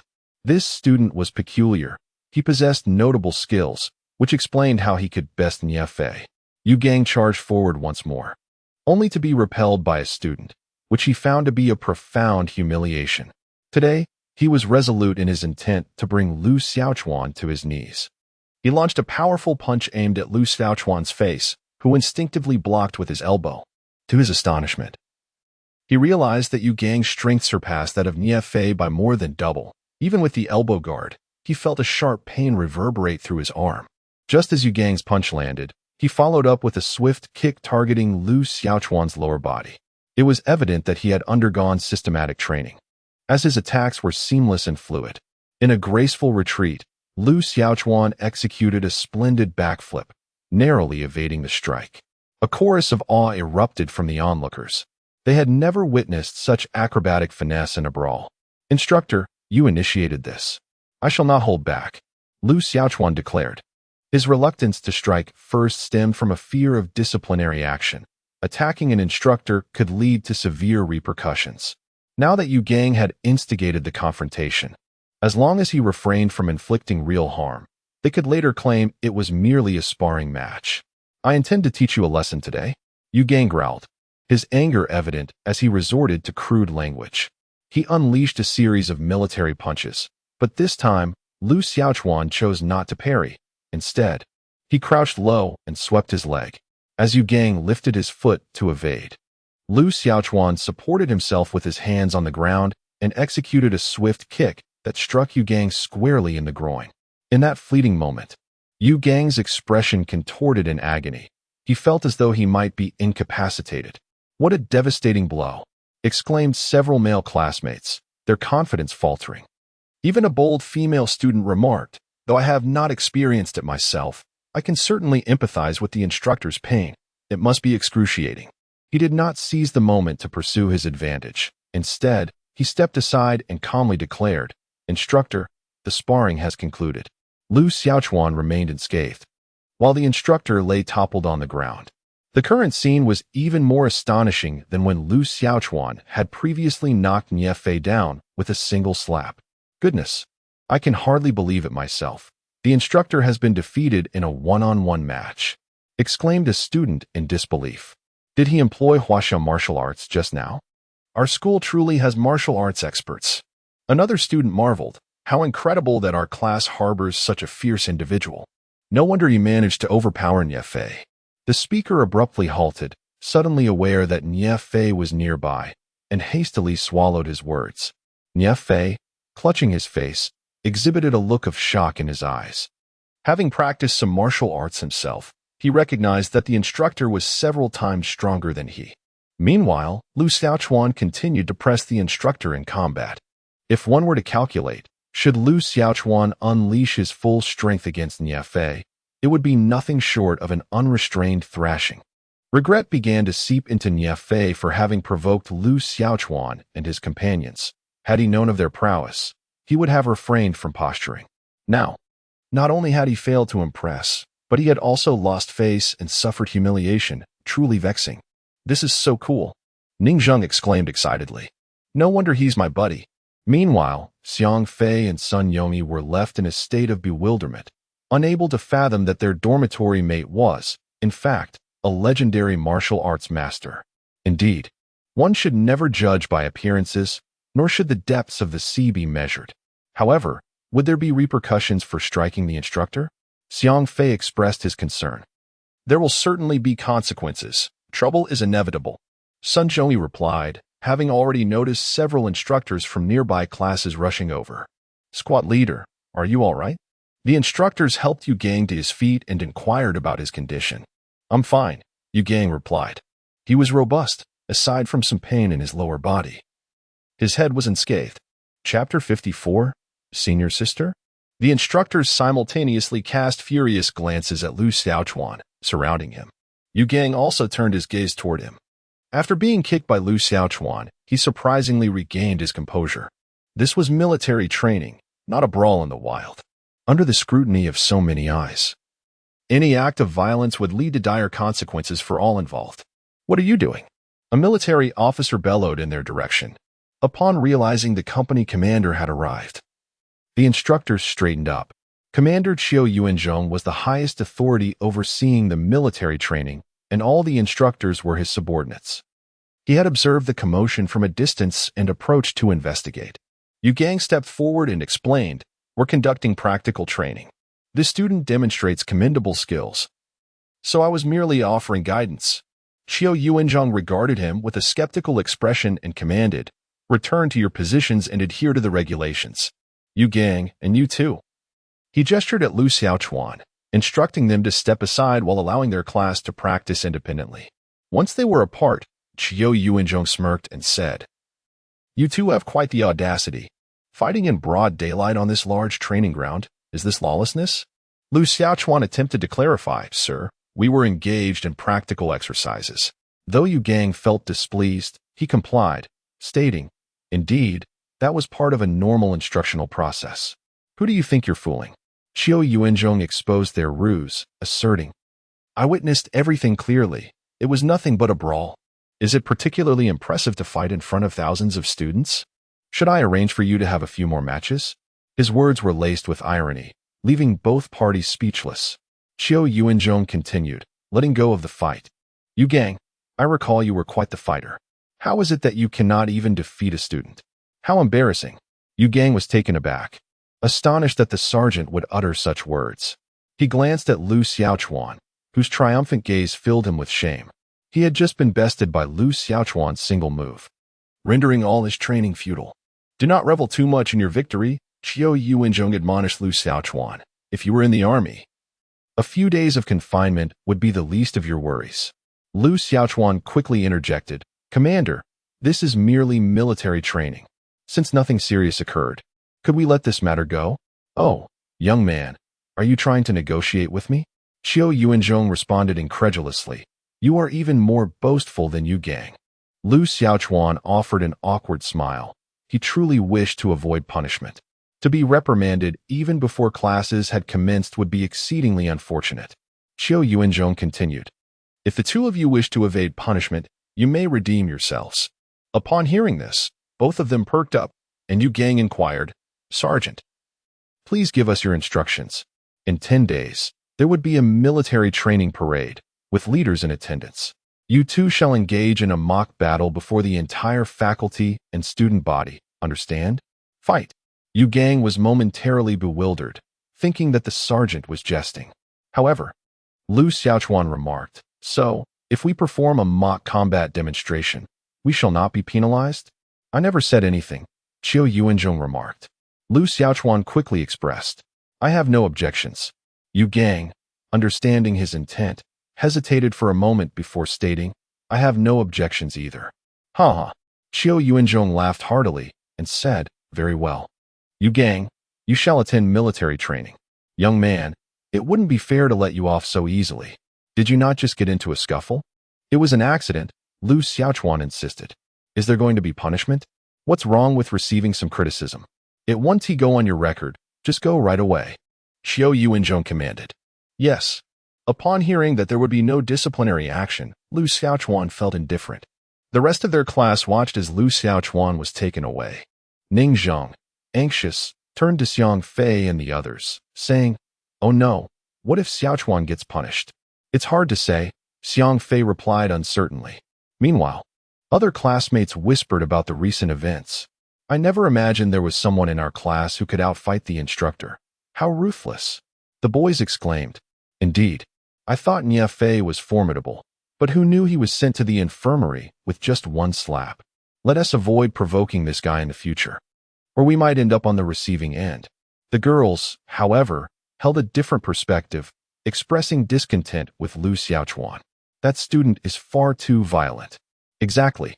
He assaults classmates and even the instructor. How could such a person exist? How did he get into our University of Science and Technology? I truly hope the school punishes him. That scoundrel, Lu Xiaochuan, has taken full advantage. At this moment, Lu Xiaochuan indeed found himself at the Academic Affairs office, prepared to endure some criticism. However, the reality diverged significantly from his expectations. Upon entering the administrative building, he located the office, marked by a sign that read, Military Training Students Only. Clearly, this was a designated space for addressing issues concerning students undergoing military training. Lu Xiaochuan knocked gently on the door, and a female voice from within called out, Please wait. How familiar that voice sounded. A sense of curiosity enveloped Lu Xiaochuan, as he felt he had heard it before. He lingered at the entrance for approximately 3 minutes until someone emerged from within. It was a rather tall student, whose eyes were glistening with moisture, suggesting he had been crying. An expression of deep remorse adorned his face as he lamented, I am truly despicable for evading military training. I apologize to my parents, to my school, to my country, and to the party. I must cleanse my sins and start anew. Was such dramatization necessary? It felt as if he were auditioning for a film.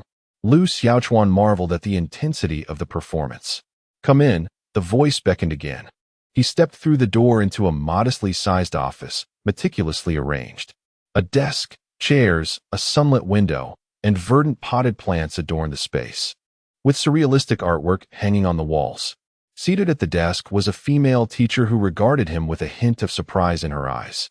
Upon witnessing her appearance, Lu Xiaochuan was equally taken aback. She was clad in a neat professional outfit, featuring a white blouse beneath a sleeveless suit, her ample bosom unmistakably affirming her femininity. Cascading waves of chestnut blonde hair draped over her right shoulder, exuding an enchanting allure. Her meticulously groomed eyebrows framed eyes as luminous as the moon, alongside a delicately sculpted nose and lips adorned with lipstick applied to perfection, neither garish nor subdued, just enough to draw one's gaze to her alluring mouth. Beneath her desk, one could glimpse the tailored pencil skirt that concealed her voluptuous thighs while revealing her fair and slender calves, complemented by sleek black heels, exuding the charm of a professional woman. "Senior?" Lu Xiaochuan tentatively called out, recognizing the enchanting beauty who had previously tripped him with her water bottle upon his arrival at the school. Chapter 55, Teacher Bai, could you please be a bit more serious? Bai Sikhan regarded him calmly and replied, allow me to correct you. You should address me as teacher.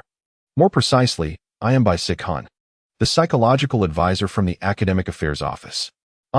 You are a teacher. Lu Xiaochuan was taken aback. The instructors he had encountered thus far were predominantly middle-aged men with receding hairlines. Even the few female teachers he had met, such as his high school music instructor, were married women, none as youthful as she appeared. Bai Sikhan looked hardly older than him. Unbeknownst to him, Bai Sikhan was indeed only slightly his senior. However, unlike him, she had returned from studying abroad with dual master's degrees in education and psychology, which enabled her to hold a position at the university at such a young age. Observing Lu Xiaochuan's expression, Bai Sikhan felt a sense of pride. Each time students mistook her for a senior, it delighted her, affirming that her allure rivaled that of the so-called campus beauties. What is your name? Bai Sikhan inquired. Lu Xiaochuan, he replied. What trouble have you gotten into? Lu Xiaochuan felt that this conversation resembled an interrogation of a criminal. He stated, during military training, I accidentally injured a classmate. Accidentally? Bai Sikhan maintained her gaze fixed upon his eyes as she spoke, noting that when Lu Xiaochuan spoke, his eyes flicked to the right. From a psychological perspective, this indicated that he was contemplating his words, thus his focus was diverted. Coupled with some of Lu Xiaochuan's body language and the fact that he had come to the Academic Affairs Office, Bai Sikhan concluded, it must have been intentional. Why would you injure a classmate? Just as Lu Xiaochuan was about to respond, she added, don't worry, I won't impose any penalties on you. Think of me as your senior. Let us have a casual chat. Please, sit down. Really? Lu Xiaochuan took a seat before her desk, inhaling the delicate fragrance that enveloped Bai Sikhan, a subtle scent of perfume that was quite pleasant. Of course, it's true. Bai Sikhan understood the psychology of students well. The more they are questioned, the more excuses they tend to fabricate. It was better to be forthright and gradually engage in psychological counseling. All right then, Teacher Bai, may I ask how old you are? Is it appropriate to inquire about a woman's age? Bai Sikhan retorted. Seeing you so lovely, I can't help but be curious. Lu Xiaochuan replied. Though the flattery was rather mediocre, it still held some effect.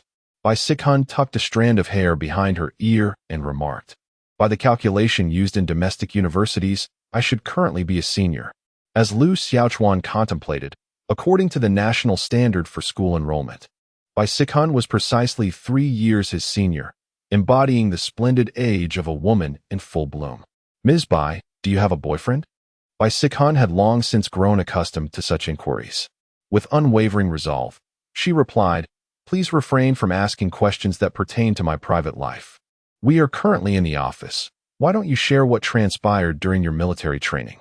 Lu Xiaochuan nodded, and Bai Sikhan could vividly envision Yu Gang's frustrated expression at that moment. Unable to suppress her laughter, she exclaimed, haha, that is simply too amusing. Her laughter was a delightful sight, causing Lu Xiaochuan some confusion. He reminded her, Ms. Bai, I am speaking earnestly. Could you please refrain from laughing so heartily? Bai Sikhan composed herself and replied with utmost seriousness. All right, please continue, and do elaborate further. Lu Xiaochuan noticed the glimmer of mirth still dancing in her bright eyes. He recalled that Yu Gang was acquainted with Bai Sikhan and had previously seen him attempting to curry favor with her. Perhaps they were friends. As Lu Xiaochuan recounted the moment when he inadvertently struck Yu Gang in a sensitive area, Bai Sikhan erupted into laughter once more, her joyous mirth causing a ripple of movement across her form. leaving Lu Xiaochuan at a loss for words. He wondered if he had come to receive guidance or merely to amuse by Sikhan with his tales. Wasn't she supposed to be a professional psychological counselor? This was far from the gravity he had anticipated. Their conversation continued for over an hour, only coming to an end when another student knocked on the door, prompting Lu Xiaochuan to rise. By Sikhan clarified, "We were merely engaged in a routine psychological counseling session. Please refrain from making unfounded statements." Lu Xiaochuan nodded, yet his expression conveyed skepticism. "Lu Xiaochuan, you may now return to your military training. We look forward to your next visit," Bai Sikhan stated, resuming her professional demeanor with impeccable poise. "Teacher Bai, this is the Academic Affairs Office. Are you seriously inviting me back?" Lu Xiaochuan retorted before exiting. Upon his emergence, classmates eagerly approached him, whispering, "Hey, how was it? Was the teacher intimidating?" Lu Xiaochuan's initial impression of Bai Sikhan was her physique. He nodded and remarked, "She is quite well endowed. It's either a C or D cup. You should go in. There's a surprise waiting." What? What do you mean?" That classmate was left utterly perplexed as he entered the office. After freshening up, Lu Xiaochuan picked up his phone to chat in a forum group. This group had been established by a senior from the engineering department on Baidu and consisted of some very active members. Lu Xiaochuan inquired, "Seniors, how can one earn money in university?" This was his foremost concern, as the difficulty of the next level in the time-space game was set to escalate. Delaying upgrades would lead to significant complications. Over 1,000? Lu Xiaochuan dismissed that notion, reasoning it would be more profitable to work at Tinglong Studio or Douyu as a streamer, which could yield at least 10 to 20,000. "Is there anything more substantial?" a fellow member asked. "But I genuinely wish to earn money, and my studies will not suffer. Given my mental fortitude, textbooks pose no challenge at all." At this moment, the student from the School of Science and Engineering, referred to as Li Gong Baidu, spoke up. "If you wish to earn a bit more money, it is indeed not impossible. However, discussing such matters in the group is rather inappropriate. If you're truly interested, feel free to visit my dormitory." Lu Xiaochuan quickly inquired, "Senior, where is your dorm located? Is it possible to come over now?" Li Gong Baidu replied, "Certainly. I reside in room 2B222 of the first male dormitory." A bystander remarked, "That dormitory number is indeed quite unique." Li Gong Baidu responded with an expression, "What can I do? I share your despair." Lu Xiaochuan made his way to the first male dormitory and promptly located room 2B222. Upon arrival, he noticed the door was adorned with an unattractive inscription in calligraphy reading Yihong Courtyard, while the opposite dormitory was labeled 6 Gates. Lu Xiaochuan was left speechless. These seniors had quite the sense of humor. He knocked on the door of Yihong Courtyard, and a voice called out from within, "Who is it?" "Senior, I am the bystander from the group," Lu Xiaochuan announced. "Oh, just a moment. We're in the middle of a game. I'll open the door shortly." The sounds of several boys engrossed in their game echoed from inside. "Come on, amplify it. Are you out of your mind?" One shouted. "It's not my fault for not amplifying. If you hadn't misstepped, we wouldn't have been annihilated." What a noob. The door swung open to reveal a senior with a buzz cut, clad only in shorts, who beckoned Lu Xiaochuan inside. "Junior, come in and take a seat." Upon entering, Lu Xiaochuan noticed 3 other roommates engaged in their game. The room was a chaotic mess of discarded clothing and rubbish. With no available seat in sight, he had no choice but to stand. Li Gong Baidu continued to sit and play games, casually inquiring, "Do you smoke, Junior?" "Thanks, but I don't," came the reply. "All right then. What is your name?" "I am Mei Gaofeng, majoring in electronic computing," he introduced himself. "I am Lu Xiaochuan, studying business administration." "You must be curious about how to make money, right? Since you've come all the way to my dorm, showing such earnestness. I suppose I should impart my secrets to you." As Mei Gaofeng spoke, he initiated a surrender in the game. His roommates erupted in protest. "Damn it, Mei Gaofeng. You're such a nuisance, dragging us down with you." Chapter 56. The most frustrating club ignoring their complaints. Mei Gaofeng cleared a spot on his bed for Lu Xiaochuan to sit. Lighting a cigarette, he exhaled a cloud of smoke and said, "Junior, there are numerous ways to earn money. It all depends on which path you wish to pursue. Please enlighten me, Senior, Lu Xiaochuan replied. The simplest method is to take up a part-time job. However, after the intermediary takes their cut, the effort hardly seems worthwhile, Mei Gaofeng remarked. In fact, there are plenty of opportunities within the school as well. For instance, you could open a small convenience store in the dormitory, selling snacks, cigarettes, beverages, and the like. Open a convenience store in the dormitory?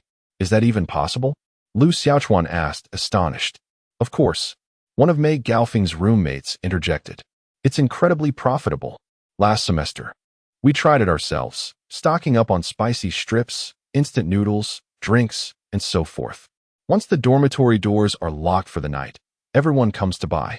During peak hours, we could earn 600 or 700 in a single night. 500. Lu Xiaochuan was somewhat astonished. During peak periods, one could earn 600 to 700 in a single night, and even on ordinary days, it would be no less than 200 to 300. Over the course of a month, that would amount to over 10,000. With 4 individuals in the dormitory, that would translate to 2,500 per person.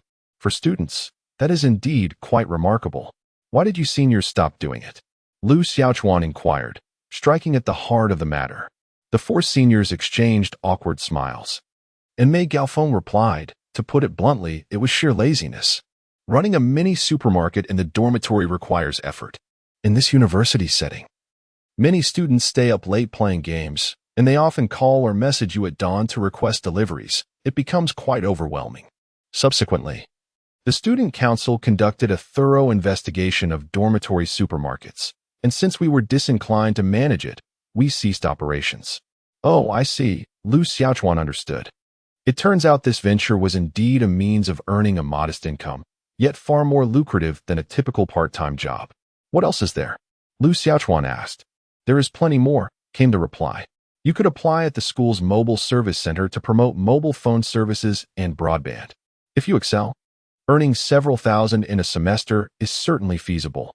Alternatively, you could seek out various part-time positions externally, then establish a group for university students seeking part-time work, inviting others to join. For instance, in our city, part-time students typically earn 10 yuan per hour, and with good fortune, you might receive more than that.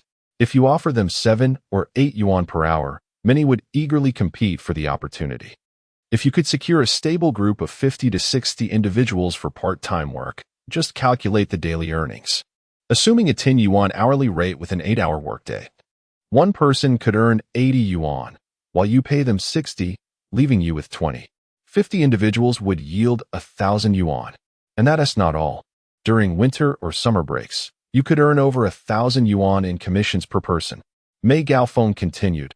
Of course, this is merely an ideal scenario. The reality is considerably more complicated. However, with diligence and reliability, one can still earn a substantial amount. There is a senior at our school who has been engaged in this for 3 years and has purchased a house adjacent to the campus. Moreover, he chuckled. There are many lucrative methods employed by my senior. Nonetheless, I believe there is something I must convey to you, Junior. You see, I am not obliged to share all this with you. Lu Xiaochuan sensed the underlying implication in his words and interjected, Senior, please be straightforward. It's fine. Very well, Mei Gaofeng nodded. The matter is this. I wish to invite you to join my club. Only then can I confidently share my insights with you. Otherwise, imparting my experiences to just anyone would be a significant loss. What kind of club? Lu Xiaochuan inquired curiously, as there were numerous interest clubs in the university. He had heard that recruitment would commence after military training, but he had yet to familiarize himself with them. Why, it is an illustrious entrepreneurial club, Mei Gaofeng declared proudly. Our entrepreneurial club was founded by ambitious young individuals passionate about student entrepreneurship, and it has thrived for a full 9 sessions. Your cohort will be the 10th. Lu Xiaochuan nodded, finding the name indeed quite impressive. He asked, So, how many members does the entrepreneurial club have? Upon hearing this question, Mei Gaofeng fell silent, while his 3 roommates erupted in laughter. What is the matter? Lu Xiaochuan queried, puzzled. Mei Gaofeng cleared his throat twice and replied, Oh, it's nothing. At our peak, our entrepreneurial association boasted over 300 members. At present, There are 4 members. Lu Xiaochuan was taken aback. 4 members. Can this truly be called a club? Even a gaming CAF requires 1 more player. 4 individuals can only manage a game of mahjong. Mei Gaofeng's roommate chuckled. Junior, let me be frank with you. Those 4 individuals are us. Lu Xiaochuan regarded the visibly embarrassed Mei Gaofeng, feeling a wave of incredulity. Well, due to numerous insurmountable reasons, Mei Gaofeng elaborated. The visibility of the entrepreneurial club has diminished significantly. I am the president of this session, while my roommates hold the positions of vice president, minister of the organizational and external liaison departments, and minister of the practical and planning departments, respectively. Junior. As we are on the verge of recruitment and the club is about to undergo a transition, if you join, you would have a substantial chance of becoming the next president. Lu Xiaochuan internally scoffed at this notion, pondering, is there truly such an opportunity? Currently, your club comprises merely 4 members. Should I join, I would merely become part of the next generation, essentially the president, vice president, and all departmental ministers rolled into one. Observing Lu Xiaochuan's hesitation, Mei Gaofeng pressed on. Junior, let me share another advantage of joining the club. In university, it is inevitable that one will miss classes. Generally, if a student misses a class without the teacher's approval, they face penalties in the form of lost credits. However, if you are part of the club, you can excuse yourself by citing club matters to your professor, thereby avoiding any record of absence. Just think of how convenient that would be. Furthermore, you could recruit a multitude of junior female students into the club and even collaborate on projects to generate income. You see, our university S-clubs cannot simply be established at will. One must apply to the school and obtain approval before gaining the right to form one. You claim to be the president of a club. How pretentious. How charming. In the future, when seeking employment, your identity as club president will undoubtedly grant you an edge in interviews.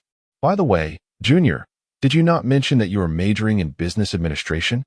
Being president is merely a form of training, a perfect opportunity to put theory into practice. To be frank, his words truly resonated with Lu Xiaochuan. He inquired, Senior, with such eloquence, why have you not recruited any members? Mei Gaofeng's expression darkened as he replied, Junior, how can you be so inept with your words? In my cohort, I managed to recruit over 50 members. However, they all eventually withdrew from the club, and there was little I could do about it. Lu Xiaochuan conceded, Well, Senior, since you have shared so much with me, it would be unreasonable for me not to join. I shall become a member. He had already formulated a plan in his mind. After all, campus clubs are quite flexible. One may choose to participate in activities or abstain as they please. Naturally, inactive members may be dismissed. Yet there are only a handful of individuals in the entrepreneurial club, so no one would be expelled. Moreover, becoming president appears to be an excellent choice, as Lu Xiaochuan is eager to enhance his skills. With a seasoned senior like Mei Gaofeng to guide him, he is bound to learn a great deal. In contrast, joining another club may not afford him the same attention from those seniors. How wonderful! He has finally managed to persuade, no, rather, to invite a junior to join. Mei Gaofeng, momentarily elated, misspoke. By the way, where is our club's application form? The application form, let me think. Mei Gaofeng's roommate pondered as they rummaged through their belongings for quite some time. Ultimately, he discovered it beneath a stack of papers beneath the bed. With a gentle puff, Mei Gaofeng cleared the dust from the application form and said, Junior, please fill out this form, and I shall submit it to the instructor in charge of the student organizations. You will officially be part of the entrepreneurial society. We wholeheartedly welcome your membership. Chapter 57. The Taobao store. The sole stroke of fortune was that Mei Gaofeng indeed imparted to him numerous methods for generating income. For instance, he mentioned agency services for certification, setting up stalls at school, and even engaging in dubious activities such as exam proxy services, reserving library seats, and answering attendance for others during classes. Ultimately, Lu Xiaochuan dismissed all these options and opted for the last suggestion he proposed, online store sales. The Taobao store had previously been a project of the entrepreneurial society. However, once established, it languished due to a lack of management. As the former president and a computer science major, Mei Gaofeng had led the members in launching an electronic product online store. They had procured a batch of goods, all stored in the society's activity room. It was said that after half a year of operation, not a single item had been sold, with only a couple of purchases made by classmates and friends. Mei Gaofeng assured that once military training concluded and the club members submitted their application forms, he would take Lu Xiaochuan to see it. Rest assured, it's all good. I spent the entire afternoon chatting with a beautiful girl, Lu Xiaochuan boasted. You're getting quite full of yourself. Ning Zheng retorted disdainfully. You fought with Niefei and the instructor. You must surely be in for some reprimand, right? Xiang Fei inquired curiously. Xiaochuan, what happened? Will the school impose any penalties? Not at all. Don't worry. It's a trivial matter. Really? That seems implausible. The roommates were incredulous. It turned out there were sordid dealings at play. Ning Zheng exclaimed, I never imagined you, Xiaochuan, would stoop to such depths. I am utterly astounded. Xiang Fei gave a thumbs up and remarked, Impressive, my friend. You not only confronted someone but emerged unscathed. That's simply remarkable. Speaking of which, the way you dealt with Niefei today was incredibly satisfying. Just yesterday, he pushed me, and now he dared to lay hands on Ning Zheng. Look at him now. Utterly battered. Sun Yongyi added. Battered is an understatement. Just now, I saw him exit the infirmary wearing a mask. His face was swollen like a rear end. It was absolutely hilarious. Ning Zheng chuckled. Let us not dwell on it. Tonight we shall feast, and I shall treat you all. Thank you, wealthy benefactor. The brothers in the dormitory cheered in unison. After Lu Xiaochuan finished his shower and changed out of his military training uniform, the four of them set out together for dinner. In the school cafeteria, the first and second floors were bustling with clay pot rice and stir-fried dishes. On the third floor, there was a dedicated private dining room. Naturally, Ning Zheng, hailing from the most affluent background in the dormitory, opted for the private dining room. Inside the room, Xiang Fei joked, This is my first time dining in a private room at the cafeteria, and I must admit, I feel a bit excited. Sun Yongyi shushed him, saying, Calm down. With your appetite, you could easily consume enough for the three of us. Don't bankrupt Ning Zheng. Ning Zheng waved his hand dismissively. Rest assured, I can afford a meal. The dishes at the school's private dining room were quite reasonable, as the dining services at reputable universities receive government subsidies. They ordered their food and began to chat. Hey look, the class group chat is buzzing about the events of the day, Sun Yongyi declared, holding up his phone. Damn it, this group is speaking ill of you, Xiaochuan. Ning Zheng exclaimed, due to a swarm of incessant messages in the class group chat, which often escalated to an overwhelming 99 notifications, Lu Xiaochuan opted to mute the conversation. Curious. He glanced at his phone and indeed found discussions surrounding the events of the military training. Niefei commented, Thank you all for your concern. My injuries aren't too severe. My face is swollen, and my chest is quite painful. I may not be able to join everyone for the military training ahead. His words immediately garnered sympathy from the girls in the class. The enchanting Linlin expressed, How unfortunate. Fei Fei has suffered so much. That Lu Xiaochuan is utterly despicable. I've never encountered someone like him. He Yakin added, Exactly.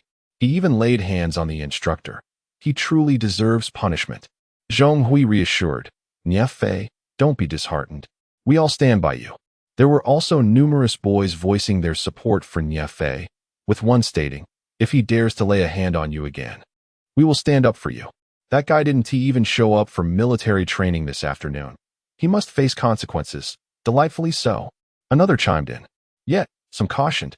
Is it appropriate to discuss this in the class group? It could hinder our unity. Niefei retorted. Unity also depends on the subjects involved. We will unite among ourselves. Right? A chorus of agreement followed, with suggestions to propose him as class monitor to the counselor once the training concluded. Niefei, not one to shy away, promptly pledged that if he were elected class monitor, he would dedicate himself to serving the class wholeheartedly. Lu Xiaochuan remarked, A real man still seeks sympathy in the group chat. Next time, I'll ensure to teach him a lesson. Well said. Let us raise a toast. The crowd cheered, lifting their cups and drinking heartily. They indulged in their meal, and at that moment, in the dormitory of Mei Gaofeng, Several roommates were discussing the matter of Lu Xiaochuan. Gaofeng, what purpose does it serve to bring him into the entrepreneur society? I fear our society is on the brink of dissolution this term. The supervising teacher has already stated that if we fail to recruit 30 members this time, the society will automatically disband. Mei Gaofeng sighed, I am at a loss. Let us try during the recruitment phase. Every member counts. After all, the previous senior entrusted the society to me. I must carry it forward. That Lu Xiaochuan. All he wants to do is open a Taobao store? That is utterly impractical. Without a reputation, a Taobao store simply cannot thrive. It's not like the previous years, remarked one of his roommates. Mei Gaofeng nodded in agreement. I share your sentiment. The mice and keyboards we acquired were sourced directly from electronic factories. Their quality surpasses that of the inferior products peddled by some streamers. Yet, no one believes in us. We simply cannot sell. His roommate added. And you still insist on this? Partnering with you has caused us to lose all the money we previously earned. I warned you that selling items in school would be challenging, and it's a thankless task. The part-time group remains the most lucrative venture. Experience is the best teacher. I'm done with this. Nevertheless, Lu Xiaochuan is the first member we've recruited. If he truly wants those items from the society's activity room, we can give them to him at a loss. Whether he can sell them is entirely up to him. The following military training was rather mundane, consisting of daytime drills and, on occasion, evening sing-alongs featuring military songs such as Unity is Strength, Greening the Military, and We Who Serve, particularly among the boys. In an effort to present themselves before the girls, each one of them raised their voices in a spirited display, resulting in hoarse throats after a round of military training. The girls, on the other hand, faced their own challenges. Their once fair and delicate skin had darkened several shades. As for the military training parade, it was far less spectacular than anticipated, merely consisting of the newcomers marching in unison across the sports field. The practical demonstrations by instructors like Lu Xiaochuan and Yu Gang were beyond the comprehension and interest of the students, rendering them largely unnoticed. However, Yu Gang as company commander, Xiao Yuanzhong, held Lu Xiaochuan in high regard, suggesting that if he were inclined, he might consider enlisting in the military. Naturally, Lu Xiaochuan graciously declined. This parade performance earned Lu Xiaochuan a commendation as an exemplary student in military training, which incited further frustration among his classmates, who deemed it profoundly unfair. Outside the school, in a Chinese restaurant, Yu Gang, having changed out of his instructor's uniform, invited Bai Sikhun to dine with him. Bai Sikhun, accustomed to light makeup, wore a simple long dress that nonetheless radiated an alluring charm, captivating the attention of men. Sister Bai, you are truly beautiful, Yu Gang exclaimed, unable to contain his admiration.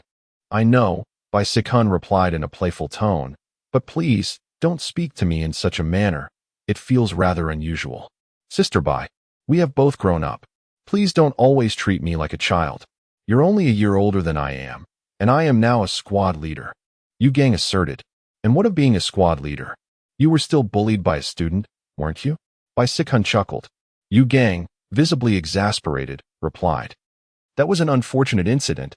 I had no idea that fellow possessed such skill. The company commander even insisted I perform with him. How infuriating. Sister Bai, are you not a teacher in the academic affairs office? If given the chance, please help me deal with that scoundrel. He is utterly insufferable. Bai Sichuan's eyes narrowed into crescent moons as she smiled, utterly captivating Yu Gang. She remarked, at your age, still quarreling with a student? You ought to spend a few more years honing your skills in the military.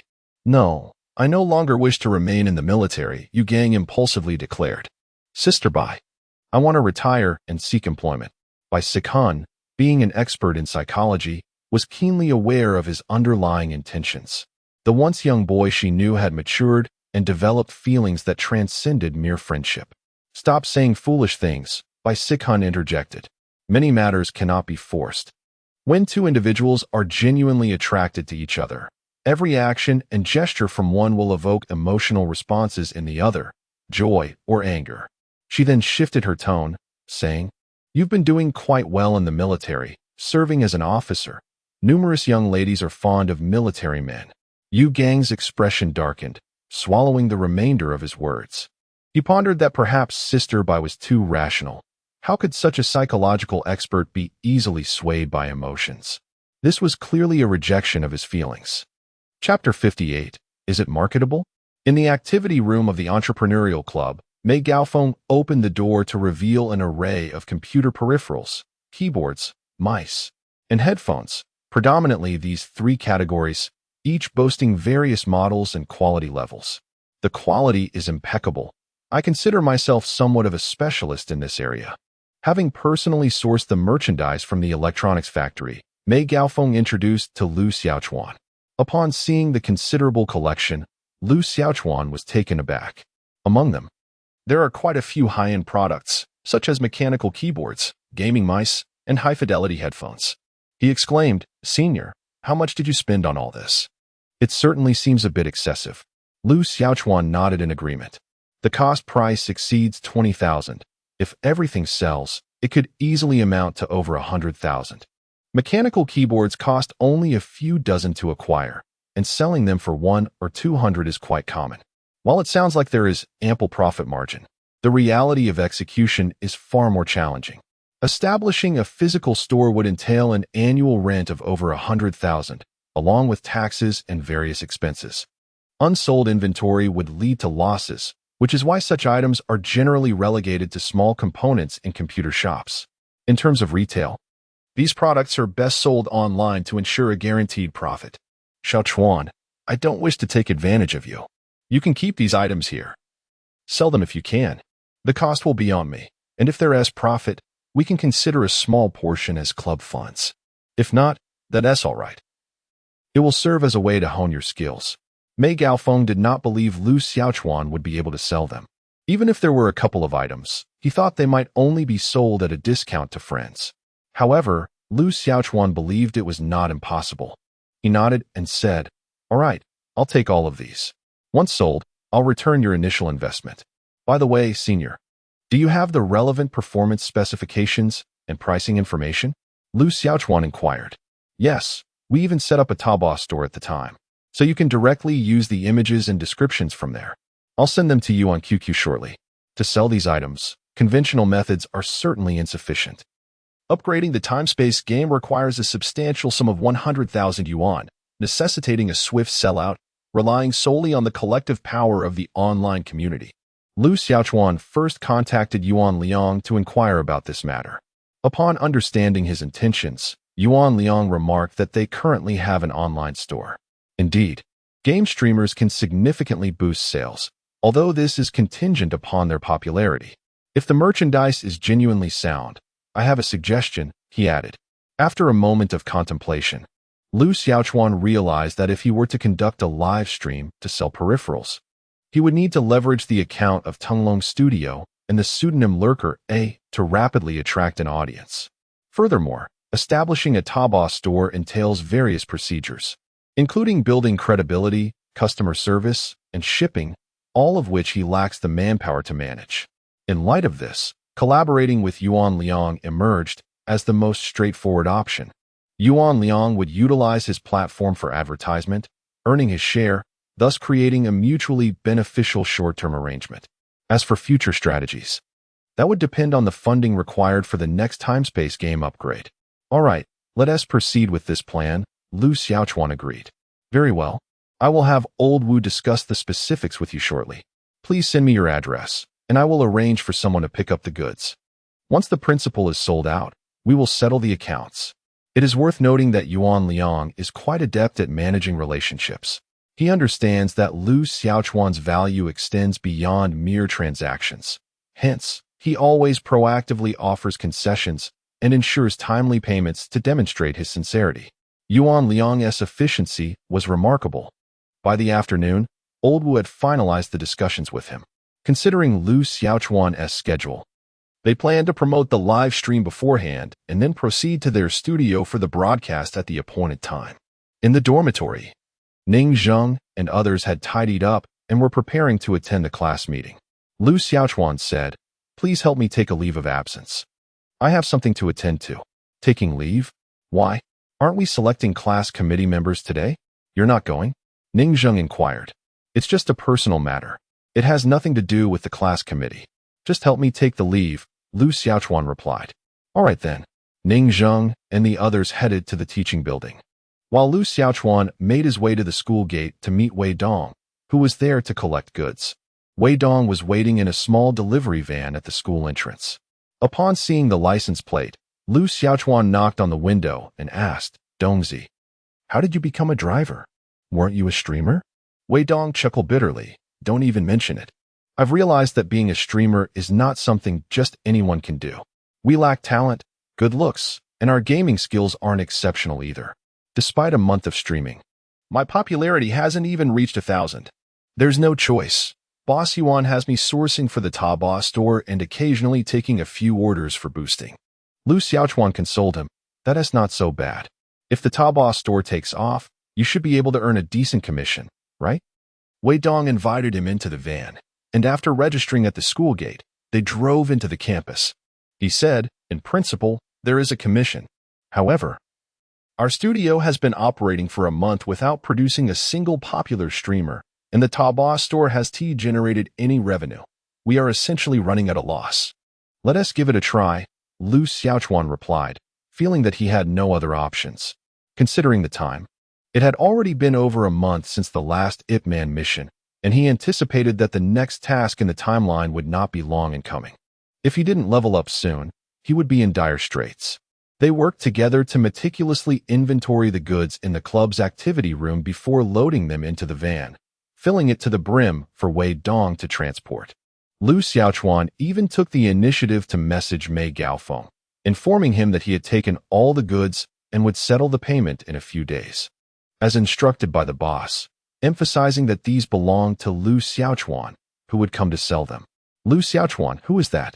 Is there such a person in our studio? A heavily made-up woman approached and inquired.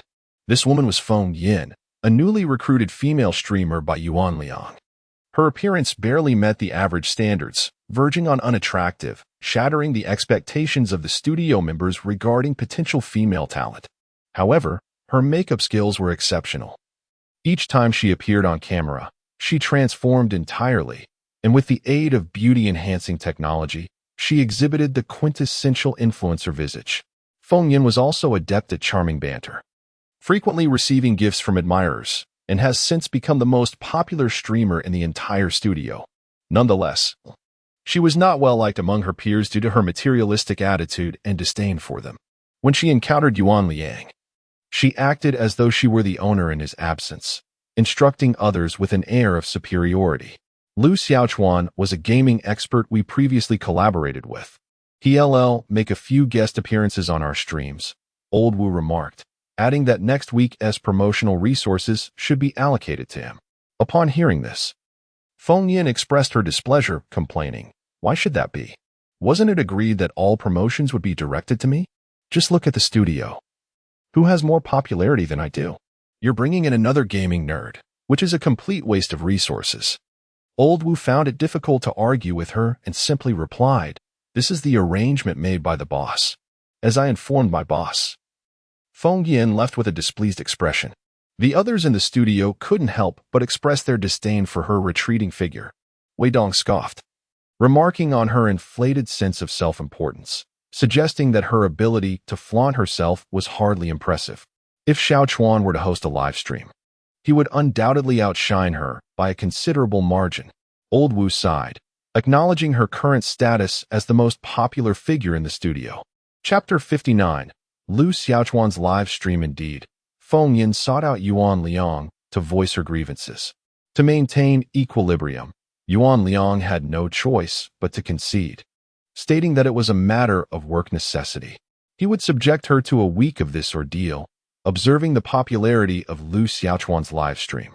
Should it fall short of hers, the resources would still be directed in her favor. "Mr. Yuan, you better keep your word, or there will be consequences." Feng Yin pouted playfully, leaving Yuan Liang feeling quite nauseated by her antics. Without makeup and relying solely on a beauty filter, her playful demeanor bordered on the terrifying. "Oh, well," Lu Xiaochuan remarked indifferently. Ning Zheng interjected, "It's fortunate you didn't attend the class meeting today. Otherwise, you would have been infuriated." You missed Niafei's pretentious attempts to solicit votes, and he even ended up becoming our class monitor.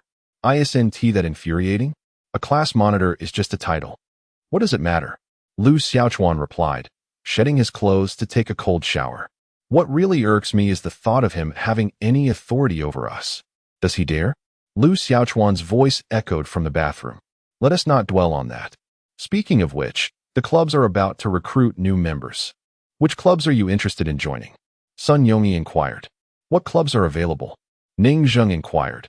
Is there a wealth of opportunities? Xiang Fei, well acquainted with the matter, replied. Indeed, the most prominent organizations are undoubtedly the Student Union and the Youth League Committee, where the selection process is notably rigorous. It is said that those who possess good looks are favored for the Student Union, while class representatives often join the Youth League Committee. As for the rest, it is largely a matter of luck.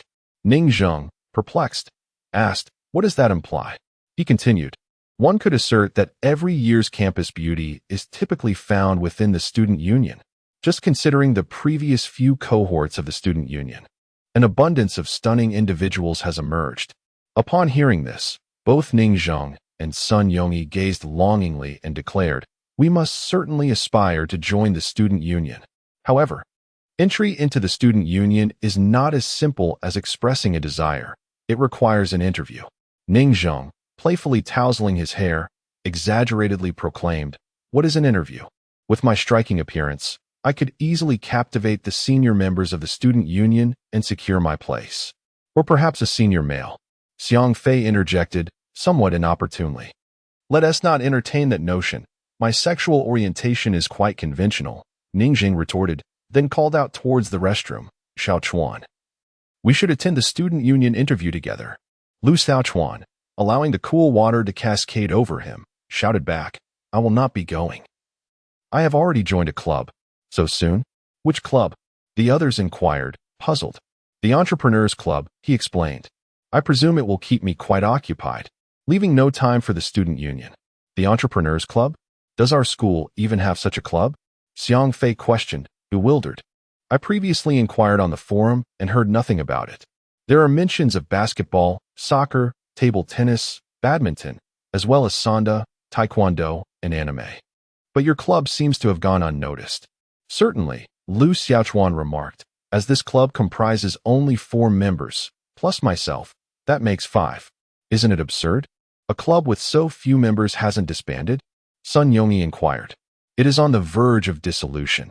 If we can't recruit 30 members this year, we must disband. Hence, I have decided to have all of you join, Lu Xiaochuan declared. Even if we join, it won't suffice. Won't we still be at risk of dissolution?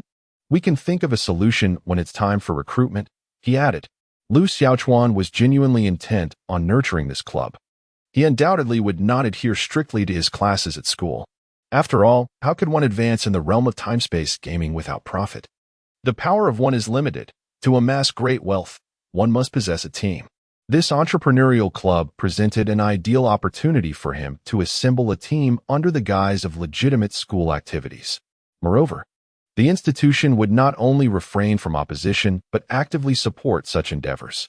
In the following days, Lu Xiaochuan attended his classes methodically. Initially, university lectures held a semblance of novelty, but soon they devolved into professors speaking while students below engaged with their phones, with only a handful genuinely attentive. On Friday afternoon, Lu Xiaochuan had classes only in the morning, leaving him free in the afternoon. Thus, he made his way to the Tunglong Game Studio to commence his part-time work. The studio was situated a full district away from the Polytechnic University. When he set out, he informed Old Wu. But the combination of bus and subway took over an hour to reach his destination. Upon entering, he found the studio bustling with activity. Yuan Liang greeted him with a smile. Xiaochuan, welcome. We have been eagerly awaiting your arrival. Lu Xiaochuan replied, thank you, President Yuan. A group of individuals within the room exchanged greetings, yet Feng Yin held little regard for him. Initially, she had presumed that Lu Xiaochuan was a figure of significance, deserving of such attention from their boss. However, upon seeing him, she realized he was merely a fresh university student. Was such a grand welcome truly necessary? Yuan Liang remarked. Feng Yan, during your live broadcast later, please assist with a bit of advertising, mentioning that the all-conquering passerby from the Star Challenge will be streaming in our studio this afternoon. Feng Yan responded with reluctance. He is not even part of our studio. Is there any compensation for the advertisement? Just cooperate, Yuan Liang urged. Following the boss's directive, Feng Yan begrudgingly acquiesced. Xiaochuan, we arranged the promotion. It's now 1 in the afternoon, and the live broadcast will commence at 5 o'clock sharp. We discussed the content. And your strength lies in your technical skills, so we need to create a sensational hook to attract viewers. How about streaming a game where you aim for the top rank in the national server? Yuan Liang inquired. No problem. Lu Xiaochuan nodded in agreement. Excellent. There is still time. Let Old Wu provide you with a brief training session to learn some streaming techniques. They set to work, with Old Wu elucidating numerous elements essential for live broadcasting. Lu Xiaochuan diligently noted everything down. It was his first live stream, and he felt a twinge of uncertainty. After all, success in streaming is not solely contingent on technical prowess. The most popular streamers are not necessarily the most skilled players. They must also engage the audience and cultivate their fandom to achieve success. This was pivotal for Lu Xiaochuan, as it could determine whether his merchandise would sell, and he was determined not to falter. Otherwise, in a short span of time, he could hardly conceive of any other means to amass the 100,000 required to elevate his status in the temporal gaming realm. The Douyu live streaming platform, under the auspices of the Tinglong Gaming Studio, boasted 3 streaming rooms. One belonged to the Tinglong Studio, featuring the solo broadcast of Feng Yan, affectionately known as Xiao Yanzi. Another was hosted by Tinglong Studio's Xiao Kai, a skilled player-turned-broadcaster who managed to attract an average of over 3,000 followers, thus ensuring the continuation of his streaming endeavors. The final room, simply named Tinglong Studio, typically showcased various players taking turns to stream, though it garnered little attention. Lu Xiaochuan was on the verge of broadcasting in this very studio. Chapter 60, the most powerful streamer on Douyu. At 5 in the afternoon. The live stream from Tinglong Studio had a mere 703 viewers, a figure woefully inadequate. Such dismal popularity rendered the prospect of receiving gifts laughable, and the chat remained eerily silent for what felt like an eternity. The current streamer, another rotating player, had just concluded a match and announced, "Brothers, I'm signing off. Our studio's master is about to arrive, aiming for the top rank in the national server." The audience displayed no reaction in the chat. After a prolonged silence, one viewer finally commented, "Just passing through. The chat is so desolate." Lu Xiaochuan sighed, harboring doubts that even the count of viewers was genuine. "Turn off the camera," he instructed, unwilling to reveal his true visage to too many. The game system had previously warned him that as his influence grew, so too would the influx of negative energy. Given his current capabilities, it was prudent to remain low-key. Not turning on the camera will adversely affect our popularity. Old Wu cautioned. "Let's proceed this way," Lu Xiaochuan insisted, and they reluctantly turned off the camera. "First, let's modify the room name to the strongest streamer in fishing combat, live streaming to become the #1 in national server," Old Wu proposed. "Won't this incite resentment and dissatisfaction among other streamers?" Wei Dong queried, puzzled. "Dissatisfaction is precisely what we want. Let them come for a one-on-one challenge." Lu Xiaochuan laughed, seeing it as an opportunity to boost their popularity. He had previously bested all the top streamers in this area, and he feared no one. With the past 2 months of dedicated practice in Wing Chun, Lu Xiaochuan's mastery over the subtleties had become increasingly refined. Now, even against so-called world-class contenders, he felt confident. "Let us begin, and remember to engage with the audience frequently." Old Wu and the others sat nearby, observing Lu Xiaochuan's live broadcast. He exited his previous game and logged into his account, saying, "Hello everyone, I am random player A from Tinglong Studio, and this is my first live stream. I hope for your kind indulgence. ID 949494.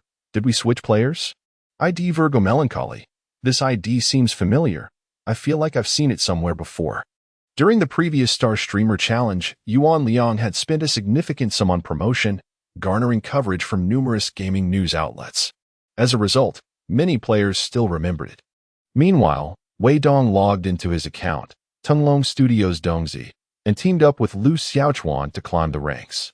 Presently, Lu Xiaochuan's account had yet to participate in any ranked matches, leaving it without even an initial score. At this moment, the hired online promoters of Old Wu also commenced their operations, infiltrating various live streaming rooms to disseminate advertisements. The strongest passerby, A, who once dominated all the streamers in Douyu, has commenced his broadcast. Watch as he strives for the top rank in the national server. Come and witness. Although these advertisements were swiftly banned by the room moderators, they nevertheless attracted a notable influx of viewers for Lu Xiaochuan. Many Douyu spectators held a vivid recollection of this ID, recalling the remarkable talent that had once astounded all and triumphed in the challenge tournament. Indeed, several viewers began to flock to the live stream. The barrage of comments flourished. Canned food with a moldy ID. I heard passerby A is live. I'm here to watch. Peach Blossom Night vs. Flower Monster. I entered upon seeing the title. What nonsense, claiming to be the best in Douyu. How shameless. Scammer, the person above must be an idiot. This streamer truly has defeated all other streamers before. This is genuine. As the comments became increasingly lively, Lu Xiaochuan noticed the online count had surpassed 1,000 and was still climbing, confirming that his tactics bore fruit. He quickly urged, to all the newcomers, please hit the follow button. Let us aim for the top of the national server. Diascadio, national server number 1, such a boast. Is it that easy to attain the top? I eat oranges. Let us take a look first. If it's trash, I'll directly criticize. As the stream had only just begun, these viewers were mere passers-by, with few having chosen to follow. Lu Xiaochuan initiated ranked matches while simultaneously addressing the inquiries from the viewers in the comments. Do you believe the host is unattractive? Dare not to embrace the hue of bravado. ID believes your wickedness, he remarked. Ugly is simply ugly, yet there are so many excuses. Upon finishing his statement, the system displayed that ID believes your wickedness had sent 100 fish balls, while the Wanderer contributed 10 likes, and Dream Like Flowing Years sent 66-63. Old Wu cast a look of approval at Lu Xiaochuan, encouraging him to maintain this style. Whether boasting or engaging in frivolity, as long as the audience finds delight. The broadcast is deemed a success.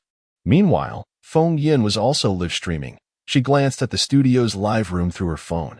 Noticing that Lu Xiaochuan had merely over 1,000 viewers, while she had more than 10,000, she couldn't help but smirk inwardly.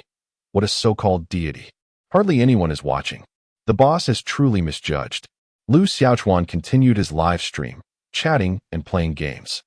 Many visitors initially tuned in with the intention of merely passing by, yet soon discovered the streamer's remarkable skills. His gameplay often displayed dazzling maneuvers. Everyone, please hold on. I need to use the restroom. As Lu Xiaochuan stepped aside, Old Wu remarked, the momentum is currently favorable. As long as you can ensure over 10,000 followers, your peripheral equipment will sell, to some extent. With over 100,000 followers, everything will undoubtedly be sold out. Lu Xiaochuan nodded, contemplating for a moment before responding. This level of popularity is still too slow. We ought to stoke the flames further. What do you propose? Live stream for ranking. If I lose, I'll offer Q coins. For each round lost, I'll give away 1,000 in cash, transferred directly. This will captivate the audience, Lu Xiaochuan declared. 1,000, Old Wu exclaimed. Isn't that a tad excessive? Rest assured, playing in pairs ensures victory. Lu Xiaochuan confidently declared, should we incur losses, I shall bear the costs. I possess my own discretion. Very well, let it be so. Lu Xiaochuan altered the room name, adding the enticing offer of 1,000 cash for each game lost. Indeed, this immediately attracted a considerable audience, eager to witness the streamer falter and subsequently distribute cash. The barrage of comments in the live stream transformed into expressions of anticipation, eagerly waiting for the streamer to lose a round. Please let me win the lottery. I'll send a comment first, eagerly awaiting the draw. User 6 remarked, you are all so naive. Having watched 4 games, the protagonist's skills are exceptional. Unless faced with a professional booster, a loss is improbable. Dissenting voices below echoed disbelief, asserting that even the mightiest of streamers are not immune to defeat. While the viewer count in the live stream continued to grow steadily, by 7:30 in the evening, the liveliness of the stream began to flourish. At this juncture, the official Douyu team took notice of the ordinary streamer from Tunglong Studio. Several individuals responsible for managing promotional resources engaged in discussion. With the advertising slot changing at 8 o'clock, should we consider featuring this individual who has garnered some prior recognition? Proposed one of the managers. This advertising slot is prominently displayed upon entering the live stream platform, showcasing various streamers.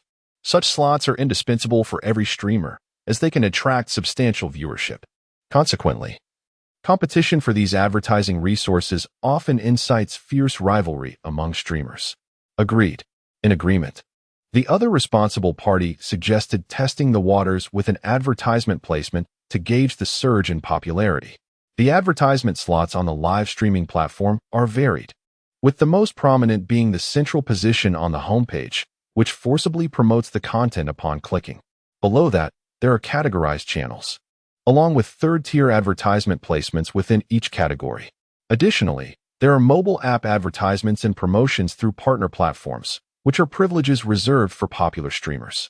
They initiated a promotional campaign for Lu Chuan in the gaming channel category, featuring League of Legends live broadcasts, where 5 streaming rooms were highlighted for promotion.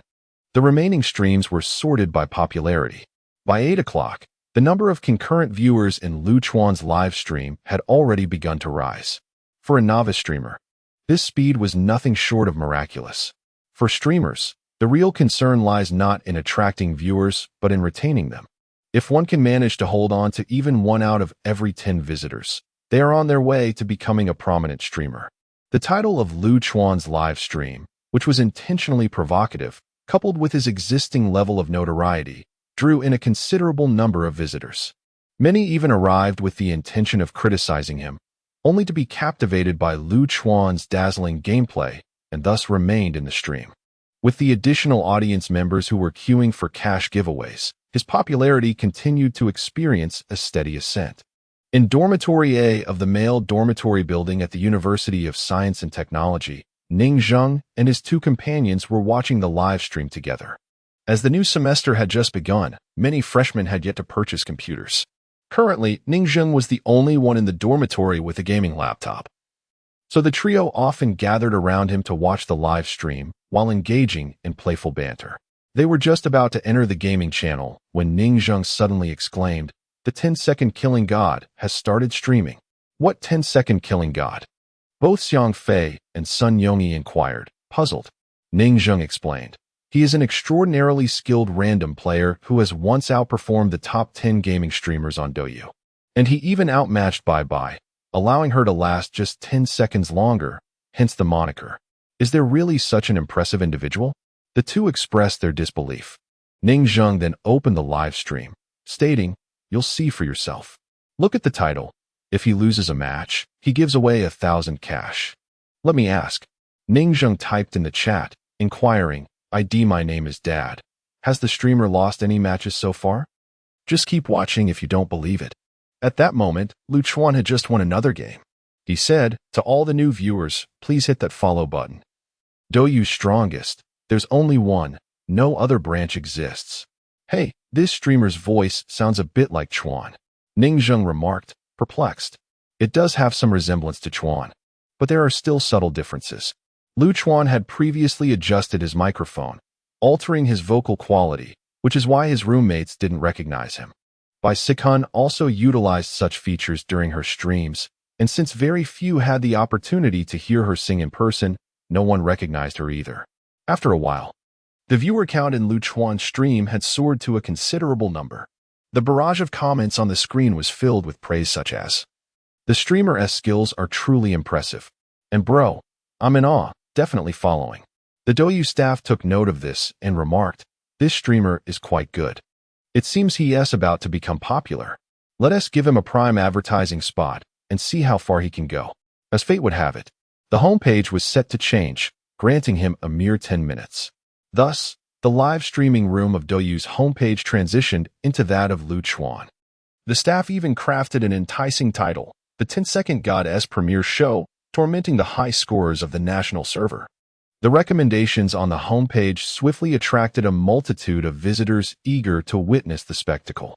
Some inquired, the 10-second god? Isn't that the one who previously dominated Bye-Bye? Why is no one able to challenge him?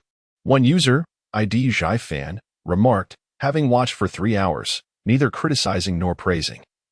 This streamer is undoubtedly the strongest on Douyu. No one can surpass him. At that moment, Lu Chuan executed a deliberately extravagant maneuver to eliminate his opponent. The live streaming room was ablaze with fish balls and gifts being showered upon him.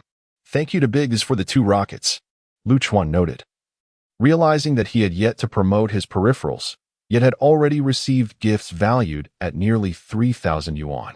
By 8:30, in the Tunglong studio, Feng Yin concluded her broadcast. Stepping out of her streaming room, she prepared to remove her makeup. Today, her spirits were high, as she had received several rockets, yielding income and bringing considerable attention. At her peak, her live audience had reached 13,000 viewers. Passing by another streaming room, she observed that Lu Chuan was still live. Beside him, Lao Wu, Wei Dong, and others remained, assisting him in his endeavors. With a smirk, she thought, how pretentious, streaming alone yet accompanied by 2 aides. Pausing for a moment, she glanced at Lu Chuan's computer screen. This glance, however, proved startling. She was taken aback to discover that the online audience had surged past 20,000. She had directly surpassed her peak moment. Doubting her own eyes, she scrutinized the screen several times, only to confirm that the popularity was indeed soaring, and it continued to rise incessantly. In the live streaming room, gifts were occasionally bestowed, creating an atmosphere that was several times more vibrant than her own. She had resorted to provocative speech and revealing attire to attract gifts, while Lu Chuan effortlessly garnered such a following simply through gaming. The disparity was staggering. Feng Yin, what's wrong? Old Wu, noticing her lingering at the doorway, stepped outside to inquire. Nothing, Feng Yin replied awkwardly. Old Wu, sensing her unease, remarked, Chuan's audience retention rate is exceptionally high. He is scheduled to stream until 10 o'clock tonight, and given the current situation, he'll likely reach at least 50,000 in popularity. 50,000. Feng Yin exclaimed in astonishment.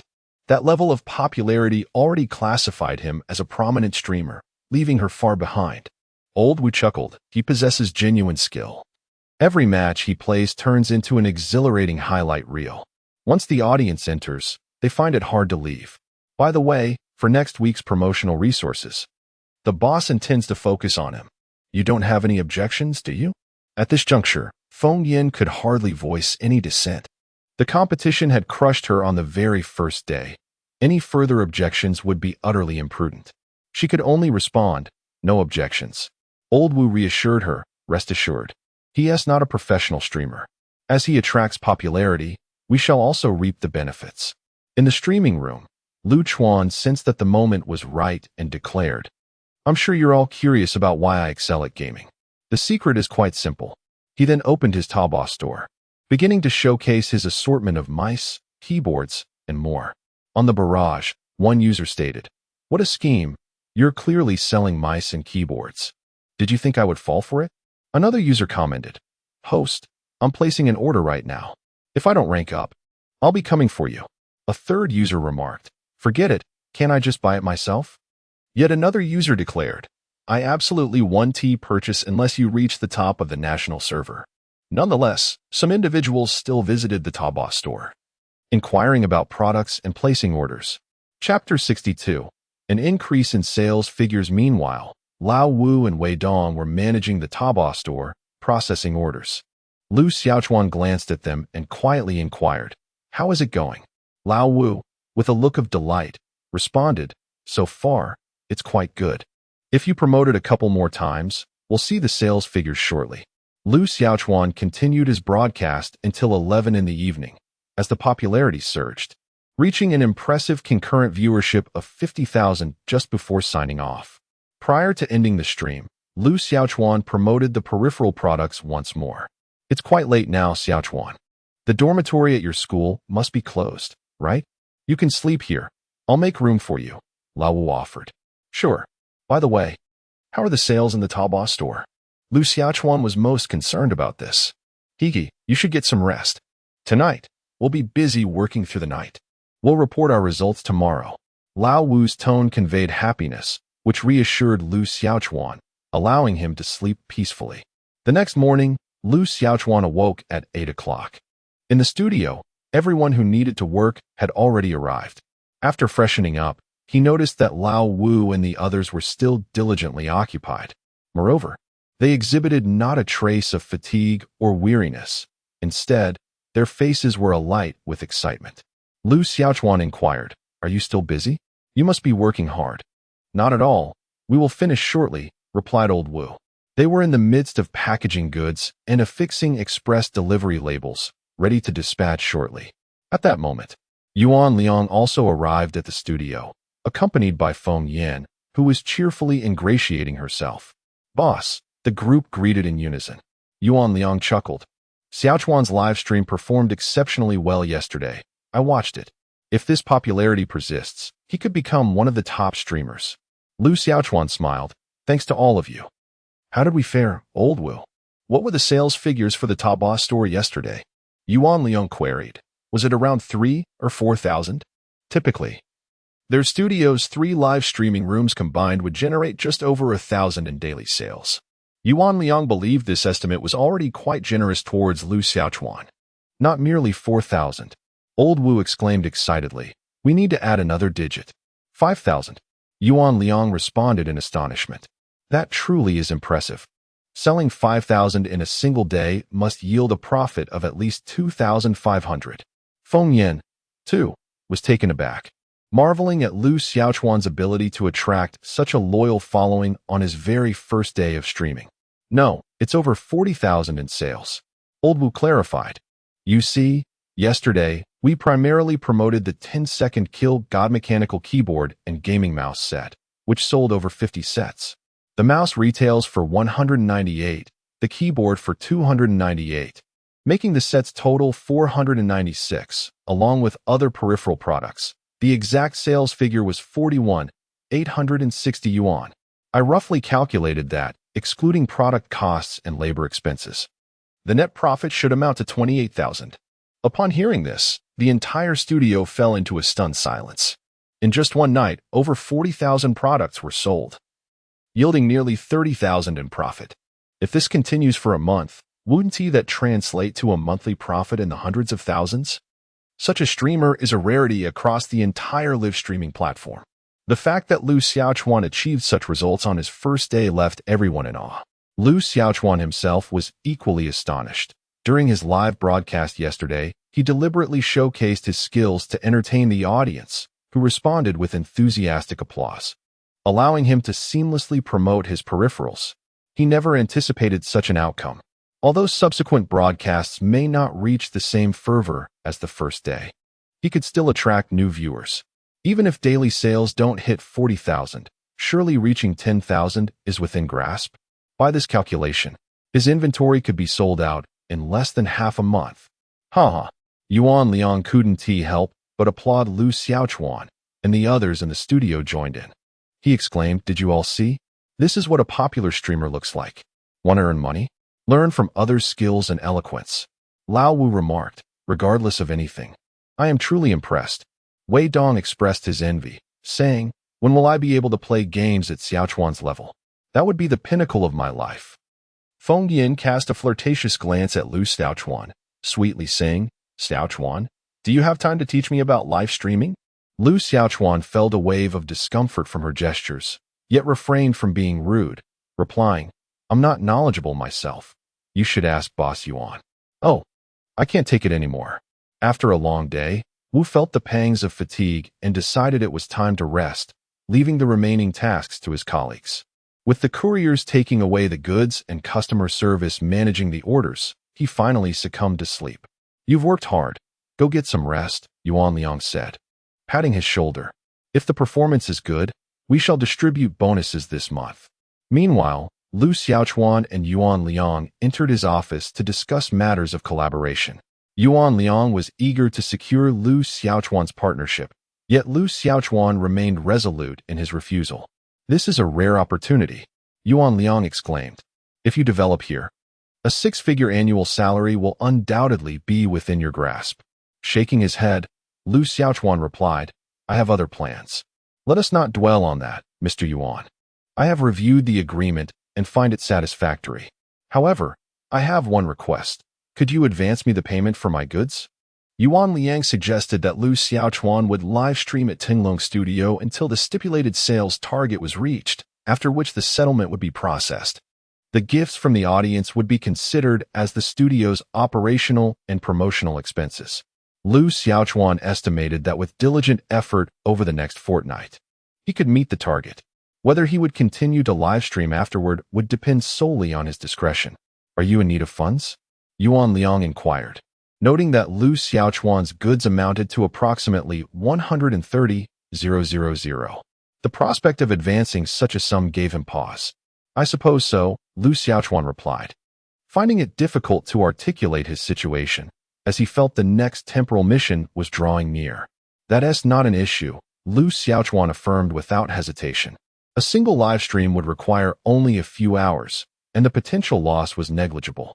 After both parties finalized the contract, Yuan Liang promptly transferred the 130,000 into his account. Now, with the additional 20,000 previously in Lu Xiaochuan's possession, he has amassed a total of 150,000. If his parents were to discover this, they would surely be astonished. They earn scarcely that amount in an entire year, while their son has achieved it in merely 2 months. As night fell, Lu Xiaochuan reclined in bed, allowing his mind to drift into the game system. He first accessed his attribute panel for review. After 2 months of diligent training, his real-time spatial attributes had improved. His strength had increased by 0. 2. Player real-time spatial attributes. Name, Lu Xiaochuan. Level, 1. Leveling up grants additional rewards. The next upgrade requires a wealth value of 100,000, strength, 12, intelligence, 12. Spirit, 2, speed, 15 ability, proficient in Wing Chun. Items, none. As for his game's spatial attributes, there had been no alterations. It appeared that improvements to the game's spatial attribute panel could only be achieved through leveling up.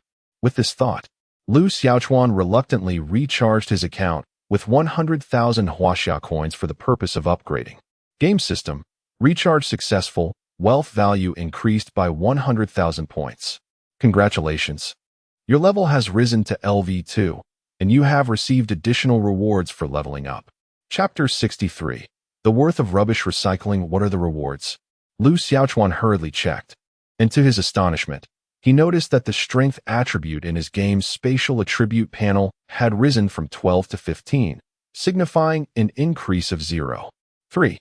This enhancement was valid solely within the game's spatial realm.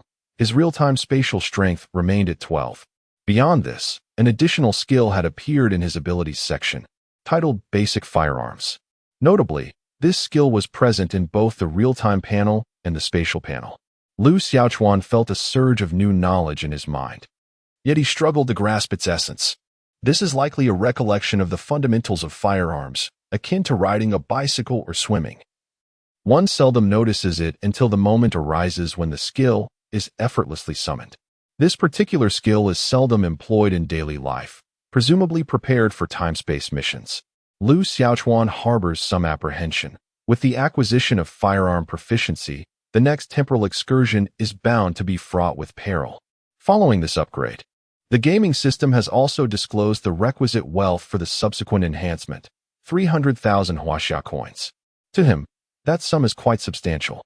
He has only just accrued over 100,000 from the recent live stream, of which 100,000 has been allocated to the system, while he still owes Mei Gaofeng over 20,000 in principal. Ultimately, he finds himself with a mere 20,000 in hand. The journey to financial stability is arduous and long. The next day, while attending class, Lu Xiaochuan received a message from Mei Gaofeng, requesting his presence at the club activity room to manage the merchandise. He had previously entrusted Mei Gaofeng with the key, hence he could not access the room himself. At the entrance of the Entrepreneurs Club activity room, Mei Gaofeng, accompanied by his roommate and several members of the association, awaited Lu Xiaochuan to retrieve the key. intending to offload the goods at a bargain price. Also in their company was a shop owner from the school, a man in his 30s, tall and slender, named Meng Ping. Meng Ping operated a small shop on campus, selling computers, peripherals, and facilitating broadband services. He is somewhat notorious among the upperclassmen, often referred to as Meng the Shrewd, as he delights in taking advantage of newcomers or those lacking expertise. For instance, selling subpar goods as top-tier products, or replacing quality components with inferior ones during repairs. Furthermore, when tasked with fixing phones or computers, intentionally leaving minor issues unresolved. Unsuspecting students may find themselves repeatedly returning for repairs. Not only are the repair fees deceptively low, but he also recommends substituting their original parts with his store's substandard items. Some gullible students may fall victim to his schemes for an entire 4 years. Complaints have been lodged against him. Yet it is said that his relatives hold positions of authority within the school, rendering these grievances futile. Mei Gaofeng initially had no intention of selling these items, but he found himself devoid of alternatives for offloading his stock. With club recruitment imminent and the organization lacking even a dime for activities, he felt compelled to resort to such measures. Meng Ping crossed his arms and scoffed. 10,000? You must be dreaming. Last year was no different. Your goods are nothing but commonplace rubbish, utterly worthless. Mei Gaofeng's roommate interjected. Commonplace? It's only been 3 months since last semester. The mechanical keyboards and mice on the market are precisely of this style. Your previous offer of 5,000 was far too low. Meng Ping chuckled. Too low? I dare say it's too high. 3,000 is not acceptable. It is far too little. Mei Gaofeng exclaimed. Meng Ping is truly cunning. Forget it. Then I shall take my leave. Meng Ping feigned indifference. You are simply too greedy. Without my 3,000, you will not see a single cent. As he turned to depart, Mei Gaofeng and the others exchanged glances, caught between reluctance and turmoil. This transaction would result in a net loss exceeding 10,000. However, if one does not take action, these items, left untouched for a few more months, will become obsolete in the market, rendering them suitable only as gifts, utterly unsellable. 3,005, what say you? Mei Gaofeng gritted his teeth. If I say 3,000, it shall be 3,000. I am a man of my word. The veins on Mei Gaofeng's forehead throbbed as he inwardly cursed. What a shameless opportunist. He squeezed out the words, 3,000, it's a deal. Ha ha ha. Meng Ping chuckled cunningly, adopting an air of seniority. I told you, having 3,000 is better than having none at all. This is still me doing you a favor. Look at how others wouldn't even consider it.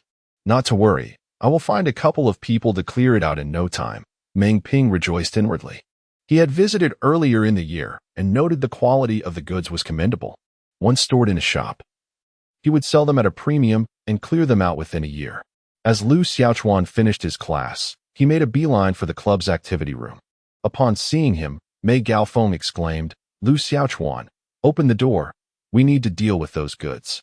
Lu Xiaochuan paused in surprise, then replied, I have already sold everything. There is nothing left inside. What? Mei Gaofeng and the others gasped in astonishment. You've sold out? Are you joking? It's only been a few days. Meng Ping scoffed. What trickery are you up to this time? I'm not joking at all. I have sold all the goods and intended to settle the payment with you today, Lu Xiaochuan stated earnestly. Upon hearing this, Meng Ping laughed. Don't put on an act with me. I said 3,000, and it won't be a penny more. You've sold everything? In my shop. It takes an entire year to sell such a quantity. If you were able to sell it all in just a week, then the shops within the school would be rendered unnecessary. Mei Gaofeng and the others were equally incredulous. After an entire semester, they had sold merely a few items. Fully aware of the inherent challenges, if Lu Xiaochuan could indeed sell out in a week, it would defy all logic. Upon opening the door to the activity room, he discovered, to his astonishment, that it was completely empty. Previously stocked goods had vanished. Could it be true? Mei Gaofeng's eyes widened in disbelief. There was nothing left. He hastily inquired, how much did you sell them for? The others also turned their gaze towards Lu Xiaochuan, apprehensive that he might have been reckless, fearing he had priced them too low or been deceived. Haha, was it 1 yuan each? Meng Ping remarked, somewhat displeased. expressing his discontent over the sudden loss of what he considered a personal benefit. Not much, just a total of 130,000. Lu Xiaochuan replied nonchalantly. 130,000. Mei Gaofeng and the others nearly bit their tongues in shock, utterly unprepared for such a staggering figure. It was beyond their wildest expectations. Their worst-case scenario had been that Lu Xiaochuan, like them, would have to sell the goods at a fraction of their value, perhaps for several thousand, or even just 10,000. Yet, the notion of 130,000 had never crossed their minds. For them, that was an astronomical sum. Impossible. The first to question was not Mei Gaofeng, but Meng Ping, who scoffed. Those goods would take a year to sell in the school shop. Who would be foolish enough to purchase them at full price? Are you sure this isn't a joke? Mei Gaofeng added, still in disbelief. What would there be to joke about? Lu Xiaochuan inquired. I have already received the payment. How shall I transfer it to you? Via WeChat, Alipay, or mobile banking? His words were sincere, yet Mei Gaofeng remained skeptical and replied. Let us use a direct bank account. How much is it? 23,000? Lu Xiaochuan asked. That won't be necessary. You should be the one thanking me for being able to sell it. Let us make it an even 20,000.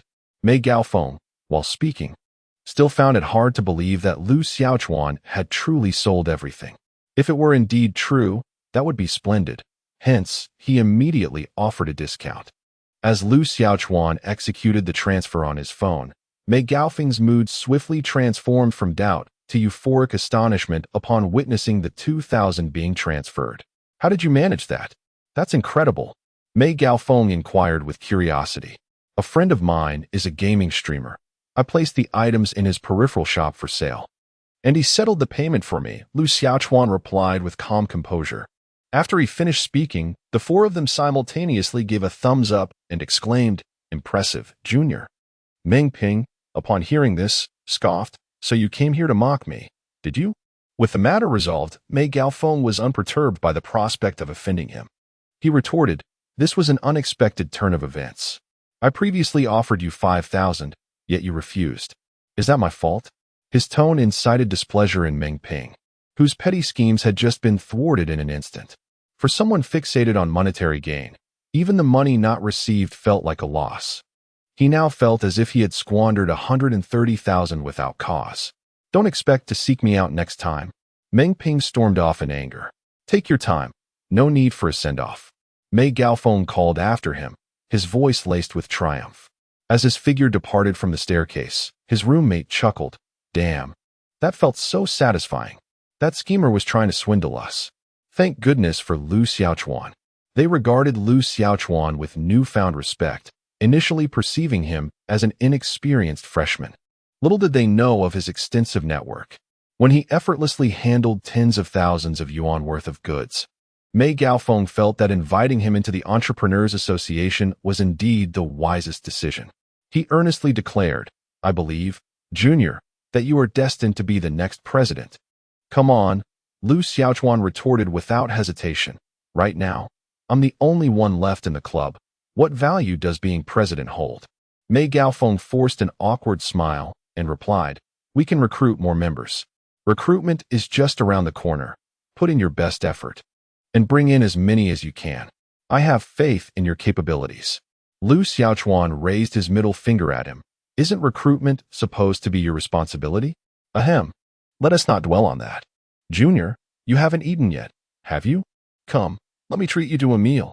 Mei Gaofeng was in high spirits. Recovering 20,000 yuan felt even more gratifying than merely earning it. In the days that followed, Lu Xiaochuan continued attending classes and, whenever possible, streamed live from the Tenglong studio. His popularity as a streamer surged, with an average of 150,000 viewers online, placing him among the top in the gaming channel. However, due to his anonymity and the inconsistency of his broadcasts, he still could not compare to the major streamers with millions of followers. Meanwhile, Mei Gaofeng and others busied themselves with the club's recruitment efforts, promoting in the school forum and official social groups. They even took the time to print club posters and place them at various intersections around the school. Unfortunately, these efforts yielded little effect. The few curious souls who inquired about the club's status soon vanished without a trace. In stark contrast, the interest-based clubs were thriving remarkably. It was said that before even commencing formal recruitment, hundreds had already expressed their desire to join. Upon returning from class, the four of them lounged in their dormitory, engrossed in their phones and chatting. Ningzheng habitually opened a live-streaming website, only to find that his favored streamer was absent. This streamer is incredibly lazy, broadcasting only once or twice a week. I had initially intended to learn from his techniques, Ningzheng lamented. Learning from him would be futile. He remains as inept as ever, Sun Yongyi chuckled. He tends to disconnect at the slightest disagreement, making it impossible to gain any points. That's because the teammates are utterly useless, all right? Ningzheng retorted. Even without disconnecting, victory remains elusive. As he spoke, he succumbed to the urge to start a game. Sure enough, within 10 minutes, he found himself in a heated argument with his teammates, leading him to exit the game abruptly. Damn it. What a game. I'm done with this. I'll stick to single-player games. Ningzheng cursed. What game are you talking about? Xiang Fei inquired, intrigued. As he too enjoyed single-player games and was planning to purchase a computer for their dormitory next week. Have you played Resident Evil? Ningzheng asked. Of course. I've played several versions, Xiang Fei replied, pulling up a chair to sit behind him. By the way, the latest installment of the Resident Evil movie has been released. Have you seen it? I have. Ningzheng remarked that it was after watching that film that he decided to download the game. Many scenes from the movie had been cut, yet the game was exhilarating. Lu Xiaochuan, feeling a bit idle, took a seat beside him to watch him play. His own computer was yet to be configured, as he had previously asked Mei Gaofeng for assistance in assembling one. Mei Gaofeng was an expert in this field and readily agreed, but the equipment had yet to arrive. As Ningzheng entered the game, the screen immediately darkened. This was a horror-themed game characterized by many shadowy environments. The lifelike graphics and eerie sound effects swiftly enveloped the four of them in a chilling atmosphere. The protagonist ventured into an unexplored room, where a pool of blood lay on the floor, while the rest appeared rather normal. Ningzheng began rummaging through drawers in search of mission items. Just as he opened a wardrobe, a grotesque zombie with a decaying face suddenly lunged out. The abruptness of the scene startled them. A shrill scream erupted, and Lu Xiaochuan, Ningzheng, and Sun Yongyi simultaneously turned to Xiang Fei. Damn it, fatty. Don't be so dramatic. You nearly gave me a heart attack, Ningzheng exclaimed. My mistake, Xiang Fei replied awkwardly. Lu Xiaochuan felt a sense of unease from Xiang Fei's scream. As he glanced back at the game screen, which displayed the gruesome scene of the zombie's head exploding, splattering brain matter against the wall, a wave of discomfort washed over him. This was unusual for him. Was it possible that the time-space mission was about to commence again? I'm not watching anymore. I'm tired. I'm heading to bed, Lu Xiaochuan declared as he stood up. But it's barely this early. Brother, going to bed before midnight. Are you truly a young person of the 21st century? Ningzheng exclaimed. Xiaochuan, are you perhaps afraid? Sun Yongyi laughed. Sleeping now will lead to nightmares. Xiang Fei nodded earnestly. According to scientific research, if you have a vivid memory of something during the day, your cerebral cortex will simulate that scene at night. I advise you to stay awake a little longer before you sleep. Lu Xiaochuan chuckled lightly. What nonsense is this? I've encountered true death before. I simply wish to sleep. You're lacking enthusiasm, my brother. Next time, let us visit the AR Experience Center to play Resident Evil. That would be far more exhilarating, Ningzheng remarked. As he spoke, Lu Xiaochuan had already nestled into his bed, closing his eyes in anticipation of the temporal game as commencement. Chapter 65. The underground research facility of Raccoon City. Lu Xiaochuan tossed and turned, unable to find sleep. The temporal mission had yet to begin, prompting him to ponder for a moment. He suspected that the upcoming temporal game might revolve around Resident Evil, so he took to his phone to investigate the storyline. The scant descriptions he found were utterly disorganized, leaving Lu Xiaochuan exasperated. He seriously doubted that some website editors weren't merely elementary school students masquerading as writers, unable to articulate even a coherent narrative. Having perused through the chaotic materials, the clock had already struck 2. At that moment, apart from Lu Xiaochuan. The other three in the dorm were still awake, engrossed in watching Ning Zheng play video games. Ah, Xiang Fei shrieked again. What are they shouting about next door? Have they lost their minds? A voice from the adjacent dormitory shouted back. Are you still trying to sleep or not? Ning Jing and Sun Zhongyi wore expressions of helplessness as they watched Xiang Fei, who was both captivated and occasionally startled, letting out shrill cries. Lu Xiaochuan had already succumbed to slumber, yet the noise persisted. Xiang Fei cast a glance at the upper bunk and remarked, You were just on your phone. And now you're asleep. Fine, I shall endeavor not to shout. No sooner had he spoken than he was once again startled by a scene of zombies devouring a victim, unleashing another scream. You rotund fool, I could just explode you. The occupants of the neighboring dormitory were already stirring, ready to retaliate. On the bed, Lu Xiaochuan found that the cacophony of Xiang Fei's shrieks had faded, replaced by the sound of the game system, time-space generation in progress. In an instant, Lu Xiaochuan was transported back to that ethereal realm.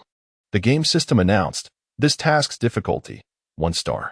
Player's time-space attributes, name, Lu Xiaochuan, level, 2, upgrading grants additional rewards. Next upgrade requires 30,000 wealth points. Strength, 15. Intelligence, 12. Spirit, 2. Speed, 15. Skills, basic firearms, proficient in Wing Chun. Items, none. 1 opportunity to acquire auxiliary items from the real world. Initiating time-space traversal. Upon the system's completion of the announcement, Lu Xiaochuan was enveloped in darkness, only to be thrust into another dimension. Not again, he exclaimed as he tumbled to the floor, the impact causing him considerable discomfort. To his astonishment, the ground was entirely metallic, reflecting his visage. At that moment, he found himself donned in a blue protective suit, resembling a research personnel, sprawled upon the ground. Are you all right? Are you all right? A distinctly London-accented voice reached Lu Xiaochuan's ears. He looked up to see a Caucasian individual, also clad in protective gear, extending a hand toward him, seemingly intent on helping him to his feet. Game system apologies. But tasks can only be generated upon entering the game timeline. You currently find yourself in the realm of Resident Evil, assuming the role of a core researcher for the Umbrella Corporation. Your objective is to cultivate a zombie that reaches T3 evolution level before Raccoon City is obliterated by a nuclear weapon. The Umbrella Corporation is the entity responsible for the creation of the T-virus, which transforms humans into zombies in the Resident Evil series. In this timeline, Umbrella Corporation holds unparalleled power globally, monopolizing industries such as pharmaceuticals, healthcare, and defense. They even possess nuclear weapons, exerting control over the United States government. Raccoon City serves as their research hub for the T-virus, known as the Hive. In the storyline, once the virus infects the entire city, the Umbrella Corporation detonates a nuclear device to eradicate the area, subsequently claiming it was a nuclear power plant accident. Lu Xiaochuan hastily inquired, So, which installment of Resident Evil are we currently in? Game system, friendly reminder, the Resident Evil series exists within a single timeline, within the narrative timeline. The most advanced zombies are the T25 level zombie hunters and the T25 level evolved clone Alice. Acquiring their viruses might accelerate the evolution of your own zombies. Acquire their viruses? As Lu Xiaochuan contemplated, he realized that the viruses within them originated from the T-virus. However, they had undergone mutations, resulting in significant changes. If he intended to harness these two individuals to cultivate his own zombies, would it not necessitate their elimination? Alternatively, he could collect their blood and flesh, allowing the zombies to consume and evolve. This task proved to be far more challenging than simply dispatching the zombies. Are you okay? The Caucasian inquired once more. Lu Xiaochuan rose from the ground and replied, I'm fine. Just as he finished speaking, the stranger's expression shifted to one of confusion, prompting Lu Xiaochuan to recall that the man was speaking in English, a language he did not comprehend. I'm okay, Lu Xiaochuan managed to utter in simple English. Yet the man continued speaking rapidly, and he could not catch the words.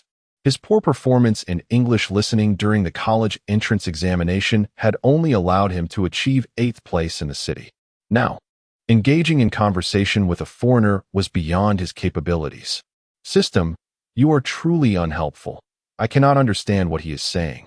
Lu Xiaochuan exclaimed internally. Game system, friendly reminder 2. You may exchange for items in the current space-time. Language 2. Lu Xiaochuan thought with excitement, deciding to exchange for English language proficiency in this current timeline.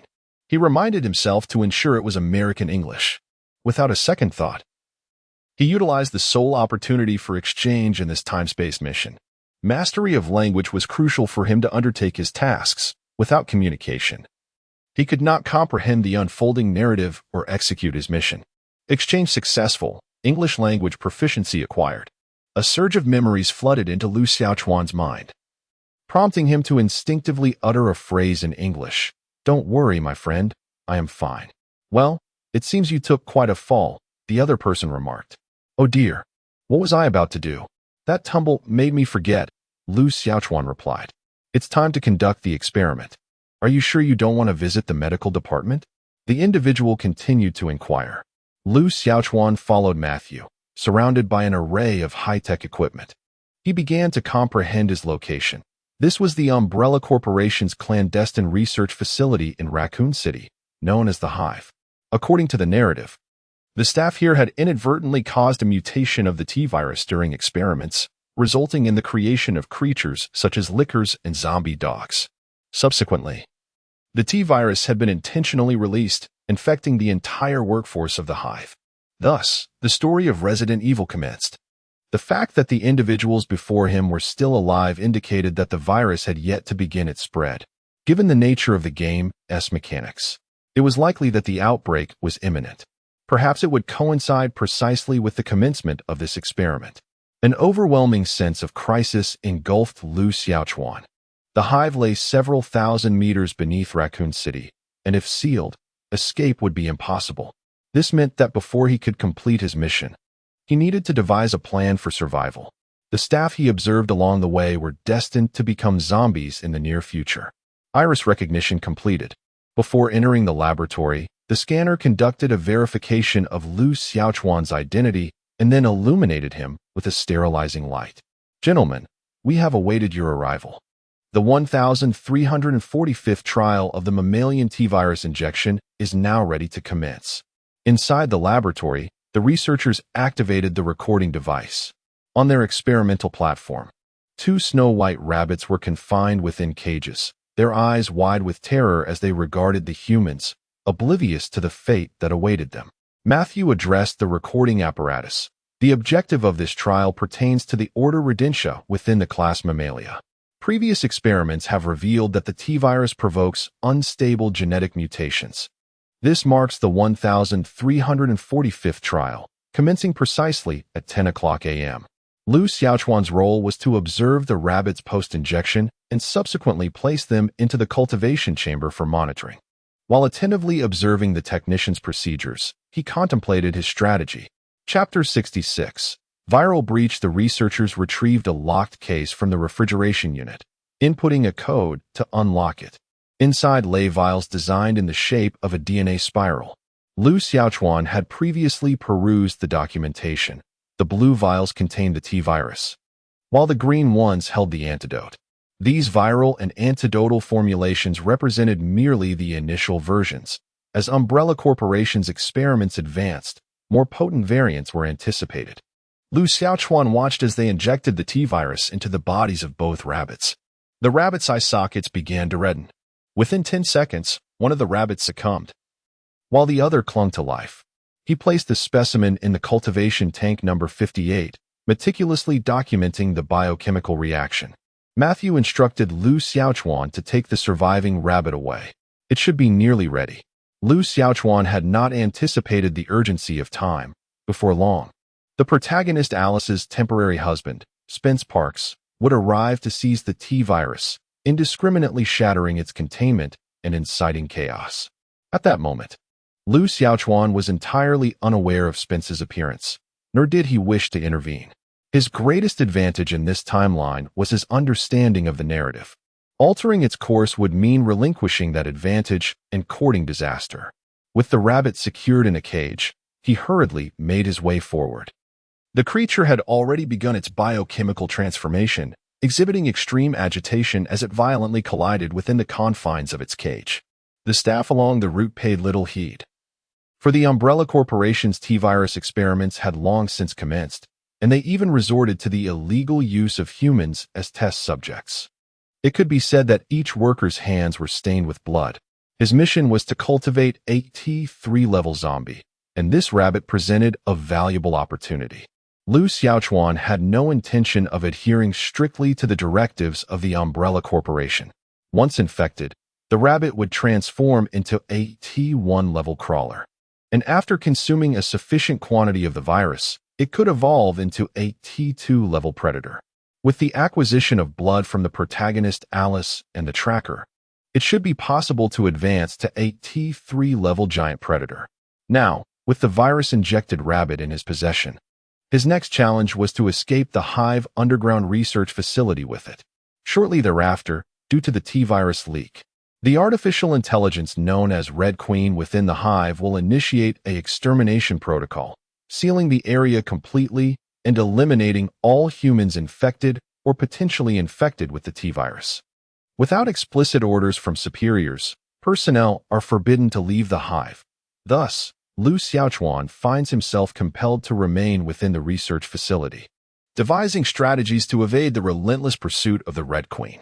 His only opportunity for escape lies in awaiting Alice's arrival to the Hive, whereupon she may disable the Red Queen. Lu Xiaochuan has blatantly disregarded the directive to report to the incubation chamber. Time is of the essence, and he must hasten his escape from the fully automated control zone to evade the lethal grasp of the Red Queen. The Hive is a vertically structured underground facility, and he can ascend to the upper levels via the sewage conduits. Unfortunately, Lu Xiaochuan currently occupies the lowest tier of the research station, necessitating considerable effort to climb upward. Employee Lu Xiaochuan, ID number A364, please refrain from leaving your designated work area during operational hours. The artificial intelligence detected Lu Xiaochuan's departure from his assigned workstation and issued a warning at the entrance to the subterranean passage. Ignoring the alert, Lu Xiaochuan pressed onward toward the conduit entrance. At this juncture, the Red Queen functioned within normal parameters, refraining from issuing restrictive commands and instead opting to notify the human overseers. Inside the security room, an electronic voice resonated. Employee Lu Xiaochuan, ID number A364, has violated protocol by leaving the work area. Immediate intervention is required. Simultaneously, footage of Lu Xiaochuan, clutching a rabbit and wandering aimlessly, was displayed on the monitors. In the security room, for armed guards, upon hearing the announcement, exchanged glances, and one remarked, "Has this foolish individual lost his way?" The quartet promptly mobilized to intercept Lu Xiaochuan. Upon hearing the warning, Lu Xiaochuan not only failed to halt his steps, but accelerated his pace. Meanwhile, in the laboratory housing the T-virus, Spence, disguised as a staff member, had already absconded with the T-virus and the antidote, inadvertently shattering a test tube containing the T-virus. A chilling alarm echoed. Biochemical crisis alert. The Red Queen had detected the virus permeating the air, and a shrill warning sounded. "It's merely a fire drill." Many remained remarkably composed. However, upon hearing the alarm, Lu Xiaochuan disregarded everything and sprinted forward. "Damn it, you bumped into me," shouted a worker. For guards, witnessing the commotion, assumed Lu Xiaochuan to be a spy and pursued him relentlessly, shouting, "Halt immediately." The alarm continued to blare, while the Red Queen's intelligent program commenced its calculations. To thwart the spread of the T-virus, it resolved to eliminate everyone present. Lu Xiaochuan burst through the final automatic door and entered the dimly lit underground passage. The 4 guards, armed, followed him inside, aiming their weapons and declaring, "If you run again, we will shoot." Lu Xiaochuan lowered the cage and raised his hands, stating, "I surrender. Perhaps you should not be pointing your weapons at me. Look behind you." He pressed the door button, but it yielded no response. "Damn it. Is this door malfunctioning? Why are we trapped in here?" Henry cursed, pounding the door while shouting, yet there was no reply from within. "No need to try. The people inside are undoubtedly dead. Lu Xiaochuan remarked. What did you say? 3 guards encroached upon him. Lu Xiaochuan elucidated. The T-virus has leaked. The Red Queen has sealed off the interior, and they are doomed. Your fortune has smiled upon you for being able to accompany me here. Just moments ago, he had not contemplated much, but upon Lu Xiaochuan's words, he immediately grasped the situation. Did you do this? Henry asked, his gun aimed at Lu Xiaochuan. The sensation of life being threatened is indeed quite unsettling. Lu Xiaochuan replied, think logically. If I were the culprit, I would have fled already. I merely had the fortune of discovering this in advance. You should lower your weapons and consider how to escape. Chapter 67. Raising Zombies. Half an hour later, the guards finally accepted Lu Xiaochuan's explanation. Damn it. Now the Red Queen has sealed this place, and we are trapped in the underground tunnel with no means of escape. Shouted a guard named Peter. It's all this kid's fault. If it weren't for him, we would have already departed. The irritable Felton once again aimed his weapon at Lu Xiaochuan. Lu Xiaochuan's gaze was fixed on his hand as he cautioned. I advise you not to point that gun at me. But that is precisely what I intend to do. Felton retorted. The barrel of his gun pressed against Lu Xiaochuan's temple, causing tension to ripple through him.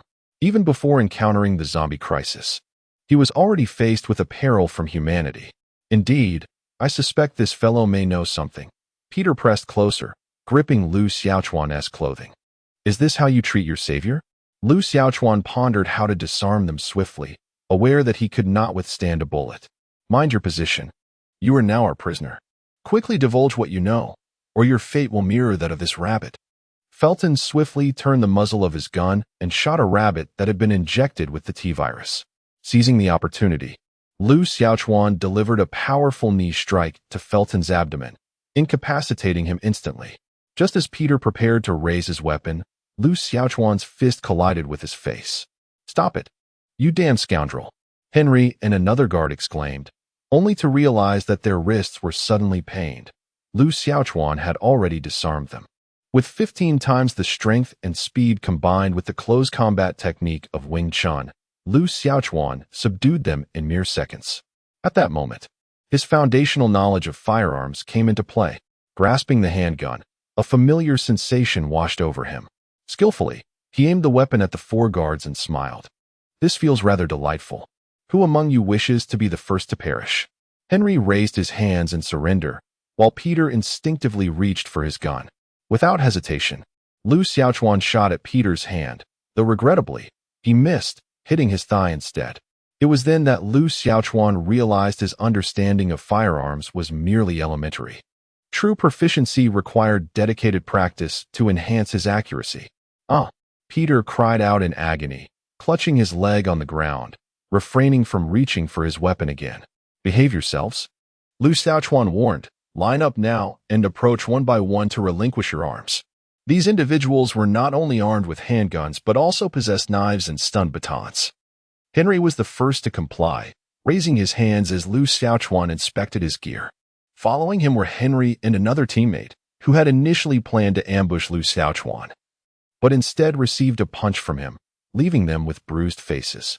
Henry addressed his teammates, stating, "This individual is proficient in Huaxia Kung Fu. We stand no chance against him."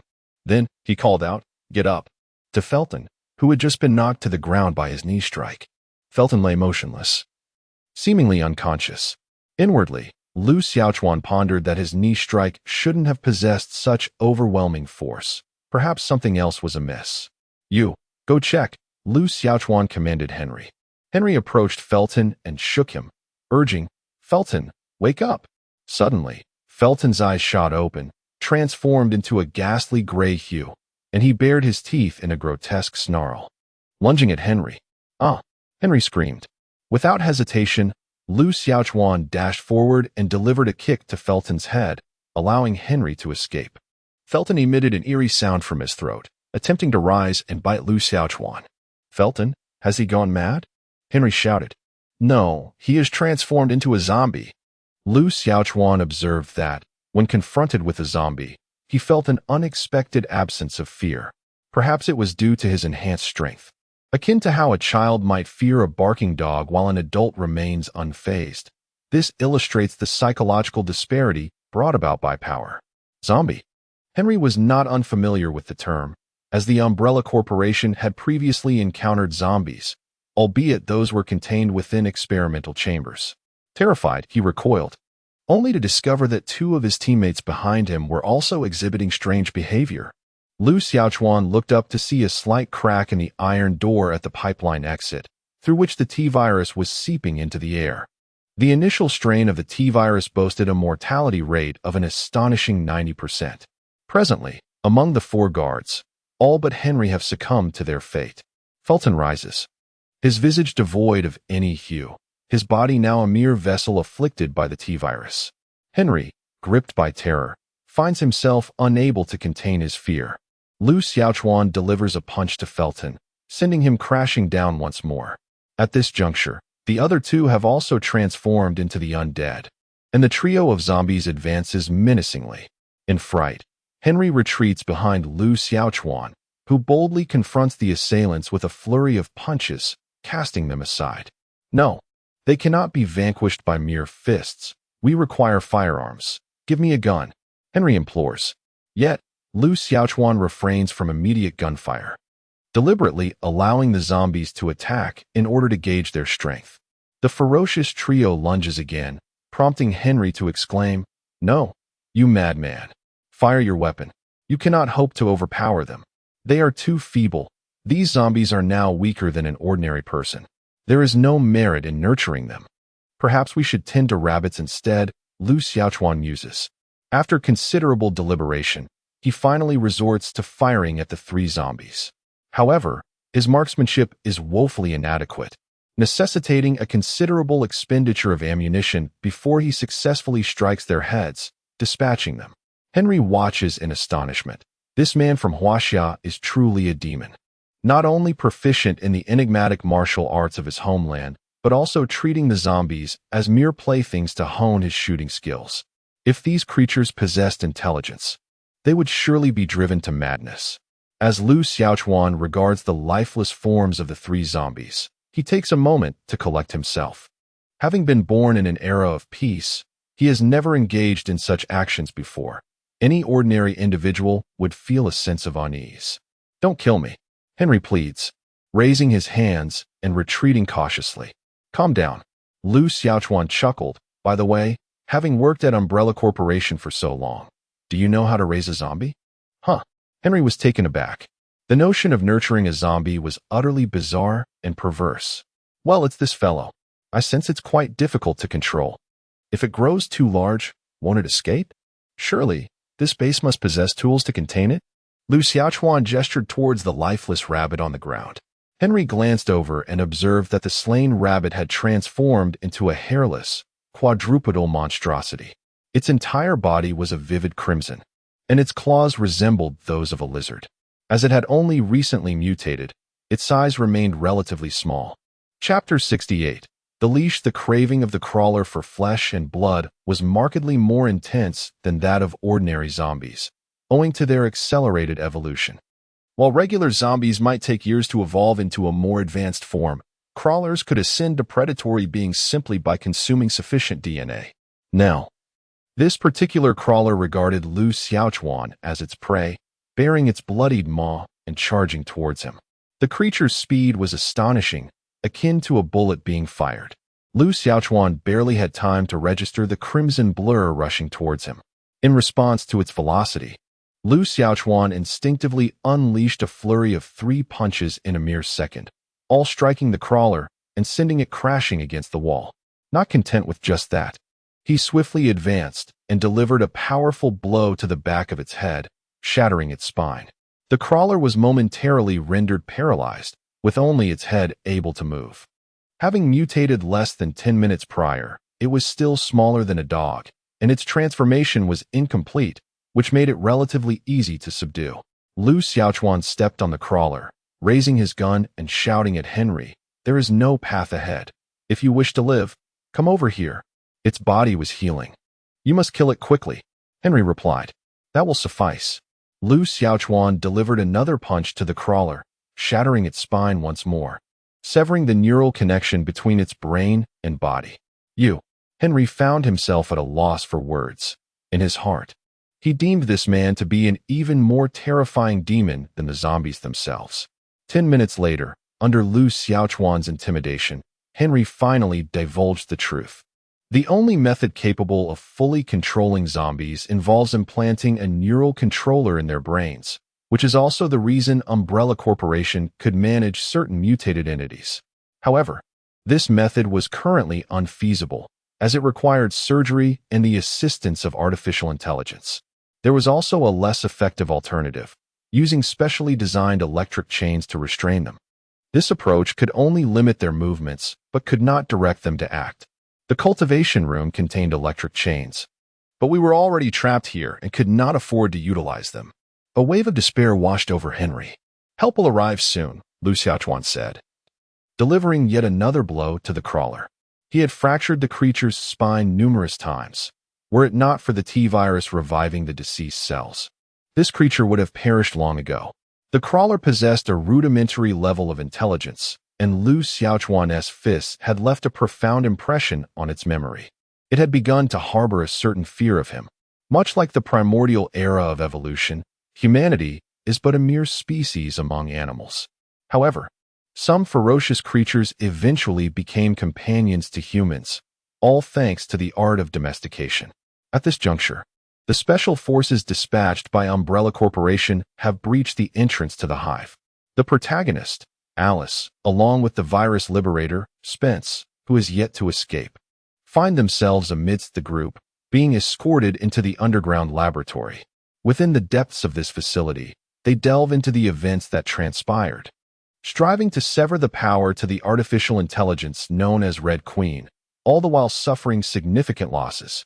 Ultimately, the mainframe of Red Queen is forcibly short-circuited by a powerful electrical device, resulting in the complete loss of control over the hive. In an instant, the viruses and zombies that have been contained by Red Queen are unleashed. Among those released are Lu Xiaochuan and Henry. Lu Xiaochuan grips a crawler by the throat, hoisting it as he wields a sharp military dagger in his other hand. Henry, armed with an electric baton, walks ahead, trembling with trepidation as he leads the way. The laboratory is in utter disarray, stained with blood in every corner. Henry's face pales in fear, prompting Lu Xiaochuan to urge him onward. Hurry. They must traverse a lengthy corridor to retrieve the chains from the incubation room, and then follow the protagonist to escape the facility. Scattered along the corridor lie the lifeless bodies of numerous staff members. Sensing the presence of humans, the zombies rise from the ground, lunging at Lu Xiaochuan with ravenous intent. "Give me a gun. I won't harm you. I only wish to survive," Henry pleads. In the beginning of Resident Evil, the protagonist group suffers immense casualties due to their ignorance of the zombie virus, as they are still merely ordinary individuals. Perhaps marksmanship surpasses that of Lu Xiaochuan. Yet in close-quarters combat, Lu Xiaochuan could outmaneuver them by leaps and bounds. Moreover, Lu Xiaochuan's attributes far exceed those of an ordinary individual. Akin to a T2, level evolved being mercilessly slaughtering T1 zombies.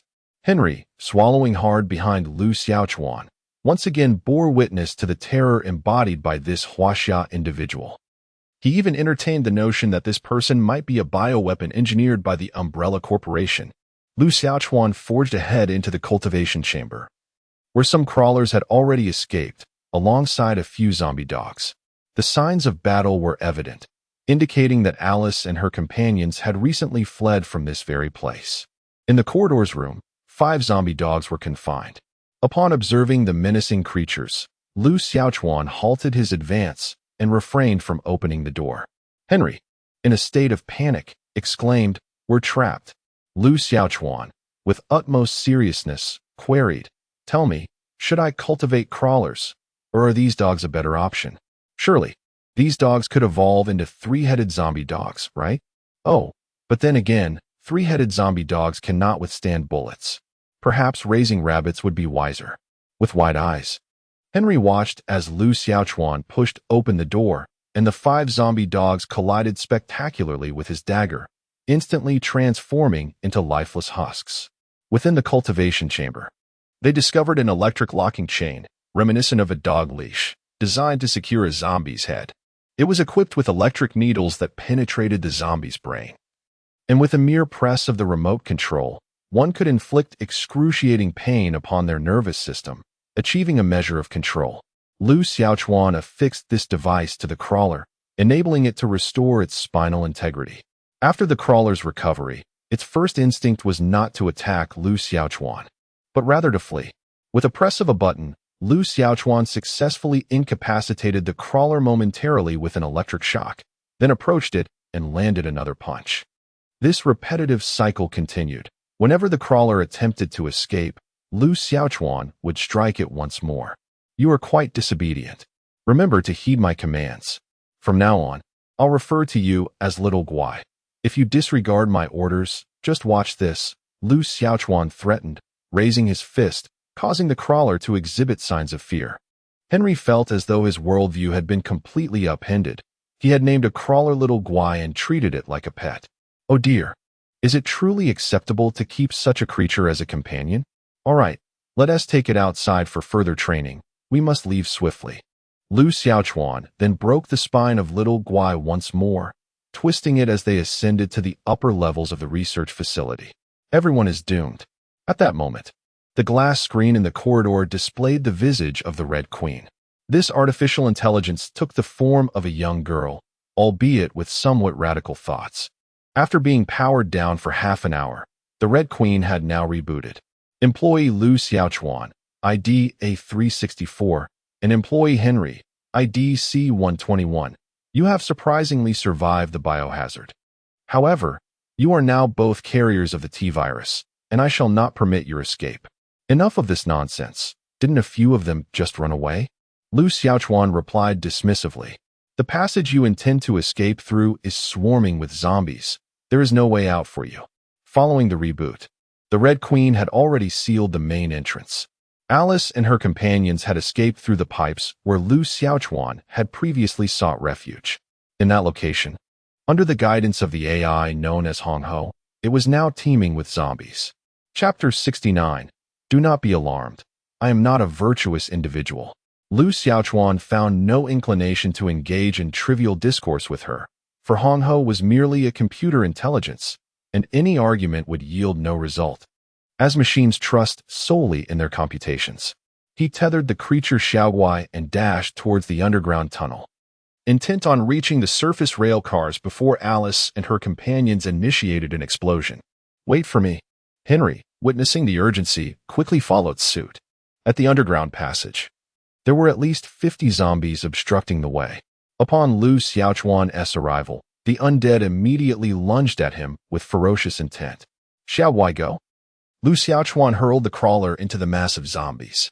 Xiaoguai, inherently as savage as these zombies, had been rendered docile by Lu Xiaochuan's previous reprimands. Now unleashed, it commenced a brutal rampage, tearing into the zombies. It adeptly leaped atop the heads of the undead, using its sharp teeth to rip through their brain matter, consuming the virus and recently deceased DNA. The crawler's body visibly expanded at an astonishing rate, transforming from the size of a small dog into a 2-meter-long humanoid monstrosity. It evolved into a predator. You are courting death. Hong Ho's frigid voice emanated from the monitoring equipment behind them. The predator not only grew in size, but also experienced a significant enhancement in combat prowess. Its claws could pierce through metal, its tongue could extend up to 2 meters, and its strength was remarkably formidable. It had reached T2 level. Lu Xiaochuan's pupils narrowed slightly as the predator effortlessly dispatched the zombie. It then shifted its focus towards him, intent on tearing apart this human and consuming his DNA. Lu Xiaochuan pressed the button on the electric chain, sending a current that paralyzed the creature's nerves. Though it proved only partially effective, the beast remained capable of movement, albeit at a reduced pace. Like a gecko, it crawled along the ceiling, its tongue flicking towards Lu Xiaochuan. With a swift motion, he severed the predator's tongue in two. The creature lunged downwards, but Lu Xiaochuan deftly evaded its claws, executing a Wing Chun technique that wrapped around its forelimbs, swiftly transforming into a powerful punch aimed at its spine. The predator's bones had fortified considerably, yet they could not withstand Lu Xiaochuan's strike, resulting in another fracture along its vertebrae. He restrained the creature, mounting it, and shouted to Henry, "Hurry, get on." Henry was momentarily taken aback as Lu Xiaochuan seized the dog chain attached to the predator, simultaneously plunging a dagger into the nape of its neck to prevent its recovery. The surveillance feed from Red Queen displayed Lu Xiaochuan and Henry riding the predator as they vanished into the tunnel. Whenever the predator veered off course, Lu Xiaochuan would violently strike its head with his fists. The once mighty predator was now reduced to a mere steed, causing a degree of confusion in the Red Queen's calculations, as Lu Xiaochuan's unexpected presence disrupted her predictions. At the underground research facility's exit, on the rail track, the protagonist Alice and her last companion were engaged in a fierce battle with another predator aboard the tram. She utilized the rapid motion of the railcar to drag a predator to its demise upon the tracks. Just as she breathed a sigh of relief, she suddenly discovered another predator had appeared beside her. An expression of sheer horror filled her eyes. "My God, who is he?" her companion, Matt, exclaimed. They beheld two individuals riding a predator, closing in on their railcar. At this moment, both Matt and Alice had already been infected. As their mutations progressed, Matt would transform into a stalking zombie, while Alice would undergo evolution. These two individuals were the targets of Lu Xiaochuan's mission. As long as they could ensure that Xiao Guai devoured their mutated serum, the mission would be accomplished. "Hello, don't be alarmed. I am not a good person." Lu Xiaochuan greeted them with a smile. "Run," Alice shouted to Matt. By this time, the railcar had come to a halt, and ahead lay the exit. The exit led to a mountain villa situated in the Arkley Mountains, where armed guards from the Umbrella Corporation awaited their arrival, ready to ensnare them. Alice supported Matt as they fled into the villa, but Lu Xiaochuan could not allow them to escape so easily. Capturing them again would prove much more challenging. He leapt off Xiao Guai with Henry in tow and released Xiao Guai to face the gunfire outside. He then advanced to pursue Alice and Matt, who had by now lost the ability to move and were utterly defenseless. "Who exactly are you?" Alice cried out in defiance. "I told you long ago. I am not a good person." Lu Xiaochuan stepped forward, swiftly striking her neck with the edge of his hand, rendering her unconscious. And Matt was unable to evade a similar fate. Outside, the armed guards of the Umbrella Corporation engaged in a fierce confrontation with the predator, Little Guai, who had come to abduct Alice and Matt. Their bullets riddled Little Guai with wounds. Yet these men remained oblivious to the zombie's Achilles heel, their neural centers, thus failing to deliver a fatal blow. Little Guai, capable of rapid recovery through the consumption of DNA, turned the armed guards, who had been waiting in ambush, into mere prey. "Watch them. I will go capture it," commanded Lu Xiaochuan to Henry. However, Henry, paralyzed by fear, could do nothing but observe the unconscious forms of Matt and Alice. As Lu Xiaochuan entered the villa's grand hall, he witnessed Little Guai devouring the corpse of an armed guard, a gruesome sight indeed. All of its injuries had healed, and it now possessed even greater strength. Upon seeing Lu Xiaochuan, it instinctively attempted to flee. Lu Xiaochuan pressed the button on the leash, delivering an electric shock to paralyze its nerves once more. Yet this time, the effect was diminished. It managed to control its body and crawl at a speed akin to that of a normal human, having begun to develop immunity to electrical attacks. "Help!" Henry screamed, as a colossal creature seized him from behind and smashed him against the wall. It was Matt, transformed into a tracker. His body had hardened to that of iron, and his strength was immense, though his intelligence had significantly diminished, rendering his movements sluggish. Lu Xiaochuan mounted Little Guai, directing it to tear into the tracker. However, Little Guai, classified as T2, faced off against the T25 tracker. As Little Guai charged, a single punch from the tracker shattered its bones. Sensing imminent danger, Lu Xiaochuan leapt down in the nick of time. He picked up a light machine gun from the ground and unleashed a barrage towards the head of the pursuer. At such close range, his aim remained precise. Meanwhile, Xiao Guai took the opportunity to recover. The T-virus acted as if it were a cheat code. The damaged cells could swiftly divide and regenerate. As long as the head was not completely obliterated, they could recover rapidly. Chapter 70. Completing the mission, the pursuer was a failed evolution of a zombie. In the original narrative, if controlled by a chip and equipped with modern weaponry, it could serve as a formidable bioweapon. However, without control, it was merely a target. Xiao Guai, having risen from the ground, consumed Henry's corpse and regained its combat capabilities. Yet, this creature was not satisfied and went on to attack Alice. A portion of Alice's thigh was bitten, but as the protagonist, she was not so easily dispatched. Alice was jolted awake by the excruciating pain, and her body underwent accelerated evolution, significantly enhancing her physical prowess to a level comparable to T25. With a powerful kick, she sent Xiao Guai sprawling, enduring the agony as she limped away. Lu Xiaochuan, witnessing this, did not intervene, since Xiao Guai had already consumed a piece of her flesh. Her fate was no longer relevant to the mission. After Xiao Guai devoured a fragment of Alice's flesh, it indeed mutated once more. Its size continued to grow, and the long tongue in its mouth transformed into bifurcated tentacles. With its gaping maw, the tentacles enveloped the head of the pursuer, dragging it into its mouth and devouring its body. Lu Xiaochuan watched as it continued to expand, its form surpassing that of a giant lizard. The tentacles in its maw swept away the corpses of the armed guards strewn across the ground, utilizing them to further its own evolution. Thus, a colossal beast was born. Standing before it, Lu Xiaochuan appeared diminutive, barely the size of one of the giant predator's claws. The previous dog leash had been severed by the creature's tentacles. Now, it had ascended to the status of a T3 level zombie. It was likely that even the Umbrella Corporation had not anticipated that the biochemical weapon they had yet to develop had already been cultivated by Lu Xiaochuan. The giant predator opened its jaws, the air thick with the scent of blood, as it faced Lu Xiaochuan, its tentacles swaying gently in the atmosphere. This creature, having been frightened by Lu Xiaochuan previously, hesitated to advance. In truth, Lu Xiaochuan was not its match at this moment. When confronted by a mutated beast intent on devouring you, it is imperative not to succumb to fear, for the more terrified you are, the more ferocious it becomes. Likewise, do not flee.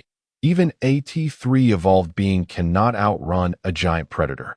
Instead, stand tall, with a serious and furious gaze, arms wide open, and shout for help, proclaiming, "System, I have completed my task. Come to my rescue." Suddenly, the giant predator leaped, its sharp claws and formidable teeth aimed directly at Lu Xiaochuan.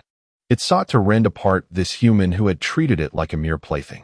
Lu Xiaochuan saw the gaping maw rushing towards him, nearly catching his head in its grasp. At that moment, he jolted awake, gasping for breath. At this moment, Ning Zheng and the others had succumbed to slumber. Upon hearing Lu Xiaochuan's call, a sudden exclamation escaped Fei's lips. "Don't eat me. My flesh is not delectable." Lu Xiaochuan could not suppress a chuckle, realizing that the portly fellow had likely just endured a nightmare after watching Resident Evil. He glanced at his phone, noting that it was 6 in the morning. With no classes scheduled for the morning, he surmised that the 3 roommates would not awaken until the afternoon. Lu Xiaochuan also felt somewhat lethargic. Having just witnessed a series of gruesome and violent scenes, he needed a moment to recuperate. The game system announced, "Resident Evil, time-space mission completed. You have gained an opportunity for a time-space lottery. Would you like to use it now?" "Yes," Lu Xiaochuan replied. Before him reappeared the familiar circular roulette, adorned with various rewards.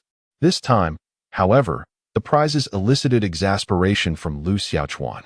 The 6 rewards were again presented, with the chance of receiving the mysterious reward being exceedingly slim. The remaining 5, listed from the most to least favorable, included non-perishable zombie flesh, the head of a predator, a rocket launcher, the T-virus, original version, and Alice's serum, beginner level. These rewards were truly disheartening. Could the first item, zombie flesh, even be consumed? The second item, acquiring the head of a predator, theoretically allowed for the potential cultivation of another predator. Yet, Lu Xiaochuan was not one to engage in such folly. It bore little difference to instigating a biohazard. The rocket launcher was out of the question, and he had no desire for the T-virus. As the present reality was his foundation, he would rather forfeit the rewards than accept such items. The only two options worthy of consideration were the mysterious reward and Alice's serum, beginner level. Lu Xiaochuan inquired of the system, asking, "Will the mysterious rewards include something like a virus?" His question stemmed from the fact that the rewards originate from the realm of Resident Evil. The game system responded, "Perhaps the mysterious reward could be the artificial intelligence of the Umbrella Corporation, an advanced version of the T-virus, known as the G-virus, or even a clone of the protagonist." Alice, "It all depends on luck." This revelation made Lu Xiaochuan hesitant to take the risk. If the mysterious reward turned out to be a grotesque G-virus, it would be tantamount to courting disaster. He continued to ask, "What is the utility of Alice's serum, basic?" The game system explained, "In the realm of Resident Evil, Alice is the only human who has perfectly fused with the virus. The T-virus mutated within her, losing its infectious properties, and became an auxiliary element within her cells. Her basic serum can be injected into your body, allowing you to undergo a similar mutation. However, you will only possess low-level abilities, be unable to infect others, and cannot evolve further." Intrigued, Lu Xiaochuan asked, "What exactly are these low-level abilities?" The system elaborated, "They include cellular self-repair and cellular enhancement, manifesting as improved recovery capabilities and enhanced attributes of strength and speed. Furthermore, your bodily fluids will possess growth-promoting and healing functions, serving as restorative agents for common ailments." After hearing this, Lu Xiaochuan understood, among the rewards, this one was indeed useful, as it could further enhance his attributes. As for the function of bodily fluids, he deemed it unnecessary for the time being. The bodily fluids refer to extracellular fluid and plasma. Using one's own bodily fluids to cure ailments? Under ordinary circumstances, Lu Xiaochuan would never resort to such measures.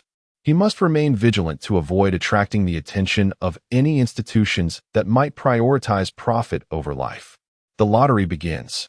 A dart materializes in Lu Xiaochuan's hand as the spinning wheel before him accelerates, now moving at double the speed of the previous round. Fortunately, Lu Xiaochuan's control over his body has also improved, granting him even greater confidence in this endeavor. He seizes the moment and launches the dart with precision, striking the segment containing Alice's serum basic flawlessly. Game system, congratulations! You have received the reward, Alice's serum basic, ready for use. In Lu Xiaochuan's grasp appears a syringe filled with the serum. Injecting this into his bloodstream will activate its properties. Chapter 71. The dazzling light bulb. The serum is on the verge of application to avoid any unforeseen complications, and while his roommates are fast asleep, Lu Xiaochuan positions the syringe's needle against the vein in his arm. He injects the serum entirely into his bloodstream, and an intense, prickling warmth begins to spread from his arm. Hastily, he disassembles the syringe and disposes of it in the trash outside the dormitory. Lu Xiaochuan becomes enveloped in a heavy drowsiness, succumbing to sleep upon his bed. Should anyone have observed him at that moment, they would have been taken aback. His skin had turned a vivid crimson, resembling a thoroughly cooked lobster.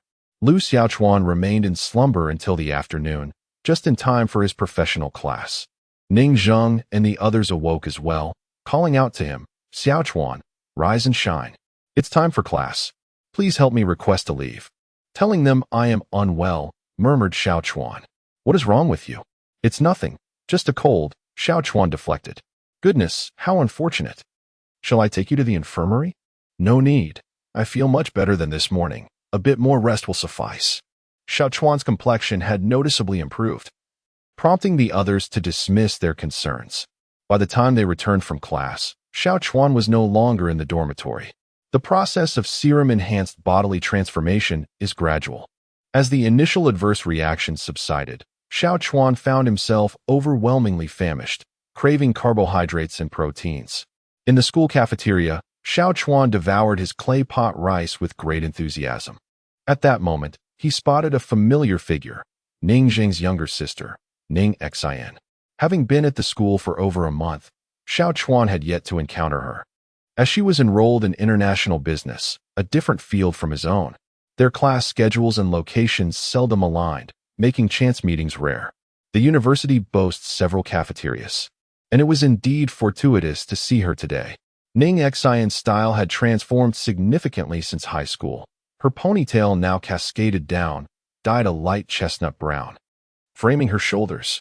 She wore a white short-sleeved top, revealing her slender arms, and though her bosom was not particularly ample, it still offered a hint of curvature. Like many girls during summer, she sported denim shorts that proudly showcased her long, fair legs, attracting the attention of numerous male admirers. Ning Xian was not alone. A young man trailed closely behind her. The young man, adorned with oversized spectacles and clad in a fitted, artistic checkered shirt, styled his moderately long hair slicked back, culminating in a bun at the nape of his neck. At this moment, he wore a gentle smile while engaging in conversation with Ning Xian, who occasionally nodded in response. Xiao Chuan initially intended to greet Ning Xian, but upon witnessing this interaction, he swallowed the words that were on the verge of escaping his lips. He took out his phone and messaged Ning Zheng. Ning Zheng, is your sister dating someone? Xiao Chuan continued. I saw her with a boy in the cafeteria, and it seems they are about to have a meal. Ning Zheng replied, what the hell? Which beast dares to lay claim to my sister? Xiao Chuan, don't be timid. Confront him and drive that fellow away. Xiao Chuan responded, speechless. Your sister would be furious if she found out. Just then, the young man beside Ning Xian suggested, Junior, shall we head to the third floor? The private rooms there are quieter. Ning Xian politely declined, saying, no need. I'm not very hungry right now. I can just grab a snack. She added, Senior, I'm already aware of the event planning, so you need not trouble yourself. The young man insisted, oh, what is the trouble? As a senior, it's my duty to clarify things for you. Besides, as the vice president, I have the responsibility to guide every new member of the student council. Ning Xian managed a slight, awkward smile, yet found it difficult to conjure a reason to refuse. Just last week, she had applied to join the student council, and with her abilities and looks, she breezed through the selection process. Since becoming a member, the seniors had shown her an extraordinary level of care and attention. Vice President Zhang Song is one among them. Although he is not the head of Ning Xian's department, he insists on providing her with one-on-one guidance for club tasks. In reality, there is not much to manage during recruitment for the club. This senior is merely using the opportunity to invite her to dinner to foster a closer relationship. Ning Xian is fully aware of his intentions. If they were merely friends, sharing a meal would not pose any difficulty. However, she has come to learn that this senior has a rather questionable past, with 3 former girlfriends already in the student council alone. Caught in a dilemma, she suddenly spots Lu Chuan dining alone. An idea sparks in her mind as she approaches him. Lu Chuan, Ning Xian calls out proactively. Lu Chuan, who was discussing ways to woo his sister with Ning Zheng, is caught off guard by Ning Xian's greeting and sheepishly puts away his phone, smiling. It's Ning Xian. Long time no see. Indeed, long time no see. Ning Xian replies with a slight smile as she takes a seat. Zhang Song, noticing this, inquires, Junior, who is this? His brow furrows slightly, harboring some unfavorable suspicions. A high school classmate, Ning Xian answers. Since we happen to meet, why don't we have a meal together? Is that appropriate? Your classmate is already eating, Zhang Song responds, clearly displeased, as this was his opportunity to pursue the junior without such a significant third wheel present. It's perfectly fine. I don't mind, Lu Chuan interjects. I mean, you've nearly finished your meal while we're just starting. It wouldn't be right for us to eat while you simply watch, would it? That would be rather awkward. Zhang Song believes he has made his point clear. If Lu Chuan were perceptive, he would excuse himself. Before Lu Chuan can respond, Ning Xian jumps in. Have you finished eating? Are you still hungry? Just have another bite. She playfully winked at Lu Xiaochuan as she spoke. Lu Xiaochuan understood her hint and replied, Of course I'm still hungry. I haven't even started yet. What would you like to eat? I'll go get it. Zhang Song was left speechless. How could this person be so thick-skinned? He had no choice but to say, There's no need for you to get it. We won't have claypot rice. I'll order instead. Junior, would you like to join me in ordering? What do you fancy? Ning Xian smiled and declined. Anything is fine. I'm not picky. She remained seated with Lu Xiaochuan, while Zhang Song went to place the order. He suddenly felt an odd sensation. as if he were serving the two of them. Was this a joke? Chapter 72. The Shield of Gluttony. He sat opposite Lu Xiaochuan, first scrutinizing him. Dressed quite ordinarily in a simple short-sleeve shirt and jeans, he appeared rather average, with short hair and a clean look.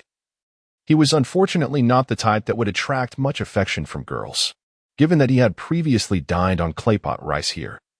Zhang Song deduced that his family background was likely modest. In terms of external conditions, he felt he had no competition. It was for the best. Lu Xiaochuan's presence would only serve to highlight his own excellence. Zhang Song had adjusted his mindset and was ready to seize the opportunity to showcase himself. "What is your name, Junior?" Zhang Song inquired. "Oh, allow me to introduce myself first. I am Zhang Song, a junior in the finance department, and also the vice president of the student union." The student union held a degree of influence among the students, and Zhang Song expected Lu Xiaochuan to show him some respect. To his surprise, Lu Xiaochuan merely nodded and replied, "I am Lu Xiaochuan." Zhang Song found the conversation rather tedious and decided to divert the topic to the club's activities. Ning Xin responded with mere affirmations, offering no substantial input, which left him feeling as if he had struck a punch into cotton, utterly frustrated. Meanwhile, Lu Xiaochuan had been incessantly consuming the dishes since they were served. He was genuinely famished. In the realm of Resident Evil, those zombies and mutated beasts would devour an entire person in a single bite to evolve. Although he was not quite so exaggerated now, a mere few dishes would not suffice to satisfy his hunger. By the time Zhang Song was ready to eat, Lu Xiaochuan had already cleared the table. Zhang Song inwardly cursed, wondering if this guy hadn't eaten in 10 days, given his voracious appetite. The opportunity he had painstakingly seized was being wholly undermined. Ning Xin wore a smile on her charming face, prompting Zhang Song to feign generosity and inquire, "Have you had enough to eat, Junior? If not, we can order more." He genuinely wished he could tell Lu Xiaochuan to leave. However, after a moment of hesitation, Lu Xiaochuan asked, "Senior, is this meal on you?" Zhang Song nodded affirmatively. "Indeed. Please don't hold back. The cafeteria's meals are quite affordable. I can manage this." Moreover, he intended to present himself as generous in front of Ning Xin to leave a favorable impression. "Oh, then I shall not be polite. To be honest, I am still hungry. I will order more, so it won't trouble you." Lu Xiaochuan's words nearly exasperated Zhang Song to the point of fury. Still hungry? Could he not be satisfied? Though he continued to berate him internally, Zhang Song maintained a smile, striving for a harmonious demeanor. His original intention was to showcase his charming ways to Ning Xin, but with Lu Xiaochuan present, he found it difficult to express himself. Thus, he now awaited Lu Xiaochuan to finish his meal and take his leave. Logically, he should not have much left to eat. However, when the dishes Lu Xiaochuan ordered arrived, Zhang Song realized he had misjudged the situation. This time, Lu Xiaochuan had ordered 6 dishes, encompassing chicken, duck, fish, meat, vegetables, and soup, showcasing a well-balanced nutrition. Would he be able to finish such a feast? Would there be waste? Zhang Song couldn't help but voice his concerns, suspecting that Lu Xiaochuan was deliberately putting him in a tight spot. "Not at all. With me here, there will certainly be no waste," Lu Xiaochuan assured confidently. "Senior, you should eat too." Zhang Song awkwardly smiled and replied, "You eat first. Fill yourself up. You're too polite." Lu Xiaochuan chuckled, noting that he was only about 30% full, estimating that even after consuming all this, he would merely reach 60% fullness. In less than 10 minutes, Lu Xiaochuan had polished off every dish on the table. Zhang Song was utterly astounded. He had never encountered someone with such an extraordinary appetite. Moreover, Lu Xiaochuan appeared to be still craving more. "Senior, are you full? If not, I can order more," Lu Xiaochuan inquired. "I'm full, really full." Zhang Song was genuinely intimidated by him, realizing that he himself had barely eaten. His mind was preoccupied with thoughts of how to approach Ning Xin once Lu Xiaochuan departed. Yet, encountering this peculiar individual had completely derailed his plans. "What a pity. I believe I could eat a little more, especially since it's rare for a senior to treat," Lu Xiaochuan lamented. Zhang Song hastily interjected, Junior, senior sister. I have a few matters to attend to. Not to worry, senior. You go ahead and handle your business, Lu Xiaochuan replied. Ning Xian also added, don't mind us. You go on with your tasks. Zhang Song rose to depart, only to hear Lu Xiaochuan call out loudly behind him, Senior, remember to settle the bill. With a sense of frustration, Zhang Song proceeded to pay. Although the meal cost only a few hundred yuan, his experience of spending had been utterly dreadful. Initially, he intended to treat Ning Xian to dinner. Yet it turned out that Lu Xiaochuan had consumed the entirety of the meal, thus derailing his plans to impress the fairer sex. How could someone eat so much? Was he merely a bottomless pit? Zhang Song silently cursed as he exited. Once Zhang Song's figure vanished from the cafeteria, Ning Xian could no longer contain her laughter. You are truly incorrigible. At this rate, we will strike it rich, she exclaimed. The elderly woman who was clearing the dishes chimed in, indeed. Lu Xiaochuan, feeling a bit sheepish, replied, I apologize.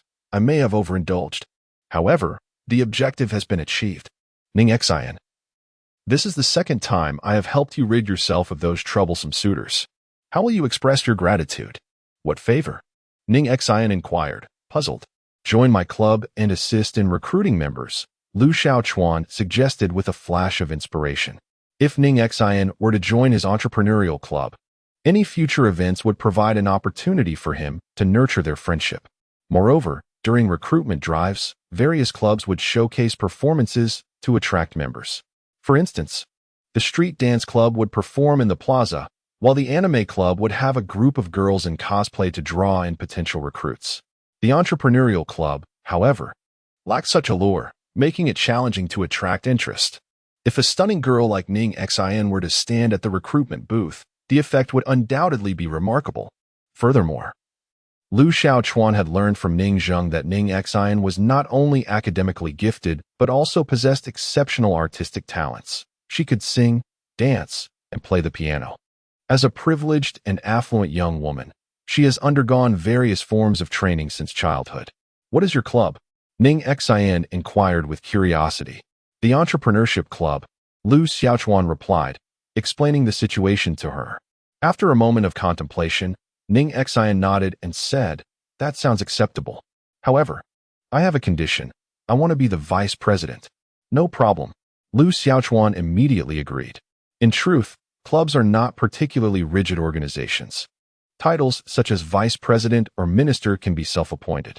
If one wishes, they could establish 100 vice presidents. By the way, we just finished dining. Shall we take a stroll at the sports field? Lu Xiaochuan suggested. Regrettably, he was unable to arrange a meeting with Ning Xian. However, he quickly reconsidered, recognizing that all things must progress step by step. Since he had successfully included her in his club, he could now openly invite her out in the future. Chapter 73, Club Recruitment. So, you actually managed to drive that guy away? Ning Zheng asked. Of course. Is there anything I cannot accomplish? Well done. Ning Zheng chuckled, thinking he could pursue my sister without my consent. How naive. As they chatted, Xiang Fei and Sun Yongyi became intrigued as well. Ning Zheng, you have a sister? What does she look like? Do you have a photo? I have one in my space. Ning Zheng replied. The two immediately began rummaging through his photo album and soon discovered pictures of Ning Xian. Wow, look at those legs and that face. Aside from her not being particularly well endowed, she is practically a goddess. Xiang Fei exclaimed dramatically. Ning Zheng, from now on, you are my brother-in-law. Get lost. Ning Zheng retorted without hesitation. Let's not say anything more. Ning Zheng, are we brothers? Sun Yongyi was also captivated by Ning Xian's appearance. Soon, the day for club recruitment arrived. In the northern square of the school, tents for various clubs were set up everywhere, with tables and banners marking the recruitment points. The student council was responsible for maintaining order, while each club strived diligently to attract incoming freshmen. Early in the morning, Lu Xiaochuan accompanied Mei Gaofeng and others to set up sunshades and furniture. Upon arriving at the square, they quickly realized their unfortunate predicament. With nearly 100 clubs at the Institute of Technology, the square was undeniably crowded. The student council had meticulously arranged the recruitment points, granting larger clubs more tents and space. In stark contrast, their entrepreneurship club was relegated to a small tent in a corner, occupying a mere palm-sized area. Who on earth made this arrangement? Is it even possible to recruit anyone here? Mei Gaofeng exclaimed in frustration, lamenting that by the time students passed by, they would likely have already committed to other clubs. Although there was no rule prohibiting students from joining multiple clubs, most would typically join no more than 2. With dozens of clubs encircling them, and lacking any significant allure, their prospects appeared bleak. At this rate, we might not recruit a single member this year, his roommate declared. Having already given up, whatever, we'll take whoever we can get. If we can't recruit anyone, we might as well disband right here. Mei Gaofeng's roommates were indifferent towards the club, having only joined due to Mei's persuasion. However, Mei was reluctant to let go, stating, "This club has been around for at least a decade. I cannot allow it to vanish on my watch. Otherwise, when the graduating seniors inquire later, how shall I explain myself? What is there to explain? Once others have graduated, who still cares about the club?" Lu Xiaochuan interjected, "Enough of the bickering. The fate of the club now rests in my hands." "Do as you wish," they replied nonchalantly, though internally they felt that this recruitment drive was doomed to fail. They erected the tent, arranged the tables and chairs, and displayed promotional posters prominently at the front. Alas, after waiting for an hour, not a single student came to inquire. In contrast, other clubs buzzed with activity. The street dance club had its members blasting music and dancing in the square, performing flashy moves that evoked cheers from many underclassmen, successfully attracting numerous new members. The anime club had enlisted several girls donned in alluring costumes, drawing in a considerable number of otaku. The magic club showcased impressive tricks, while the skateboarding club flaunted their skills. As for the basketball and soccer clubs, simply naming them was enough to elicit a flood of eager students wanting to join. At that moment, Ning Zheng and others arrived, having been drawn into the club by Lu Xiaochuan. "Who among us can perform?" Mei Gaofeng inquired. Xiang Fei pointed to his belly and said, "I can do a comical belly dance, but with so many people around, I feel rather shy." Sun Yongyi scoffed, "Oh, please. Just look at those girls from the dance club. They are dancing so seductively. With your rotund figure, anyone who might have shown interest would surely be deterred." As they were engaged in this conversation, a freshman approached and asked, "What exactly does your club do?" Mei Gaofeng promptly replied, "We are an association that facilitates mutual assistance among university students engaging in entrepreneurial activities on campus." The student expressed his astonishment, exclaiming, "That's impressive.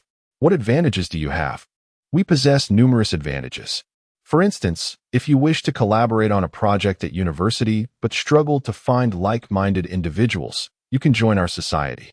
Furthermore, the university offers a business incubator that allows students to start their ventures for free, and our society can apply for that." "How many members do you currently have?" the student inquired. "Well," Mei Gaofeng replied, "we are few at the moment, but we will be able to recruit more shortly." The student observed that among all the societies, theirs appeared the most lackluster. After a moment of hesitation, he chose to depart. Subsequently, several more inquired, but, without exception, none decided to join. Disheartened, Mei Gaofeng wiped the sweat from his brow and said, "Xiaochuan, it seems my assistance has reached its limit. It appears we will not recruit anyone this time." Sun Yongyi suggested, "Why not invite students from our major to bolster our numbers and keep the society afloat?" "Oh, come on," Ning Zheng replied, shaking his head. "You know our relationship with the students from our major is not particularly strong." This discord stemmed from an incident during military training when Lu Xiaochuan had clashed with Nie Fei and the instructor, leading the entire cohort to perceive them as troublemakers, leaving few with whom they had a good rapport. "Wow, look over there. The senior from the art society is stunning," Xiang Fei exclaimed, his attention fixed on a beautiful girl. Ning Zheng quickly inquired, "Where?" "There. Goodness, that runway walk is impressive. I truly wish to join their society." The two began to discuss the allure of the beauty before them. Lu Xiaochuan shook his head, deeming these individuals utterly unreliable, and concluded that he must rely on himself. As he pondered his options, he suddenly spotted numerous familiar faces entering the square. They were his classmates from the same major. Leading the group was the class monitor, Nie Fei. Clad in the white attire of the Taekwondo club, he greeted them. "Brothers, join our Taekwondo club.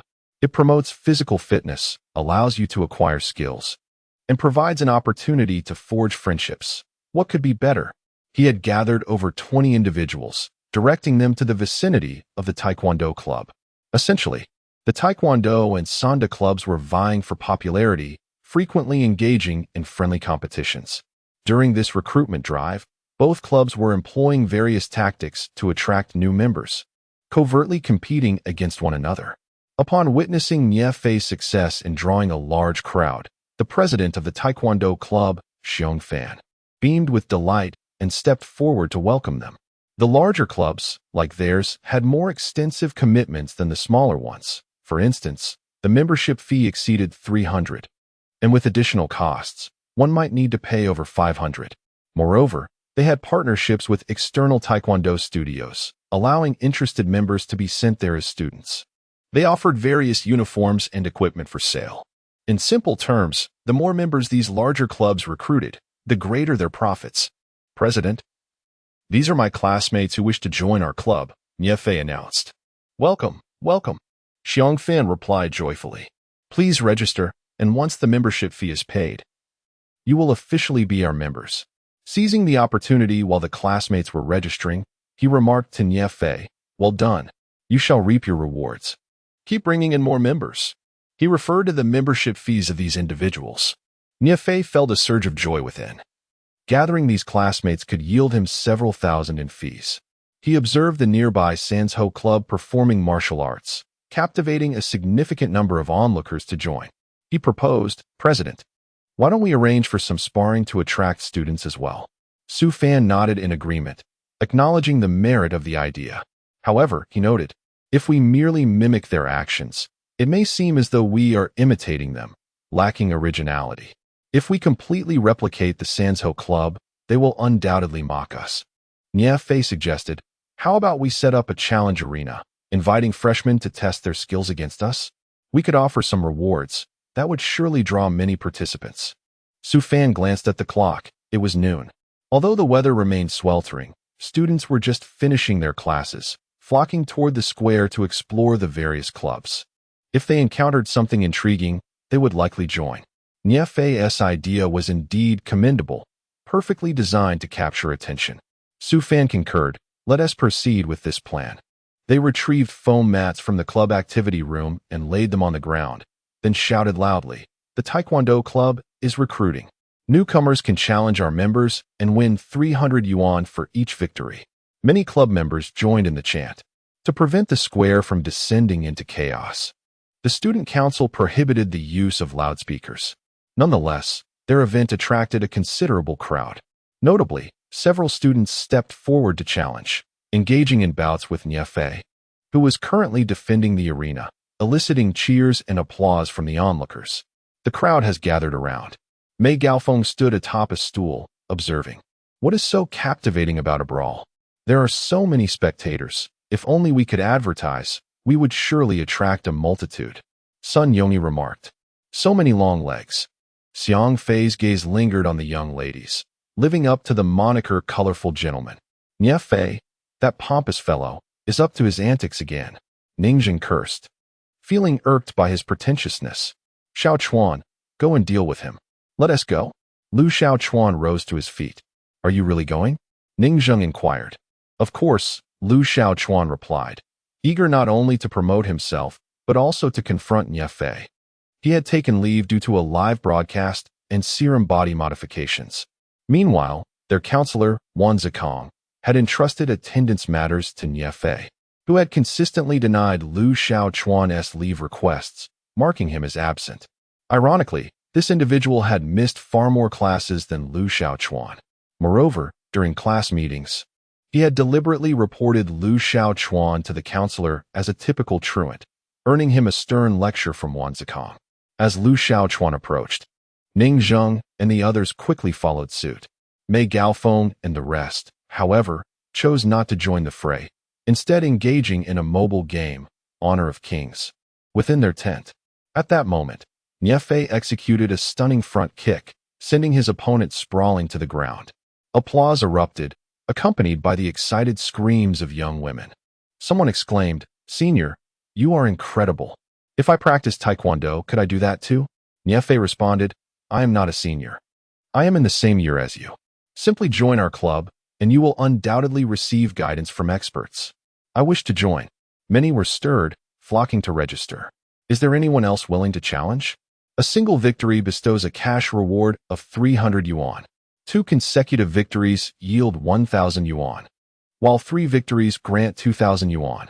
This offer is exclusively for freshmen. Niefei bellowed in the arena, and numerous individuals were eager to participate. Another freshman, having studied martial arts, stepped forward to challenge, but his skills were woefully inadequate, and he was swiftly defeated by Niefei. "Is there anyone else?" Niefei continued to call out, yet no one dared to step up.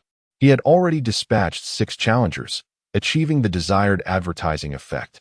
After such an impressive display, it was certain that the Taekwondo club would attract numerous recruits, and he would also reap considerable benefits.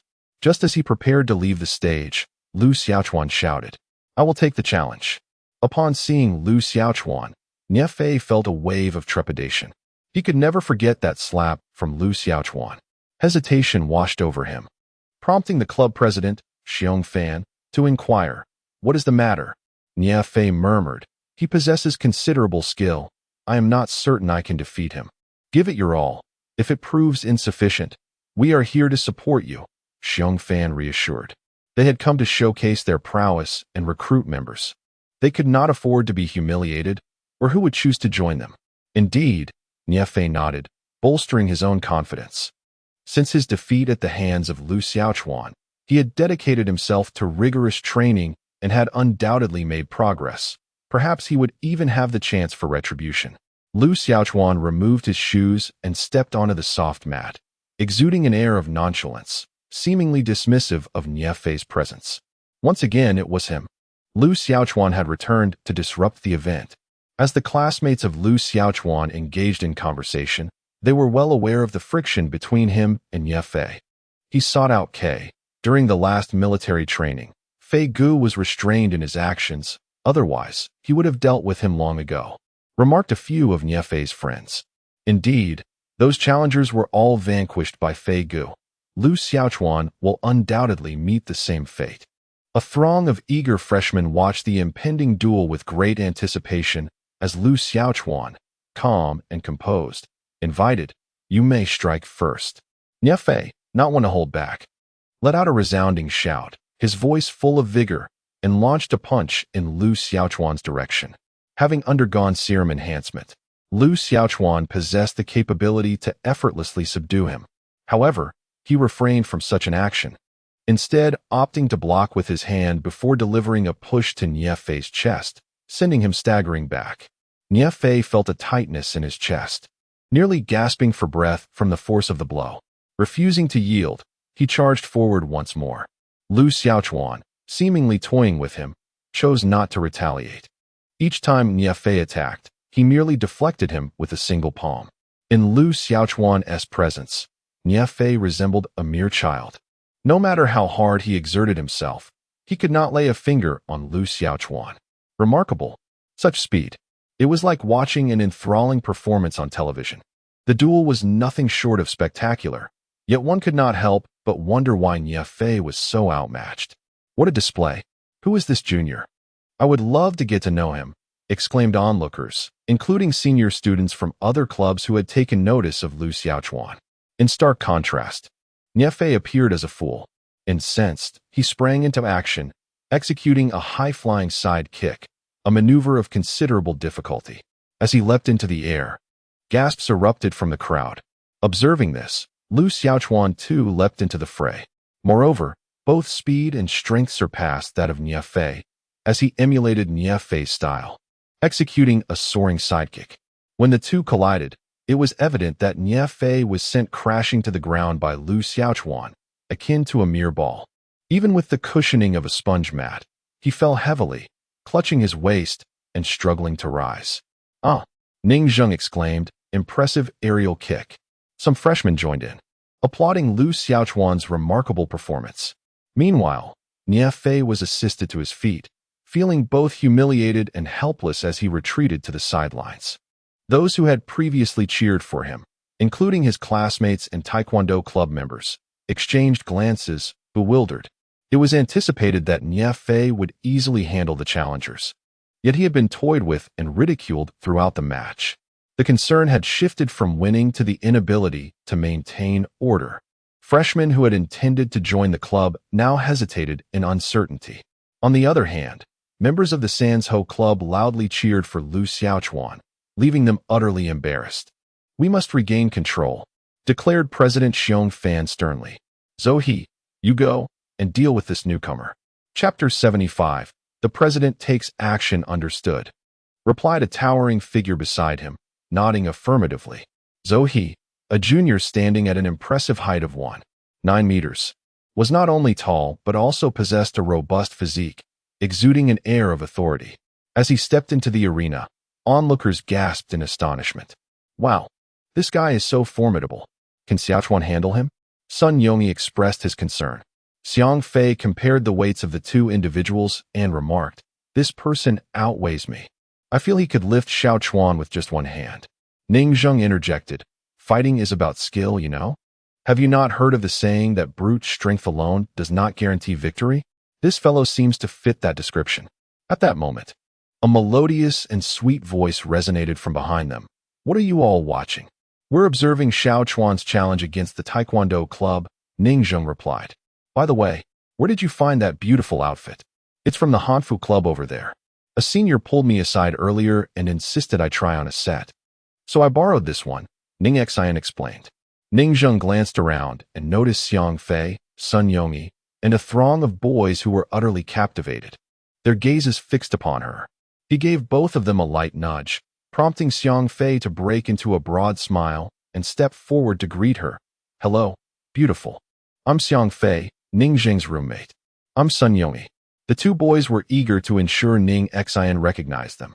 "Hello," Ning Xian responded with a smile, before shifting her attention to the center of the arena where Xiaochuan and Zhou He had bowed to one another, signaling the commencement of their match. Ning Xian expressed her surprise. "Brother, does Xiaochuan actually practice Taekwondo? His opponent seems incredibly formidable." Lacking knowledge of the sport, she instinctively perceived Zhou He's robust physique as a sign of strength. "I have no idea where he acquired such skills, but he is indeed impressive," Ningjing admitted. Equally puzzled by Xiaochuan's transformation since the lead-up to the college entrance examination, Ning Xian's expression conveyed skepticism, yet she remained quietly engrossed in the unfolding match. Hua! With a resounding shout, Zhou He launched a powerful punch. His strength was formidable, and within the Taekwondo club, few could match him in a test of sheer force. Observing his imposing demeanor, the students were left without doubt that a hit from him could result in serious injury, and they felt a twinge of concern for Lu Xiaochuan, hoping that this was merely a sparring session and that no one would truly be hurt. Lu Xiaochuan initially intended to evade with his agile physique, but upon reflection, he remembered that he had undergone serum enhancement, augmenting his physical attributes. Thus, he decided to test his strength. He boldly employed a strategy of brute force, meeting Zhou He's punch head-on with a straight jab. As Lu Xiaochuan, with his slight frame, faced Zhou He directly, some spectators gasped in disbelief, convinced that he would be knocked to the ground by a single blow. Even Nya Fei, who had just suffered a beating, felt a sense of schadenfreude. This young man was indeed overconfident, as Zhou He's prowess surpassed his own in the Taekwondo club. The two finally clashed, and Zhou He was taken aback, feeling as though he had struck a solid rock, the impact causing him to stifle a cry of pain. Lu Xiaochuan's direct hit sent him staggering backward, ultimately causing him to fall to the ground. In typical combat scenarios, a fall would result in a loss according to strict scoring, but this was a free match without such rigid rules. Unwilling to accept defeat, Zhou He quickly regained his footing and advanced with a front kick. In Taekwondo, leg techniques outnumber punches due to their longer reach, making them more suited for competitive fighting. As Zhou He unleashed a powerful kick, Lu Xiaochuan, moving with greater speed, targeted Zhou He's abdomen with a side kick that struck with tremendous force, sending Zhou He crashing down once more. These events unfolded rapidly, leaving the students, who lacked understanding of the nuances, bewildered. They witnessed the towering Zhou He being effortlessly struck down by Lu Xiaochuan, a punch sending him flying, followed by a kick that further emphasized the spectacle. Was this merely an act? How absurd. Many remained skeptical of Lu Xiaochuan's victory. After all, how could such a formidable figure be vanquished without even landing a blow? The boys murmured amongst themselves. At that moment, the president of the Sanda Club suddenly proclaimed, "This is certainly no performance." I observed clearly. It was the strength and speed of this newcomer that surpassed Zhou He, leading to his straightforward triumph. TSK. The Taekwondo Club has set the stage well to highlight the newcomer. His intent was to mock the Taekwondo Club, yet the crowd paid little heed to his jibes. Since he asserted its authenticity, many were inclined to believe him. One boy remarked, "Incredible. This newcomer just toppled a senior from the Taekwondo Club." The challenge had been won consecutively twice, with a prize of 1,000 yuan. Someone expressed envy. Ning Zheng and others cheered loudly for Lu Xiaochuan, exclaiming, "Xiaochuan, splendid performance." Ning Xian's delicate face displayed astonishment as she remarked, "I never imagined he possessed martial arts skills. And to such an extent." Within the Taekwondo Club, President Xiong Fan and his peers wore grim expressions. A competent member had been dispatched, only to be subdued in 2 moves, making it seem as though their entire club was a collection of inept individuals. Nie Fei was equally astonished, realizing that Lu Xiaochuan had not even exerted his full strength during their bout. If he truly unleashed his power, would he be able to withstand even a single strike? "President," Zhou He groaned, clutching his abdomen in pain. "This fellow is a master. I am no match for him." The vice president remarked, "This won't do. With such a blow, the freshmen now believe we are incapable. Not a single one has joined our club. I shall teach him a lesson." "Wait," Su Fan interjected. "Allow me to handle this." The members of the Taekwondo Club were astonished. Su Fan, a senior this year and the president of the Taekwondo Club, was not only seasoned but also possessed unrivaled strength. It could be said that in the realm of the university, only the president of the Sanzhou Club could contend with him, while others were no match. "If we lose again, we shall lose all face," Su Fan declared resolutely. In truth, Lu Xiaochuan had already lost the desire to continue fighting. He was preparing to make an announcement when Su Fan stepped in, saying, "I'll match you." From the perspective of the gaming system, this individual was also a master of martial arts, on par with Lu Xiaochuan's previous ranking. Recognizing a worthy opponent, Lu Xiaochuan felt a surge of competitive spirit and nodded, "Very well. Look, the president of the Taekwondo Club is stepping into the ring. How exhilarating," shouted several boys who relished combat. Chapter 76. The flute plays beautifully. Who will emerge victorious? It must be the president of the Taekwondo Club. After all, he is the president. He must be formidable. Yet, I believe that new student is quite impressive as well. Just wait, it is bound to be thrilling. The murmurs echoed in the ears of both combatants as they entered their respective states of focus. Their gazes locked onto each other, each searching for vulnerabilities while calculating their opening moves. Lu Xiaochuan initiated the assault, stepping forward to deliver a punch. At the same moment, Xiong Fan reacted, raising his elbow to block while executing a kick aimed at Lu Xiaochuan's lower body. His quick reflexes proved formidable, as Lu Xiaochuan responded with a kick of his own, momentarily leaving the outcome uncertain. Suddenly, Xiong Fan retreated a step to establish a pivot, simultaneously executing a spinning side kick. Lu Xiaochuan pressed his fist downward, striking Xiong Fan's leg. As Xiong Fan landed, he swiftly exchanged his footing, positioning himself beside Lu Xiaochuan and launching a knife-hand strike towards the back of his neck. In a swift motion, Lu Xiaochuan elbowed backward, making contact with Xiong Fan, who staggered back a few steps. Every maneuver unfolded in a flash, captivating the onlookers.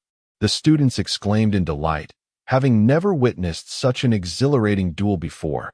Their prior experiences were limited to mere scuffles involving furniture. "Go, President!" The members of the Taekwondo Club cheered, their voices blending into a chorus. "Lu Xiaochuan, take him down!" Ning Zheng and his companions shouted. though their trio's voices were drowned out by the larger crowd. At that moment, Ning Xian, noticing the commotion, cupped her hands to form a megaphone and called out, "Lu Xiaochuan, you can do it." Her voice, a melodic contrast amidst the throng of men, drew attention. Many turned to gaze at Ning Xian, captivated by her enchanting appearance in traditional attire. Some spectators, initially focused on the duel, redirected their phone cameras to capture her beauty instead. "Sorry, let us continue," Lu Xiaochuan said, as he resumed the contest with Xiong Fan. They exchanged several more blows, yet neither emerged victorious. Lu Xiaochuan's proficiency in boxing steadily improved.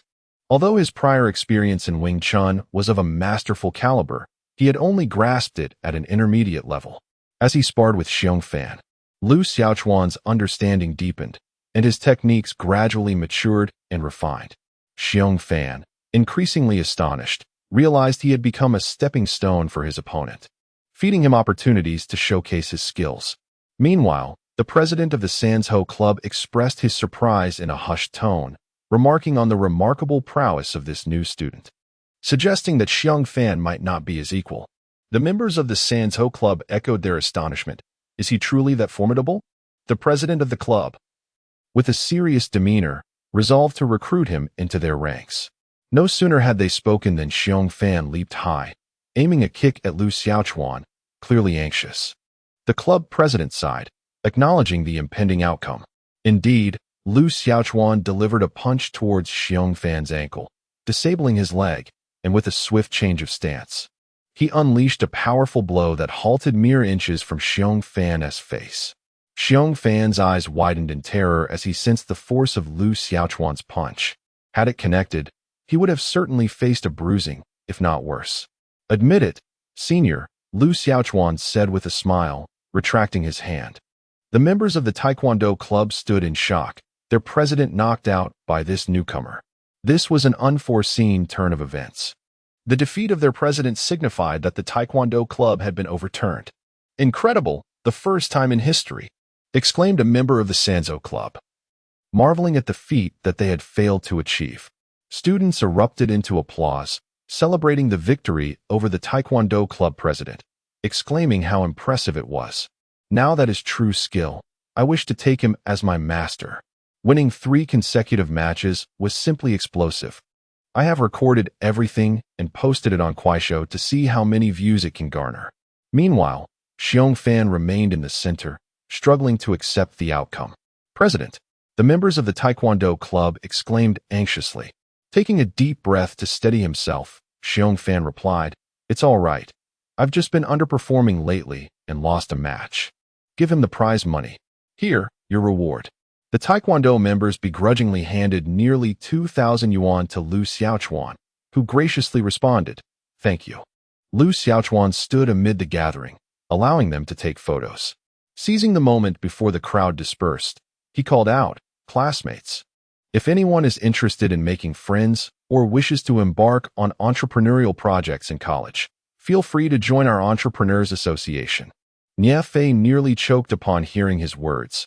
The advertisement he had conceived was appropriated by Lu Xiaochuan. Watching a multitude of students prepare to follow Lu Xiaochuan to the Entrepreneurs Association, his expression darkened. "Everyone follow me. Our club's registration point is over here." Lu Xiaochuan led a group of students toward their tent. At that moment, Mei Gaofeng and others stood, stupefied, observing the scene. They had been oblivious to Lu Xiaochuan's earlier challenge, engrossed in their mobile games.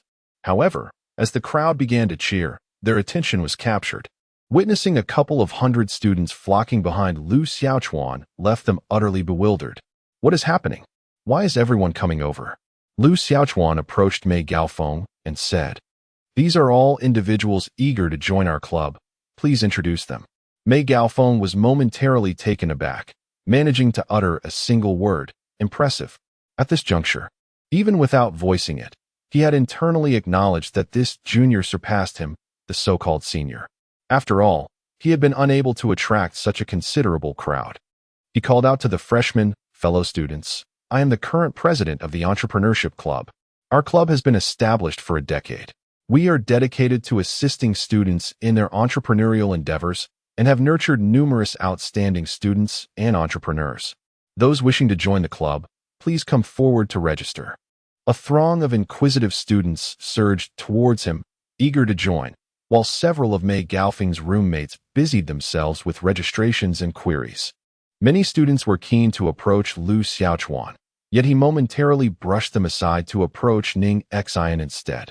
Ning Xian, welcome to our club, Lu Xiaochuan exclaimed. Ning Xian smiled. You are quite impressive. I thought you would struggle to gather people. I intended to come and assist you. You can still help. Lu Xiaochuan responded.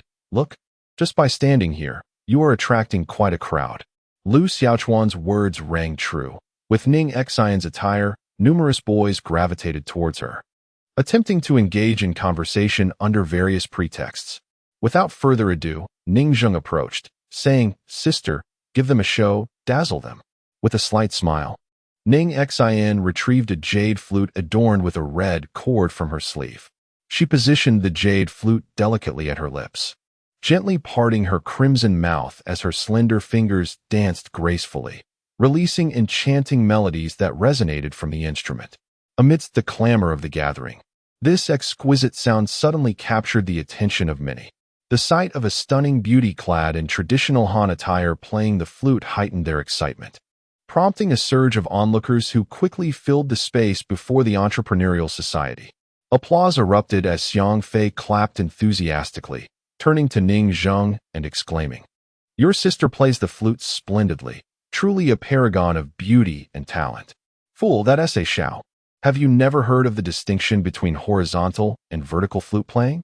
Ning Zheng retorted scornfully. Chapter 77.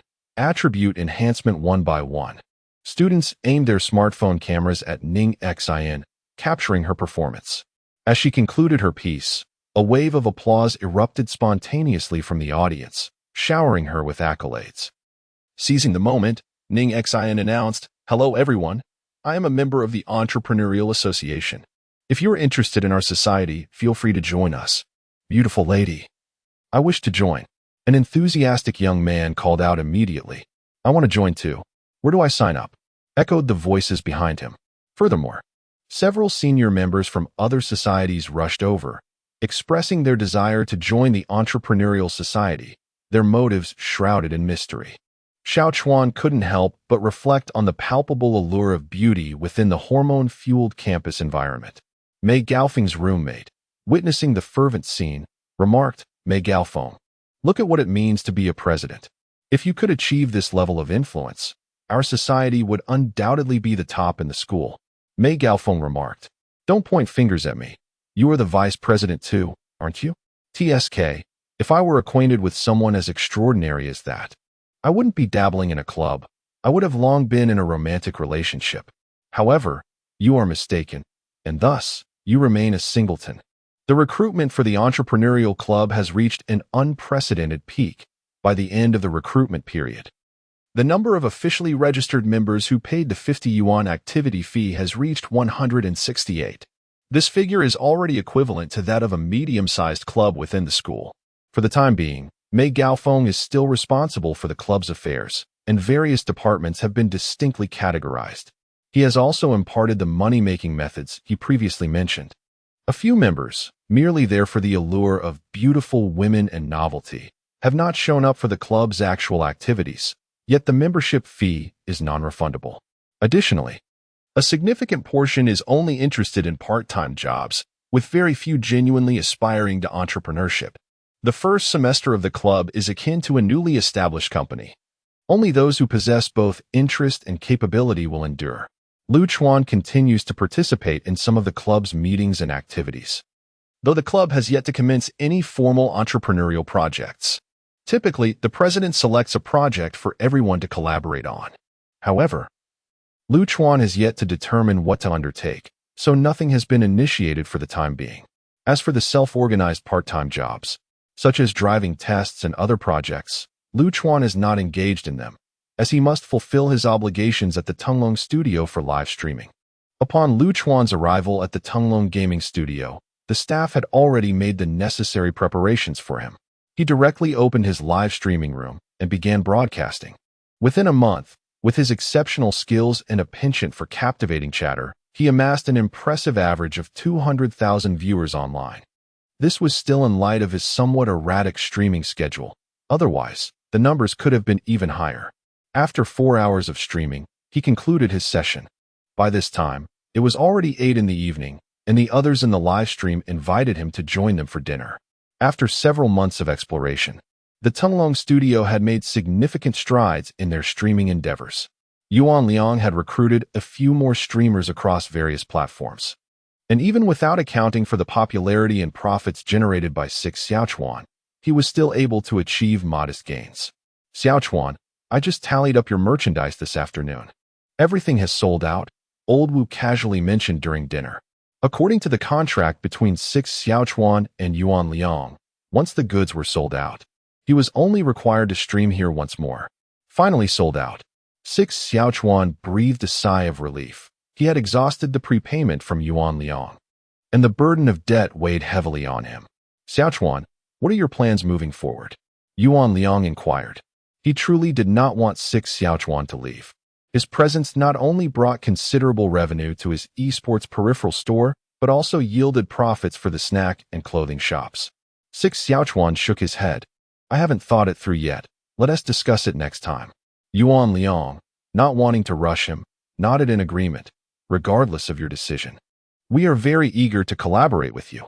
If you can stay, I could offer even more favorable terms. 6 Xiaochuan slightly nodded. Yet internally he felt a profound sense of conflict. To elevate the gaming system to level 3, a sum of 300,000 Huaxia coins is required. However, he currently possesses only a little over 10,000. He has set aside some funds for living expenses.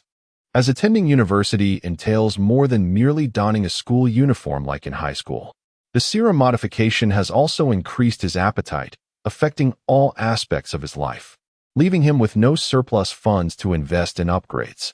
After the live stream concluded, as per their agreement, he was supposed to receive a bonus of 10,000 yuan. Yet he remains significantly distant from his goal. Continuing as a streamer does not sit well with him, despite the apparent goodwill shown by Yuan Liang and others. Ultimately, he is still working for someone else, with a portion of his earnings allocated to others.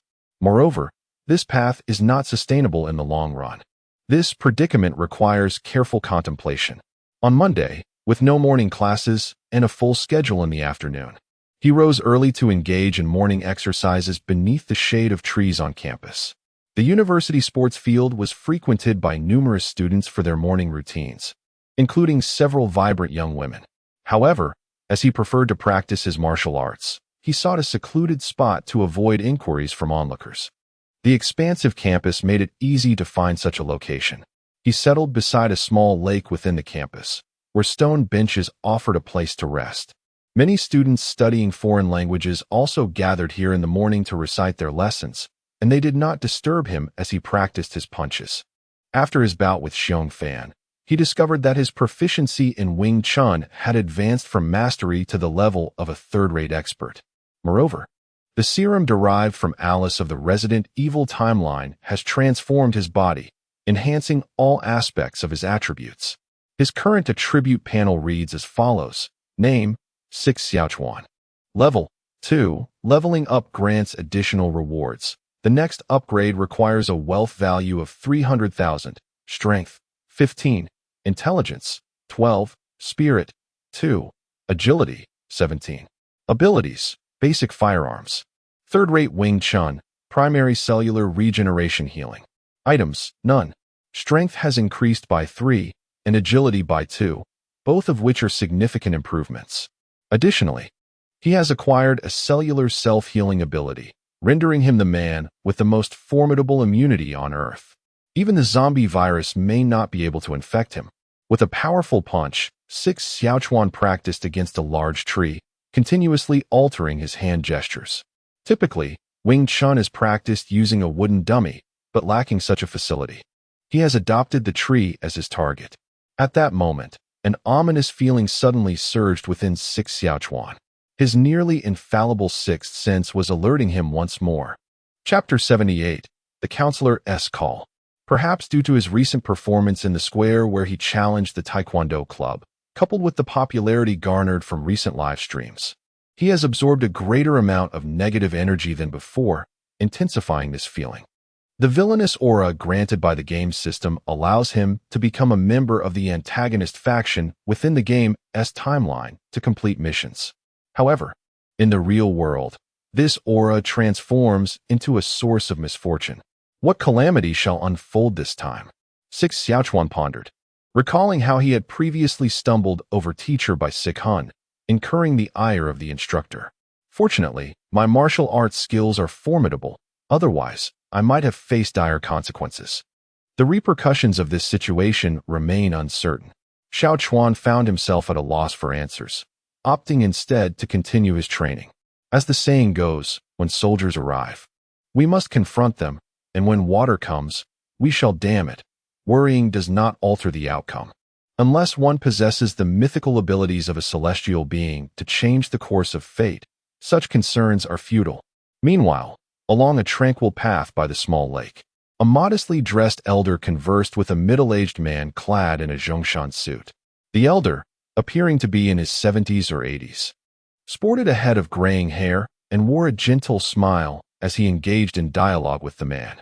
Observing the vibrant youth surrounding them, I felt a surge of rejuvenation. Your warmth towards students is commendable, remarked the middle-aged man with a smile. Xiaodu, how has the development been at the Institute of Technology in recent years? The elder inquired. Quite well.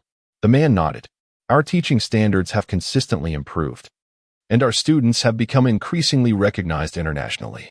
The number of international students at our institution grows year by year, and the high-tech talents emerging from our school are also on the rise.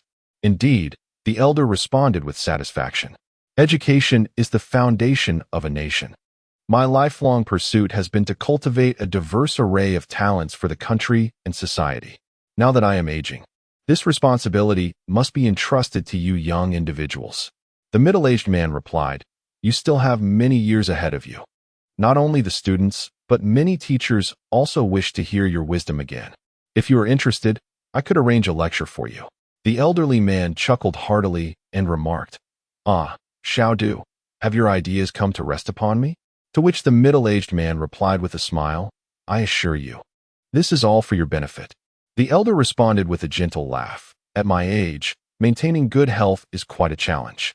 I now rise early each day to engage in morning exercises, hoping to extend my years and not squander the knowledge I have accumulated throughout my life. It is indeed true that certain traditional martial arts of Huaxia are remarkably effective in strengthening the body. While I was abroad, there were times I could scarcely rise from my bed, but after regaining some strength, I took up Tai Chi, and now I can walk normally. Indeed. The middle-aged man nodded. The crux of disease treatment lies in cellular health, as the metabolic rate of elderly cells tends to slow down or become obstructed. Such exercises can significantly enhance cellular metabolism, often proving more effective than various medications. Is that student practicing boxing? The elder suddenly noticed Lu Chuan's movements with a hint of curiosity. The middle-aged man turned his gaze in that direction as well, observing Lu Chuan using a large tree as a dummy, skillfully executing various Wing Chun techniques. His steps were steady, and his movements were fluid, demonstrating a mastery of martial arts that belied his age. Quite impressive, the elder praised. Such skill cannot be acquired without 10 or even 8 years of diligent practice.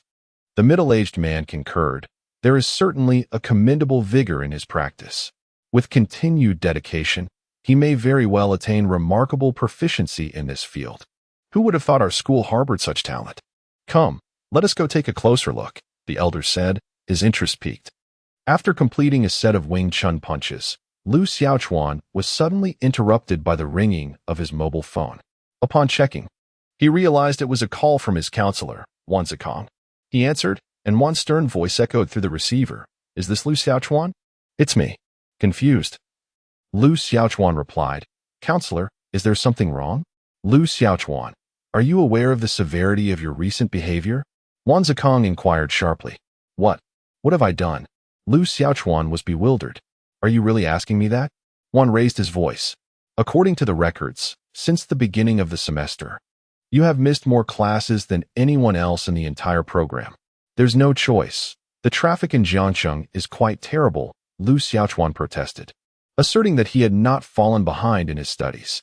Excuses? I have never seen a leave request from you. The class monitor has reported your absences. Wang Zikong continued. Your attitude is quite problematic. Come to my office after class this afternoon. With that, he hung up the phone, leaving Lu Xiaochuan feeling helpless. It seemed he was in for another lecture that afternoon. Young man, were you practicing Wing Chun just now? At that moment, an elderly voice resonated from behind Lu Xiaochuan. The old man explained, Wing Chun is a branch of the Southern Shaolin martial arts. It has been passed down through several generations of masters during the Qing dynasty and the Republic of China, gradually maturing over time. Later, it gained worldwide recognition through the teachings of IP Man's disciple, Liang Ting, and has since become one of the most renowned forms of Chinese martial arts. Impressed by the elder's knowledge, Lu Xiaochuan nodded. After learning Wing Chun from Ip Man, he had taken the initiative to delve into its historical background. The elderly gentleman chuckled. Having lived a long life, I have gathered quite a bit of wisdom. Young man, your Wing Chun skills are commendable. In the future, you should seize the opportunity to promote this art, remarked a middle-aged man nearby. He is still a student, and his primary focus should be his studies. Martial arts ought to be a mere hobby, he countered. Such a statement is not warranted, the elder refuted. In the past, our nation lagged significantly in technological advancements compared to others, compelling us to strive diligently in this area. Although we still face certain disparities, we have made considerable progress. What we now lack is the transmission and propagation of culture. If he can disseminate and uphold this cultural heritage, he too becomes a valuable talent nurtured by us. Pursuing it as a primary vocation is certainly not objectionable, the elder chuckled. Xiaodu, you are younger than I. Do not let your thoughts be more antiquated than mine. The middle-aged man reflected briefly and humbly replied, Elder Bai, I stand corrected. Xiaochuan, observing their conversation, sensed that these two individuals might be university instructors or professors. Chapter 79. Acute stroke. Elder Bai then inquired of Lu Xiaochuan, What is your name? Lu Xiaochuan, he replied, Your martial arts are impressive. Would you be so kind as to instruct this old fellow a bit? Elder Bai smiled. I have merely scratched the surface of my practice and wish to improve my health. With nothing pressing on his agenda, Lu Xiaochuan readily accepted, of course. Elder Bai practiced not Wing Chun, but Tai Chi nevertheless. There are universal principles underlying martial arts, with just a little guidance from Lu Xiaochuan. Elder Bai indeed corrected several of his mistakes. Meanwhile, the middle-aged man remained to the side, watching and engaging in light conversation with them. An hour later, old Bai, panting and exhausted, yet with a rosy glow on his face, remarked, Such exercise indeed renders my body considerably more comfortable.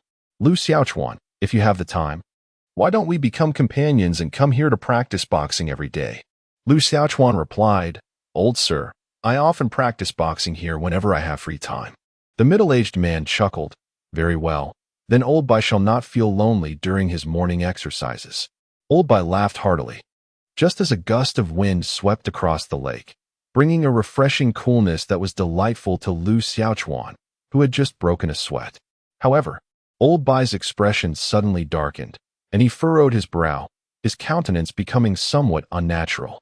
Noticing this, the middle-aged man hurriedly approached and inquired, Old Bai, are you feeling unwell? Old Bai remained silent, his frown deepening to an almost intolerable degree. As Lu Xiaochuan stepped forward, Old Bai abruptly closed his eyes, clenched his jaw, and fell unconscious. This sudden turn of events terrified both the middle-aged man and Lu Xiaochuan. The middle-aged man quickly checked his pulse, and a cold sweat broke out on his forehead as he exclaimed, His breathing is faint. Quickly call for an ambulance.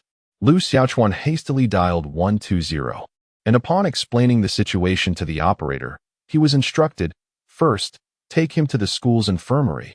We will arrive shortly. By the way, does the patient have any pre-existing conditions? Lu Xiaochuan switched to speaker mode, and the middle-aged man responded, He usually suffers from hypertension and rheumatism. Upon hearing this, the operator immediately cautioned, This condition may very well be an acute stroke triggered by hypertension. An acute stroke. The middle-aged man felt his heart race with increasing alarm. As a doctoral advisor at the Institute of Technology and the current president, he is certainly aware of the nature of acute strokes, which are notorious for their high mortality rates.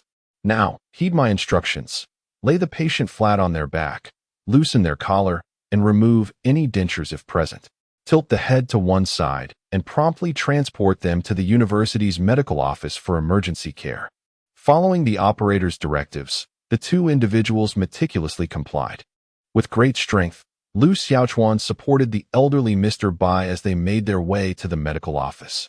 Meanwhile, the middle-aged man was incessantly making phone calls, notifying contacts and seeking out doctors. Upon reaching the medical office, the staff swiftly took over the care of Mr. Bai, implementing protective measures. Lu Xiaochuan remained vigilant, unwilling to leave the side of the amiable elder who had collapsed before him. The middle-aged man continued his calls outside the ward while Lu Xiaochuan kept watch. Soon, a doctor from the medical office emerged and addressed him. "President, it has been confirmed as an acute stroke. An emergency medication has been administered to Mr. Bai. However, he remains unconscious, and his condition is deteriorating. I suspect a thrombus may be obstructing the blood vessels. We must expedite his transfer to the hospital for further treatment.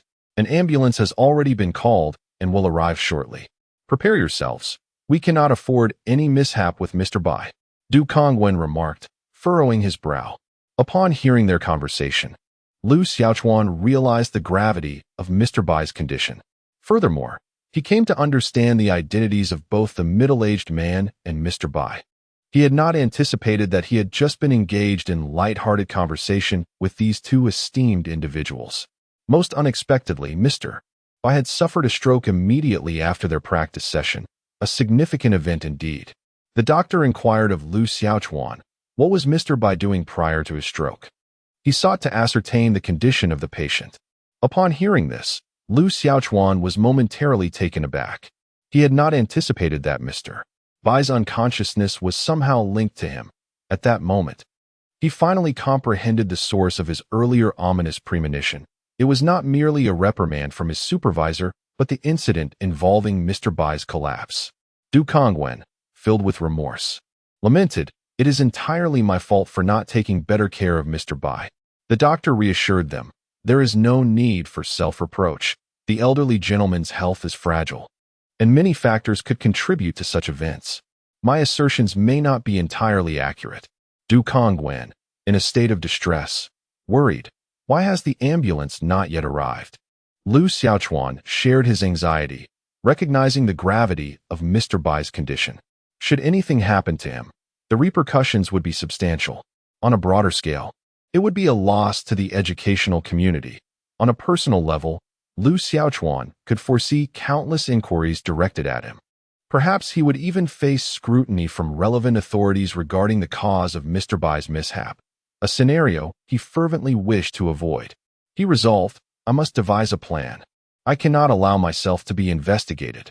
His current physical state and blood composition were far from that of an average person, compounded by his utter lack of resources. Lu Xiaochuan felt engulfed by negative energy, while others enjoyed fortuitous windfalls as if money rained from the heavens. He found himself struck by a meteor, leaving a crater beneath him. In a moment of desperation, he turned to the game system in his mind, asking, "System, is my blood capable of aiding such a patient?" Game system, your plasma contains factors that assist cells in self-repair, theoretically capable of curing most ailments. First, you must ascertain whether the patient suffers from cellular damage rather than poisoning or an abnormal disease. Lu Xiaochuan inquired of the doctor, "Doctor, are old Bai's symptoms caused by a cellular disease?" The doctor explained, "In theory, all diseases stem from cellular disorders. Old Bai's hypertension is due to pathological changes in cardiovascular cells, which in turn affect the body's metabolism and lead to further decline in organ function. His current acute stroke is also a result of abnormal cellular metabolism causing vascular blockage." Lu Xiaochuan understood. In other words, his plasma could potentially cure Bai Xiao's present affliction. All he needed to do was find an opportunity for Bai Xiao to ingest his plasma, allowing those healing factors to enter his body, thus offering a chance for recovery. At that moment, the school infirmary doctor remarked, "Old Bai's condition is dire. Xiao Li, administer aspirin effervescent tablets to him first." Xiao Li, the male nurse at the infirmary, promptly dissolved the aspirin in tea. Upon seeing this, Lu Xiaochuan quickly stepped forward, saying, "Allow me to assist Old Bai in taking it." Xiao Li did not refuse, but instead lowered his head to help Old Bai open his jaw. While the doctor conversed with the principal outside, Lu Xiaochuan seized the opportunity to discreetly prick his finger on a sharp object, allowing a few drops of fresh blood to fall into the cup. He then covered the cup with his hand to conceal the color from Xiao Li. "Feed him," he urged. Xiao Li assisted Old Bai in opening his mouth, while Lu Xiaochuan deliberately obstructed his line of sight with his arm, administering the blood mixed with the medicinal solution. Once the task was complete, Lu Xiaochuan finally exhaled in relief. At that moment, the wailing siren of an ambulance pierced the air, and soon after, a nurse entered to escort Old Bai away. Still feeling uneasy, Lu Xiaochuan contemplated following them. Just then, the game system issued another reminder. The patient is currently in a state of paralysis. The factors in your blood will take a considerable amount of time to diffuse throughout his body, which may hinder timely treatment. "Why didn't you mention this earlier?" Lu Xiaochuan silently cursed. The game system paid no heed to his complaints and continued its notifications. Full body massage is required to expedite the diffusion of cellular recovery factors within his body. Hearing this, Lu Xiaochuan promptly called out to Principal Du Congwen. "Principal, I must accompany them to the hospital." Du Congwen replied, "You needn't worry. This is not your concern." Lu Xiaochuan hastily explained, "If the doctors inquire about the cause of his condition, I can provide some information that may prove helpful." Overwhelmed and pressed for time, Du Congwen nodded. "Very well, you may go as well."